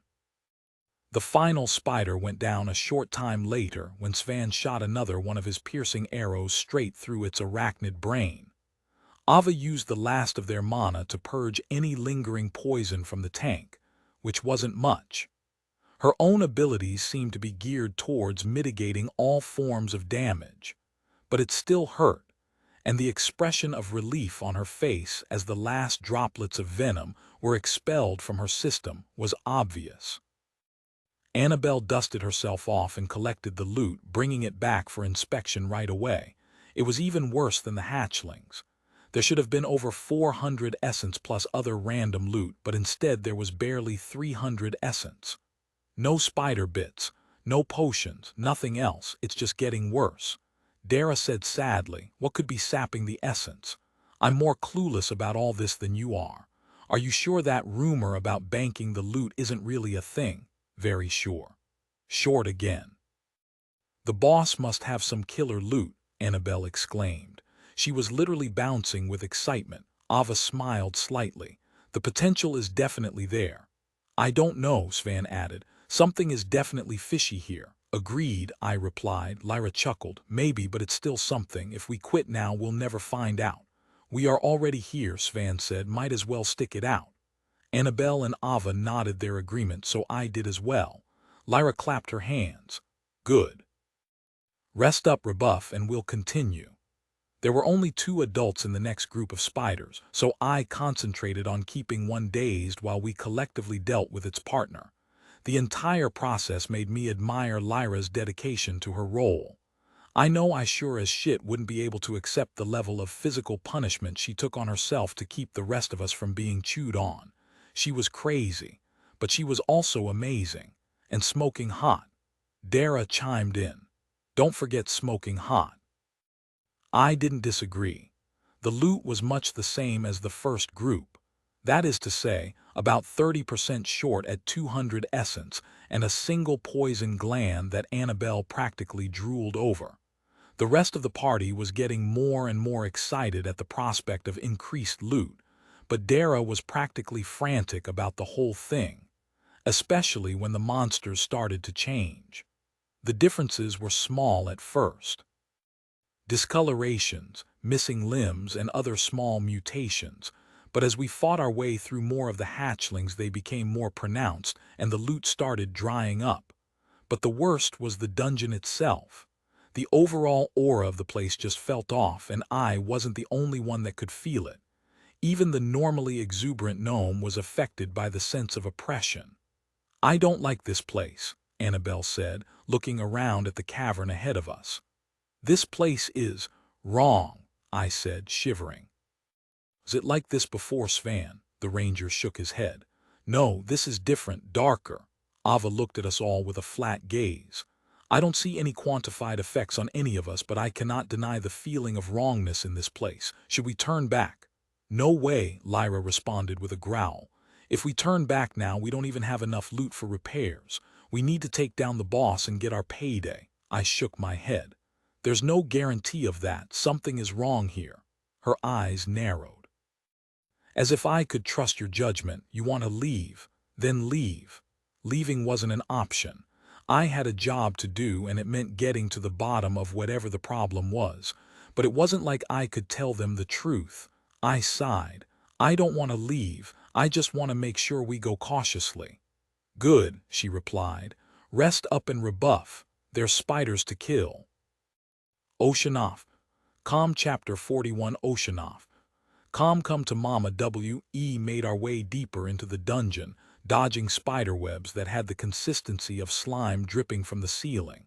It was like the dungeon was being slowly digested. The next cavern was an almost perfectly shaped dome, completely filled with a massive web that still had enough structure left to support the house-sized spider sitting within. Svan stopped dead in his tracks. "That is not the boss I remember." The spider had the same black chitin as the smaller versions, with one big difference. This one had wicked-looking barbs, spikes, and hooks growing out through its carapace, leaving the protective armor cracked and weak. Where its eyes should be were a pair of glowing embers, and its pincers had been replaced with a lamprey-like maw filled with millions of hooked teeth. It was radiating such a powerful sense of wrongness that it was difficult to look at. "That thing is not a dungeon creature." The spider thing turned its eyes towards us and let out an ear-piercing shriek that shook the entire cavern. There was a loud crack from overhead as a piece of the stone broke free. "Move!" Svan yelled and then dove forward. I followed suit, sheltering my guitar from the falling debris as I sprinted through, almost getting squished. Lyra, Annabelle, and Ava were right behind, shielded under an umbrella of force held in place by the Fae's will. When the dust cleared, the way back was blocked by hundreds of tons of rock. A wicked cackling filled the room as the spider dropped to the ground, raising another cloud of dust as it stalked towards us. The light of its eyes lit the cloud with a dull red glow, and a viscous black ooze dripped from its mouth and onto the stone before congealing into a single stream that slithered across the ground as if it had a mind of its own until it was reabsorbed by one of its many limbs. Lyra stepped forward and raised her shield. "All right, everyone. Let's do this." She slapped the face of her shield with the flat of her blade, and they both started glowing with a bright light that spread to cover her entire body in a protective aura. She charged in with a roar, sword held high with us close behind. Glowing arrows from Svan's bow were joined by my flame darts, and Annabelle's alchemical bombs arcing overhead. I used Inspect and pulled my guitar around, strumming the opening notes of the Song of Quickening as the system answered my query. Hell-touched Webweaver Matriarch Boss. Level 12. Once the progenitor of the Webweaver spiders, this poor being has been twisted by an influx of hellish energy, mutating her body into a parody of its once glorious form. The spider crouched low, avoiding the first volley of attacks before rushing towards Lyra. Her shield rose up to meet the creature's slashing forelimbs, deflecting each blow in turn, but she could only move so fast. One needle-like claw stabbed in past her shield and connected with her left shoulder, driving her to the ground. Luckily, whatever shielding magic she had in place held firm, absorbing most of the strength behind the blow. Her health bar dropped from the blow, so I knew some of it had gotten through. That and the small bloody hole in her armor, but it was nowhere near what it could have been. A glowing arrow flashed in, severing the claw pinning her down at the joint. The spider beast reared up and hissed, spraying the area with more black ooze. A small glob splattered across Lyra's shield and sizzled as it ate away at the glowing light. With a curse, she flicked it off, sending it flying against the wall where it splattered. An instant later, the dark liquid reformed and flowed down the wall and along the ground towards the boss.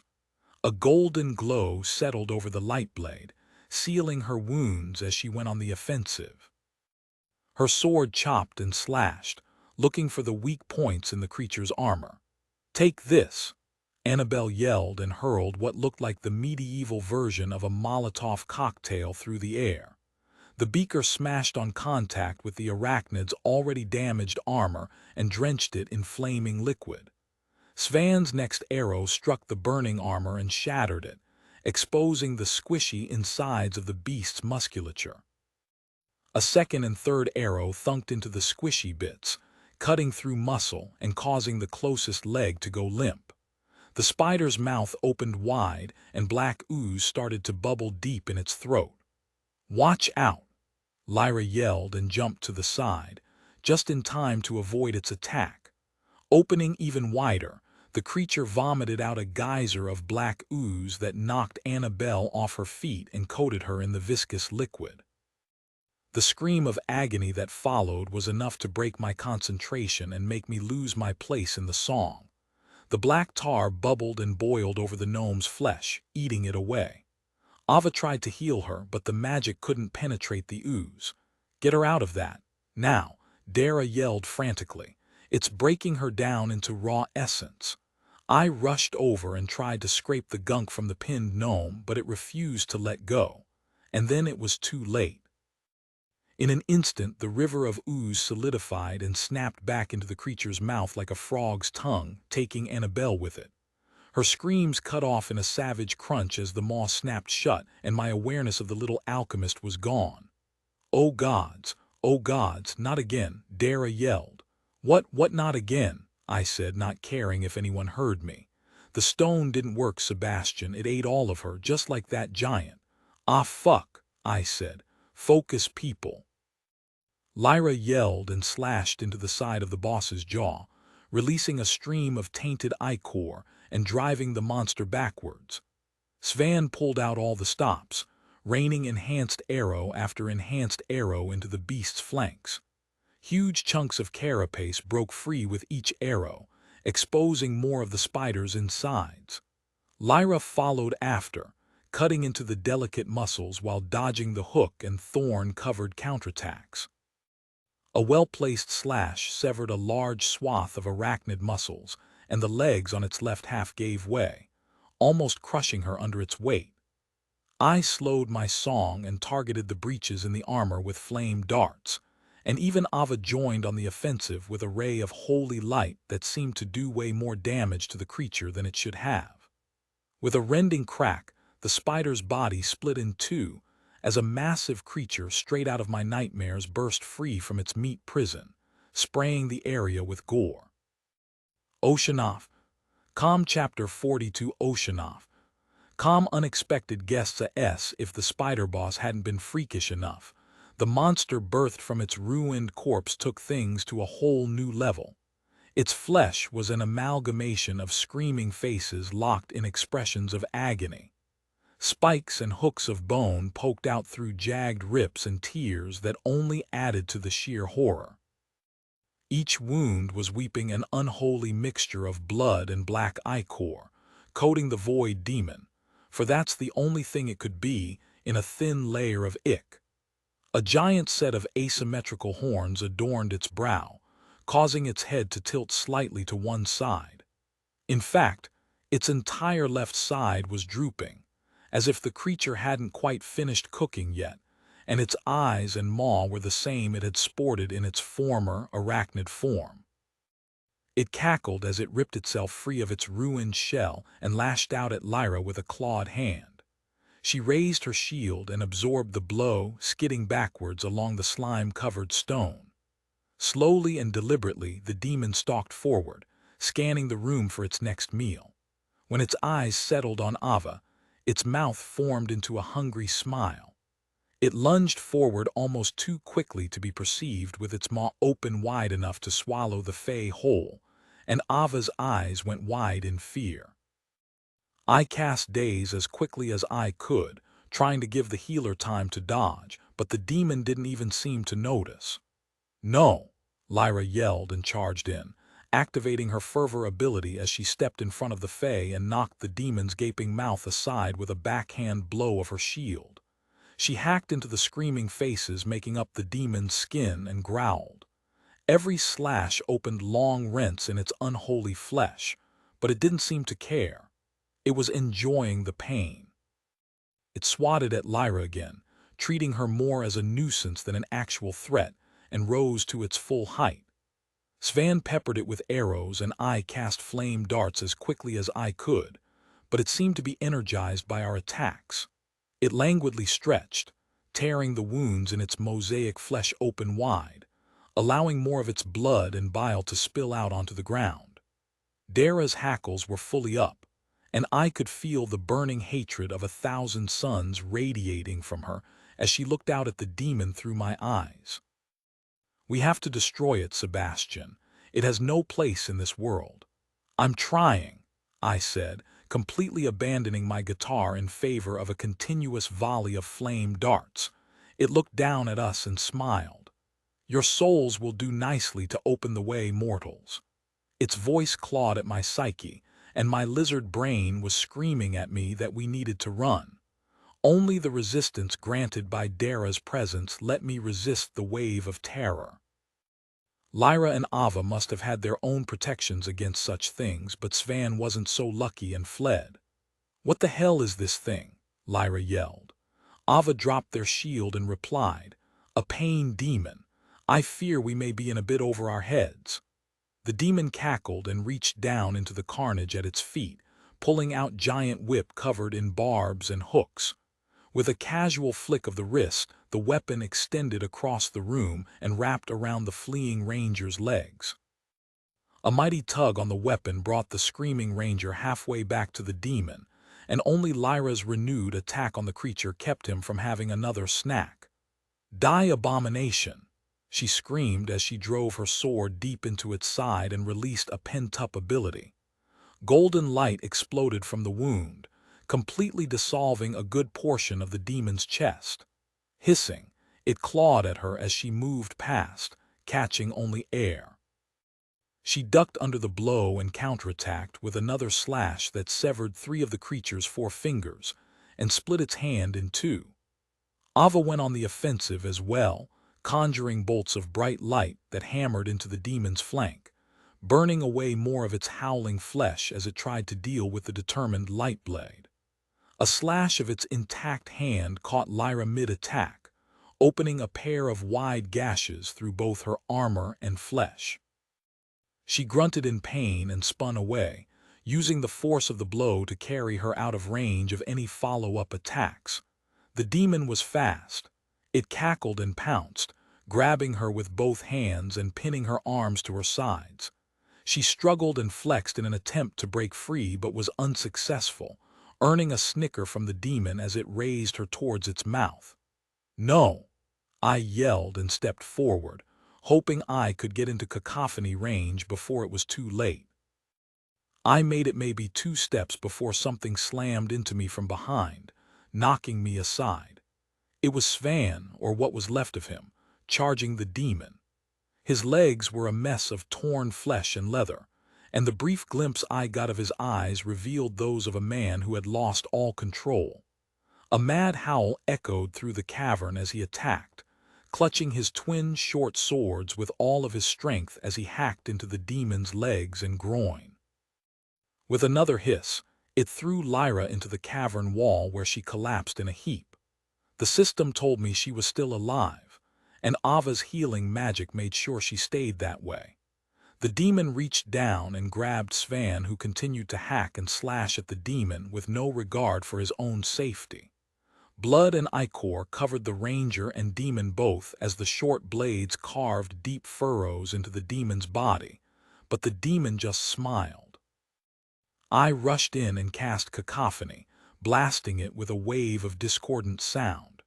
The demon looked at me and chuckled as the stun failed. A single bite ended the ranger's existence.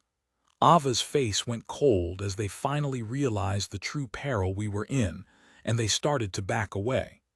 Abandoning their latest spell, they pulled their bag from their shoulders and started dumping out the loot we'd collected so far while muttering something about oaths under their breath.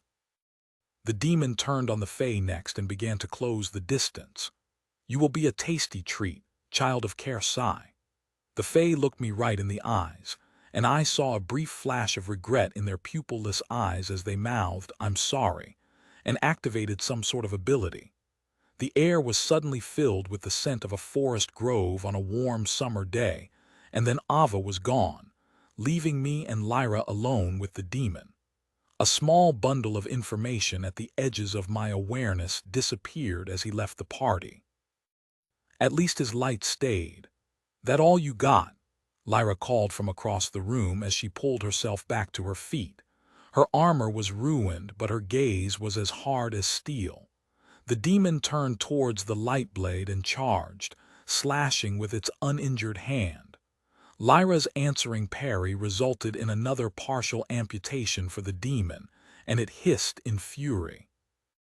I swung my guitar around and started playing like I'd never played before, swapping between healing melody and the song of quickening to keep both buffs in play as she danced a deadly dance with the demon. Its flesh was in tatters, but it still showed no concern for its own physical state, until a well-placed slash revealed a swirling whirlpool of dark energy underneath the skin of its chest. It cared about that. Lyra tried to press the advantage, but her own wounds were beginning to take their toll, and from what I could read from the system, her mana and stamina were tapped. "Sebastian, you need to absorb all that essence," Dara said in a dead serious voice, drawing my eyes to the loot Ava had left behind. "What? Why, what good is that? We need the essence if we're going to survive. Manifest bond burns essence. But what if we don't kill it, we're worse than dead?" Nodding, I rushed across the room to the piled loot and absorbed every gem I could get my hands on, doing it as fast as possible as Lyra went on full defensive. "A little help here," she yelled, barely avoiding a slash that would have taken her head clean off. "Working on it," I yelled through gritted teeth as the rush of essence surged through me. "Just don't kill me, okay?" Plus 1504 essence, 752 transferred to Dara.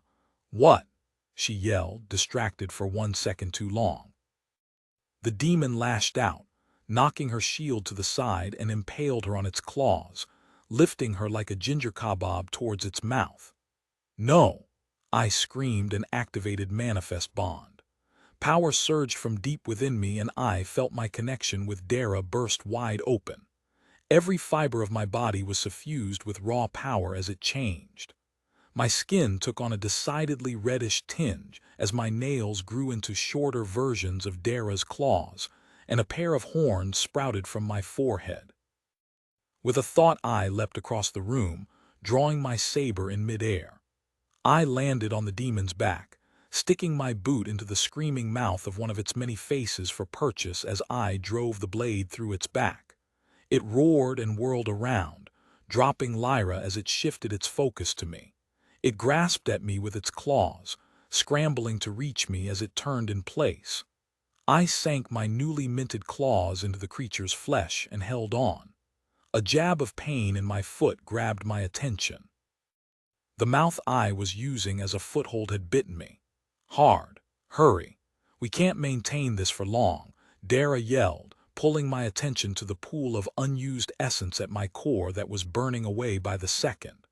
Another bite and my foot came free, leaving me clinging to the creature by one hand as it whirled around. Momentum sent me swinging into the demon's reach, and its claws raked down my thigh. They ripped through the leather armor like it was made of paper and shredded the flesh beneath.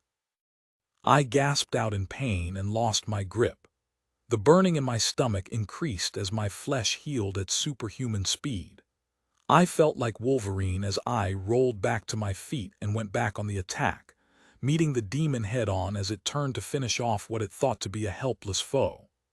Lyra's groan of pain goaded me on, and my increased speed let me dodge the creature's attack and counter, driving my blade through its ragged flesh and into the swirling chaos at its core.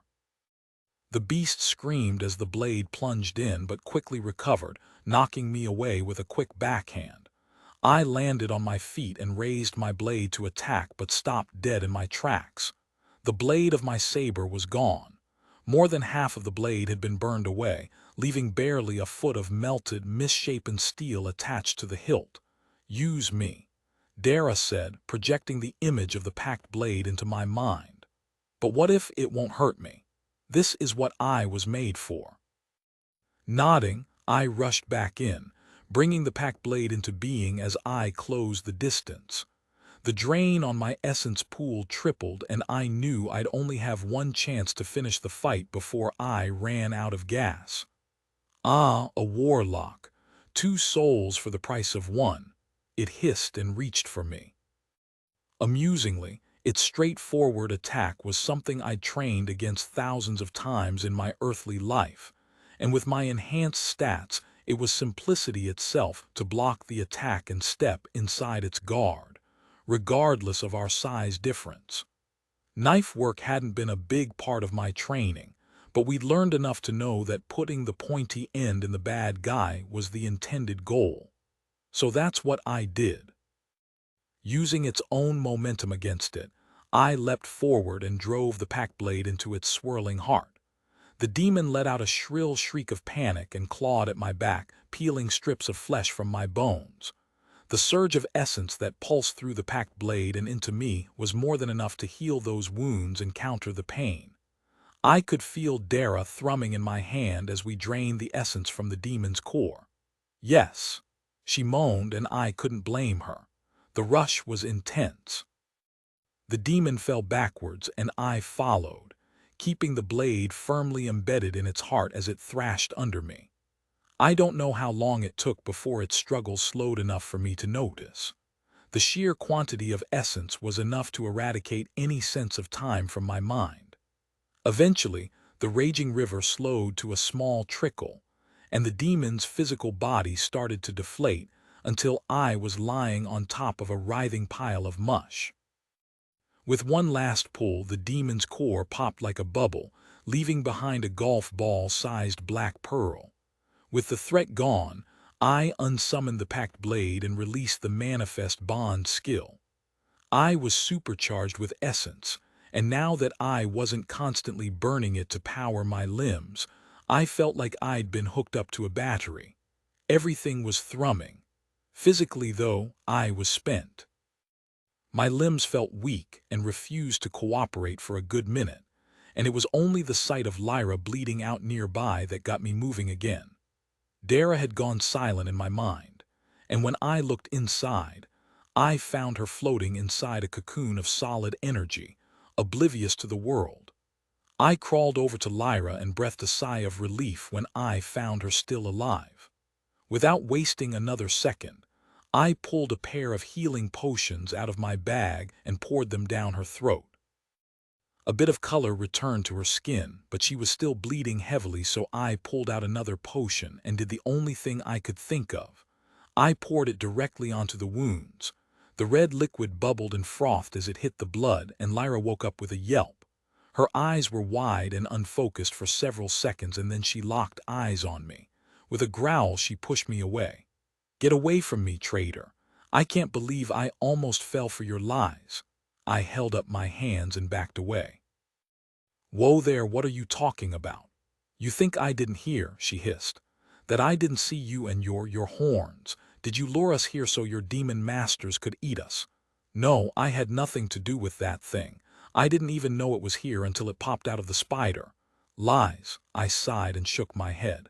"Whatever, you believe what you want, but if I was the monster you seem to think I am, then why the hell would I heal you?" She blinked in confusion. I don't know why." "But you're a warlock, you serve demons." "No, I do not," I said with a growl. "I serve Dawala, who is as much a foe to these demons as anyone in this world." The god of dungeons, she said, even more confused. That doesn't even make sense, and why do you talk like that? Anyone in this world, what other world would it be? I stopped dead. I had no clue what to say. You use strange words, sing strange songs, and are woefully clueless about most things any child would know. Maybe you're the demon. I'm not a fucking demon, I yelled. I'm not from this world, okay, she blinked. What? I wasn't born here. Hell, I've been on this world for less than a week. I don't understand, she said. I threw my hands in the air. Well, it's the truth, so believe me or not, that's up to you. I had a fine life back on Earth. Hot girlfriend, college prospects, and then boom, I get hit by a truck and thrown across the damn multiverse to this place. She opened her mouth to respond, but I kept right on going. This whole world is crazy. Gods that trick people into deals, video game stats and messages, and wackadoo dungeons that are some kind of insane LARPer blood sport. I sat back and let out a long, exhausted sigh. If you never want to see me after this, then I understand, but I'd at least appreciate your help getting out of this place. She picked up her sword and stood, looking down at me silently. Since you did heal me, I'll give you the benefit of the doubt for now. She raised her sword towards me. But if you try anything, you saw what I did to the demon. Don't think I can't do the same to you. Thanks, I said and tried to stand, but as the last of the adrenaline faded, a wave of dizziness washed over me and I crashed back to the ground. Lyra shouting my name was the last thing I heard as unconsciousness rose up to claim me. Oceanoff. Calm Chapter 43 Oceanoff. Calm Windfall's awareness returned slowly, and I knew right away that I wasn't truly awake. My mindscape had transformed into a rolling thunderstorm, overcharged with power aching to escape. The clouds parted briefly, revealing the cocoon of energy holding Dara's immobile form, and through its thick outer shell I could see that she was changing. A flash of lightning erupted from the clouds, striking the opalescent cocoon, crawling over its surface before discharging again back into the surrounding clouds. Dara's eyes popped open and locked on to mine, and through our bond I felt a sense of urgency. Too much, we took too much at once. Use it before it destroys us. The notifications hanging at the edge of my visions flashed angrily, demanding attention. With a sigh, I opened the floodgates. The first three were pretty straightforward, showing the progression I'd earned through use of skills. Spell School. Enchantments has increased to ranks 6 and 7. Spell School. Pyromancy has increased to ranks 3 and 4. Spell School. Spellsong has increased to ranks 7 and 8. Armor Leather has increased to rank 5. The next few were a kick in the teeth. Party Member. Annabelle has been slain. Annabelle has left the party. A minor pain demon has manifested in this realm. You have resisted minor pain demon's aura of terror. Party Member. Svan has been slain. Svan has left the party. Party Member. Ava has left the party. Each notification released a bit of pressure from my mind, but I knew the next set was where the danger really was. It was going to suck, but the band-aid had to come off. Manifest Bond invoked. Current cost, 20 essence per second. All attributes increased. Damage resistance increased. Gained active regeneration.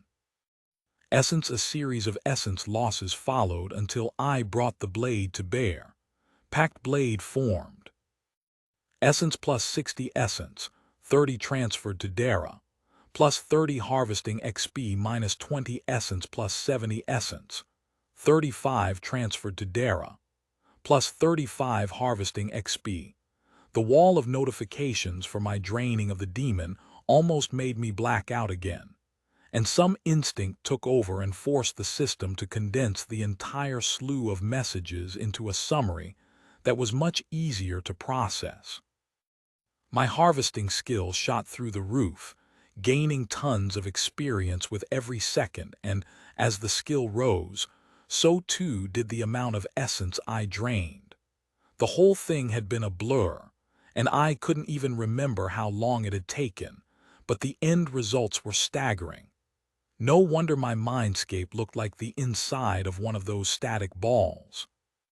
Minus 640 essence manifest bond, plus 16,000 essence 8,000 transferred to Dara, minus 581 essence active regeneration, plus 16,000 harvesting XP, 100 congratulations, you have reached rank 3, 4, 5, 50 in harvesting. I stood there in shock. That was a ton of essence, but there was still one notification left. Warning. Essence overload. You have taken in more essence through harvesting than your body can process. Harvested essence must be refined by your system before it can be safely contained. Holding unrefined essence above your maximum threshold can result in catastrophic damage to your soul's energy systems.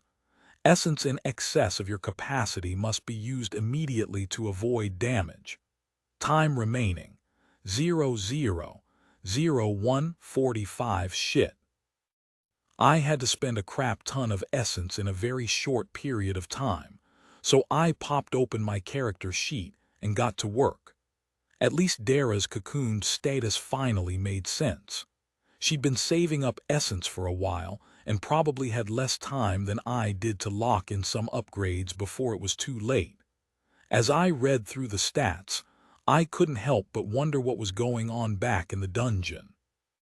Lyra was there now, pretty much alone with my comatose body, and with this whole mandatory upgrade shit in place, I wasn't going to be waking up anytime soon. I was worried for her, and worried she might have second thoughts and just shank me in my sleep. The timer continued to tick down and I got back to work, queuing up enough skills to ensure I'd be much more likely to survive upon waking.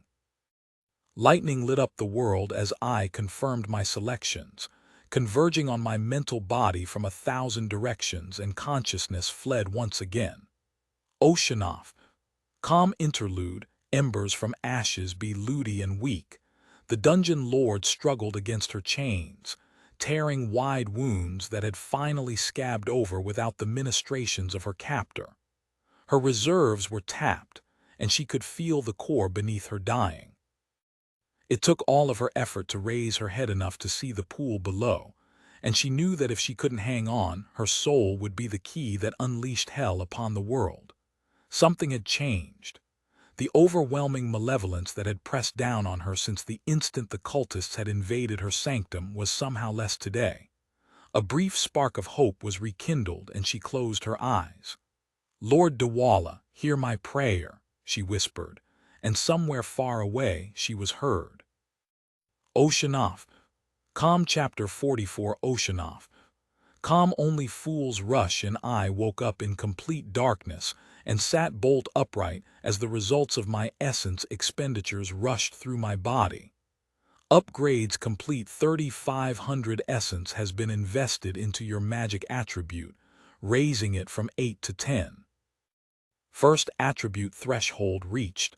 2,000 essence has been invested into your mobility attribute, raising it from 6 to 7. 400 essence used to improve your knowledge of the inspect skill.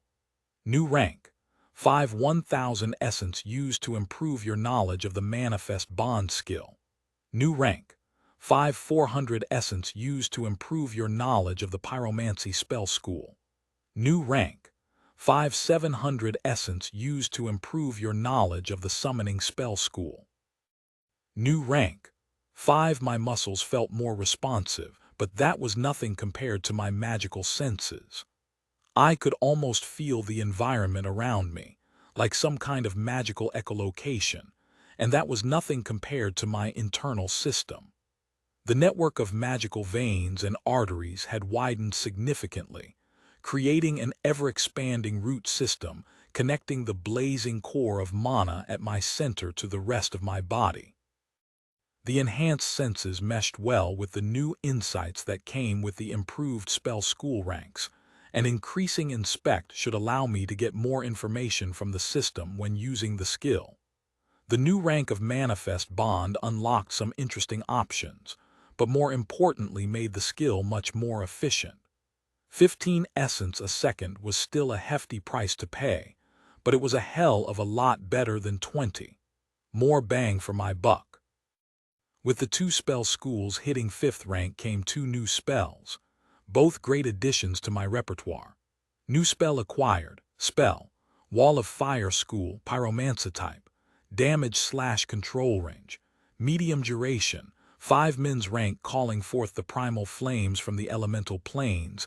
The caster shapes them into a wall of living fire to burn their enemies. By default, the wall is 10 feet long, 10 feet tall, and 2 feet thick. This shape can be modified by the caster as long as the overall volume remains the same. New spell acquired, spell, Conjure Minor Elemental School, summoning type, summoning grin, short duration, 5 min/rank B. Inscribing the correct ritual circle, the caster may summon a mindless servant from the elemental planes. The summoned elemental can obey simple commands and will fight until destroyed if ordered to do so. And I'd finally leveled up. Congratulations, you have reached level 6. Your health pool has increased by 10. Your mana pool has increased by 214. Your stamina pool has increased by 14. The almost doubling of my mana pool was unexpected, but not unwelcome. Apparently reaching the first threshold in my magic attribute had doubled the amount of mana I got per point. I still thought it was strange that there was a health pool, but I wasn't going to argue against an increase that would keep me alive longer. Dara was still in her cocoon, and I started to get concerned. She'd been cooking for quite a while, and last time we'd upgraded she'd been done well ahead of me. I reached through the bond and found her sleeping peacefully as the system did whatever it was doing to her. I felt something off to my left and turned in that direction just as the golden glow of Lyra's armor appeared around the corner. It seemed she hadn't abandoned me after all. A slight smile crossed her face when she saw me. "Finally," she said, "didn't anyone tell you it was a bad idea to spend essence in the middle of a dungeon?" I returned the smile and shrugged. I didn't really have a choice. The system knocked me out and then basically told me I needed to spend it right then and there or bad things would happen. Her eyes went wide. "I hope you spent it then. It's dangerous to ignore the system." I nodded. "I did, but anyway, I'm sorry I left you here alone. I hope there haven't been any issues." "No." But it did give me some time to think. She moved closer and motioned for me to sit with an expression I couldn't place on her face. "Please, we need to talk." "Of course. I know this whole thing," she raised a hand. "Just let me say my piece. I am sorry that I accused you of being a traitor and all of those bad things. Ever since the other night when you left, I've been furious with you, and when," she gestured to the splattered spider gunk and demonic ichor, "all of this brought to light that you're a warlock." Well, it was like pouring dwarven whiskey on the fire. I nodded and waited, not wanting to interrupt. "You have always been fair with me, and in the end you saved my life. Thank you," I smiled. "I couldn't let you die. Seeing you in pain was torture enough. Why did you push me away, Sebastian? I've seen how you look at me when you think I'm not paying attention. I didn't want to, oh, believe me, I wanted nothing more than to be with you, but it wasn't right." I looked away. "How so?" she said. "You must have known that I was interested. I didn't think I was being that subtle." I shook my head. "No, it wasn't that, it was all me. How much worse would it have been if I hadn't pulled away and you found out what I am? How could I accept what you were offering when I couldn't be completely open with you?" She nodded slowly. "I see. And we were both drunk off our asses, so I wasn't really capable of making good choices. I had to run before I succumbed to your charms." I flashed her a playful smile, earning a laugh. "Thank you for that," she said. "Contrary to popular belief, I don't make a habit of taking men to my bed. You would have been the first, and you are right. It would have been 1,000 times worse. I probably would have stabbed you." I chuckled. "I wouldn't have blamed you." A gong went off inside of my mind, accompanied by a rush of pure emotion through the bond, and a system notification that I had no choice but to view. "Your pact bond with the succubus Dara has reached stage 4. New ability unlocked. Illusion new ability unlocked. Dark vision-packed blade has evolved and can now be formed into a sword. Dara emerged from her essence cocoon and stretched her wings wide. They'd almost doubled in size. Her horns were longer too, and raw, sexual power radiated out of every fiber of her being. She stroked my cheek gently and snuggled into my mental shoulder and purred. "Sebastian," Lyra said, "are you okay?" I turned my attention back to the physical. "Oh, sorry, just tell her, silly, she already knows the bad part. Plus, if she wants to continue her plans from the other night, she'll have to know about me, right?" Lyra looked worried. "Sebastian, sorry, do you know what makes a warlock a warlock?" I asked. "Of course. They bind themselves to demons in return for power, and not exactly," I interrupted. "There are different types of warlocks." I held up a finger. 1. The asshats that have ruined everything for us all. Those are the ones who bind themselves to the demons from the void in return for power. Their entire goal is to get souls for their master and eventually open portals to allow them and more of their ilk to get into this world. "Okay," she said, and I held up a second finger. 2. Warlocks who bind with beings of this world. Dwala Kersai. Hell, I guess any of the gods could do it if they want. We form partnerships with a being allied with the gods of this world in order to do whatever it is they need us to do here. We don't steal people's souls or sacrifice babies or whatever they say. We have a lot of the same abilities they do, but it's how we use them that matters." I laughed. "I say we, but really I'm the only one I know of, and I only learned the rest of this stuff very recently. But in summary, we ain't all baby-killing monsters." She was silent for a few moments. "So you're bonded to a being?" "Yes, which brings us to another reason I pulled away the other night." I stood up and moved to a spot with enough room for the summoning circle, beckoning Lyra to follow. "My bondmate is named Dara, and I love her deeply," I said as I started the process that had been ingrained in my mind a few moments ago, weaving the phantom form and illusion abilities together to create an illusionary avatar for Dara to pilot. The circle flared to life on the ground as I split my concentration between the spell and my discussion. "We're a package deal, and while she is perfectly accepting of hell, actively pushing me to be with other women, it wouldn't have been fair to you if you were not of like mind." With a flash, the spell was complete and Dara stood before us in all her glory. I'd constructed the illusion to match her exactly, from the tips of her majestic horns to the bottoms of her slipper-clad feet. I decided to go with her classic silk dress attire for the first meeting, not wanting to have to explain exactly what a naughty librarian was to the feisty redhead. Dara's lips curled up in a dazzling smile as she bowed her head towards Lyra. "Hello, beautiful," she purred. "It's so nice to finally meet you." Lyra's eyes were locked on Dara like a deer in the headlights. Hello," the succubus smiled. "No need to be shy." She reached out and rested an illusionary hand on my shoulder. "I've been riding around inside Sebastian's head since the day he met you, so there are no secrets on this end. Well, except maybe some of those times he was watching you were probably my doing. You are quite a delicious after all." Lyra blushed. "Thanks, you are quite amazing yourself." Dara preened for a second and then reached out to run a clawed finger down the redhead's cheek. There was no substance to it, but she shivered nonetheless. "Oh yes," Dara said. "I definitely approve." I cleared my throat. "Yeah, well. Now that we've made introductions, can we figure out how to get out of this place?" Dara looked over at me and her expression turned serious. "Sorry," she said, glancing sidelong at Lyra, "got a bit distracted. I got a message from my father, we need to go deeper." Lyra looked confused. "Further into the dungeon, that's suicide." I winced. "I don't know if we can go deeper. If we run into any more demons, I don't think we have a chance." The succubus shook her head. "There shouldn't be any more demons. This place is dying. The core is cracked open and Vales is hanging on by a thread."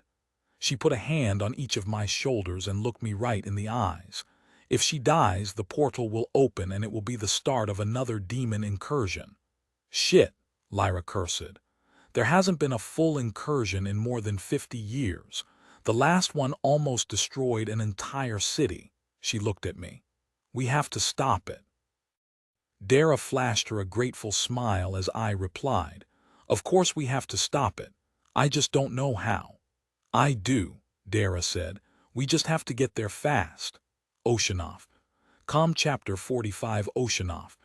Com deeper and deeper. Only benefit of everything being out in the open was I could finally use all of my skills, one of which being Dara's ability to scout ahead in her phantom form. Lyra had been eerily quiet since being introduced to the succubus. It was a lot to take in, so I decided to give her some space. We moved deeper into the dungeon, avoiding the rotting remains of what used to be an intricate arachnid breeding ground. Lyra insisted that she take the lead, holding tight to her glowing aura to light the way. The dungeon was a charnel pit. Not even the natural creatures who'd lived in the cave system before were left by the time the demon completed its rampage. We walked through piles of broken and half-digested spider corpses, eventually closing on the chamber where the spider matriarch should have been waiting. Dara's phantom presence emerged from the darkness ahead and motioned for us to stop. Luckily, something in the party interface allowed Lyra to see her as well, so she came up short before getting too close to the boss room. I reapplied the illusion onto the phantasm so she could communicate to us both directly. She beat her wings and glided across the room to land nearby. "Move cautiously. There's a trio of spellcasters in the next room setting up some kind of ritual in front of the tunnel leading to the core," she whispered. Lyra nodded silently and readied her sword while I looked down at the beaten and battered guitar in my hands. The fight with the demon had taken its toll on the beautiful instrument, and there was no way I'd be able to adapt the songs I knew to the few remaining strings and cracked body. Dara walked by Lyra, running her fingers playfully through the redhead's long curls as she went by. When she reached me, she gave me a wicked smile and leaned forward to whisper in my ear. "Is she checking me out?" I glanced over and chuckled as I caught Lyra looking away hastily, and Dara's answering chuckle told me she already knew the answer. "If you need a blade, call on me. There's no reason to be shy now." "Will do, love," I said as her phantasmal body dissipated and she reappeared back in my mindscape. "I'll start to research the circle they were setting up. Hopefully my father's libraries have something I can read." I looked over at Lyra with a warm smile. "You ready?" A bit of her old spark appeared in her eyes as her aura intensified. "Yes." "Good. Let's see if I can even the odds. Got a nifty new spell that should do nicely." The summoning circle was a complex drawing that took some time to create, but the knowledge implanted by the system let me understand every inch of it. 3 interlocked diagrams made up the spell. The innermost circle broke the bonds between planes and brought the target through. The second circle imposed my will upon the target, not that they had a will of their own to begin with, and the third contained the power necessary for the others to function. Opening a rift into an elemental plane without proper containment would be disastrous. When the diagram was complete, the center turned into a patch of mud that formed into a roughly humanoid shape. The circles flashed and disappeared, and the dwarf-sized earth elemental turned its obsidian eyes on me expectantly. I gestured to Lyra and said, "Follow her and attack what she attacks. Let's do this." She led the way into a room which was lit by a trio of braziers arranged in a triangle pointing towards the far wall. Behind each of the braziers was a robed figure, chanting in a twisted, alien language that sent chills down my spine. Thin wisps of fire rose from each cultist's upraised hands and bored into the stone wall at the tip of the triangle. The targeted wall looked different from the rest of the room, like someone had plugged a hole with whatever they could find without bothering to match the surroundings. Vales blocked the way to her core room when the demon died, but she won't last much longer. "Hurry!" Lyra charged, leaving my mudman to trundle along behind her as she made a beeline towards the closest cultist. I followed right behind, casting flame dart at the same target. The cultists whirled around, abandoning their ritual in the face of a more imminent threat. All three cultists were horribly scarred and disfigured, and hundreds of iron hooks and spikes pierced their flesh in some kind of Cenobite's wet dream. The cultist raised a magical shield that deflected my spell off to the side, and answered with a flaming bolt of its own that hit me in the chest, burning through my defenses and knocking me off my feet. I turned my wild fall into a roll, wincing against the pain, but knowing that if I didn't keep moving, I'd be a dead man. The other two cultists joined the fight with spells of their own, blasting away chunks of Lyra's aura as she closed the distance. She reached the first cultist and attacked with a flurry of blows that were clumsily intercepted by the same shield that had foiled my spell. My elemental arrived seconds later, bashing into the caster's kneecaps with its giant bulbous fists. I regained my feet and dazed one of the unengaged cultists as I charged towards the last, taking advantage of its fixation on Lyra to get into range. With a snarl, it turned my way and opened its mouth wide, vomiting a cone of insects in my direction. I cursed and dropped into a baseball slide, trying to avoid the full brunt of the attack. The clicking, stinging insects ate into my raised arms and the top of my head, but I was able to get low enough to avoid most of it. The only thing that gave me the strength to not scream was the thought of them getting into my mouth. My momentum brought me free of the cone, and I hopped up in melee range. Fighting giants, demons, and spiders was a foreign thing, but fighting people, that I had a lot of experience with. I rushed in and hit him with a straight jab that sent his rotten teeth flying. A right hook knocked him further off balance and gave me the opening I was looking for. I rushed in and shoulder-checked him in the stomach while grabbing his legs and slamming him into the stone. His breath left him in a ragged gasp as the back of his head slammed into the stone. The hooks and barbs hidden by their robes cut into my skin, but I knew that if I gave him time to respond, I was going to be in trouble. I pulled back and shifted into a full mount before raining elbows onto his bald head, wincing in pain with each hit, but eventually he was done. I used my dagger to make sure he wouldn't be getting up and then turned to see how Lyra was faring, finding the first cultist laying headless on the ground while she faced off with the last. It didn't last long. "Quick, I'll tell Vales to open the way. Let's go," I yelled and ran towards the wall, beckoning Lyra to follow. "What? Go where?" she said. To answer her question, the stone wall started to shudder and then crumbled to sand in seconds. I rushed through the opening as soon as there was room, getting a mouthful of dust for my troubles. On the other side was a scene out of a horror film. A red-skinned woman was literally nailed to the floating dungeon core. Thick iron spikes were driven through her wrists and ankles, and her nude body was crisscrossed with hundreds of scars in various states of healing. Lyra was right on my heels. She took one look at the tormented dungeon lord and had to turn away. Below the floating core was a pool of boiling shadows eagerly devouring the blood still dripping from the captive's wounds. Her eyes cracked open and a whisper escaped her throat. "You must close the portal." "How?" I said. "How do I close it?" "Its essence," she whispered. "Drain it, heal the core." "I don't understand." Lyra rested a hand on my shoulder. "We need to get her down, Sebastian." I gestured to the bubbling ooze. "I want to, but we need to deal with that first."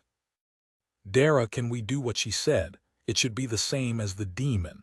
Use the packed blade and drink the essence." "How do I heal the core, though? Instead of keeping the essence in you, push it into the core." "I can do that. You should be able to." Lyra was looking at me strangely. "What's going on?" I gave her a weak smile. "I have to take all the essence in that."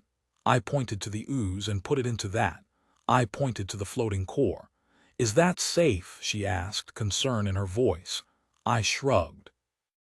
"It's either that or risk the portal opening up and letting a horde of demons loose in the world." She squeezed my shoulder. "Let me know if there's anything I can do to help." I rested my hand atop hers. Thanks, but I think this is something I need to do on my own, the price of power and all that. I let my hand drop and started to call up the packed blade, shifting its form at the urging of Dara into an ornate saber. I'm here with you, love. We can do this. Firming up my resolve, I plunged the blade into the bubbling shadows. The rush of energy was 10 times as intense as it had been from the demon, and it took everything I had to stay on my feet. My entire body started to glow, and I knew that if I didn't do something fast, I would be consumed. The nascent portal fought back, flowing up the blade and around my feet. I stumbled forward, taking more of the magical tar with me until I stood at the base of the floating core. Sebastian! Lyra screamed and took a step forward, but a lashing tendril of blackness drove her backwards. I've got this, I growled. Stay back. With a rush of strength, I pulled my left hand free and slapped it onto the side of the core, completing the circuit. The torrent of power got stronger, and I could hear Dara's scream of pain as the energy burned through us both and into the core. The sludge pool shrank by the second as the dying core was revitalized. Slowly the cracks began to heal, ejecting the spikes impaling Vales to its surface. Lyra rushed forward and caught the wounded woman as she slipped free before laying her gently on the stone and pouring a healing potion into her mouth.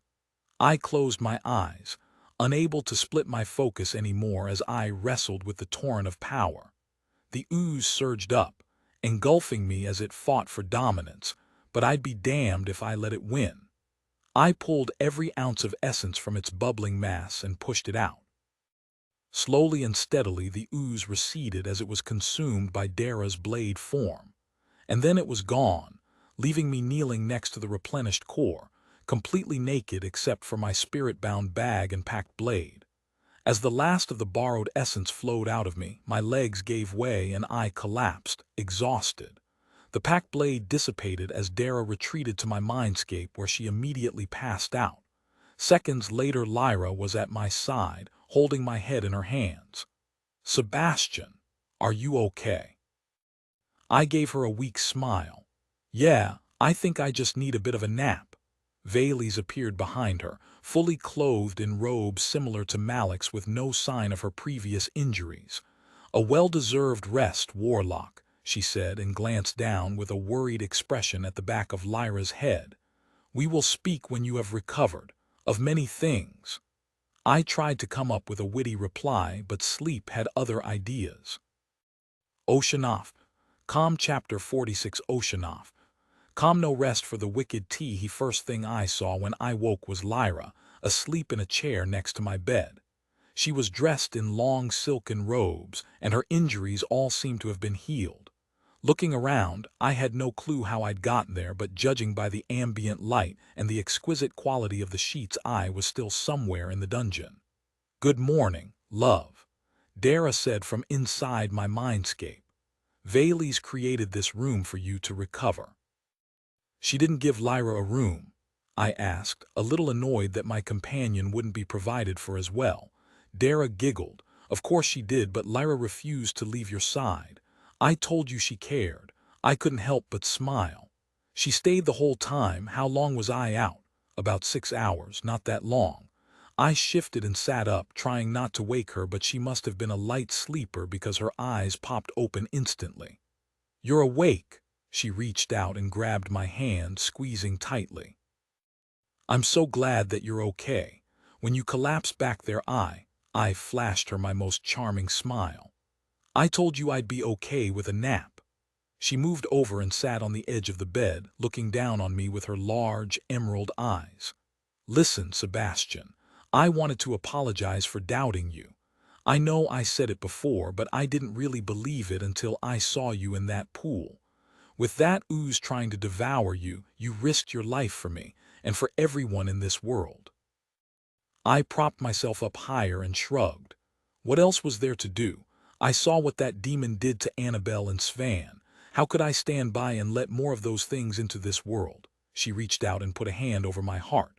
You have a good soul, Sebastian. I'm happy to have met you. I heard a purring in my mind at her touch, and I reached up and put my hand over hers. "I'm happy to have met you too." Our eyes locked, and she leaned forward hesitantly. I leaned in and kissed her. She stiffened for a second in surprise, but then melted into the kiss, pressing against me on the bed. I pulled the sheets to the side and she slid under, pressing her silk-clad flesh against my bare body. Her lips parted slightly, allowing her questing tongue to meet my own as the kiss deepened. I ran my hand through her hair and down her back, and she gasped. I could feel her nipples pressing through the silk against my chest, and my body responded. With a gasp, she pulled back and looked me in the eyes again.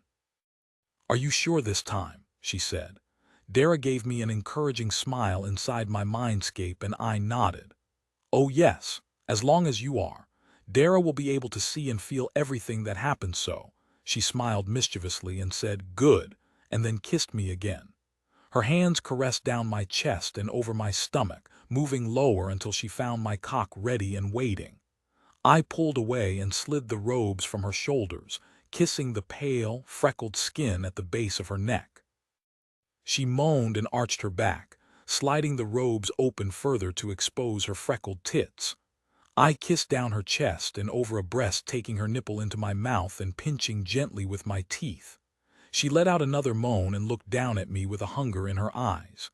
"Be gentle," she said, and I smiled. I kissed a line down her stomach, pulling the robe open as I went. I kissed her belly button, the inside of her hip, and then as she spread her legs I nibbled on the inside of her thigh. Her legs spread further and I answered her unspoken invitation, licking playfully between her lips.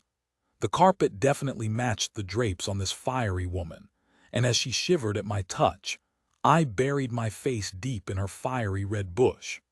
She thrust her hips up into my face and I chuckled, spreading her lips apart with my fingers to expose her clit to my tender ministrations. Her thighs squeezed around my head as she pulled away from the overstimulation, and I had to laugh. "Lyra, please don't crush my skull." She reached down and grabbed me by the hair, pulling me up towards her face. "I want you inside me," she said breathlessly, remembering our last conversation and her saying she'd never taken a man to bed before. I hesitated. If this was her first time, I wanted to make absolutely sure she wanted it. "Are you sure? I don't want your first time to be." She covered my mouth with 2 fingers. "Shh," she said. "I know what I want, and that is you." Our lips met once again in a passionate kiss, and I shifted into position. I reached down and took hold of my manhood, sliding the head along her pussy in the same path my tongue had taken earlier. She arched her back and pushed herself up against the tip, and I smiled. I didn't want to hurt her, so I moved my head into her opening and then pushed slowly. There was a brief moment of resistance, and then I was in. She let out a loud gasp and clung to me from below. Her hips rose to meet mine, pushing me in deeper as she let out a ragged gasp. I stayed absolutely still, letting her decide where we went next.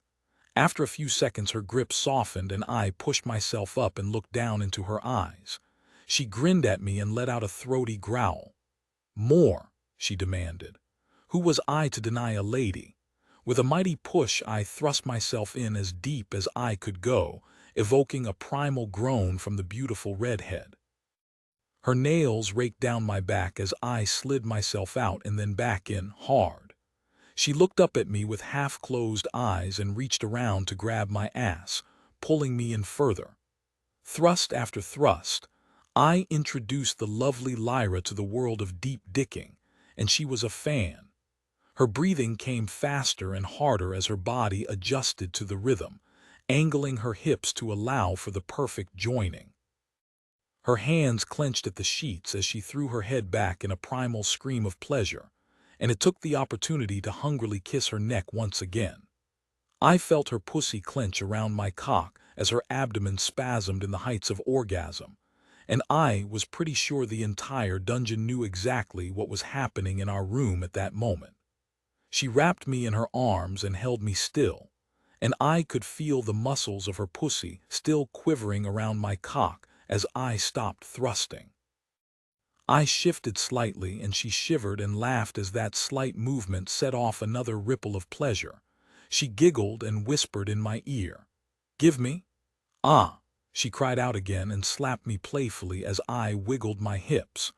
I laughed and rolled onto my back, pulling her over on top of me. She laid her head on my chest, and I brushed the hair from her freckled cheeks, marveling at the woman's beauty. Slowly her shivering passed, and she raised herself up on her elbows, pushing her nipples against my chest as she whispered, "Now where were we?" I smiled and took hold of her hips, sliding her up the full length of my cock, and then pushing her right back down as my hips thrust up to meet her. "Oh!" she exclaimed, and then looked down at me with a hungry smile. "Let's have some more of that." She rode me like a prized stallion, grinding her pelvis against mine with every thrust. I could almost feel her pleasure building, and that excited me even more. Her body started to quiver, and I followed suit, giving in to my excitement as she came again. I grabbed her hips and thrust for all I was worth, riding the ripples of her orgasm to my own explosion of sexual bliss. She collapsed on top of me, quivering with pleasure, and nestled her head under my chin. I stroked her long hair again and let out a satisfied sigh, basking in the sexual energy filling the room. "How are you doing?" I whispered into Lyra's ear, getting a half-coherent mumble of contented pleasure in return. With a chuckle, I closed my eyes and opened myself to the energy, shivering as the sexual nature of the essence produced a few orgasmic aftershocks in my system as I drank it in. Looking into my mindscape, I found Dara laid out on the bed, a sated and content grin on her face when she noticed me looking. "Now that was fun. You should do it again." I laughed and shook my head. "A man needs a little bit to recharge, love." She booped me on the nose and curled up in the bed. "Mhem, let Lyra know she is quite delicious for me." Returning my awareness to the physical world, I pulled the sheets up around us both and settled in with a sigh as Lyra snored gently into my neck. I kind of liked this lore place. Oceanoff. Calm Chapter 47. Oceanoff. Calm aftershocks. He next time I woke was to the blinking of new notifications at the bottom of my vision, and an impatient Bailey standing at the foot of the bed, tapping her foot. Good morning," I said, arranging the sheets to hide myself and Lyra, who was still snoring away. "It is mid-afternoon, and if you don't mind, I need you to take the mortal out of my dungeon. I have too much to rebuild, and every essence wasted while you indulge in your diddling is one less that I can harness to get my dungeon back up and running." I nodded slowly. "Well, if you would be so kind as to—" She waved a hand. "I care not about your dangly bits, Warlock. I already got a full view when we brought you here, so do not use modesty as an excuse to dally." She motioned to the other end of the room, where a new table had appeared with piles of various clothing and gear on top of it. "I have provided replacements for the gear lost in saving me." She sighed and took a long breath. "I apologize for being short with you. I am eternally grateful for your timely arrival and defeat of the demon and its followers, but I have a duty to Lord Dawala and I have much work to do." Lyra turned over groggily and looked at the dungeon lord. "Oh, hey, Vales, time for us to go." "Unfortunately, yes," she said with a small smile. "Your gear is on the table over there, as is the loot you left scattered around my dungeon." She looked back to me. "You and I must talk before you leave, but first, put some pants on before she gets any ideas." I turned to see Lyra looking down at the sheets where my bulge was plainly visible. "Who?" Lyra said playfully as she slid a hand under the covers and towards me like some kind of shark. "Me." Intercepting her hand, I gave her a smile. Now, while I would love a repeat of before, I'd rather not risk the ire of the architect of the spider dungeon. She laughed and stretched. "I don't know if I could handle any more right now anyway." I helped her up, stole a quick kiss, and then headed over to the table. Vales had provided a full suit of leather armor almost identical to the one I'd come here with. Almost identical in that this one had a distinct spider theme to it. It came with a matching baldric and rapier. Again, spider-themed. I had to admit, though, the sword was a beautiful work of art, with a bell guard shaped like a silver and gold spider. There was a guitar case as well. Vales must have really liked Lyra because instead of just replacing her damaged armor as we'd expected, the dungeon lord had provided a full set of gear, also spider-themed, for her class. Lyra was gawking at the pile before her. "I don't understand. Why would she give me this?" I chuckled. "You were just part of the team that saved her from having her soul devoured to power a portal that would have unleashed a tide of darkness on the world that hasn't been seen in decades. The least you deserve is some gear."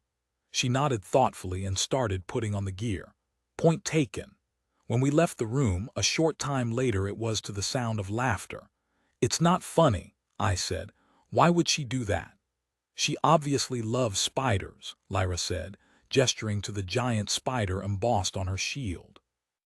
"But on a guitar, really," I said with a groan. "It's creepy. What are people going to say when I whip that out in a tavern? Probably something like, 'Wow, that guy has a wicked-looking instrument,'" she said with a laugh. "I'm glad to see you two getting along," Dara said as she ran a mental finger down my cheek. "Yeah, it feels good to have everything out in the open," I replied. "Oh, it definitely felt good," she said with a purr. "I can't wait until I can join in." Vales was waiting next to the core, talking to an imp that could have been Krill's identical twin. "Just do it, Telly. Seal the entrance and place a sign with the message as instructed. Until we can rebuild, the Whispering Depths is closed for business." I winced. "That bad, huh?" She looked over and scowled. "Worse than that. The entire dungeon is ruined. All of my beautiful webwork is gone, and my core is barely at half capacity. It will take years to recover all of that essence." Lyra put her hand on the dungeon lord's shoulder in consolation. "The webbing we did see was lovely," she said and gestured to me. "And that guitar is gorgeous." I glared at the redhead but nodded. "Definitely a rack-tastic." A smile tugged at the edges of Vale's mouth. "Yes, well, I do good work," she gestured to me. "You need to acknowledge your notification so we can proceed." I blinked, a little confused. "Okay." I opened the first and staggered as the rush of data from the portal destruction hit home. Even the summary was too much to process in text, so all I got was the sure knowledge that tens of thousands of essence had flowed through me and into the core, stretching my internal pathways to their limit, and then some. The core itself had been the only reason I'd survived. It had reached into me and reinforced those pathways, keeping me from turning into red mist. And those had consequences. +2 magic, +1 hardiness. The next brought a smile to my lips. Another trait. I was a veritable collector at this point. "Congratulations. You, a mortal, have survived direct contact with a dungeon core and survived. You have been granted the trait. Core touched. Core-linked creatures will produce more essence if looted by someone with this trait." As that one flashed by, Vales gave me a narrow glare. "You are forbidden from looting creatures in my dungeon, Warlock." "What? Why?" I asked, confused. "Where do you think that extra essence comes from?" she asked with a raised eyebrow. "Ah, okay then," I said, and then opened the next. "Quest complete. Whispering Depths criteria. Equals enter the Whispering Depths dungeon heavy checkmark equals discover why Dwala can no longer sense the core heavy checkmark equals reconnect the core with the nexus." Heavy checkmark. A loot sack appeared in my hands, heavy with both essence crystals and what felt like a scroll. 5,000 essence worth of crystals was a sight to see. It was almost like the dungeon run that had landed me with the Warlock class in the first place. The last notification was the result of my post-coital harvesting. +152 essence, 76 transferred to Dara. +152 harvesting XP. The dungeon lord nodded once and tilted her head as if listening to something only she could hear. "Good. Come with me," she said, and beckoned to us both to follow. She led the way through a series of new corridors that spiraled up towards the surface. "Your work here is done, but our Lord still has a use for you and Lyra, should she choose to accompany you." She looked at the redhead with a serious look in her eyes. "I don't think I need to say it outright, but you do realize that if you share knowledge of me or of how things function within the dungeons, your career as an adventurer and your life will be a short one." Lyra blinked and took a step away, raising her hands defensively. "I won't tell anyone, I promise." Valles nodded. "Good, I'd hate to have to kill you when you can be much more useful aiding the warlock here, as if I'd let her." I gave Lyra a helpless shrug. "So Lord Dewala knows what's going on?" The dungeon lord nodded. "Yes. Mine was only one of many dungeons that has come under attack from these cultists, and it is not only the dungeons." She gestured to Lyra. "Lyra has told me of your encounter with the giant on your way south. Judging from her description, Yuba's glades may have been compromised, and our allies have informed us that the Argent Spire has gone silent as well."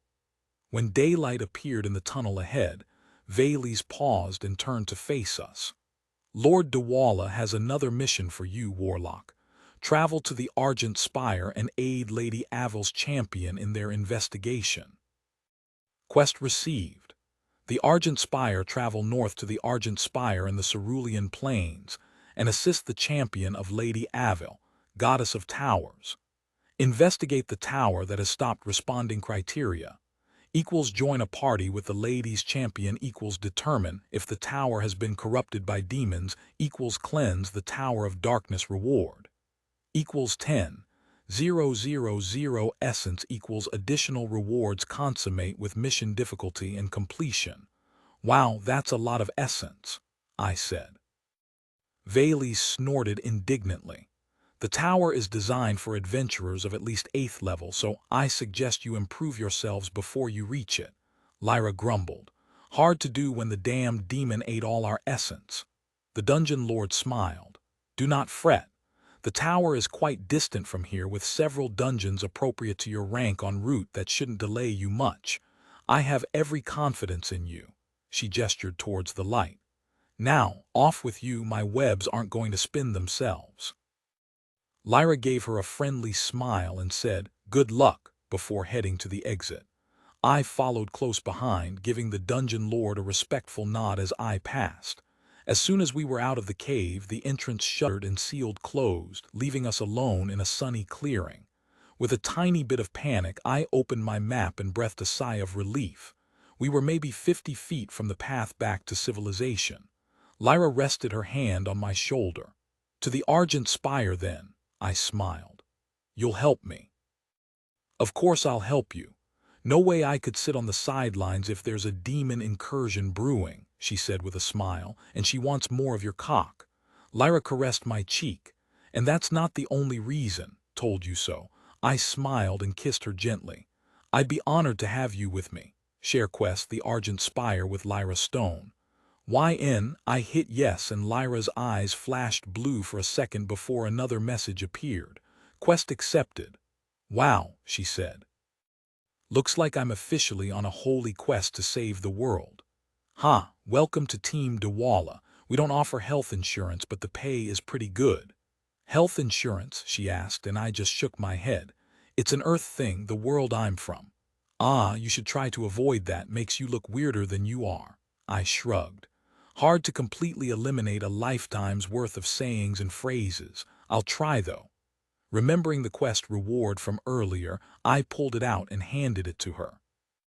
"You didn't get any reward for this whole thing, and I already leveled up from draining that demon, so I want you to have this." She looked in the bag and gasped. "This is a lot of essence, Sebastian, and a skill scroll. You just give it to me?" I smiled.